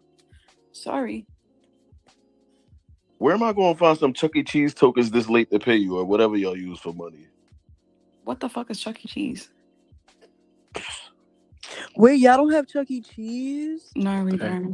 Oh my god, that's so American. Do you have Dave and Buster's? No, we don't. No. Okay, it's like an arcade, but they have Chuck E. Cheese is more so for kids, but Dave and Buster's. No, we know what Chuck E. Cheese is. It's a child casino. I mean, low key, Is that low true key, that they really use the cheese slices? That's hilarious. That's a great. I never thought about it like that. Conditioning us getting from them early. For real. They're like cutting out the slices and reusing them. Or no? It's like get them cooked early, bro. It's like People gotta Funhouse. do the science, bro. Those Nah, things, that like was Funhouse, sex, right? though. I think so. Casino, the future gamblers of America. As soon as he thought about that, I was thinking about when you win and you got to take the tickets to the counter exchange and shit, and it'd be so hard to win. I'm not gonna lie, though. I love shit. arcades. What's wrong with arcades? Yeah, like I love Y'all don't arcades. play arcades, y'all. What's that We thing do where have y'all be on the arcades. horses and y'all be hitting the fucking the Polo? bowling balls? What's the Polo? thing? You know the thing, man. It's an arcade. Are you talking about Where they be on the horse? Yeah. They be on the horses and they be hitting the Polo. bowling balls under the little thing. Yeah. What's that? That's man? polo. Yeah, that's what y'all play. Y'all don't play no fucking arcade. We don't play polo. Yes, you do. We actually don't. Or y'all I be just like the That's race like cars. British. they be fencing and shit, right, man? Like they get the No, we stores and be don't like, "On fence. guard, We don't fence. on guard." That's British. Don't kill me. Yeah, Oh God. on guard. They be fencing. Y'all fence for fun. No, Oh, I just God, got it. touche. I'm crying. Nah, that's funny as fuck. You know, All right, I don't want to make no more fun of the English foreigners. Y'all have fun. not yet. Okay, bye. That's okay. I Bye didn't is say I was crazy. leaving. I just said I'm done Yeah, talking. okay, bye. Okay, bye is fucking crazy. My Back fault. to Man. you. Did you This talk to sucks. stay This quiet? fucking sucks. No. I was just reading something. I'm sorry, guys. Yeah, no. What do you mean the American way, Power? No, it's too late. We talked about that already. You came in late. Nah, but Barzan, No, I where came in on you time. Don't rate do that. Black Thought? I'm just playing with you. Though? because you I got said went you to got what? weight shower and around washed that. my hair. I'm going to Say it work. again. I said, where you rank Black Thought in Philly rappers? Top 2, not 2. All right, bad. But he not gonna get credit in Respect. the city because he not a degenerate. So like I feel the that. city don't feel him. The city don't feel him because he not a degenerate. But based off talent, Like pure skill, yeah. pure rap skill, yeah.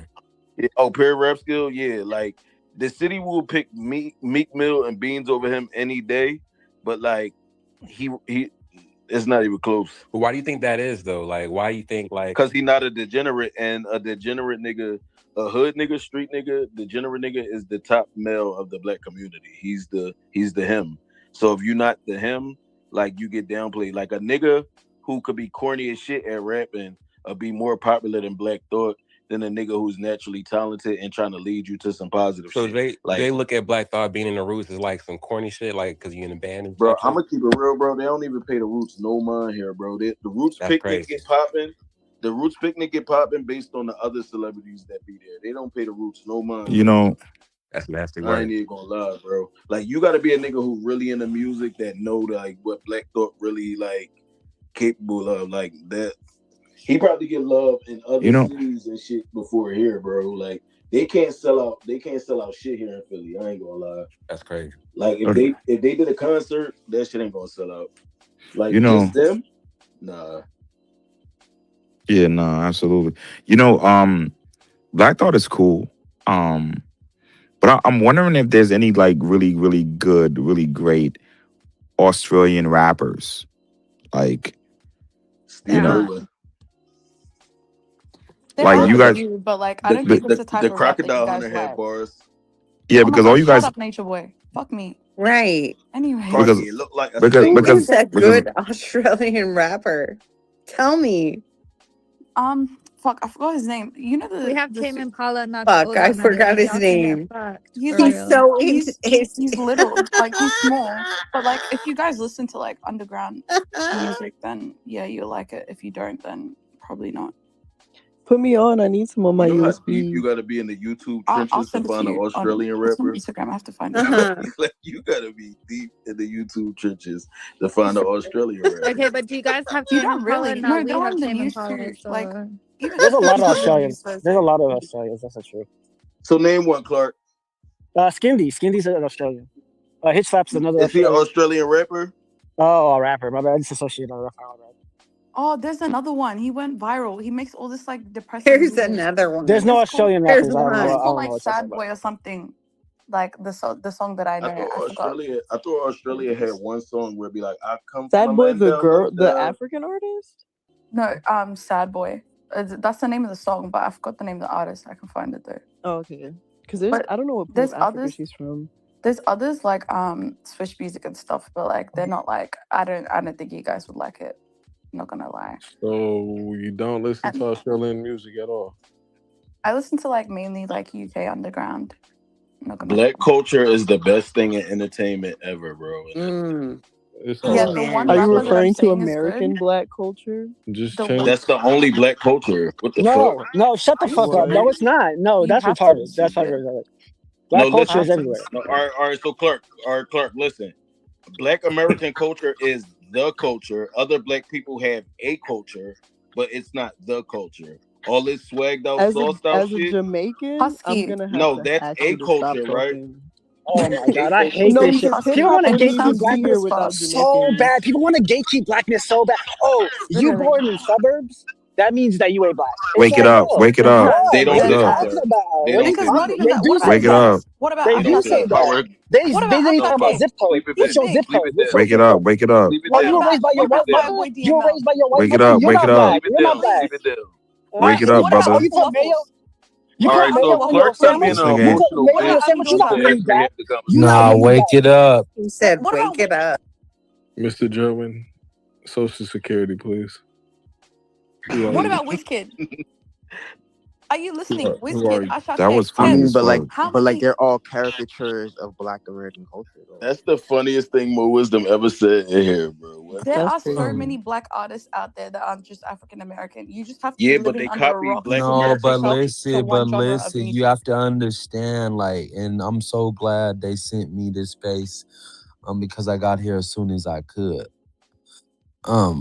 But Social Security. Who is that?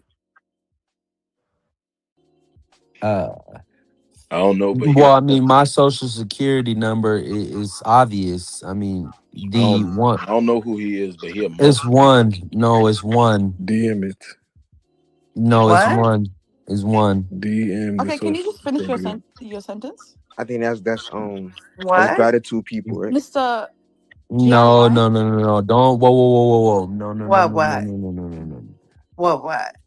I will. And see, this is why I don't come down here that I'm often a to speak loner. with the common folk. Okay. But Wait, Come what the play. hell is that supposed to mean? Okay, Like, then who please are speak for a you? comment. He means he's in a different Let's tax play. bracket, I guess. Like, who does he What's think up, he's man? chatting to? Yeah, we waiting on that Social Security, man. Now listen, I got one of them, and it's only one because there can only be one. That is one lead singer, formerly of the Temptations. That is the Temptations, not to be confused with Sir Otis Redding's Temptations. Bro, can you stop talking in fucking catchphrases and just get to the point? Yeah, like, please get to Right. Why are you talking in That's tweets? not that Why are you deep. talking? Why are you tweeting? Why are you tweeting vocally, bro? Why are you Why is tweeting he like vocally, bro? speaking in riddles? Like, we give a fuck. That is someone was let me talking. Who Like, demiked him? talking about I got here Somebody just demiked in him. time. Like, or whatever, as quick as I could. This nigga down here like, it's snakes on a plane, but thank God I took the Greyhound. They got out of parachute. What the fuck, nigga? Just The talk. only one with the parachute. Yeah, like, just talk, nigga. I ain't gonna lie, he blew it. You know what, ladies, y'all win. Black culture is everywhere. I don't care. Exactly. Yep, There you y'all go. win. Y'all send him in here and I'm defeated. He's kryptonite. Fuck it, I'll leave. As you should. I'm glad the case has been rested. So, like, What- he's not what was wrong he- though. what Like, case black, was- like, As you should is crazy. so can I crown y'all winners by saying hoes up, bros down? Or is that a problem too? That is How? a Because problem. you're a hoe and you're not up. So No, y'all the hoes that's up. Y'all hoes is Nah, up. you're Bros is definitely down. the hoe. Like, Look, she don't even Literally. want her crown. So humble.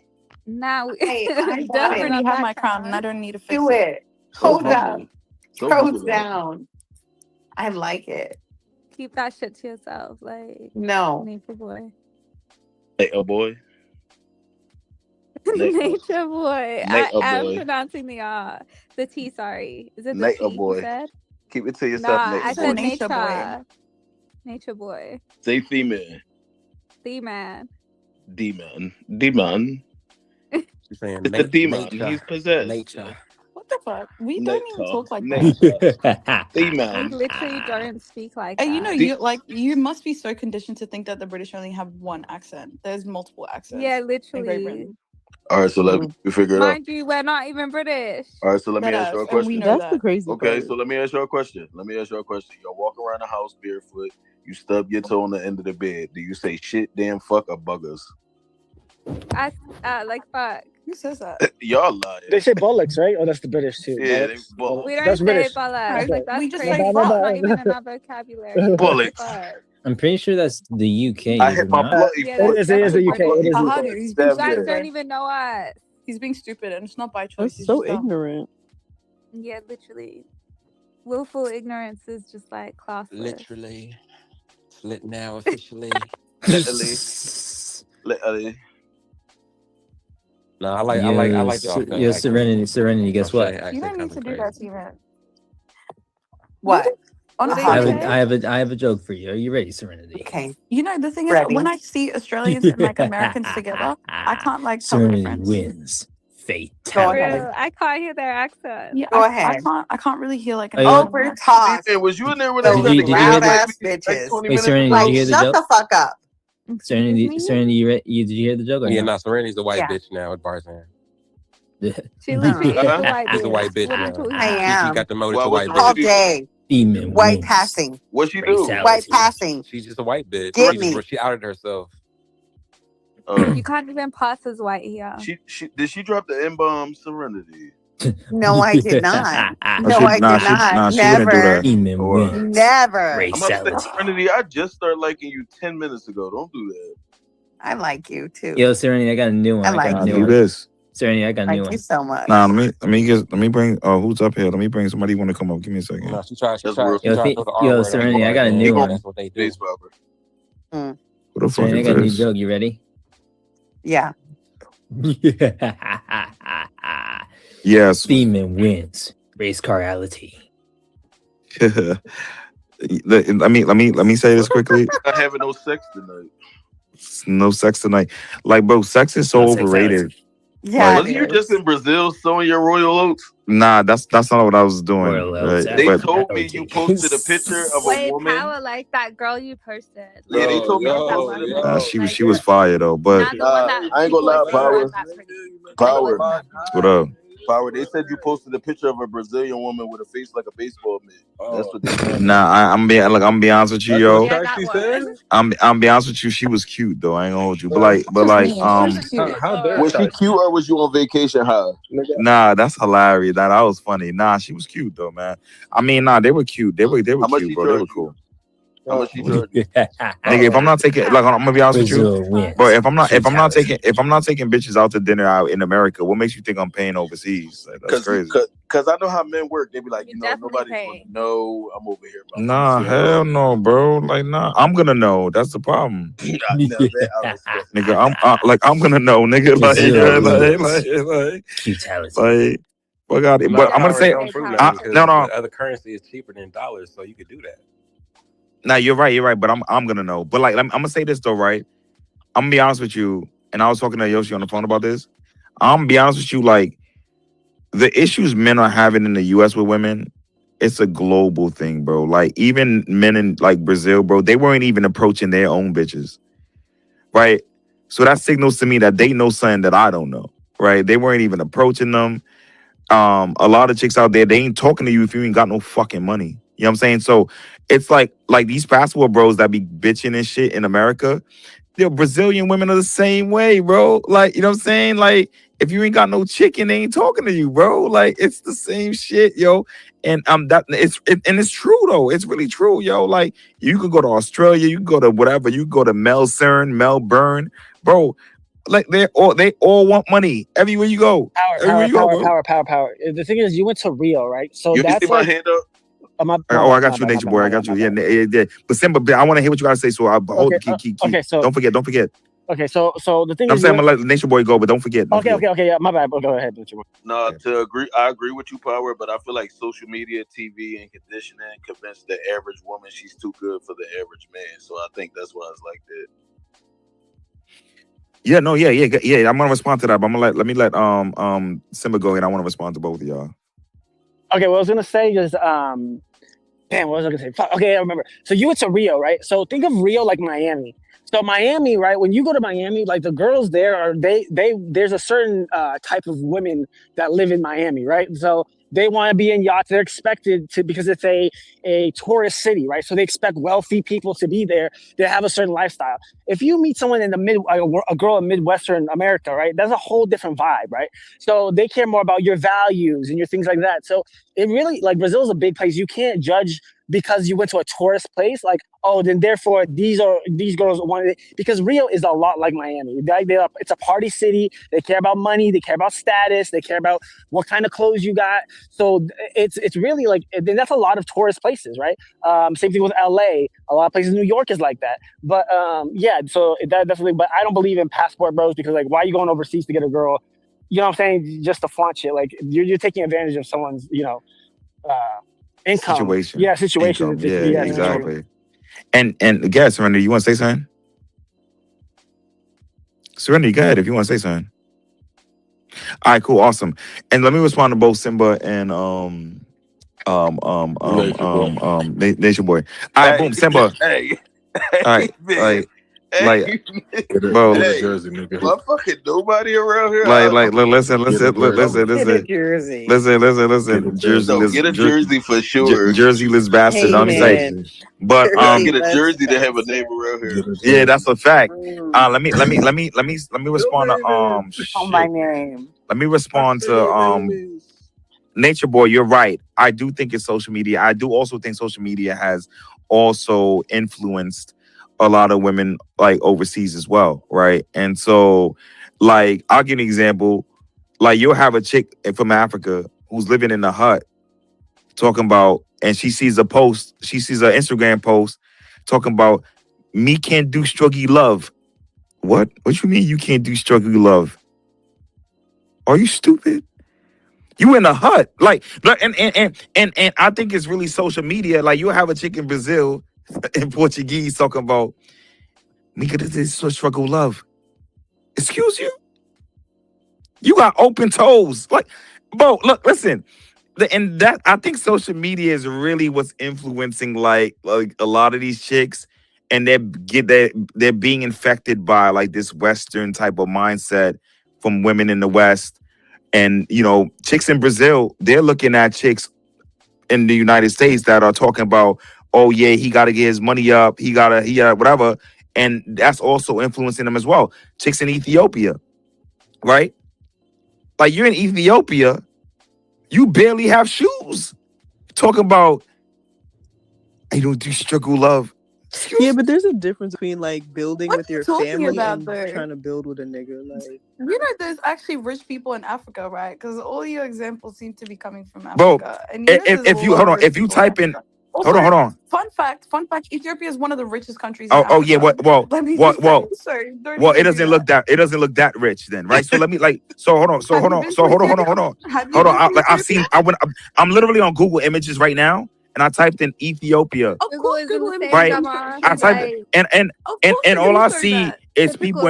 All I see that's is a bunch. America Hold on, all controlling I the see is a bunch of narrative. Ethiopians in white robes, That's right? Give me a America second, controlling the right? narrative. Like First of all, they're not white robes, no First of all, get it shoes. right. White That's actually robes, no disrespectful. shoes, right? Give me a It's second not though, right. But that's First of all, America if you right? want to controlling hate the on the White race, they're white narrative. made out of robes, pure no cotton and shoes, stuff. right? Hold So up. I would like to. No. You're walking around trying to flex Egyptian cotton as if we don't. Yeah, we literally, don't where do use you think fucking that cotton cotton and comes silk from, as well with our dumbass? Like, you're clothing. actually dumb. Second of all, that's based stupid. off of modesty and religion. Yeah, Third of fuck you, all, Power. you're literally searching up Ethiopia as a whole. Go look at Addis Ababa. Go Yeah, look at Addis Okay, I'll do that right Ababa. now. Hold on. I'll do it. I'll do that right now. Hold on. Actually, better yet, Spell it go for look him, at our far babes, regions. 'cause he's Type slow. up for me. Type up for me Danak Okay, and hold on. depression. Go look at You these said Addis places. what? Addis And you'll tell me Ababa? these You places said are what? Addis Ababa. Addis.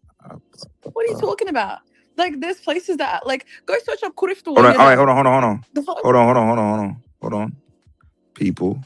Addis Ababa. And respectfully, that's not the case for a lot of places in Africa. Okay, Nigeria is perfect. also beautiful too Okay, in some perfect. parts. So I'm gonna put a picture. I typed in on Google Addis Ababa, It's about to be hold some on, Ethiopia people. I typed in people to make sure they pull up pictures of people. Now I'm gonna put up a picture I see here, right?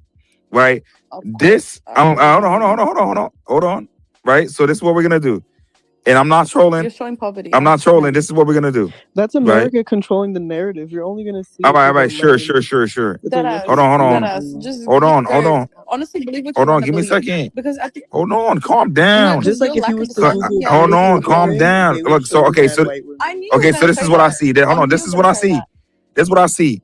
So if a woman and this is why social media is infecting women across the globe. I just put a picture up of Ethiopia, Addis Ababa. If I go to Ethiopia and this woman rejects me and say, I do struggle love, excuse you? You're the epitome of struggle. You're the epitome of So are you bro, living in a box I apartment? swear, Please. I wish, You said your apartment's 50 square meters, like, bro. yo, Please. EXO, and I fuck with you, EXO. And Power, listen And to I'm not you trying to didn't listen to disrespect your what I country, I said. promise you. No. You didn't listen to what I said. I said there's not just poor people there. There's a lot of people with wealth. If that's the case, why don't you come see my aunties? Do you want me to hook you up with my aunties? She lives in a ground plus 4 home. Or do you want to go visit my aunties? Now we're Home? talking. You get a whole level to yourself Now we're too. talking. Do you want to go to my other Now we're cousins' homes? talking. Like, Now we're what are you talking. talking Now we're about? talking. What are you Show me talking your about? auntie. Now we're talking. My uncle literally Where owns a auntie massive at? dog Now we're center and a talking. pharmacy. Now we're Do you talking. want to get treated there Now too? we're talking. Do you want to get treated Now there we're too? What talking. are That's you what I'm He talking said talking about? about. yes. Go get her. I Yeah, said go to get you, her. I said Don't to talk you, about it. Be Africa about is it. not Don't talk built. about it. Be about it. He said Don't talk yes. about it. Be Go about get it. her. Bet. It's okay. Send me your Okay, details. I'll right send there. you Exactly. So this is the point that I'm making, right?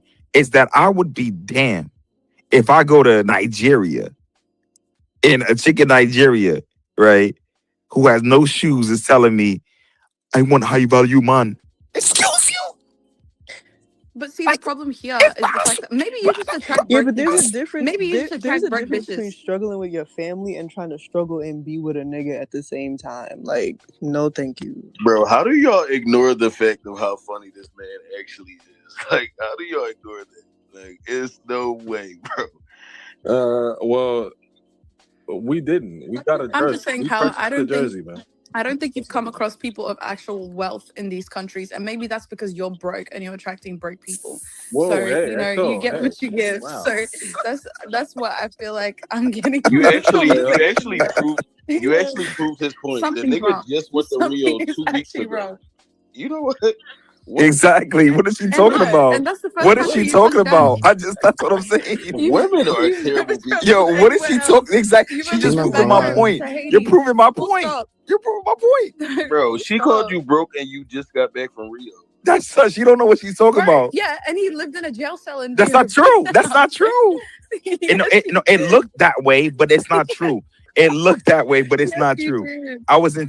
Okay, put up a photo of the apartment you stayed in. All And right, I'll put promise. up a Okay, photo fine. that I'll will say put the it up right now. I'll services. put it up right now. If you want to go apartment for All right, apartment, fine. so I'll put up a video. I'll you put up a want to video of admit the that you were in Airbnb. a I'll put jail up the cell. video right now. Right? Hold on. Give me a second. Okay. Yo, what Right? up, Power? What up, Nature Boy? What up, brother? How you doing? And once again, I wasn't being disrespectful, right? All right, fine. I don't want you guys to think I'm only coming to African. So let me use my own country, Haiti. So I would be damned. I'll be damned if I go to Haiti, right? And a bitch in Haiti with no shoes is telling me, like, oh, I can't speak to you because you not how you value man. Bitch, are you Yo, I swear to God, yo, bro. I swear to God, bro. Look, bro. And that's my point. I think social media is really what's like really fucking these women up globally. It's fucking their head up. Like it's really fucking their head up, bro. It's crazy. And that's why a lot of men in what I've seen in Rio, a lot of dudes wasn't even approaching the chicks. And I'm looking at my cousin, I'm like, yo, maybe these dudes know something that But we women don't were know. dating up before social media, so I don't really see what the issue is. Thank you. Exactly that. Like in my culture, that's how it works. So What does like that have you to do saying with the this just price of makes tea no in sense. China, though? Like, It's not what? about social media. Before social media, people were marrying up. Okay. Like I told you previously why Haile was mad at my grandmother because she married down as a woman because she married for love instead of money. Like it's always been like this before social media existed. Like what are you talking about? So let's say hypothetically you got with the man of your dreams and he's a high value man. Are you still going to the club? Why? I mean, is he coming with me? Shit. And is it for my friend's birthday or is it for a celebration? She might have passed that question. Yeah, and is it for a celebration? If it's for my friend's birthday, then of course I'm gonna go. What does that change? So it's not like I have kids yet. You don't go to the club at all? I do. Everybody goes to the club or has been to the club at least once in their life. Everybody, that's the problem. We don't need everybody going to the club. You know what I'm saying? That's just not where we want our women. Yeah, but to be honest, Australian clubs are nothing like American clubs. Isn't your job to put women in the club? You stay out of this. Listen, I saw none someone of just created That was great. piano What the None of fuck? that That is the was- problem, right? None of that is the problem. The real issue is, right, a woman will call a man broke while also being broke because she see it as I'm a woman. It's okay for me to be Clock broke. it. Say it And that's the again. problem. Say it again. said that? Say it again. They be brokey, and then they be mad that you broke too. It's like, okay, well, get your money up too. Get your No, money. maybe you guys should stop going for brokies. I'm not gonna lie. No, my like, my listen, culture, right? my Jamaican women, a lot of them not shit, but they don't be doing goofy ass All right, shit so like look, that. this be my thing I'm with not women, gonna lie. right? They don't This be be doing. my thing Look, with women, they'll right? humbly be broke and cook you a nice fucking meal, rub your feet. You know what I'm saying? Do the do. This is and true. then This be is true. like, This is true. This is true. All right, so But listen, no, this be my thing with women, World Star, right? They watch all day. They talk about zodiac signs. They'll share tarot cards. They'll believe in manifestation and the power of the tongue, right? And they be like, you are what you attract. So if you keep meeting broke men, right? That means you are what you attract. You're broke, so you're attracting broke. absolutely. Like, how are y'all not seeing that? Right? Y'all ain't shit, so y'all keep attracting niggas I that left ain't for shit. like 2 minutes. Why are you guys talking about attracting broke people now? You heard everything I Like, said. She trying to throw it I don't off. even agree. don't live in an abundance mindset. I don't. Here's the thing. I don't even. Begging women for money. You're always talking about how you guys don't have money. You're always talking about No, being y'all always poor. talking about how y'all don't have money.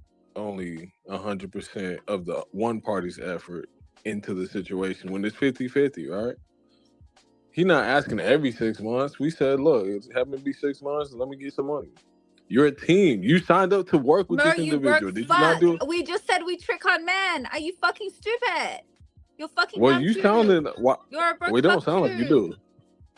do. Look, How you say you I'm trick not. on men, but you also saying Yeah, that but you I'm don't saying have I to learned spend my money lesson, you on dumb men. cunt. Like I literally tricked on them and I learned my I'm lesson, not bro. a. I'm never paying for a man's anything. Thursday.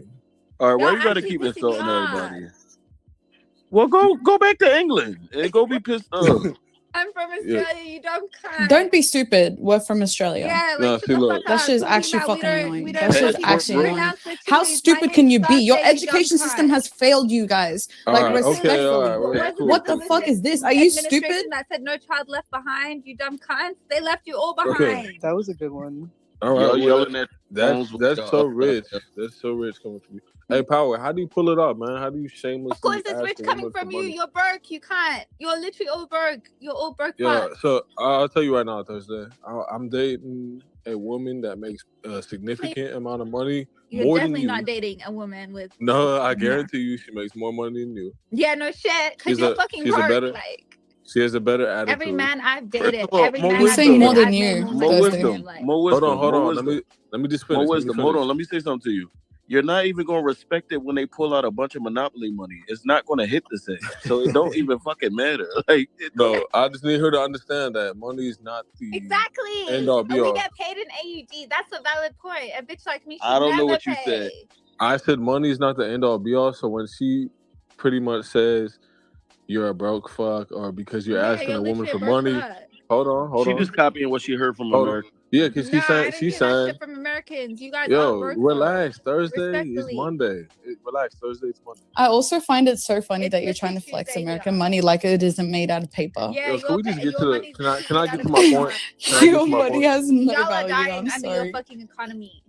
You guys My are point struggling to is eat under your Thursday. economy. Save us, Mind you, guys please. Okay, don't so choose to If be you listen. skinny. You guys spill don't an choose iced to be that coffee on a skinny. $50 bill, that's it.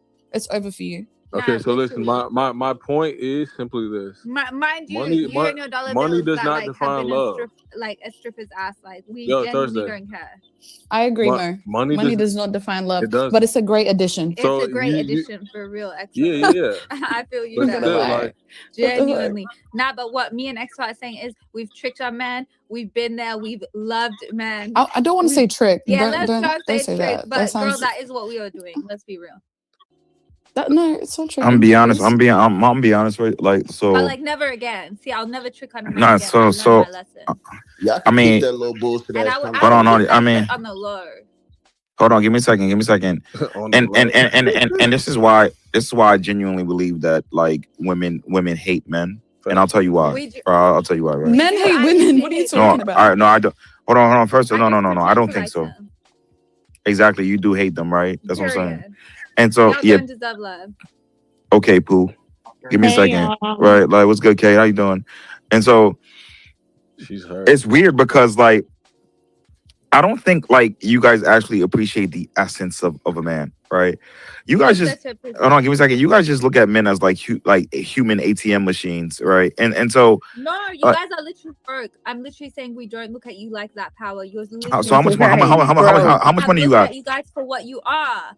Rubbish. Why are And you for pocket real, some watching? of you guys. How much money you got? How much money you got? Pocket watching. I'm saying how much money you got? Guys. So you haven't got your nails done in 3 years. Bro, I don't want to because it's Like, an that's what I'm insecurity saying. of mine. That's what I What do you want me to mean. say? That's what I What do you want me to mean. say? You haven't got your nails done in 3 years. This is My disgusting. hands. I haven't got my hands done. First of all, Yeah, your And I hands look like already said construction this- workers. I already said this to you. It's an Your hands insecurity. look like I have yeah, that's chubby what I'm saying. fingers. I don't get my hands done for a reason. I only get my toes done. So what are you trying to say? Okay, What, so that's what I'm saying. What do you want to say? Why It's an are your insecurity. nails not What do you done? want me to do? Why Do you are want me your to nails get not surgery done? on my fingers? Like, what do you want me to do? I got my dad's G's. I'm sorry. God saying, forgive me. okay, God okay. forgive me for having what God gave me. Okay, give me a Please. second. So I'm okay, so tired. No, I didn't hear you actually you. piss me off. You always do this to me. You always I do. don't. This is the one thing you mention, and you always mention it, knowing damn well how it makes me feel. Leave me the fuck alone. I didn't know Mo. that. I Leave me didn't the know fuck- that. I told I you didn't this. know. Maybe listen. I did not know. Use the ears God gave you. Shit. My apologies. Damn, I didn't know. I told you so many times. So many times. Okay, my bad. Damn, I didn't know. I didn't know. What the fuck? I didn't know. My bad. I didn't know. No, B, you gonna do that? Blow my Okay. fucking blood. All right, B. Okay. Are Okay, the toes nice? okay, B. But look, I honestly, genuinely, I'm not even trying being funny. I did not know, right? So now I know. So why do you keep picking on her nails? I don't get why Okay, you fine. Do you want my Okay. toys? Do you want my toys instead? Like, what the fuck do you want me That's. to do? Turn on some YouTube and see how you're like, nigga. Like, what the fuck? I'm sorry. Okay, fine. My apologies. I didn't know that. All right, cool. Thursday, But stop. You're bringing this somewhere it doesn't have to go Thursday. yeah, Why did you feel that way? No, This he's is all dead serious. Thursday's Like, fault. This shut is up. all You can't Thursday's insult fault. the She didn't audience have like to do that. it. She started this. She's the problem. I never started it. Like, shut the fuck up, Mo. She's the Like, problem. It's Thursday. you're the problem. It's Monday, and she's Mind acting you, like it's half the Thursday. Drake songs you played were for me, bitch. So, like, please, pipe down. Did you? Okay. You gotta Yeah. Can I say something? I do appreciate the essence of a man. Usually it's just physical though when it starts What off. it? Yeah. So we knew that, Kate. We already knew. I was just gonna say, like, cause I mean, Power said you don't like, I like somebody that feels strong, like, calm, solid vibe. Let's wake that up. Like when he walk in, I notice him first. Like that's really liking the essence Girl, of this him. is not a yawning space. Yeah, I'll say Girl, this. I'm not talking to you. I'm talking to Power. Okay, well, let's say this. If you don't understand, that's Thank you. fine. Thank you, kid. I appreciate you. Let's say this, man. I'm just gonna give my personal testimony. If it don't work out with this current chick I'm dating, I'm about to not be focusing on dating for a Who's while. the current baby or For a dating? while, cause y'all just I'm y'all really something good at else, like man. I'm not gonna lie. really good at like. I seeing gotta if it's get gonna to work out, I gotta get to a pinnacle and a threshold to where y'all are submitting Guys, I applications. feel like it's not gonna work out. Are you paying for shit or like Bruh, no? Look, Like, I deal with women every single week, and I've been a club promoter for the last 3 years. If anyone knows that, you're a club promoter. yes, if anyone knows, I'm gonna tell you from the inside looking out, I've seen too much, and now I'm just at the point. From the club, though, there's Yes, one they objective. all desire to be there. They all want to be there.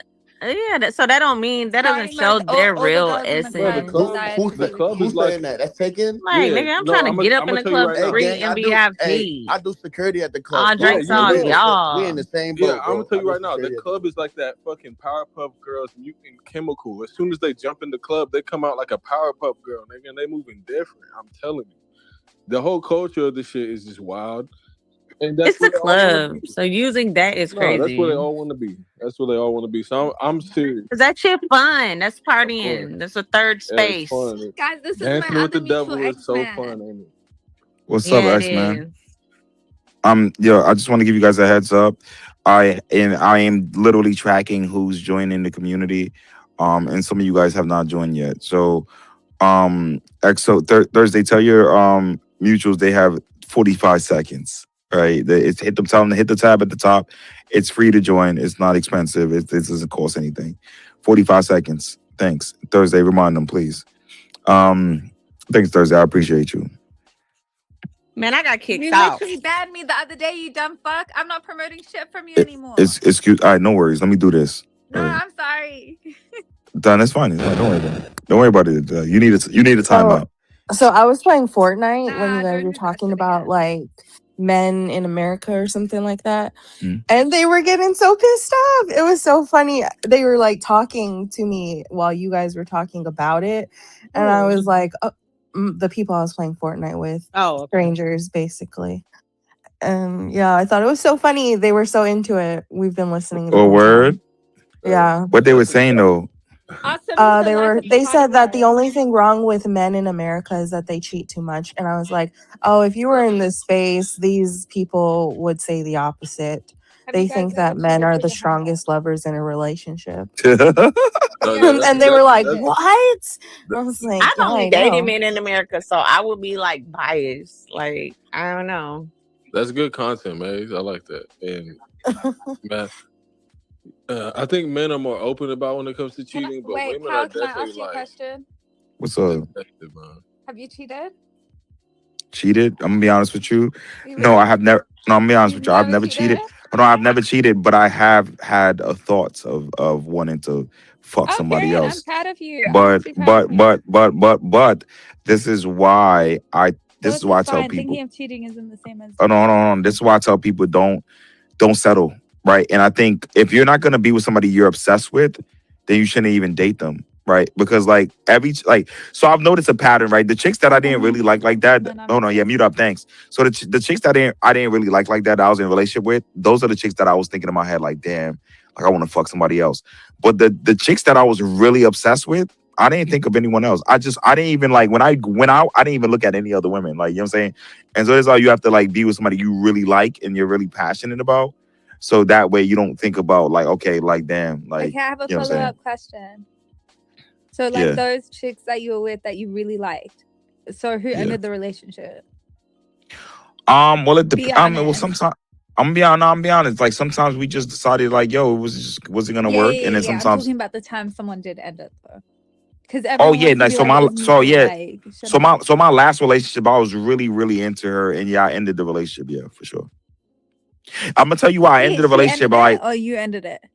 No, I ended it. No, I ended it like so. What you never ended it. No, it's true. Like so, I mean, we already had some That's issues, just but part of your brand. Like you have to say you ended it, but for real. no, I actually I've said this story countless amount of times. Are you retarded? Like are you? Okay, my bad. Go on. I was just checking. Yeah, I ended it the last time because you know, I don't know, like you know, we was already having issues and shit, and then the you know the icing on the cake was. No, I'm not gonna go into that. But the icing on the cake was really when I caught her in the space. You know what I mean? Like, and I recorded her in the space, and she was, you know, she was being inappropriate. You know what I'm saying? So I broke up. Crazy. Yeah. What did she say? Wait, hold on, Power. Who are you talking about? You don't know this person, but like no. So yeah, like, I caught her. I caught her in the space being inappropriate, but I didn't like you see. Look, I'm not an insecure guy, right? The problem is that she had issues with me, like with women coming into my spaces, flirting with me all the time, right? And then, so when men used to do it, she used to like expect me to like accept that type of behavior, right? And so, But don't you think that usually when like you feel a way, it's because something made you feel that way? what do you mean by that? I guess I mean like in the sense that like she was always on with like a wall up or like her guard up because of like women in the space. Maybe she was seeing something and feeling something that you weren't recognizing. Nah, no, she wasn't because I don't think that's true because I was very transparent with her. Like I couldn't. Maybe it was the whole boo thing. Like, nah, it wasn't the boo thing because the boo thing had nothing to do with women. But like, I was. Nah, it was you know, like how he calls people boo. So I have a question. Yeah, so let me say this. Like, nah, it was. I used to call everyone Yeah, but... yeah. So I mean, that wasn't it, honestly. But I'm because like every time, like I would kick bitches out my spaces. I would show her my every DM a bitch. Like every time a bitch DM me, I would show her the DMs. Like I was not on some sneaky shady stuff, right? And then I would like, and then when chicks used to even say. When 60 used to even use words like call me honey and shit, I would tell them bitches like, no, I'm in a relationship, don't call me honey. Right in front of this bitch. Like, I mean, right in front of her. You know what I'm saying? And so I was in on some shady, weird shit. But I think she just was weird. So anyways, icing on the cake was, you know, like, yeah, I lied to her. I told her, like, yo, you know, I'm about to hop in a meeting real quick. And I knew she wanted to go into this particular space. And then, so she was the first person in the space with this guy, right? So I went in the Anons and I bust out my second phone and I just started recording the conversation. And I texted her and I sent her the recording and I said, yo, we're done. You know what I'm saying? So can I say something? Yeah. So obsession, if you were truly obsessed with her, obsession usually like ignores all those red flags at first, especially in the beginning. So the fact that you were able to end it so quickly without like any hesitation means that you probably weren't that obsessed with her because you didn't really name like That's a what I'm ton saying. of That's what I said. so it basically. doesn't sound like you were No, I know. obsessed at all. No, Kate, no. I'm saying like initially I was, and then after a while, like I just wasn't there anymore. After a while of what? Because that was like the first situation that you mentioned. No. That was there was a lot of stuff. No, I was with this bitch for like a year and some change. You know what I'm saying? A year and some change. Obsession doesn't go away usually that. You're missing. You're missing like my honeymoon doesn't even go away that fast. So obsession usually definitely doesn't. You're missing my point. I was telling people in the space that, like, like being But obsessed that with. was her. Hold on, I That was was telling people. her over you. I get I was that. telling people in the space Power. that. Hold on, I was telling people in the space that in order to not cheat on someone, you need to be obsessed with them. Like you need to like them a lot. That's what I was saying. Yeah, but so But this you proves the cheated point. on But her because she you were was doing I didn't obsessed cheat with on it her at when you. you all. What are you caught talking her about? doing something Oh wait, sorry. questionable. Like When she don't you have no. I caught, just wait, told wait, you I wait, I'm wait, broke up with wait. her. sorry. I just But told you I broke up with listen. her because she was being So with inappropriate. that logic, when I'm you caught her with that logic, when you caught her doing something, not her catching you. Inappropriate. Yeah. When you caught her doing something, you immediately ended what it. was So it she doing? doesn't sound like obsession. No, it's self-respect. Right? Obsession would have been Yes, like no, but literally high obsession. self-regard. What are you talking about? Why would Obsession you be usually attracted to someone over. after that? Can I finish Thursday? Obsession usually bad. like overtakes that. Like that's why Wait. it's called obsession. Like you like look Yeah. over those red flags, even your own That's self-respect. What the dumbfounded. fuck? That's not obsession. That's low That's self-esteem. dumbfounded. That's low self-esteem. But like, what are we talking about? Like, yeah, like So what do you consider obsession? Just liking somebody a no, lot? let, Like let what me. the fuck? I feel Uh, like an obsession is low self-esteem. Though. Yes, it no. is. Obsession is overlooking like red flags No, I'm and like talking about. being obsessed. It's If you have high one-sided. self-esteem, you're It's obsessed about one-sided. yourself. Okay, No. so what are you talking about? No, I'm talking about like nah, it man. sounds like you're kind of agreeing with No, her. I'm not. I'm saying like I mean, my fault. Let me do a quick distinction. I'm talking about positive obsession, right? No, And that's so not what I'm really a thing. yeah, so yeah, it is a thing. You can Google it, right? And so what I'm talking about is that like you can be obsessed with somebody and not have low self-esteem. Now, maybe obsessed is a strong word. I'm talking about being with somebody that you really like. That like I feel as if people who cheat on people, Loyal. yeah, loyal. I feel as if people who cheat on people, they're just with people they don't really actually like. You know what I'm saying? That's what I'm pretty much saying. You know what I'm saying? And just being with somebody you actually like that you can be loyal to. I think they don't really like themselves. That's also that could also be the case too, for sure. That's narrowing it down really easy. But so what you're saying then from that logic is that she was obsessed with you because hearing you be in spaces where, yeah, you're like telling women not to do, this or that, but still allowing it to a certain extent. I don't know. It's given not the same thing. So I don't know. Yeah, look, listen, I'm telling you this, right? Like, and I hear what you're saying, Kate. I'm just simply saying that the reason why it's just my theory, the reason why I think people cheat is because they're with people they don't really, really like that. You know what I'm saying? Like, because every time I've been with a chick that I really, really like, I didn't look at any girl, I didn't want to be with anybody else. You know what I'm saying? Do you think she didn't really like you? Oh no, nah. I don't even think that was the case. That's why she was in that space of acting up. No. So no, yeah. So I can understand. Well, man, I don't want to say I can understand, but I can see why she was in there because I was checked out months ago. Like the bitch was like super possessive. She was slowing my progress down. I couldn't do anything. But not obsessed, you would say? What do you mean? That sounds like an obsession. Yes, I know. She was. But So not she in a didn't good end way. it, but she was with you still. But not in a good way. You said what? She was with you still. She just didn't like you that much yet anymore. Nah, no, you're missing the point. I'm saying that, like, that was a good one, Megs. No, I'm saying no. Now, I think you guys are missing what I'm saying. I'm saying like, it just was. I just was exhausted, man. Like I just was. You can't. There's nothing you could do for someone who's insecure. Like if we're like. Did you guys ever like get closure and talk it out? Nah, hell no, hell no. In fact, when I broke, I feel like that would heal him a lot. oh no, nah. In fact, when I broke up with her, It like, would probably like solve a lot of nah. In fact, when I broke happiness problems. in fact, when I broke up with her, like, nah, she kept on calling me. She really wanted to work things out. I'm like, nah, I'm good, nigga. Like, I'm good. You know what I'm saying? I didn't mean work it out. I just meant like, hey, you suck at being obsessed with someone. So you don't think that someone can cheat and still like both of the people? Yo, I think that's possible. I think they can. I think that's possible. 100. I think that's possible, right? That's a good I feel question. like a lot of it can come from ego, like accessibility, validation. I mean, honestly, and here's the problem with cheating, right? A lot of times people, and this is where it gets very disrespectful. Low impulse control. This is where it gets very disrespectful with cheating.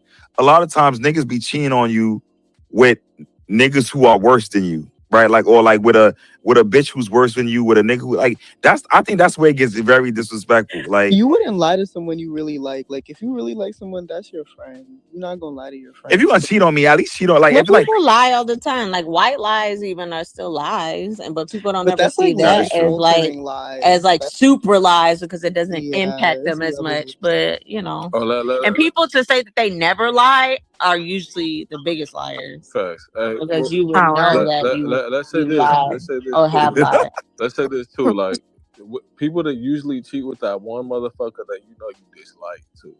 That one, it's like, yeah, you know, I don't trust that. Ego. I don't trust that individual. I think that they might be having some behavior that's in bad faith, and that make them like consider getting with them because they know that they'll have power over you in some regard. If they find out you dislike someone, you got to be cool. Like you can't let anyone know who you really like or dislike because they'll use it against you. See, that's the thing. Like blaming cheating on the other person is always crazy because like the person who's cheating is literally in control of that, like 100%. So even if the other person had like some parts where they were like maybe you weren't as happy or they weren't meeting all your needs, a lot of the times like you could have had enough boundaries or enough like self-respect or enough respect for them to like end it or give an yeah, ultimatum or whatever the case. But like a yeah. lot of times it's just a cop out, and I don't know. No, I agree with that. I'm gonna be honest with you. Like,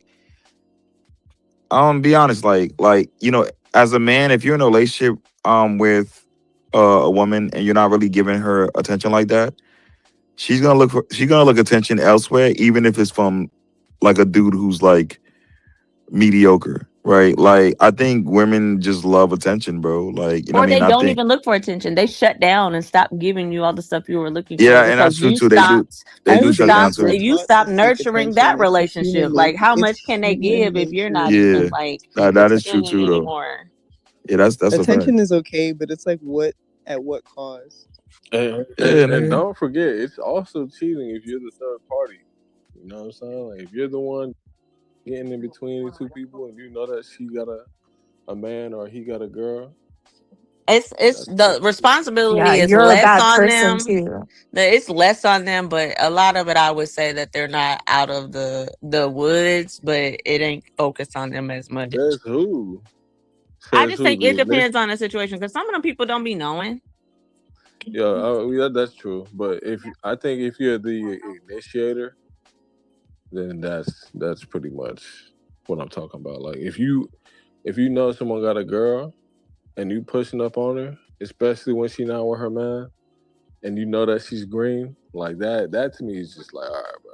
Like No, I that's don't. debatable. That's not even my Say girl. you got a girl. That's not even my girl, and I still don't fuck with you because you What just you doing want something me? that you don't What have to you want do. me when you got a girl? Like you bragging about it too. Like that shit happens all the time. Wives going, girls, boyfriends, husbands, all the time, and the people brag about that shit. And I think that's just not. Yeah, but the where we person should who be. should be blamed the most is the cheater. No, you know, let's blame social media, man. No, social media been around too long. I'm tired of people acting like this shit new.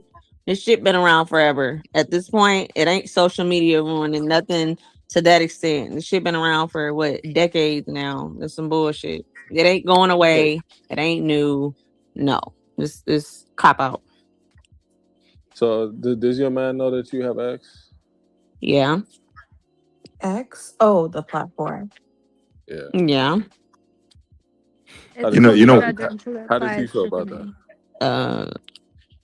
You don't care. What? I don't. He don't I care? don't hide that I have ex. Now put him on the phone right now. He's sleeping. Go wake him up. I'm not waking him up. He got to Go work. wake him up is crazy. He got to work. Go wake him up. No, I put too much work in to get him to sleep. He can stay asleep. No, we're gonna have a conversation with him on X pretty soon because we want Wake to him up see. is crazy, Mo. Like, Would you ever let him be in the same space as He you? be I was about to hearing ask me that talk. question. He don't get on spaces. He be in the background half But of some of if these he wanted times. to, would you let him? Like get on here? Yeah, if he No, was because like, I what you want to hang out got? with you and your friends. What you got a Twitter for? Oh no, this is what I'm saying, gang. But no, it's not no double standard. I just know like we got different personalities. Like mine is more speaking. Maybe like he just wants to like bond with you and your friends. he combined because we be over here laughing at some of this shit together. I swear to God. Like it's not even a joke. Especially when I be in the gay spaces, like that should be hilarious. But like, no, it's not no secret. I believe it is. I'm cheating, so it don't Is matter. this the same guy that you had when you left the first time? I don't know what you mean. What? Like, is this the same boyfriend that you had the whole time? I've only been in one relationship in my whole life. Okay. Yeah. Well, you know. And that started with him. None of the other ones mattered before him. You know who has a dope relationship is Chicle, something like that, social media. What? I don't even know who that is. They're so traumatizing. No, you know who I'm talking about. Milani, they're from New York too, I believe. Or Jersey, something like that. Power, you know what I'm talking about? They yell at each other. Well, she yells a lot. Light-skinned motherfucker, he's a comedian, and his girl always doing the crazy shoulder shit. You know what I'm saying? No, my man doesn't care. This shit is... I think they got a dope relationship. I think they might be the only ones that... What do you mean? She's like yelling at him all the time, and he's like afraid. Maybe not now, but... That's what we want. We want you to be on us just you like want us to yell. What? Yesterday you said, "Don't tell me, shut the fuck up." Wait, I didn't say that. I know, but that was the topic. But anyway, we ain't talking about specific relationships. Me and mine is good. Okay, no, if she yelling, that means she cares. That's perfect. No, it don't. Because I'm a natural She's loud yelling talker. about like stupid What? shit though. I need me a little Italian auntie type of relationship. Like, you need to, amen. Italian auntie. Yeah, I need you yelling. I need You won't find them in show me San you give me a Diego. fuck. I need you to show me you give a fuck so I can do the same. So I can give a fuck. You know what I'm saying? Don't yell at me, and I don't yell back because I don't like it. Yeah. This nigga power, bro. What you drinking? Nah, I'm saying word. I'm saying this is my first time hearing you say this, Mo. I submit. Yeah, I'm a submitter. No, I Like definitely. a cry at the top of a. Cause now it's just like, man, you know, I don't have much hope for the dating culture. Well, that's sad because you should like online. If you want to bring in online is to just get your opinions off. But there's so much nuance to it. So much nuance. Like me, I've I seen be too shutting the much. fuck up. Believe it or not, I do. Believe it or not. Okay, all right, baby. Let's wake My it up. bad. Power. I'm sorry. Like quick as hell. I thought you were gonna say that. Power, is it cool? Is it cool if your girl, say 6 months deep, says she want to go to the club with her girls? How you feel about that? Oh, going to the club with her girls? Yeah.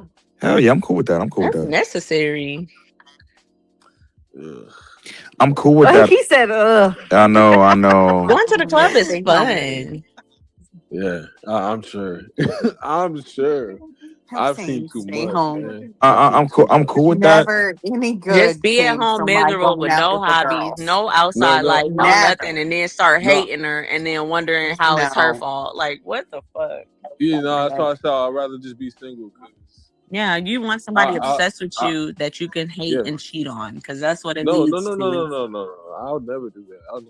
It's just more so, what are we in it for? Are we doing this for real? Or we just doing it for the feel? You know? Wait, but she's just hanging out with her friends. Are you not gonna go to the bar with your friends? No, man. You're never gonna go to the bar. So what if you have a homie that has a birthday at the bar, you're not gonna go. Let's rewire the nature of having fun. Why can't we do that at the crib? He lying. Okay, are you gonna quit your job? No. But what about her going to the club? Do you? I don't really do He said, but keep in mind, like, I'm not really partying at all.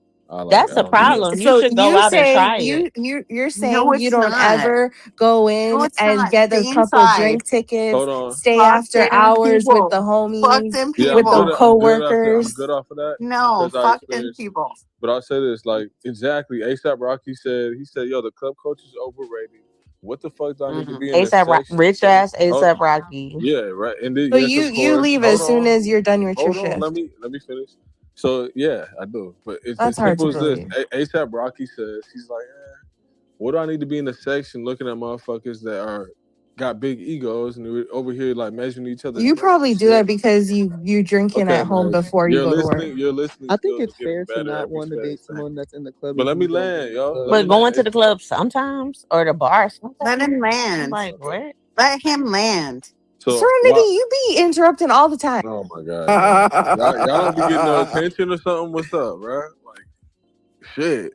We can't invite motherfuckers to the crib. You invite your homegirls. I invite my homies. Let's play dominoes. Let's play a board game. Do something more like productive. The club is that's not where the good folks are at. And I'm serious about that. I make money with them, but they don't have no fucking moral, no merit. They don't have nothing, man. They just out there trying to shit on the next person to make themselves feel better. It can be your What? closest right hand man. I promise you. I've seen That it. ain't true. Okay. Some women just like to shake their ass with their And friends, some but people just like to I be in the feel club y'all. having a good And that's time. Like another thing. what? That's another Shitting thing. on Like people, like all that is that, craziness. no, that's another thing too. Like I'm not gonna be going hard trying to be the best version of myself to end up with a shorty that's gonna be shaking her ass in the club. And we don't have no clear understanding. Like, man, I remember when me and my man started dating, we was in the club together, but like not together, like I don't seeing know. each other there. Hey, what's up? Getting it cracking. I Like, what are we don't talking know. about? I don't know, man. I think I might just be that one that's not built for it. Yeah, that's But why I feel you like lonely. you're allowed to Sad. curate your dating life to what you want it to be, No, though. it's all If good you're though. not in the club, you don't have to date people who go to the club. There's people who don't go to the club. Yeah, date Facts. them. But I really do think that every girl is eventually gonna want to be in the club. Or the bar. Look at the nature of the society, man. They all love that shit. Why? No, fuck that place. But I'm not gonna say all, but over here where I'm at, they do. Yeah, for sure. Like, No. they love that shit. Mm-mm. They eat, sleep, and breathe it. If you hang out at the library, I No. feel like you'll probably meet people that like if you're not at the club, you're gonna meet people not at the club. Like, but you can't meet somebody at the club and be like, don't go to the club. Like, Yeah, I agree. No. Let's. Or you can't meet I feel like nobody that's a good not at the point. club, but No, like that's Yoshi, y'all what's up, know bro? that that's something y'all do in y'all a great point. pastime. Like that's crazy. Oh no, Yoshi. I don't like being in crowded clubs. Oh, there's Yeah, not nah. crowded ones. That's I don't a like when great it's point.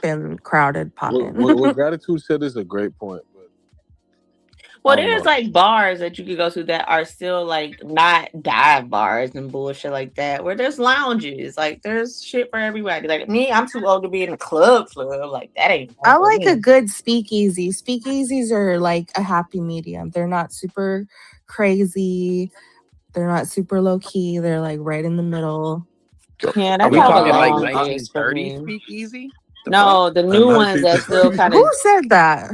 Yoshi did. Oh yeah, my like god. speakeasies You need are to get like out that, where more. they like be in the back of like a gas station, or you gotta like say a password. Like those would still They don't be exist. in the back of gas stations, but that's the concept. Yeah, well, no, Yes. there well, there is shit. one in We the got some like subway, that so I that's still mean, popping like, here, and it's so cute. Like you literally gotta say a Man, password and like all this crazy stuff. I think about it like this: like if you, and this is just my take. If I'm about to be on the purpose and really be going hard, then I'm gonna leave that part up to God, whether we connect or not. Because I See, ain't and finna that's be the fucking. problem. Leaving it up to God, No, I got you to ain't gonna because have a lot this going shit, on. man. No, I this don't shit even is like to serious. drink anymore. I like it. I don't like to not know what the fuck's happening. Because if it comes to the point where I'm in my mid-30s and I'm back in the club, I'm not gonna be with one girl. I'm gonna have multiple. Oh, I'm gonna that's have crazy. at least. You know So, what I'm like, when saying? I'm people gonna say do it. they don't like the club, like what else type of stuff do y'all like? Because usually, like the club, the older you get, like the club kind of just like it naturally phases you out for the most part. So like, what other type of stuff? Because I like people that do all type of stuff. Like I'm pretty adventurous. Nah, it got to be You this. here You right gotta now. make Like, go to money. the fucking gym. She said you Make here money. right Yeah. now. No, Like, gym, work that out. ain't fun. Skate. No, Yeah, we it just is. The let's make gym is money. the Let's find gym is somewhere to make like money. torture, but you go out of Girl, you obligation. was telling the truth. Gym is obligation. Like, if you don't want to be huge No as pain, fuck, no you gain. kind of gotta go. But I don't go there because I love it. Yeah, I'm not like leaping for joy when I'm ready to like Yeah, like the drive gym, to I the hate gym. it. Oh, I don't hate it, but Hate it. Why? I'm not like thrilled. Why? You don't feel Like I like said, I go out of anytime you walk obligation. out I go afterwards, enough to feel you're good like, to I my did that shit. clothes. I'm so grateful I have mobility. What? I got mobility too. That makes no sense. Mm-hmm. Nah, if it's Mobility? gonna Like be what? you got y'all should. Mobility So is do you talk about making standard money? right now. Kate, do you talk Okay. about making money with your man? What do you mean? I go to work. Like do you- That nigga go to work. Like, what are you talking about? that's all. That's just what it is. We You got our don't- one little thing that we have both gotten together. Outside of that, making money is not. We don't got no bunch of side jobs and stuff. No, our free time is usually, fun and family and planning shit to do. Not a bunch of side gigs. Like no. I didn't say a bunch. I'm saying like some creative ideas that y'all Not could not invest. interested. I don't have a bunch of no passive income. We got one form of passive income. That's it. And Okay, what about goals yeah, those are for the goals. future? Goals are enjoying one another, vacations, raising our kid to like do other stuff. So we're like really into that, like forcing her into all type of activities to figure out what she likes. But yeah, our goals are like, I don't know, regular people goals. Like, I don't know, updating our house, updating our cars, like saving this amount of money this year. Like regular shit. Believe it or not, not a lot of people have those goals in relationships. I mean, but I feel like people who are like serious do like they want to go on vacations and upgrade their homes and we've had workout goals together, like we've had all that stuff, but whatever sticks, what doesn't. But we try a bunch of different stuff to see.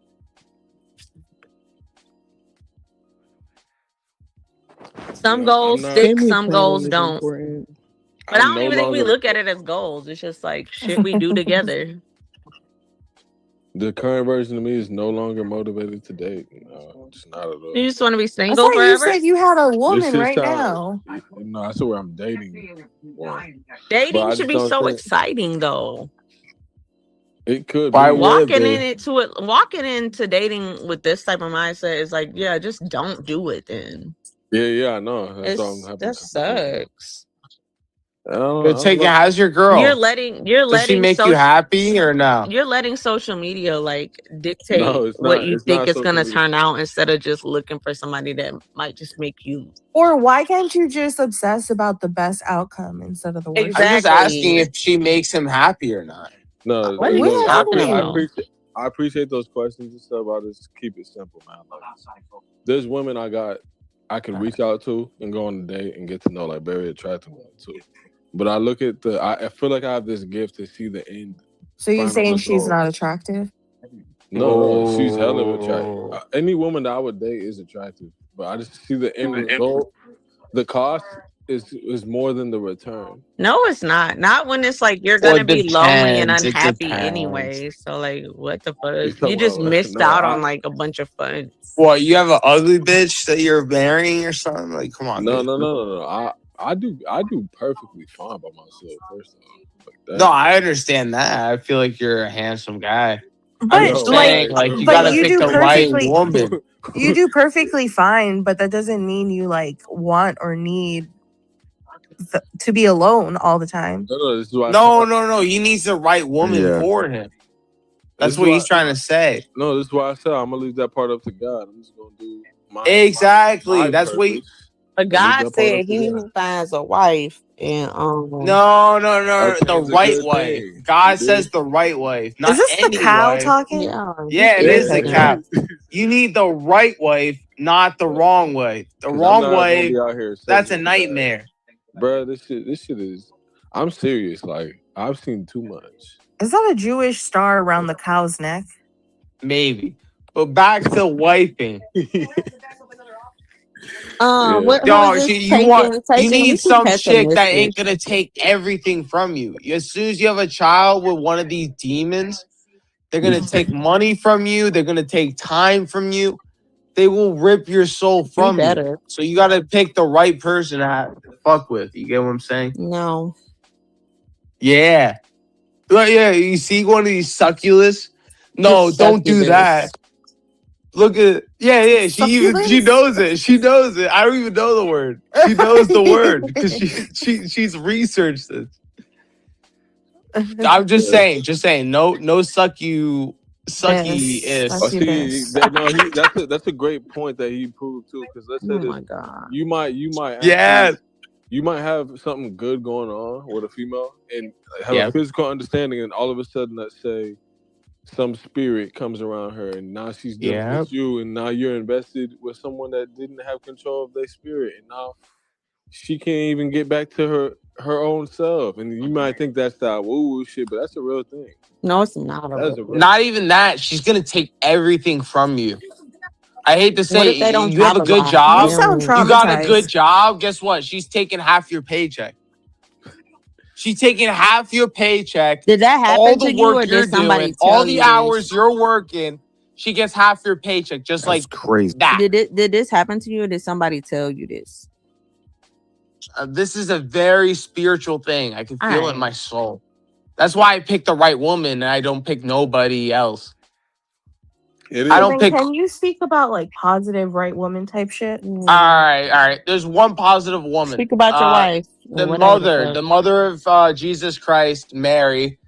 She did really good back then. Got to give her credit. No, she What did she birthed do? Jesus Christ, the Virgin Mary. Yeah, exactly. She didn't have a choice. Like women today, they just shouldn't have a choice. You shouldn't have the right to vote. You guys vote wrong every time. Oh my Every God. time you vote You wrong, have every a time Jewish you star have around a a fucking decision, cow's mouth. it's wrong. You're fucking. It's wrong. Is this rage bait? All right, let's not do that. Rage Yeah, it's not working. Come up with better stuff. Bye. No, he had a decent point up until that last part. No, it all sounded like it was leading up to that. Yeah. Women suck. That's what it is leading up Fuck to. men then. You guys can't make no decision. All right, hold on. Let's not do a gender war. But I just want to advise, if you guys ever get the chance to open the Bible and look at Proverbs chapter 31. It speaks heavily about the importance of having, merit within the marriage and the wife. Definitely. I was in a religion space the other day, and I loved it because it was. Women can't read the Bible. They can't read in general. Yo, Goyim, stop, bro. We don't want to drop you. We don't want to drop you. Yeah, We what's wanna wrong have a with you, productive- bro? What's wrong with you, man? We want to have a productive. He's a goat. Dude is weird. Like, He's a wait, little is baby this- lamb. I'm bugging the fuck out. Goyim, you know who Anathema is? He's a donkey. Yeah, he's my best friend. Oh, your band. Cool. Right. So complete. He's a jackass. Yeah, I just because I knew that was this. I thought it was a different Goyim, but he's on the band list. I'm bugging. But yeah. Yeah. Damn, Power. You need to be on top of this shit. Yeah, you just no. spend a whole fucking 10 minutes listening to his crap. Because I wasn't, because he sounded a little different from the last time I heard him speak in Amari space, Anathema space. So We trying to make Taken not be all sad I about knew life. his mindset was just like toxic. I'm like, what the fuck? I'm not sad. In fact, Shicey, what up? I'm excited. I'm not sad. I don't like having things on my plate that I don't have to be a part of. Do you want to be single forever? I want God to give me the wife of His choice. You know what I'm saying? That's what I want. But like, have you heard that story of the guy who got lost at sea and asked God for help? Wasn't that You know the the Jonah story? and the whale? No. So it's like a hypothetical story. So the guy is lost at sea. He asks God to help him. God sends him a boat, and he's like, no, don't worry about me. God's gonna help me. Don't worry about me. And then the boat leaves, and then he sends him another thing, and then the guy is like, no, I don't need your help. I got God. God's gonna help me. And then he sends him a raft, and he's like, no, God's. And then God's like, I sent you 3 different times something to help you, you stupid head. Yeah, Meg, you be making a fucking point, bitch. I love it. Thank you. Every That time you was the be reeling nicest that. thing I think I heard today. Really, Thank you you very always much. bringing that point home every time. I Oh love my it. gosh. Thank you. You know who you remind me of? And it's going to sound real controversial, but I look at it as a positive. Do you know Paris? Yes. You remind me of Paris, except you're a lot nicer in your delivery. But Oh, thank she you. always brings a point I do try to home. be. Yeah, you always making your But point. Because sometimes I do we come off helping mean. him. And he's like, Who's no, him? we've been helping this nigga the whole time. He's like, no, I just want God. Who helping me? Yeah. We trying to And tell you. I like the conversation. So the last 3 women I dated were mad pretty. They all were into me, and it might have been for the wrong reasons. Let's say that, but Oh yeah, those Pessimistic. What was the wrong reasons? Just the social status, you know what I'm saying? No, brother. Oh, they wanted to get into clubs. Yeah, and he the stuff. damn security. So they wasn't even dating. No, that's not what I said. Oh, my bad.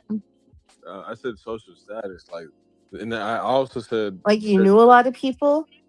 I'm a promoter, of course. Everybody use I'm just the trying to promoter. confirm. I'm trying How to are you confirm. mad I'm at not them trying to using you argue. for what you're supposed to be doing? That's No, hilarious. they Tracy, what up? weren't using me. They were not using me at all. You've been They're drinking? pretty. They can get in anywhere they want. But you said they were with you because of that. No, for the wrong reasons. But that's what you got the offer. So what the fuck?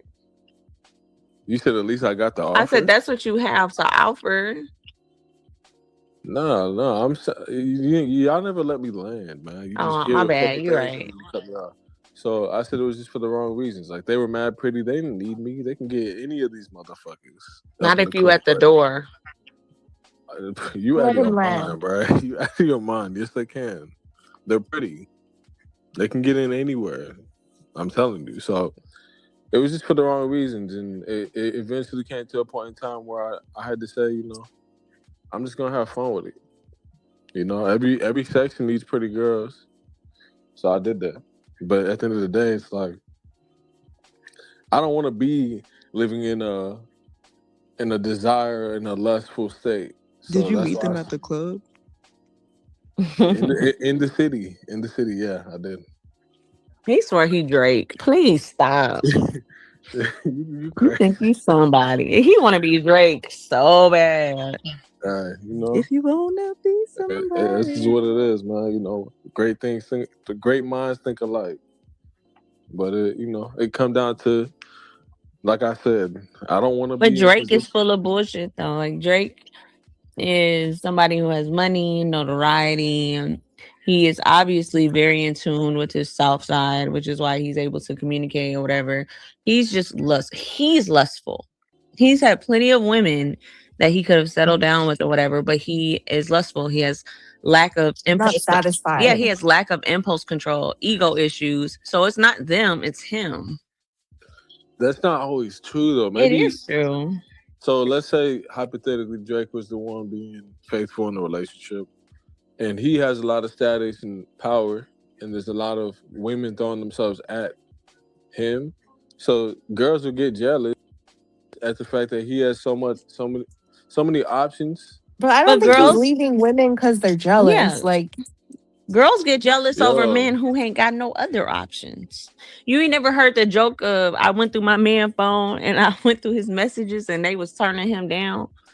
That Wait, was you said girls get jealous over men who don't have yeah, they options? bitches get jealous. So if that's my man, I'm jealous over my man. No, then it is that they do have options. What? That's why they're jealous, No, because they have that's why I said options. you ain't never heard of the joke of I went through my man messages and them bitches was turning him down and that was embarrassing. Like that's a joke. Because that type of shit happens. Like when you are in love with somebody, you start to inflate sometimes like their desirability because you love them. Right. That They think they whole got it. yeah, that whole 8 inches, you can make 2 inches feel like 8 because you love them. Like there's a Whoa. reason for that. That's crazy. That's a saying. Maybe not 2 inches, but like 3 inches, you can feel like 8 because you love them. So yeah, like women are jealous over people they love in general. Yeah, I gotta put some respect on Kay, man. She really a psychologist on this. I ain't no this album. psychologist. Don't be trying to make fun of me. Hey, She what do really you do for? Do you think you could share what you do for a living?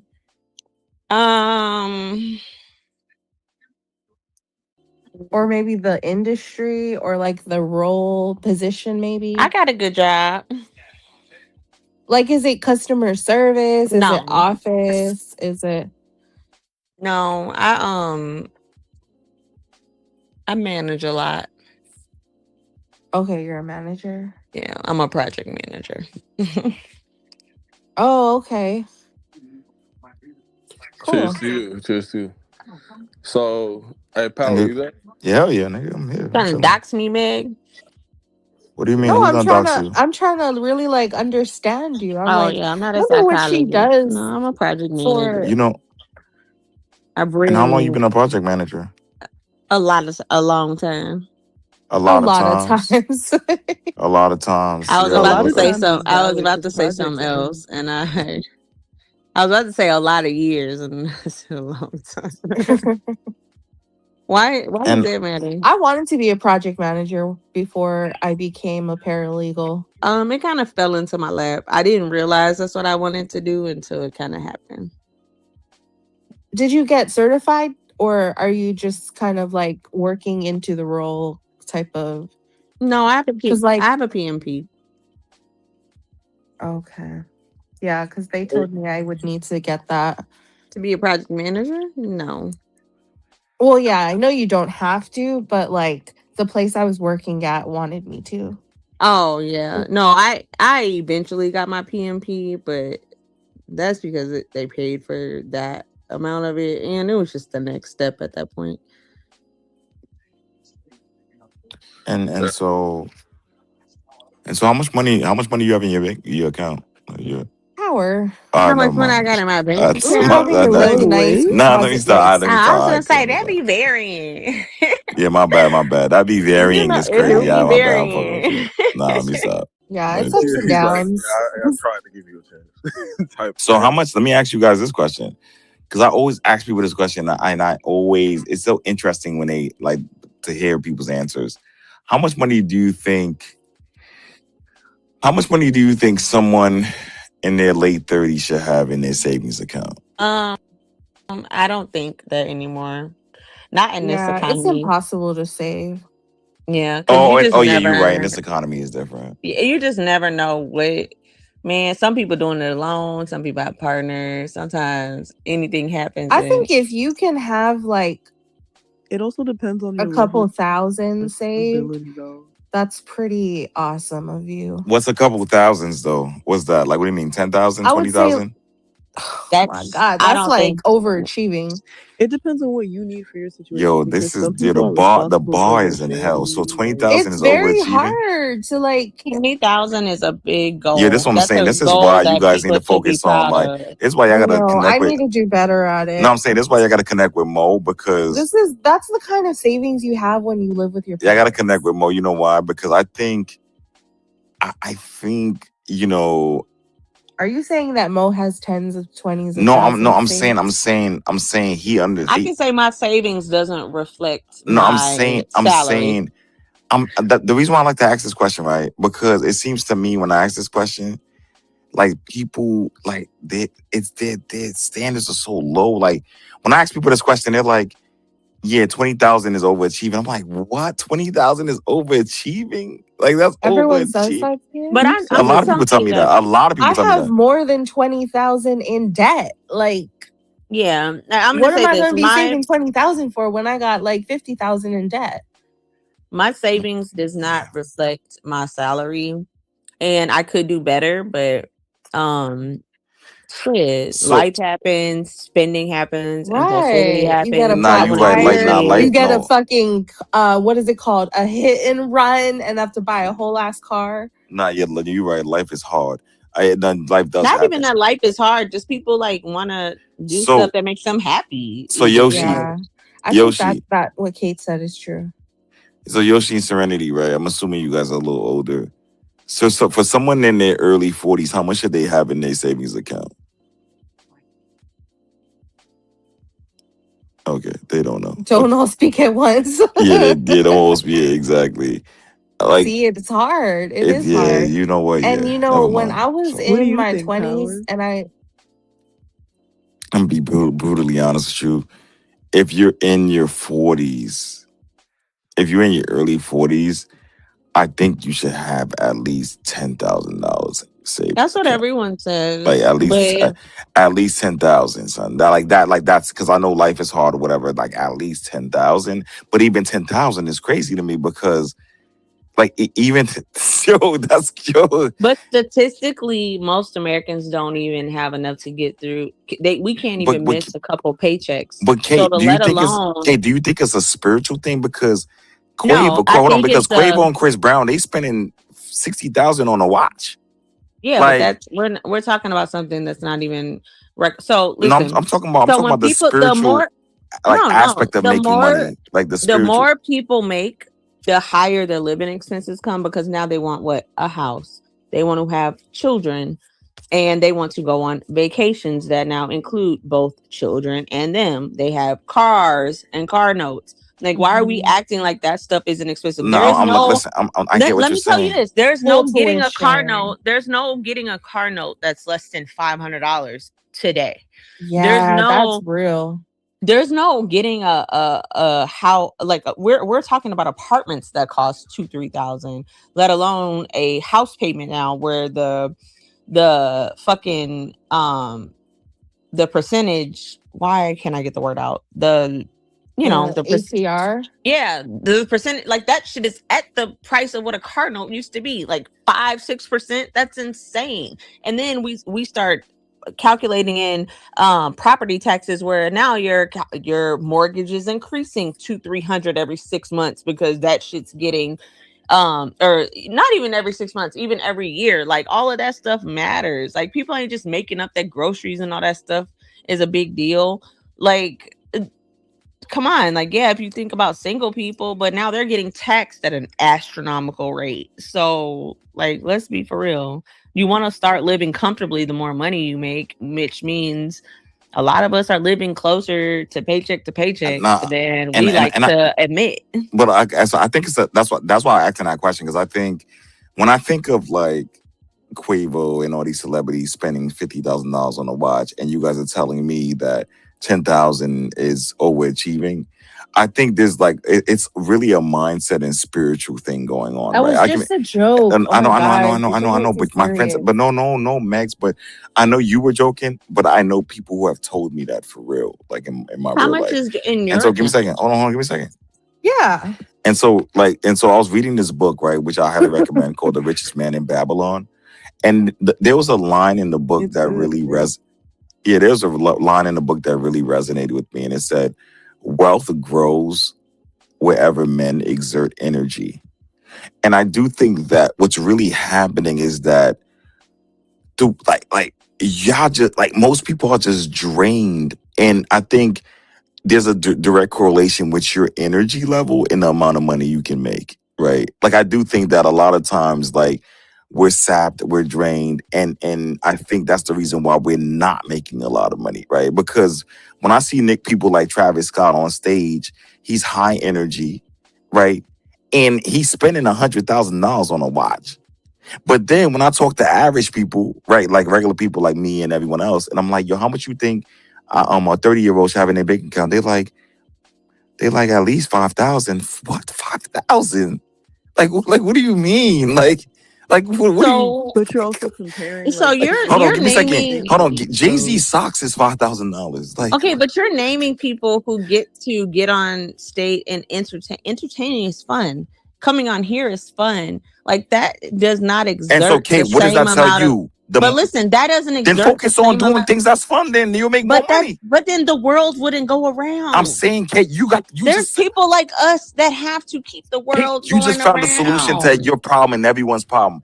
Focus on what if brings. everybody did what they Focus love, on what then brings the you rest joy, of the and then jobs you'll make wouldn't get money like done. Travis Scott. That's what I'm saying. No, okay, you're trolling. Oh my Because gosh, I'm not trolling. I'm trying to have a deeper spiritual conversation. if we all did what we love, then nothing would get done. Oh well, then fuck it. Then let the world go to hell. Then let nothing get done. So now you're why do you naming care heaven. about that? Why do you now care? you're naming heaven. No, I'm not talking about heaven. That was I was being. Oh, and give me a second, right? Give me a second. I'm simply saying, right? I'm simply saying, you, Kate, you're smart, and you just literally. Hold on, wait. You just literally, right, answered the you just found the solution to everyone's problem. The reason why Travis Scott and these people are making a lot of money, right? It's because they have a lot of energy because they're doing what they enjoy. Going back to the richest man in Babylon, right? Wealth grows wherever men exert energy, right? So let's I be honest. wonder if that's really true, though. I think it's true. It Like, absolutely is. He And just that's knows that true. we're not gonna go read it, so he's just saying like. No, What do you honestly, mean? it's a good No. book. I It's, recommend everyone read it. No lie, no, because yeah. as long as you have I've read money it. coming in, like you should be good. Like 10% of your savings is really nothing. Yeah, I'm gonna stream that book tomorrow. Matter of Yeah, fact, 10% of your stream it savings tomorrow. sound easy until you have responsibilities Sorry, that I take mean that 10% shit of up. your income. ooh, we should do a book club that way. Oh no, Yeah, I'm good. I'm good. Look, listen. Let me say this, right? Like, Whatever. Me yeah, and we Mo tried that Wisdom are already. gonna But have our let me own say book that. club with We No, tried can that I say already. this? But hold on. Wait, can I say this, Power? Okay. Me being a project manager is something that I enjoy more than a lot of other. That's my career, but it's more enjoyable than other jobs that I have. I wish that I didn't have to get up and do that, and I could just be online talking shit, trolling all day. I enjoy that. I enjoy shooting the shit, relaxing, shopping, enjoying that type of stuff. Like that doesn't pay bills. That doesn't like necessarily get you to the next level. That's just fun. But it does produce dopamine for you, But where there's like if you were guys and working and models not making a doing lot of all money those from that, things, you right? wouldn't be necessarily as happy. You just don't know how to monetize it. Is the problem. But See, that's you what can I'm definitely saying. you can get paid for it. And I'll say this, Sure. man, just to tie in our previous topic and what Power just said. That's why I'm fucking excited about being single. Because every time I deal with a You woman, just said you're dating someone. okay, but I'm excited about being single. Dating and being in a relationship is not the same. I don't consider that the same. She So still could then be dating. you're I could be single, dating you're her. not dating. Dating Oh someone my as god. negative as you, I could see why you're not having fun because she's probably not. Her energy is probably being taken down from somebody this pessimistic. Like No. I Well, can't imagine her being okay, able to that's do fair. all of Like the work imagine you're by dating herself. someone and they say to Hold you, on, "Man, bro. I love Nigga, being." what the fuck? I literally get started and y'all always jump me. Every fucking submission. Wait, listen to Hold this. on, man. Let's say No, you and I'm I were good. I'm dating, and good. then you say to me, or I say to you, Let me finish up, man. I said I'm excited about being single because I get to keep all that energy. End of story, man. Shit, I have to fucking speed up my submissions, goddamn it. Well, "Thank yeah, you. That stay was a single. great landing." But I think that if you're dating someone and you want it to like be intentionally going somewhere, you probably shouldn't tell them that you enjoy being single. No, I told the universe. Look, I'm leaving it up to God. You tell I the can choose universe that. that's manifesting singleness. Look, I'm leaving it up to God. And the I'm leaving it girl up. that's telling God that what she wants is that's why you're single because she's leaving your ass out Being of the single truth. isn't being single. I don't think that's a bad thing, though. You Yeah, just said yeah. you When didn't you're want in to be this mind, when single. you're You in this wanted the right mindset, woman for stay you. single. That's like God sending you help and then you being like, nah, God's gonna help me. Yeah. I'm reading something here. I'm gonna put this article. I'm gonna put this article that I'm reading. Enjoy that too. I'm gonna put this article that I'm reading here. It says money often follows energy, but energy is fueled by doing something you actually enjoy, right? And so this makes sense, right? Why, right? These people that we admire, like Beyonce and them, right? Yeah, they make a significant amount of money because they're not drained. They're not exhausted from doing things they don't enjoy. And so it goes back to the big richest man in Babylon. That's why I asked you guys, yo, how much do you think a 40-year-old should have in their bank account? Right? Because I honestly, think they should at least have a 401k. The Or like a 401k should be, retirement. and the 401k a lot of the times is a glorified savings because you might need to access it.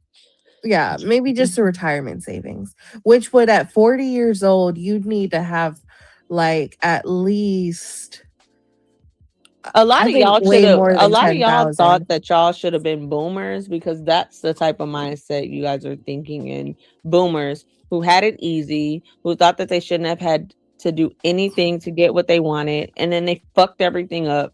And now we're here, and they're still making it seem like everyone else is at fault.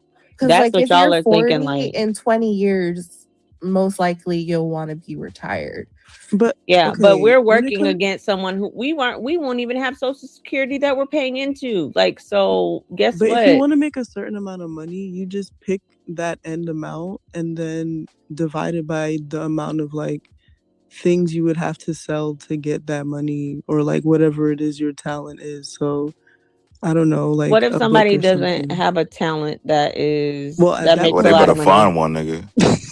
Yeah, Oh see no. how ignorant this sounds. No, I I'm hate when being I serious. hate when I'm I being be getting serious. mad when I can't troll Everyone because has a like talent. what? God has blessed everyone with talent. Not that yeah, but not that one that produces a No, shit ton of yes, money. yes. Everyone has talent. God has blessed everyone. Some people are aware of it. Some people are just not aware of it, right? Like, but God has blessed everyone with talent. But has he blessed everyone with talent too that can be monetized? Absolutely. Like you're just not using the brain You he's think giving so? you're just not using the brain he's giving you to monetize it. Like, but So I if think everyone could like be rich, then rich it's wouldn't no, be a Kate, it's not, no, word. it's Then not. why do we have nonprofits? Nonprofits are, there's still profit in the word.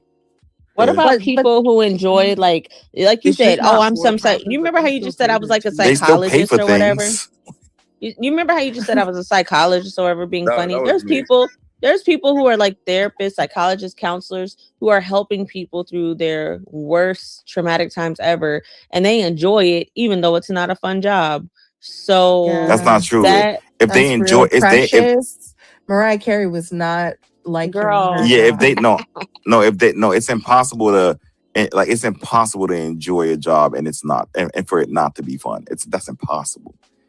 I Like that mean, doesn't there's even make some any times in the sense. journey. Yeah, Not maybe every. they just have bad days. I feel like there's Correct. seasons. There's seasons because, like, as an Yeah. entrepreneur, like, okay, I have really cool moments, but there's some moments where I'm like, what the fuck? But like, I've worked in customer service. I've worked at call centers. Hated it every fucking day of my life. Nobody But enjoys. were you good at it? No, I feel like you would have been good at Yeah, it. she's good at it. customer service, like call center jobs. Yeah, like I was talking good to at it for people. like 6 months because then you just start hating it, and then you just start finding like what is it like shortcuts. Because No, like shortcuts of how to do it. I realize that I'm good at talking to people, but not face to face because I tend to come off as like I have an attitude with my facial expressions. And so when I would work like face to face customer service, I'd get a lot of complaints from my manager saying that people were saying I'm too sassy or I have an attitude. And then I switched to like doing customer service in like call center type settings. And I was really great at it and I never really got complaints. So like maybe you were good at it and you could like transferable skills. Yeah, I'm better face to face because it's easier to be rude over the phone. Not me. I be Well, treating that shit like impromptu. I'd be like making my voice. You should see me sometimes. It's I hilarious. can believe it. Good for 6 months until I'm burnt out and like no, What I'm do you just no. use so really good for at like oil? making my voice sound Imani good was good. over the phone. I don't know how to explain it. But like I definitely be like in between the pauses and stuff, like making these expressions and stuff. Like I am so irritated. so what are y'all doing to preserve more energy? It's a good question. Yeah, oh sorry. I'm still working I on could go figuring I that could out. go last. I think for me, preserving energy is like me a lot of it is like me having routines for myself. Cause like I work from home. So like for example, if I'm on spaces till like midnight my time and I have work tomorrow, I'm gonna wake up late. I'm gonna like maybe brush my teeth late because I woke up late, and then I'm gonna like clock in late, and then I have to stay later. Like it just fucks up my whole day. So I have to have like a routine for me to be able to have the energy to be in the workday. And having a successful, what I think a successful workday for me is like ending it feeling like just good. Like I don't even have to have done a lot. I just like feel accomplished. And I'm like, that was a great work day. But if I like start off not so strong, then I probably will finish feeling just like not so great. That makes sense. I think I self say no. I say no a lot. Oh, that's a good one. That's hard. That's hard for me to say. Really. I Why? just ignore whatever the fuck's happening and give all of my energy to something else. Like I just put pools of energy into other things and just ignore whatever the hell I've put too much into.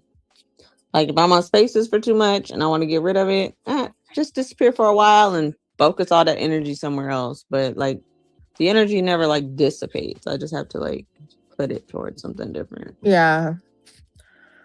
But see, like someone like power or like gratitude or like an entrepreneur, like more wisdom, it's hard to like have the ability to, I guess, have like absolute freedom from time to time because like social media, for example, is like power's business.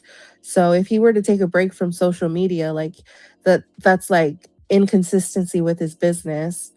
And that for me, when I was doing before I became like a misfit and nomad, I would disappear for like months because I had to deal with like getting laid off from work or I don't know, something. And I'd always think like it's because I'm putting energy into these things that like don't matter, like spaces and Twitter and NFTs and Web3. And in actuality, like everybody who stayed and like pushed through the hard times in real life but still continued their businesses and social media like entrepreneurial sides, like they actually come out on top because they are consistent and they're keeping consistent algorithm and like followers, people remember them because you can leave and not that like some people aren't just like memorable, but like you could leave and then things just happen without you. Oh You know, yeah, I no, don't know. absolutely. I'll give you like yeah, I'm glad you said that because I was reading a quote from a book called Outsmarting Reality, and it says momentum is just consistency, and consistency is a form of alchemy, right? And so this is why you just never stop, right? Like I'll give you an example. My business partner, when I was doing the Black Brotherhood on Clubhouse, he wanted to take a break, right? I'm like, cool, go ahead, take a break, right? He wanted to take some time off. I'm like, cool. 2 days later, while he's taking a break, this girl that I was like really like just loved the content, like just really love what we was doing, cash out me $1,000. And What? then he's like, and no, and this is a true story. And then he's like, damn, like, and I think he was expecting me to like share with him. I'm like, no, bro, you wanted to take a break. go drink some coffee, go drink some tea, go do what you do. Like When she cash apped it, if she you cash put it apped it down to for you, wanting to take a break. yeah. That's well, what I'm if saying. she Because I cash told. apped it to you, how was he gonna get it anyway? No, I mean, well, he was in Africa. He was my business partner. He was from South Africa, right? And so So at the 2 time, days meant that he didn't deserve it. go what? 2 days off meant he Oh he didn't no, help we you had an get it. understanding. We had an understanding that like, yo, you eat what you. How the saying go? You kill what you eat. So we had an understanding like, yo, what you kill, you eat. So I So told if him, he yo, would have been on there that day, he like, would hold have on, got half of yeah, it. exactly. I told him, yo, don't take a break, right? And he was burnt out. He's like, yo, bro, nah. So we like, nah, like I want to take a break. I'm like, all right, cool, go ahead, take a But break. honestly, So the y'all don't butterfly even get. effect, I feel So like that's the thing everything about happens for a reason. So Like, do entrepreneurs and entertainers, like, y'all don't get like paid time off, No. I'm sabbatical? saying, right. I'm like, you're right. Like, I'm saying with No, they no, don't. we don't get paid. Like, Yeah. I mean, I'm saying even forget about content creators. Even like people who run like businesses and making money, bro, they don't really get time off for real though.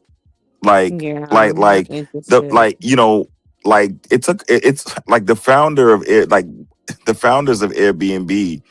It took them a while before they were getting breaks. They were working 18-hour days, bro, every day. Like it took them a while until Airbnb became very successful. Now they can just, go on vacation, take breaks. But like when you're first starting out, bro, there's no breaks. Like there's no So why do breaks. people? So why is it that I feel like you guys are?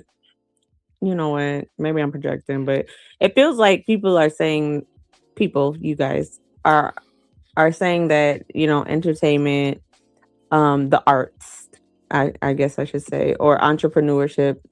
It seems like it's coming off as like you guys are like always super successful. Like let's be honest about the fact that Just because you're busy doesn't mean you're most of the successful. people who are in those areas of life fail. Like you have to do a really, lot really of bad. upfront work before you see the Yeah, inertia of even what you're people who do working on. upfront So work, they fail. just because you're busy doesn't mean you're seeing what Yeah. you're being faced Exactly. Yeah, And but even people who do a lot of upfront work still fail. They still put the same amount of hours, the same amount of whatever, and yeah. they still fail. Yeah, and You still fail. and I agree. I agree with that. I mean, I think they do fail, but are they really failing though? Yeah. Like I don't How do I you don't define success? exactly. How do you define failure and success? Like cuz Uh, honestly, I guess what we're talking about tangible things. no, Like that's what I'm saying. we're talking about bank accounts Hold on, and give me a second. What I'm saying is that savings. what I'm What are we saying is that saying? doing something you enjoy, even if you're not getting paid from it, you can never fail from that. Like there's So no why way. did we just Like bring up bank I'm accounts? saying you're probably gauging Because he's nosy. I'm saying No, but he said that I just answered the question for everybody, saying that doing something you love will bring you monetary. Yes, like yes, it can absolutely. Eventually, but most of the times it does not. No, for you, it's been on working. average it does not. It's been working for me. I've sold over 10 hoodies for $150. Like I'm good. It's been working for me. This magic, this spiritual magic, been But working would for you me. say you still have that $150 total? Yeah. What do you mean? Yeah. I mean, well, no. Of course, you have to reinvest. I mean, you have to reinvest it, right? I mean, you have to reinvest it, of No, course, because right? one time But someone asked me, like, because I was like, what do you like? I got a bonus, let's say. I don't have that in my bank account anymore. Well, like no, you're right. You're right. Now you have to reinvest it, of there's course, right? seasons. You have to reinvest it so you can make some more money. What I'm simply saying is that, like the richest man in Babylon, all this spiritual shit I be talking about, I really, really believe in that shit. Like I really believe consistency is a form of alchemy. Like I really believe that. I really believe Also, it. you define I really believe consistency if for you wake up yourself, every though. morning and you really, really put your heart into something, even if you're not getting paid for it, the money will come.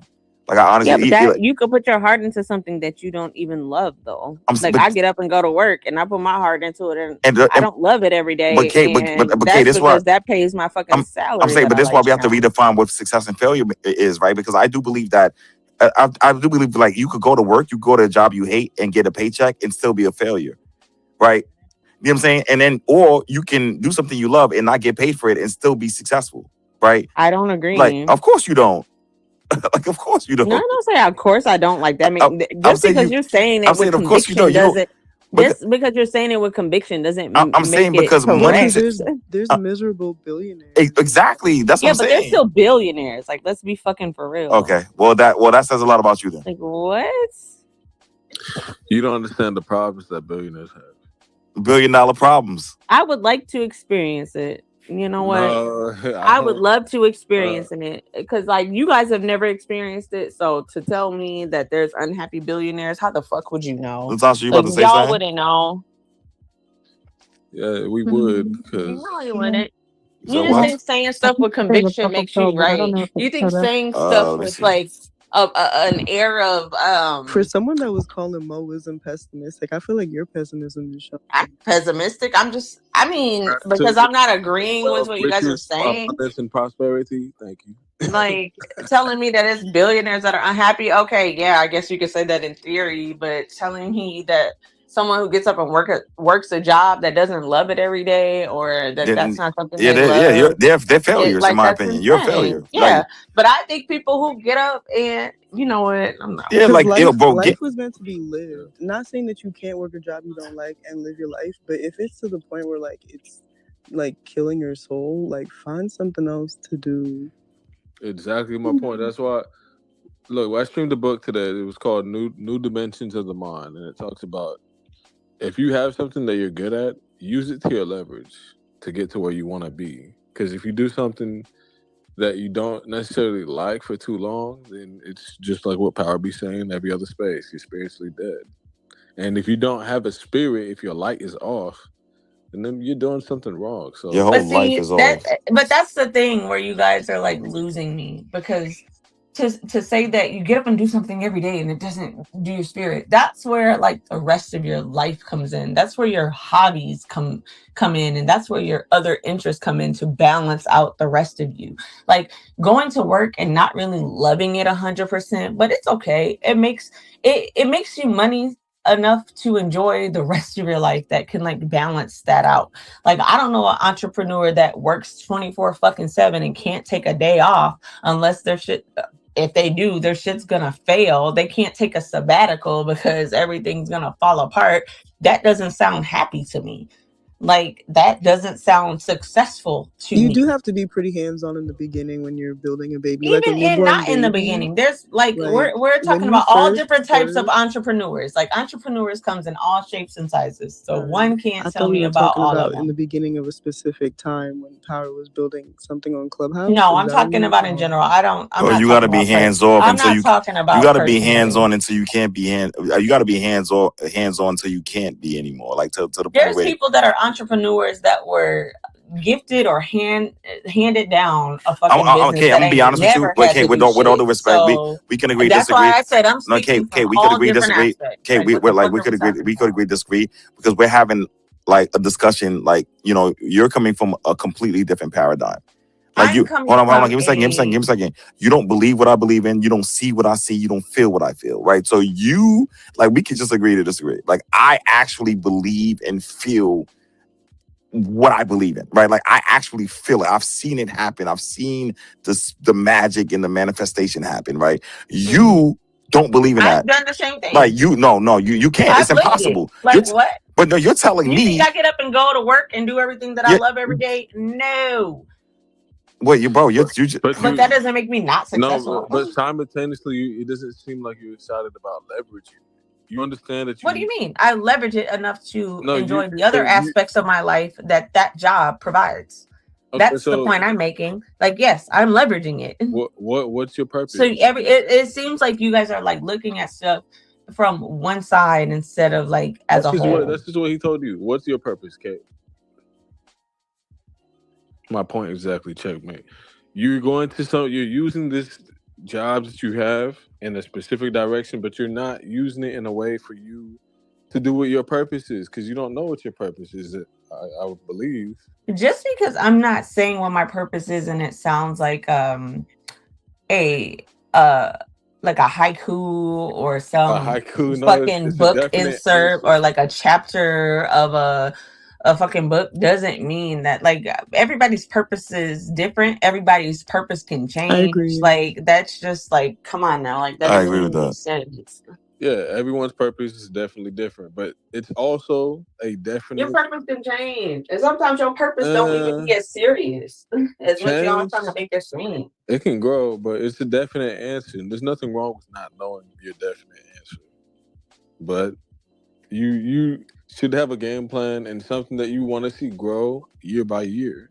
Yeah, I said that, but y'all don't like the answer of it because it's There's not no whimsical. Like I told, Somebody just because somebody's purpose doesn't sound whimsical doesn't mean that they don't know what it is. like I told Yoshi on the phone today. I said, "Yo, Yoshi, look, listen. I told Yoshi, look, listen. Right, when you're a person who, when there's a lack of alignment in your life, that can really fuck with your mental health, right?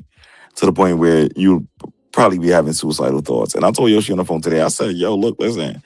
If you're having suicidal thoughts, bro, you might as well take as much constructive risk as possible. Like you might as well just do what you really want to do and just accept the consequences, nigga. Like, so I really believe that our entire society is mad. We're all crazy and insane.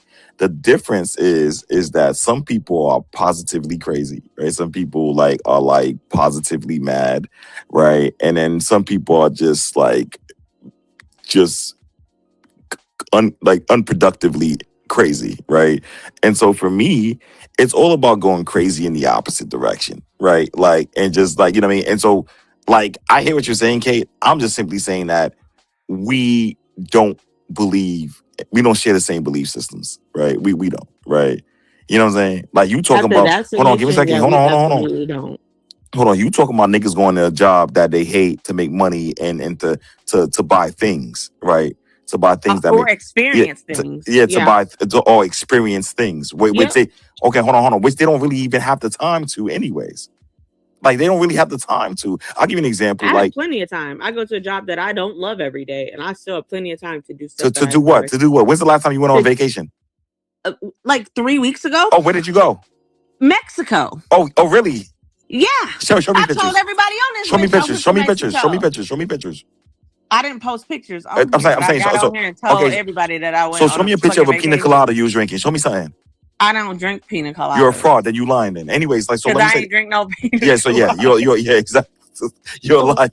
So you're a fucking liar. You mad because I went on vacation? You're a fucking liar, right? I went for my birthday. You're a fucking liar. She's a fucking liar. I go on like 4 vacations. Show me a pina colada. Show me a pina colada.